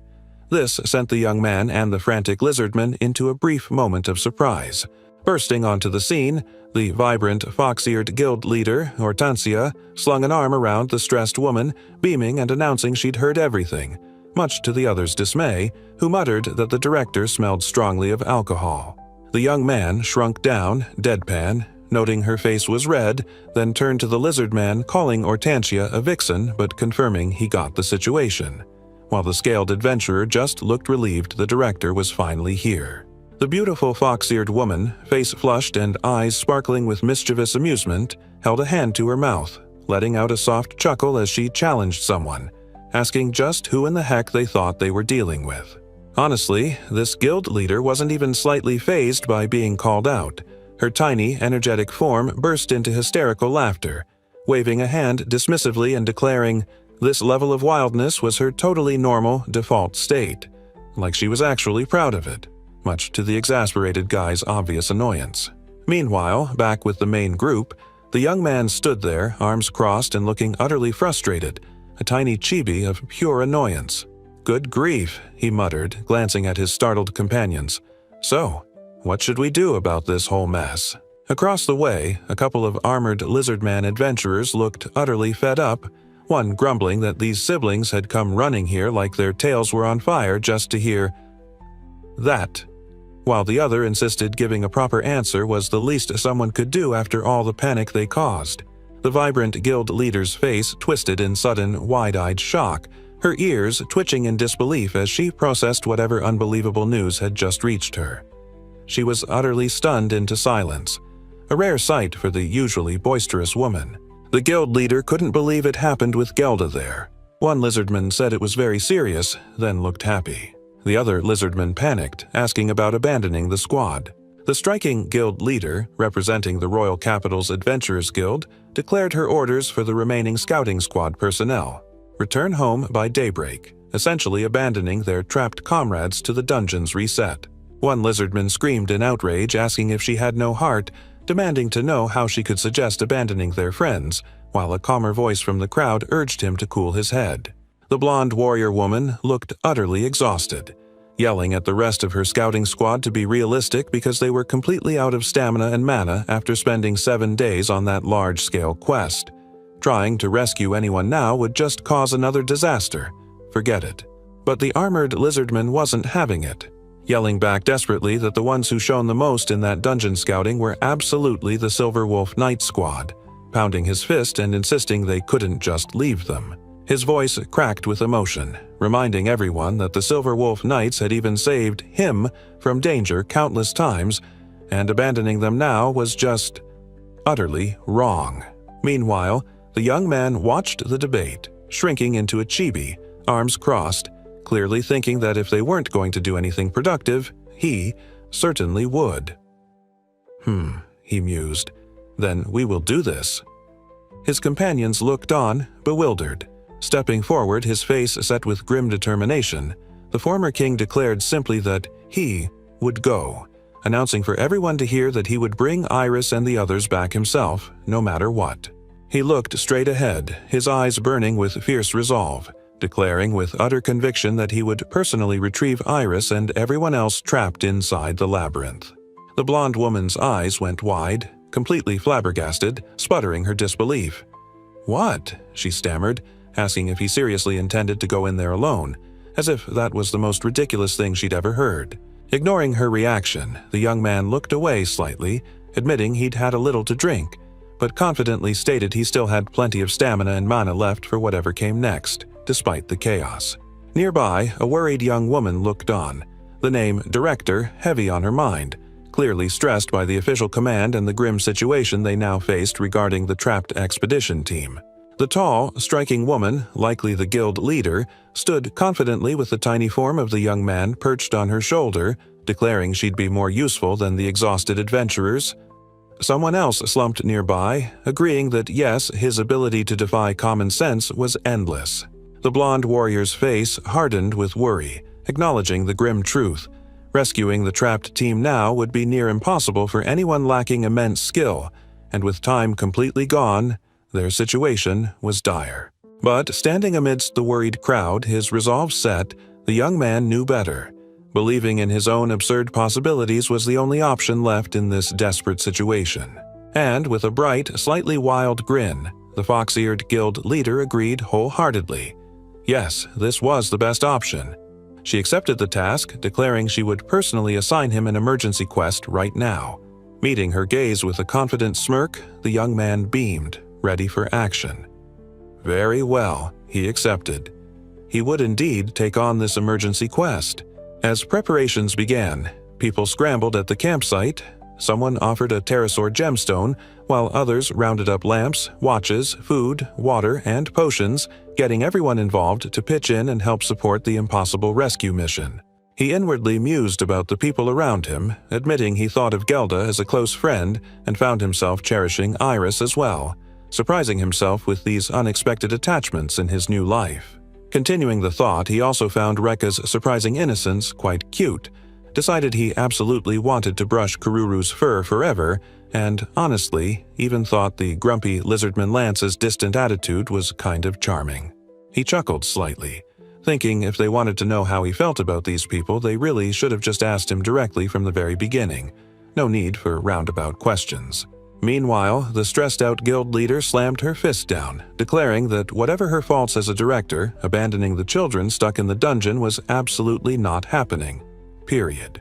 With a determined reach, the powerful fox-eared woman addressed him by his full name, Ishvald Ashley, stating the emergency quest she was about to give him would be something else entirely. He grinned with fierce excitement, holding a hand to his waist, utterly thrilled about the emergency quest and declaring, "Of course, I was waiting for those words." "All right, we're leaving," the young man announced over his shoulder to his surprised-looking companions, officially beginning their quest to bring Iris and the rest of the trapped team back home. "We're leaving this in your hands," the fox-eared guild leader exclaimed nervously, looking utterly worried alongside her companion as they pleaded, "Please, be safe, everyone," to the departing rescuers. Hands clasped tightly, the witch closed her eyes, brow furrowed with deep concern as she sent a silent prayer for the safety of the young man and his companions, now embarking on the perilous rescue mission. Meanwhile, back at the guild, the director herself, Hortensia, stood looking at a communication crystal with her attendant, asking hesitantly, "Director? One?" Perhaps checking if contact had been made with the team yet. The cheerful young woman, face alight with concern, asked her friend beside her if they were absolutely sure it was a good idea to just let Rika and Mirabu head into that dangerous dungeon too. Worry lines etched her brow as the taller woman gripped her hands, reflecting that one girl had just hit level 3, while the other was still barely level 1, even with that ridiculously powerful guy joining them. After all, she reasoned, that Grakios dungeon was seriously hardcore, the kind of place that needed a team of total top-tier adventurers just to get past the entrance, Ishuto or not. Meanwhile, back at the guild, the fox-eared boss threw her head back, laughing. "Haha, I totally get it, Elsie," she chirped, admitting that sending the team was way too sudden and they really weren't properly prepared. A sly smile played on the vibrant leader's face as she leaned in conspiratorially. "But you saw it, right?" she chuckled. "How they reacted when I told them they absolutely had to stay put." The timid elf girl, Rika, squared her shoulders, eyes wide with fierce determination as she pledged to give her absolute all for the team, announcing her confidence in her firepower as a member of Team Ishuto. And standing beside her, the tool warrior, Mira, was equally resolute, ready to prove her worth by assisting him no matter what anyone, even the big boss, said. They were officially a team now, and she was going with him. The guild leader, Hortensia, couldn't help but giggle, covering her mouth with a hand. Seeing Ishuto's ridiculously happy face in that moment, she mused, was apparently quite something to behold. Hortensia practically sparkled with delight, giggling and gushing about how adorable it was, like a man beaming with pride over his little sister's achievements, much to the exasperated attendant's silent plea for the director to just not say that out loud. The striking fox-eared woman looked towards the young man, reflecting that initially she'd just been curious about how everything would play out, but watching him and his recruits step up, well, things got interesting fast. The strikingly beautiful fox-eared leader proudly declares the young man was clearly blessed with excellent teammates in his unexpected new life, looking quite pleased with this observation. Her attendant, a kind-looking young woman, smiles softly, a faint blush on her cheeks, confirming her agreement and adding she's genuinely happy to be officially assigned as his personal caseworker. Taking a moment to stretch luxuriously, the fox-eared leader closes her eyes with a satisfied grin, announcing it's time to figure out a special reward for the former king and get her brain working on it. Understanding the task, the attendant nods, assuring her boss she'll handle all the necessary arrangements for the special reward, though she politely adds she'll have to leave the actual announcement to someone else. Suddenly, from outside the door where the satisfied leader is lounging, a persistent tapping sounds out, interrupting her moment of dramatic relaxation. The striking fox-eared guild leader beamed, declaring her absolute belief not just in their possibilities, but specifically in Team Ishuto. Stepping out into the rugged landscape under the watchful eyes of ravens, the young man led the two girls forward, shielding his eyes as rustling sounds echoed around them. The guy paused, pointing towards a bustling crowd ahead, musing aloud if those were the expected diehards and prudent parties gathering. His companions blinked, simply noting the unexpected number of people. Then a joyous bark split the air. The massive wolf Kurul bounded forward, tail wagging furiously, and the young man's face lit up with pure delight, exclaiming happily as he reached out to greet his friend. But chasing after the playful beast, the guy passed the surprised onlookers. One scaled adventurer turned, utterly startled, wondering aloud why Sir Kurul was the only one here, stating he showed up shortly after the other two had left. Speaking of that, the young man looks thoughtful, processing the sudden, chaotic arrival of the big white wolf and wondering why his companion showed up alone amidst all the panic about the trapped expedition members. He scratches the giant wolf Kururu behind the ears, musing aloud if that meant the big fluffy guy had some kind of unique solo teleportation trick, a question the beast seemed to confirm with a quiet woof. But then, with a sad little whine, the massive wolf looked down, confirming what the young man suspected. Nope, that teleportation skill was apparently only good for getting himself around, not bringing passengers. Overhearing their conversation, the armored lizardman adventurer interjects grimly, explaining that it wasn't just the wolf's limitation. This specific dungeon actually had some kind of nasty mechanism designed specifically to seal away all teleportation magic. The timid elf girl looks up, puzzled by the news, wondering aloud if that were truly the case. Then how on earth was someone as powerful as Gelda supposed to use her teleportation magic on their whole group? The young man nodded, shrinking down in chibi form along with the armored lizard man, taking in the grim news that even someone as powerful as the witch Gelda hadn't been able to bypass that dungeon's annoying anti-teleportation defense. He grinned, gently petting the massive white wolf, Kurul, realizing with a touch of relief that the beast's unique holy power meant his own strange teleportation wasn't affected by the dungeon's rules, which was good news. So, he figured out, pointing towards the lizard man explaining, that while magic was sealed, items worked, right?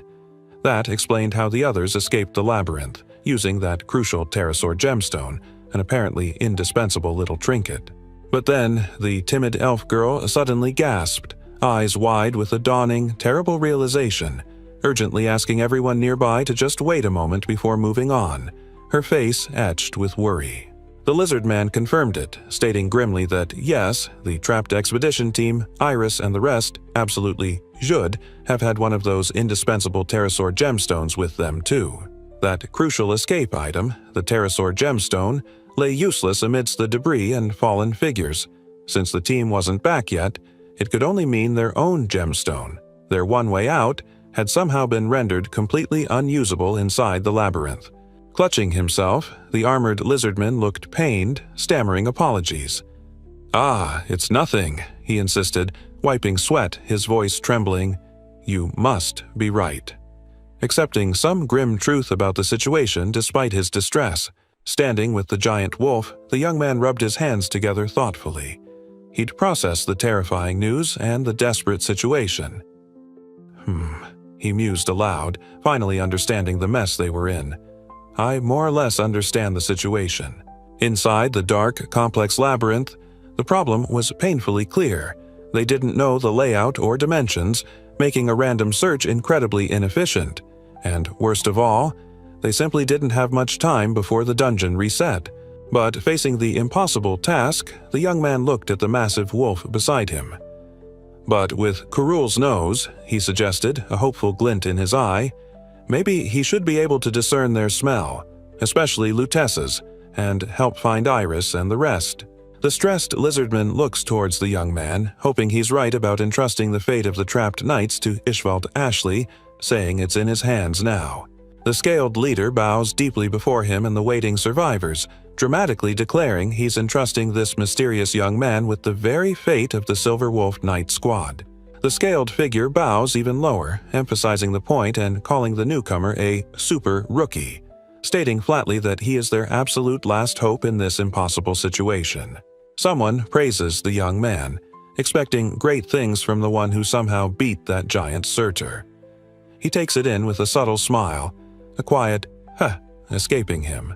His faint smile widens slightly, the "huh" lingering in the air as he accepts the burden and the expectations, clearly amused by the title Super Rookie after everything he's capable of. Charging into the fray, a determined group of heroes pushes hard, with one young man deflecting attacks while his ally launches arrows, aiming to finally turn the tide of the brutal conflict tearing the continent apart. And there, in his imposing stronghold, the young second demon king, Ishwald Tosli, sits ready for company, looking every bit the menacing overlord as he awaits their inevitable and probably doomed challenge. The brutal clash between the sides finally nears its end. The battle is reaching its critical final moments now. It's entering its final desperate destructive phase now. As the colossal dragon finally collapses, steam rising from its defeated form, the warrior below watches its demise. She lets out a panicked gasp, clutching her chest as she realizes she was so terrified she almost wet herself without even knowing it. Her knightly honor is definitely taking a hit. Her face twists in sheer, shaking terror, eyes wide with horror as someone frantically yells, asking if Rika is okay amidst the chaos. The young woman can only manage a trembling, barely audible yes in response. The elf girl pants, looking utterly flustered and clutching herself. What? She thinks, insisting she'll give them a big boom if she needs to, even though she's barely a black mage, clearly ready to overcompensate for her lack of experience. Her eyes are wide with pure shock, sweat dripping down her face. Someone warns her not to use her ridiculously powerful fireball in such a narrow corridor, insisting that if she burns them all, they'll just die by suffocation anyway. She gasps, covering her mouth as realization dawns. Oh, you're right, she thinks. This is like a cave after all.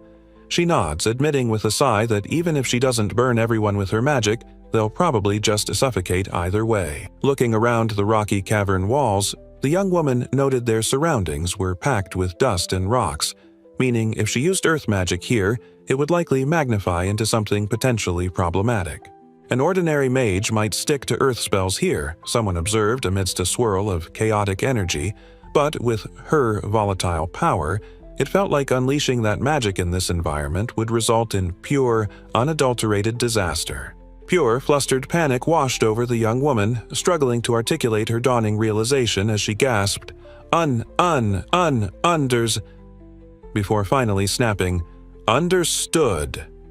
This was the same chaotic principle as the wetlands incident.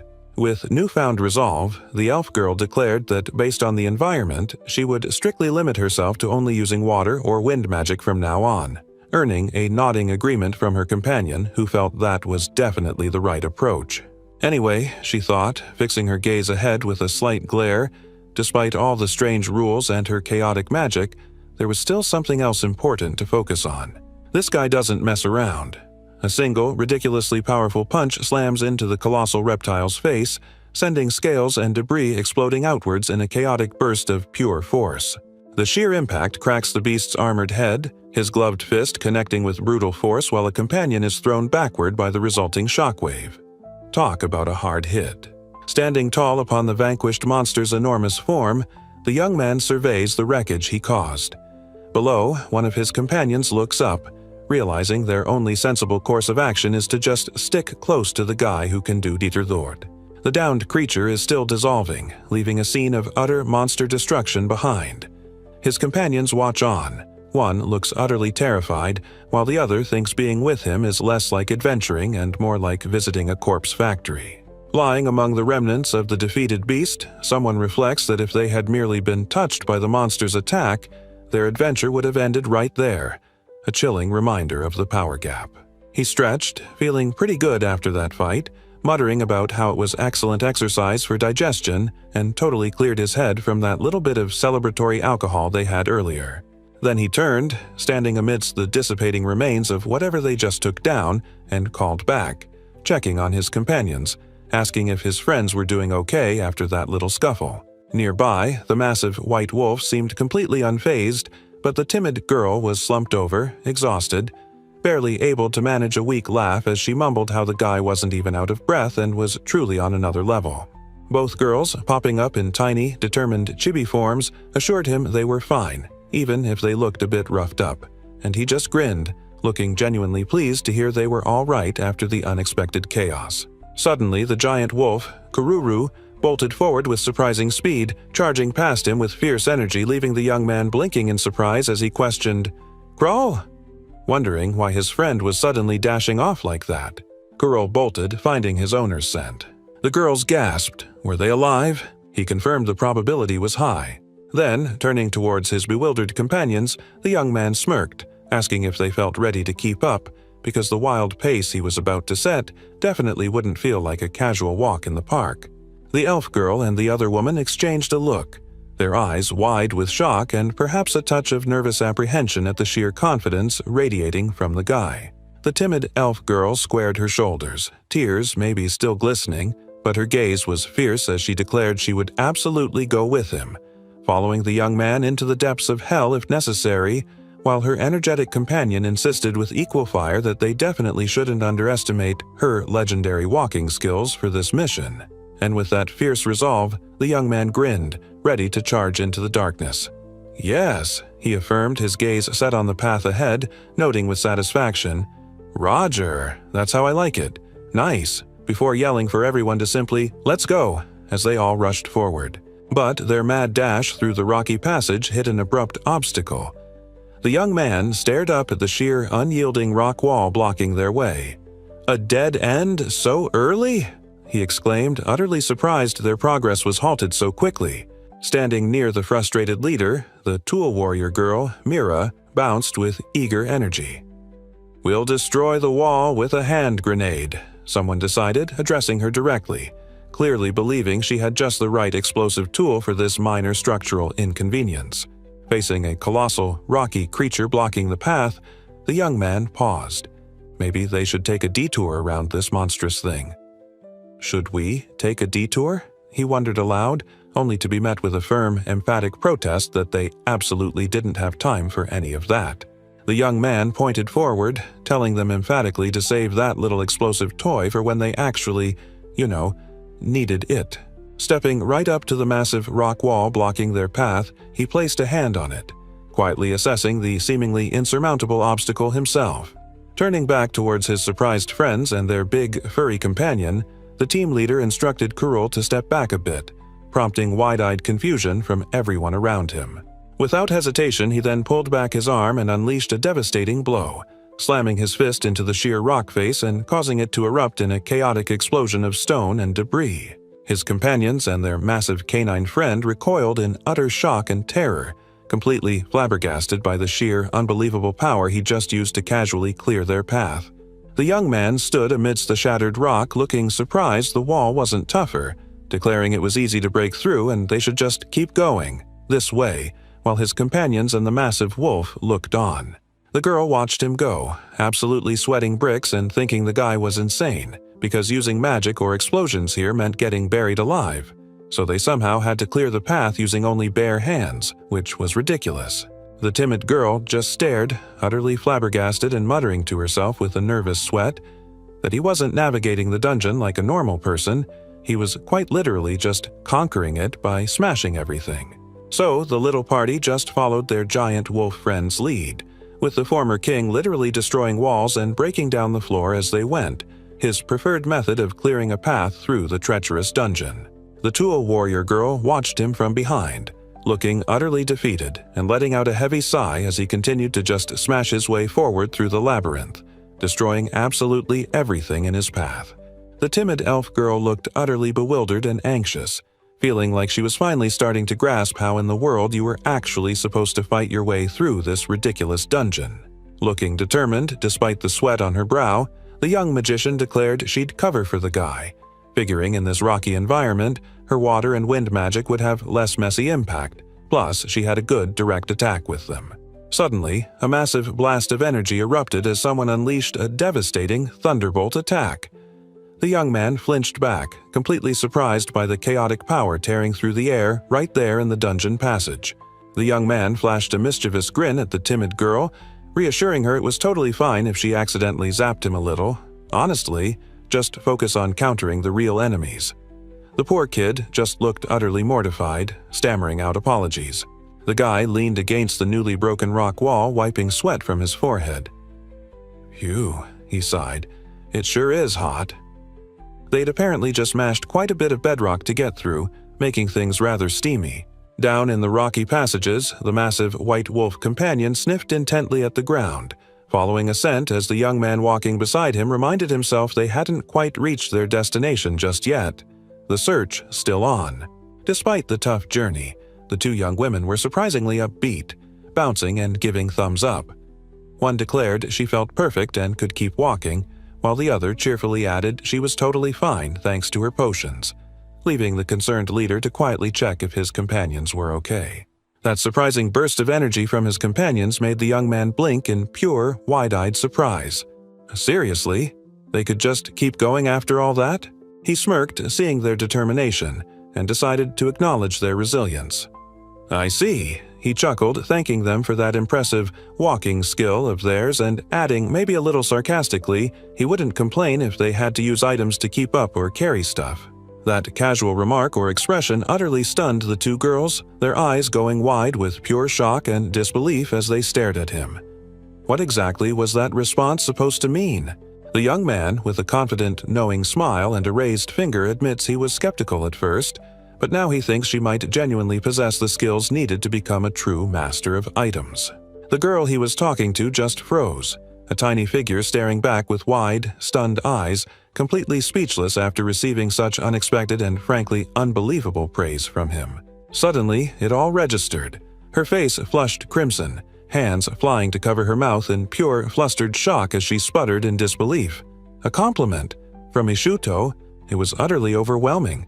He just stood there, looking completely baffled by her dramatic reaction, wondering aloud what on earth she was getting so embarrassed about. Meanwhile, she was having a full-blown internal panic, convinced his praise was actually dangerous for her heart.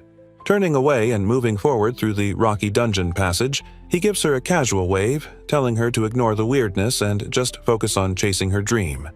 If she needs help, he adds, he'll totally give her lessons anytime. The timid girl still couldn't shake her flustered feeling when talking about him, while the warrior woman, her face set with quiet determination, resolved right then and there that she absolutely had to become stronger too. Seriously, he felt utterly ridiculous. Striking a dramatic pose and trying to articulate how strangely soft he felt in this human body was just embarrassing, especially when his companion totally blew him off, muttering that nobody asked for his weird thoughts anyway. Then, without warning, the very ground beneath them tore open, revealing a bizarre, swirling vortex filled with glowing remnants and strange, dark energy.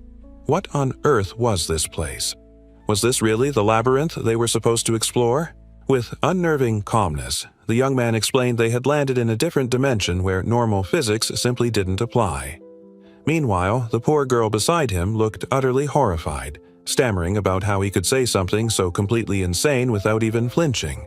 Shrinking into a tiny, exasperated figure, he just shrugged, admitting he'd already drifted through this kind of space before and, frankly, wasn't scared of it now. His companion, represented by a bewildered chibi, could only gape, wondering if he was completely insensible.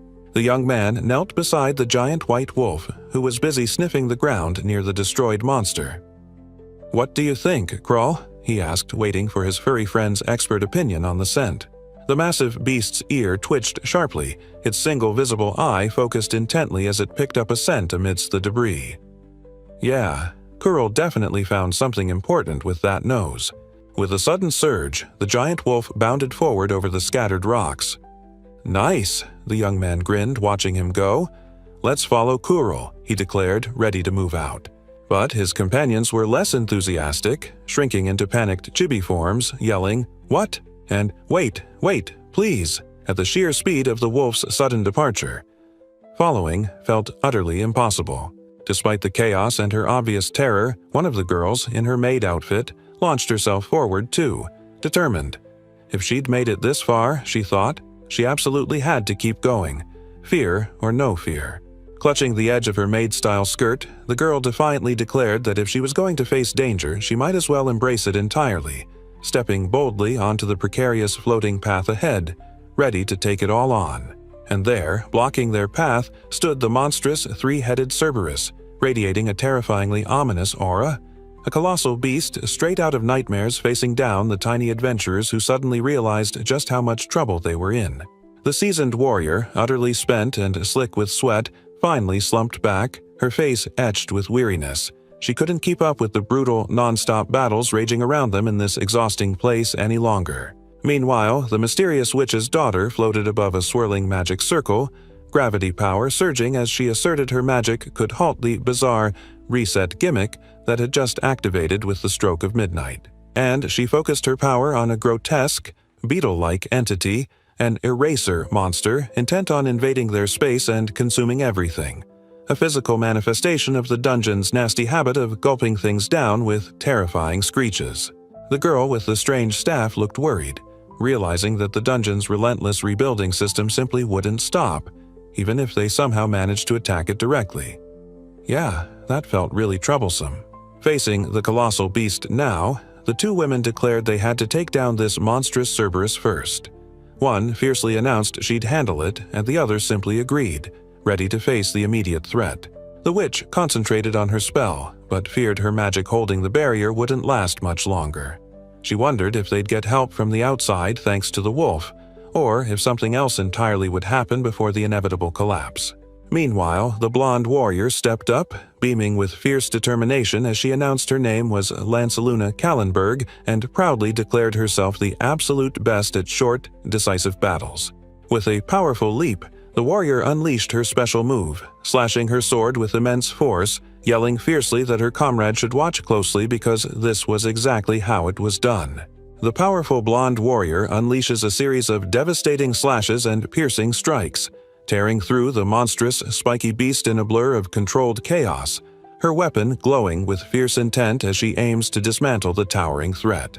Crumpled but triumphant after her rapid assault, the warrior manages a weak smile, calling out to her commander, "I did it, Miss Eris," while onlookers gasp in the distance, amazed that she actually managed to destroy all three of the monster's heads in a single, impossible sequence, causing pieces to drop.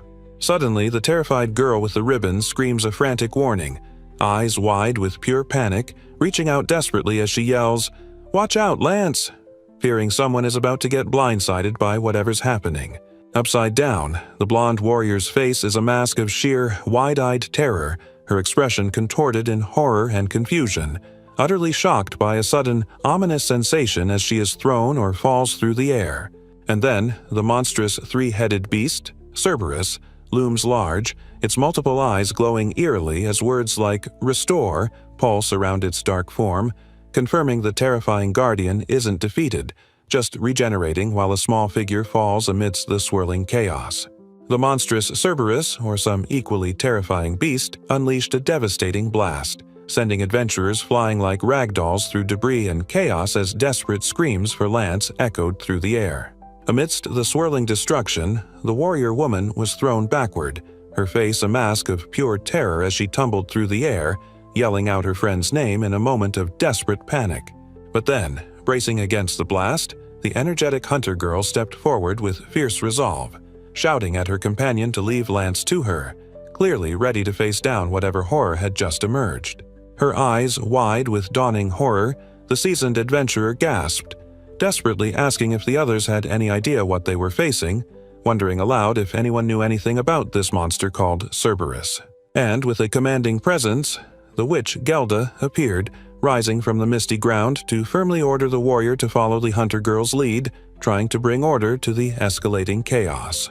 The timid girl hunched over, sweating, admitting to herself she'd completely forgotten again, even if she was the one who just did whatever chaotic thing happened. Clutching a glowing sphere, the young girl stared in disbelief as the condition to exterminate the monstrous Cerberus was revealed: destroy all 3 terrifying heads at the same time. That simply couldn't be true, she thought. The monstrous claw loomed, its flaming wolf-like head snarling above her. The terrified girl stared up, thinking she really didn't want to believe this was the end. But the immediate danger was overwhelming. Amidst the shattered ground, the blonde warrior lay collapsed, dust swirling around her fallen form. Panicked shouts of "Eris!" and a desperate "Ay!" echoed through the chaotic dungeon passage. With brutal force, something slammed into the warrior, sending her flying backward through the debris with a desperate scream, hitting the crumbling stone ground violently. Battered and exhausted, the warrior gasped, clinging to the crumbling rock as she realized the beast was only susceptible to physical strikes, and to defeat it, they had to somehow destroy all 3 heads simultaneously. Slumping onto her sword, sheer despair washed over the injured fighter. Looking at the situation, she honestly muttered to herself that there was just no way she could see them winning this battle. Kneeling beside her fallen comrade, the timid elf girl's face hardened with fierce resolve, clutching her staff and declaring quietly that she desperately wanted to protect her friends and couldn't possibly die in this terrifying place. She grit her teeth, tears welling, a silent scream echoing in her heart. "I don't want to." The pure, raw refusal to give up pulsed within the panicked young girl. And there he stood, the young man in his adventurer's gear, looking towards the chaos or perhaps just past it, a simple utterance forming on his lips. Amidst a chaotic blast of debris and raw power, a gloved hand surged forward, the sheer force of the impact sending a blonde figure reeling backward, looking faint and vulnerable as something exploded around her. Suddenly, the young man was there, catching the startled blonde woman as she fell, a wide grin spreading across his face as he spotted her amidst the chaos. "Oh, Ares," he said, utterly surprised to find her there. He had been looking for her, it turns out. The scene expanded, showing the same unexpected reunion with the witch, Gelda, standing ominously in the background. The young man held the shocked woman, confirming he'd been searching for her in this dangerous place where someone knew him as Ishuto. A monstrous, multi-headed beast lunged, its terrifying maw wide open, but the young man held the girl close, kicking the creature away. He casually remarked it seemed she'd gotten herself into trouble and it wasn't like her to struggle so much in a fight. From the side, the timid elf girl, Rika, beamed with pure relief and gratitude. Her face flushed as she pumped a fist. "Ishuto!" she exclaimed, declaring his timing was absolutely perfect and he was amazing, celebrating his quick intervention. The veteran witch looked around the eerie passage surprised. The labyrinth should have rebuilt itself by now, she mused, utterly bewildered as she wondered how on earth anyone else possibly managed to make it here. Her surprised expression softened as the timid elf girl bounced forward cheerfully, hands raised. "It was all thanks to Kurul," she explained with a bright smile, clearly attributing their unexpected arrival to the big wolf friend. The older woman turned her gaze towards the figure amidst the swirling dust, a thoughtful look on her face. She recognized the immense power that froze Surtur, identifying the girl responsible as Henrika Strandal. Sweat beaded on the elf girl's face as she stumbled, looking completely flustered. "Yes," she confirmed. Kurul had indeed followed Lutessa's scent, a sudden jolt of realization hitting her about how they'd traveled so fast. Suddenly, the elf was soaring through the air, yelling excitedly about little crew. They were dashing forward at impossible speed, his mighty paws bounding across the crumbling ground, carrying them through the labyrinth. Dusty and panting heavily, the 3 women finally reached their friend, collapsing with apologies for taking so long, while the person they sought could only weakly acknowledge their arrival, utterly spent. Then, full of pure energy and striking a pose, the girl with ribbons proudly declared her name was Mirabus Stella, promising she was Team Ishuto's promising tool warrior. leaving the girl in the witch hat looking rather surprised by the introduction. She practically bounced with excitement, recounting how following their big wolf friend Karul's guidance meant their leader just started smashing through walls and floors to bring them wherever they were going, like it was totally normal. The girl with the witch hat could only stare, wide-eyed with stunned awe, whispering a quiet "wow" as she processed the sheer ridiculousness of that description, yet somehow found it absolutely awesome anyway. She looked thoughtful, a slight smile touching her lips, musing that yes, he truly ignored all the dungeon's ridiculous rules, proving just how remarkable he was, and yeah, she quietly admitted, he really saved them back there. Still holding the astonished blonde woman, the young man grinned, thinking how weird it was to hear the witch, Gelda, of all people, sounding impressed. He figured praise from that woman was truly a rare sight indeed. Nearby, monstrous hounds snarled, and the young man's thoughts, in little chibi form, noted that the beasts were surprisingly smart, figuring one of the fierce creatures must have somehow sensed his strength after all. The blonde woman stared, wide-eyed and sweating, confirming the terrifying beast was the watchdog of the underworld, Cerberus, declaring it was way stronger than the giant Surtur they'd faced before, while the young man just grunted, seemingly unimpressed. The timid elf girl looked utterly distraught, throwing her hands up in dismay. Because of the monster's unique skill, she lamented, the crucial pterosaur gemstone, their only way out, had become nothing more than useless pebbles. The tool warrior girl flailed in sheer panic, screaming and thrashing violently while the timid elf flinched back, startled by the outburst. The young man stood calmly amidst the chaos, telling the panicking girl he understood why she couldn't escape, and he'd handle the rest using the path he'd already carved on his way there.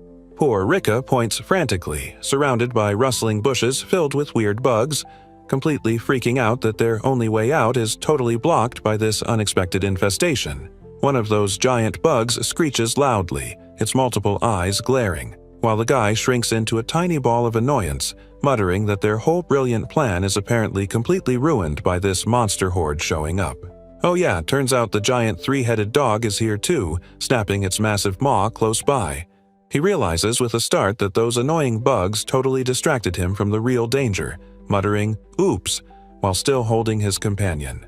Turning back from the colossal hound, the young man glances at the screeching bug again, wondering aloud what these persistent creatures even are, clearly finding the situation more baffling than terrifying now.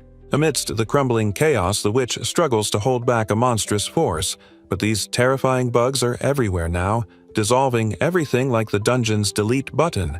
They're corroding from all sides, a relentless tide even she can't stop for much longer, as he and the timid girl watch the terrifying scene unfold. And so, they decided, their one real shot meant going after that terrifying Cerberus beast head-on, launching themselves into a powerful dynamic assault against the monstrosity. With a confident grin, the young man explained they were only here because that mischievous guild leader gave them this crazy quest, assuring the startled blonde girl that they had everything ready to get everyone safely out of this mess. Meanwhile, the bewildered guy, still holding her, was just told by the incredibly flustered blonde woman to please put her down, making their cheerful attendant yell dramatically about this not being the time for lovey-dovey moments. Anyway, the young man casually announced he would handle the big monster himself, instructing the girls to stay back while he planned to simply punch it into submission. But the girl insisted he couldn't possibly beat the monstrous Cerberus alone, revealing the only way to take it down required them to somehow destroy all three of its heads simultaneously. Learning that the only way to take down that monstrous Cerberus was with physical hits, leaving magic useless, the young man stared, utterly bewildered. What kind of ridiculous monster had they stumbled upon now? And that meant even the powerful magic rifle wasn't going to cut it. One of the girls stood by her weapon, completely floored, realizing they couldn't rely on Lutessa's usual arcane firepower either against this thing.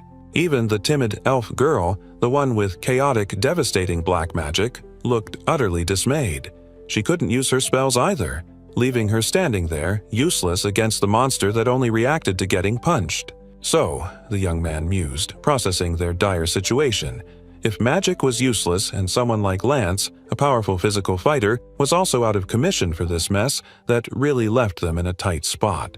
Suddenly, tears streaming down her face, one of his companions was told she was the only one left who could actually help them against the monster. "What?" Mirabu stammered, completely baffled by this impossible declaration. Suddenly, a wave of pure, wide-eyed terror washes over the girl, a dawning, horrifying realization hitting her like a physical blow. She recoils, hands flying up in panicked disbelief, utterly convinced it's impossible. "I'm just a level 1 tool warrior," she cries, overwhelmed by the thought of the impossible task Ishuto seems to expect of her. "What?" she screams, completely losing it. He just stands there, arms crossed, a tiny, exasperated figure calmly telling Mirabu to get real, because in this messed up situation, he's the only one who's actually alone here. "I know that," she wails back, maybe pounding the ground in frustration, acknowledging the grim reality of him facing the monster solo, while he simply shrugs, acknowledging her noisy distress about his fate. But then, shifting gears entirely, he shrinks down into a little instruction-giving figure near her feet, asking if she still has those bombs and casually telling her that using just one won't cut it. She should totally use all of them together, right now. He pointed decisively, telling the tool warrior with a completely straight face that, yes, she absolutely had to throw her bombs directly inside the giant monster's mouth, leaving her utterly stunned and asking if he was serious. The tool warrior girl looked completely stressed out by the insane request, muttering her doubts. She wasn't sure the plan would work, like, what if the monster closed its mouth? A tiny version of the guy just scoffed, figuring nothing could survive an explosion inside that thing. The timid girl stood there looking terrified by the monstrous threat. But then the warrior woman stepped forward with fierce resolve, telling her frightened companion she would absolutely help her with that terrifying task. The young man grabbed his companion by the shoulders, looking intensely into her eyes, urging her to calm down and listen to him, insisting she look at him and stop panicking in the face of the colossal beast. Fixing his gaze on her, he told Mirabu this was precisely the moment they needed her unique ability as a tool warrior the most, and they absolutely needed her help, asking pointedly if she finally understood the gravity of the situation. Her eyes went wide, blushing furiously at the insane suggestion. Her? A tool warrior Mirabu? Impossible. She could only stammer in disbelief, completely thrown by being singled out like that. She swallowed hard, a bead of sweat rolling down her cheek. The sheer weight of the impossible task pressing down on her, leaving her utterly terrified. But then, gripped tightly by the young man, the girl started to tremble uncontrollably, utterly overwhelmed by the terrifying responsibility, shaking from the sheer panic of facing the monstrous beast. Suddenly, though, a wild energy surged through her. Eyes wide and sparkling, she practically yelled, "I am ready to go," pumping her fist with newfound, slightly manic determination to face the challenge head-on. He grinned back, punching the air with pure excitement. "That's right," the guy declared triumphantly. "Honestly, you're the only one who can actually pull this crazy thing off," he insisted, hyping her up for the impossible task. With a fierce, albeit chibi, salute, the tool warrior declared she was totally fired up and ready to show everyone what she could do, while the guy just grinned, saying that's exactly what he liked to see. Even as their timid companion pointed out the monster was just bigger with more heads this time. Honestly, the young man felt pretty pleased. His little inspiration tactic seemed to have worked like a charm, getting his recruit properly hyped up. It was definitely showtime, and he couldn't wait to see her unleash her true power. "Roger!" the girl yelled, snapping a salute with chibi-level enthusiasm. Her party leader casually instructed her to prepare the bomb, while he promised to keep the giant monster busy for a bit. Just hold her position. The young man then turned to his more experienced companion, telling the blonde warrior she really should conserve her strength, which she acknowledged, but still urged him to please be careful out there facing the monstrous beast. Meanwhile, the guy assigned the elf girl and their hunter friend to take care of the other injured teammate. His companion, ever resourceful, declared she'd prepare some herbs and mix up some medicine for their fallen comrade. The blonde warrior looked serious, telling Ishuto she was leaving things to him now, while the witch, Gelda, added her apology, saying she needed him to hold on just a little longer. Suddenly, the ground near him pulsed with impact, shaking violently as something colossal emerged, its chained heads hitting the earth heavily, and the young man looked up in surprise. A monstrous, three-headed watchdog erupted from the ruins, radiating dark, ominous power, and the guy grinned back, ready for the challenge, musing, "Now, then." As the battle began, standing calmly amidst the debris, the young man fixed his gaze on the colossal beast, stating coolly, "It seems they call you the watchdog of the underworld, huh?" But the monstrous watchdog responded instantly, the ground around the guy tearing apart as he felt an ominous presence and snapped, "Hey, what's wrong?" Debris flying around his face. The monstrous Cerberus, unleashed, roared and blasted chaotic energy forward, its chained heads twisting with brutal force, ready to tear apart anyone foolish enough to stand in its way. One monstrous head glared down, but the young man calmly declared, "Well, too bad, because I'm the Demon Lord, Ishvalt Ashley," standing firm amidst the swirling, ominous power that seemed to threaten him. He stood tall, radiating absurd power that shattered the very ground beneath his feet, shouting that he was far above any master of hell. Meanwhile, the timid elf girl stressed out next to a large bundle, thinking how unpredictable life was and how this adventure might give her a heart attack, while the tool warrior girl practically bounced with hype, holding her bombs and saying just one was powerful, but three together was terrifying. Their faces contorted in a mix of fear and awe, but they admitted that ever since the young man said those words to them, they were surprisingly not afraid anymore. Bursting with sudden conviction, one of the young women felt an undeniable surge of power course through her, a feeling so potent she genuinely believed she could achieve absolutely anything she set her mind to right there and then. And with that surge of confidence, she completed whatever she was doing, looking back with a bright, happy flush on her face, utterly thrilled with herself for pulling it off, much to her surprised friend's bewilderment. Suddenly, the energetic tool warrior reached out kindly to the startled summoner, grabbing her arm with a friendly smile. "Hey," she asked, beaming, "this is the first time we've met, right?" It was a rather chaotic introduction. Beaming, the tool warrior, Mirabuka, proudly introduced herself as a recent addition to Team Ishuto and declared it a pleasure to finally meet them, while their timid companion, Rika, politely offered her own name in turn. The bewildered summoner's face exploded in a blush, utterly overwhelmed and practically shouting about how she was actually talking to the legendary Miss Erisfrau right now, because obviously, every adventurer in the capital knew exactly who she was. The warrior woman asks the tool warrior girl if she's finished making the explosive, and the girl holds the round object, showing her work to the expedition member. The girl beams, looking incredibly proud, holding the wrapped bundle aloft. "Yes, I'm done," she declares, presenting the completed explosive. "Here it is." Standing amidst the rubble, the young woman looks flustered and worried, clutching her chest where her uniform is oddly strained. Another woman from the expedition asks her if something is bothering her. Looking up with a troubled expression, the knight confesses she's not sure she'll be able to keep up with their group's ridiculous pace and power. The young woman stands clutching her bomb, a look of worry on her face. It's their leader's plan, she thinks, but honestly, when you stop and really think about it, this whole situation feels incredibly difficult. Poor Mirabu was still freaking out, but a steady hand settled on her head.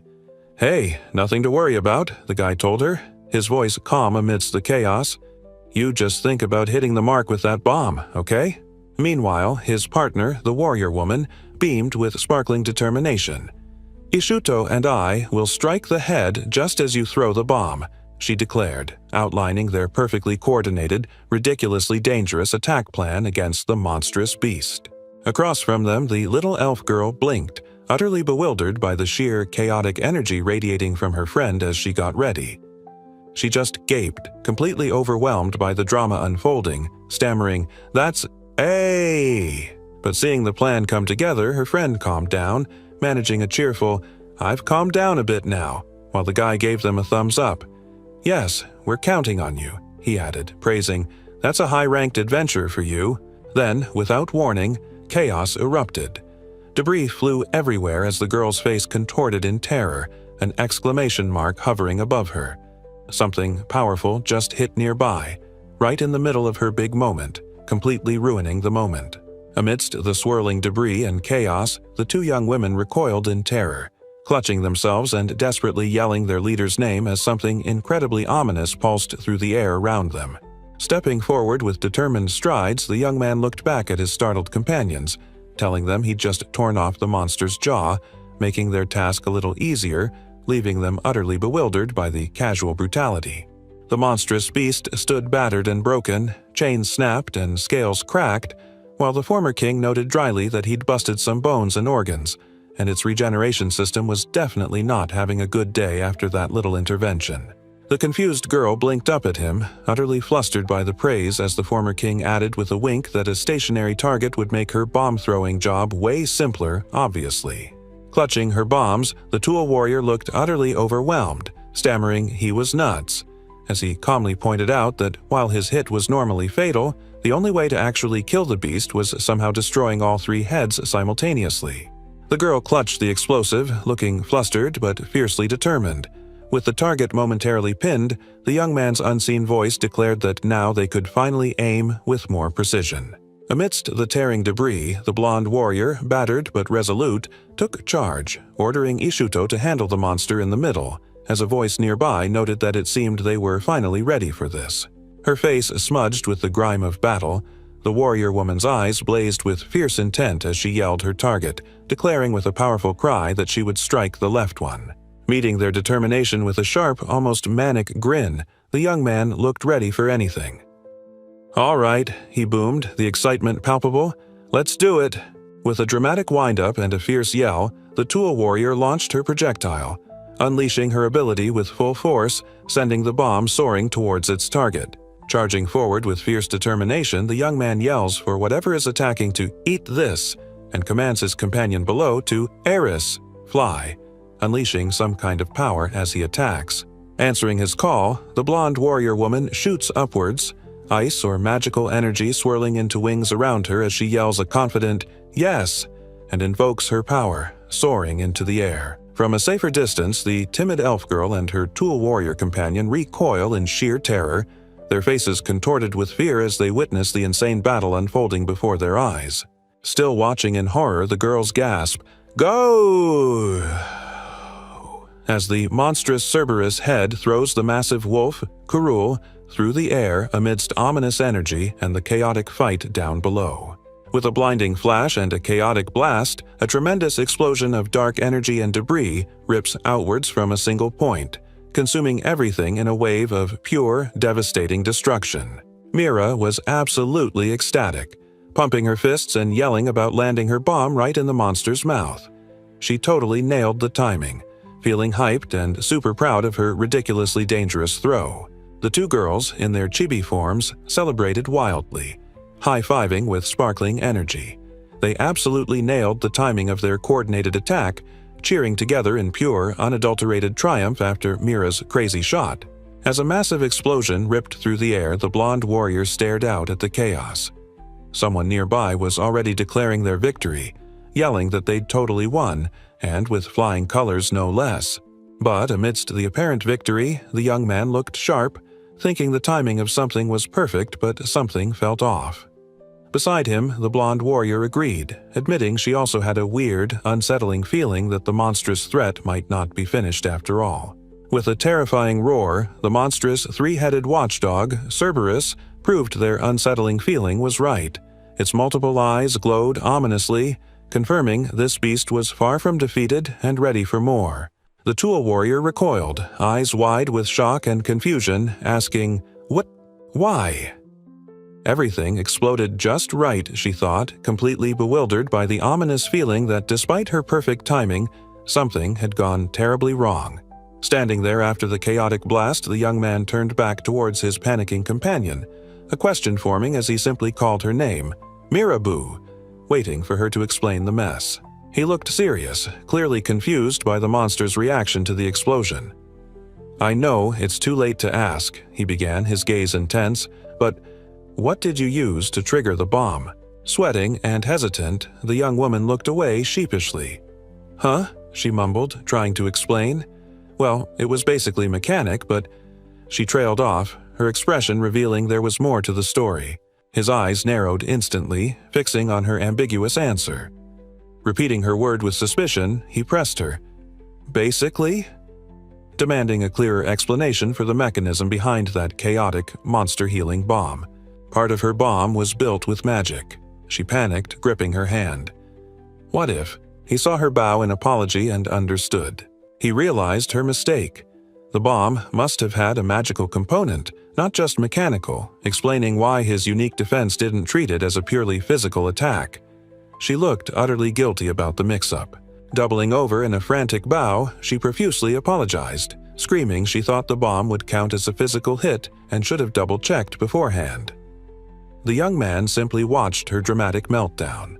Her face crumpled, tears streaming down as she choked out apologies.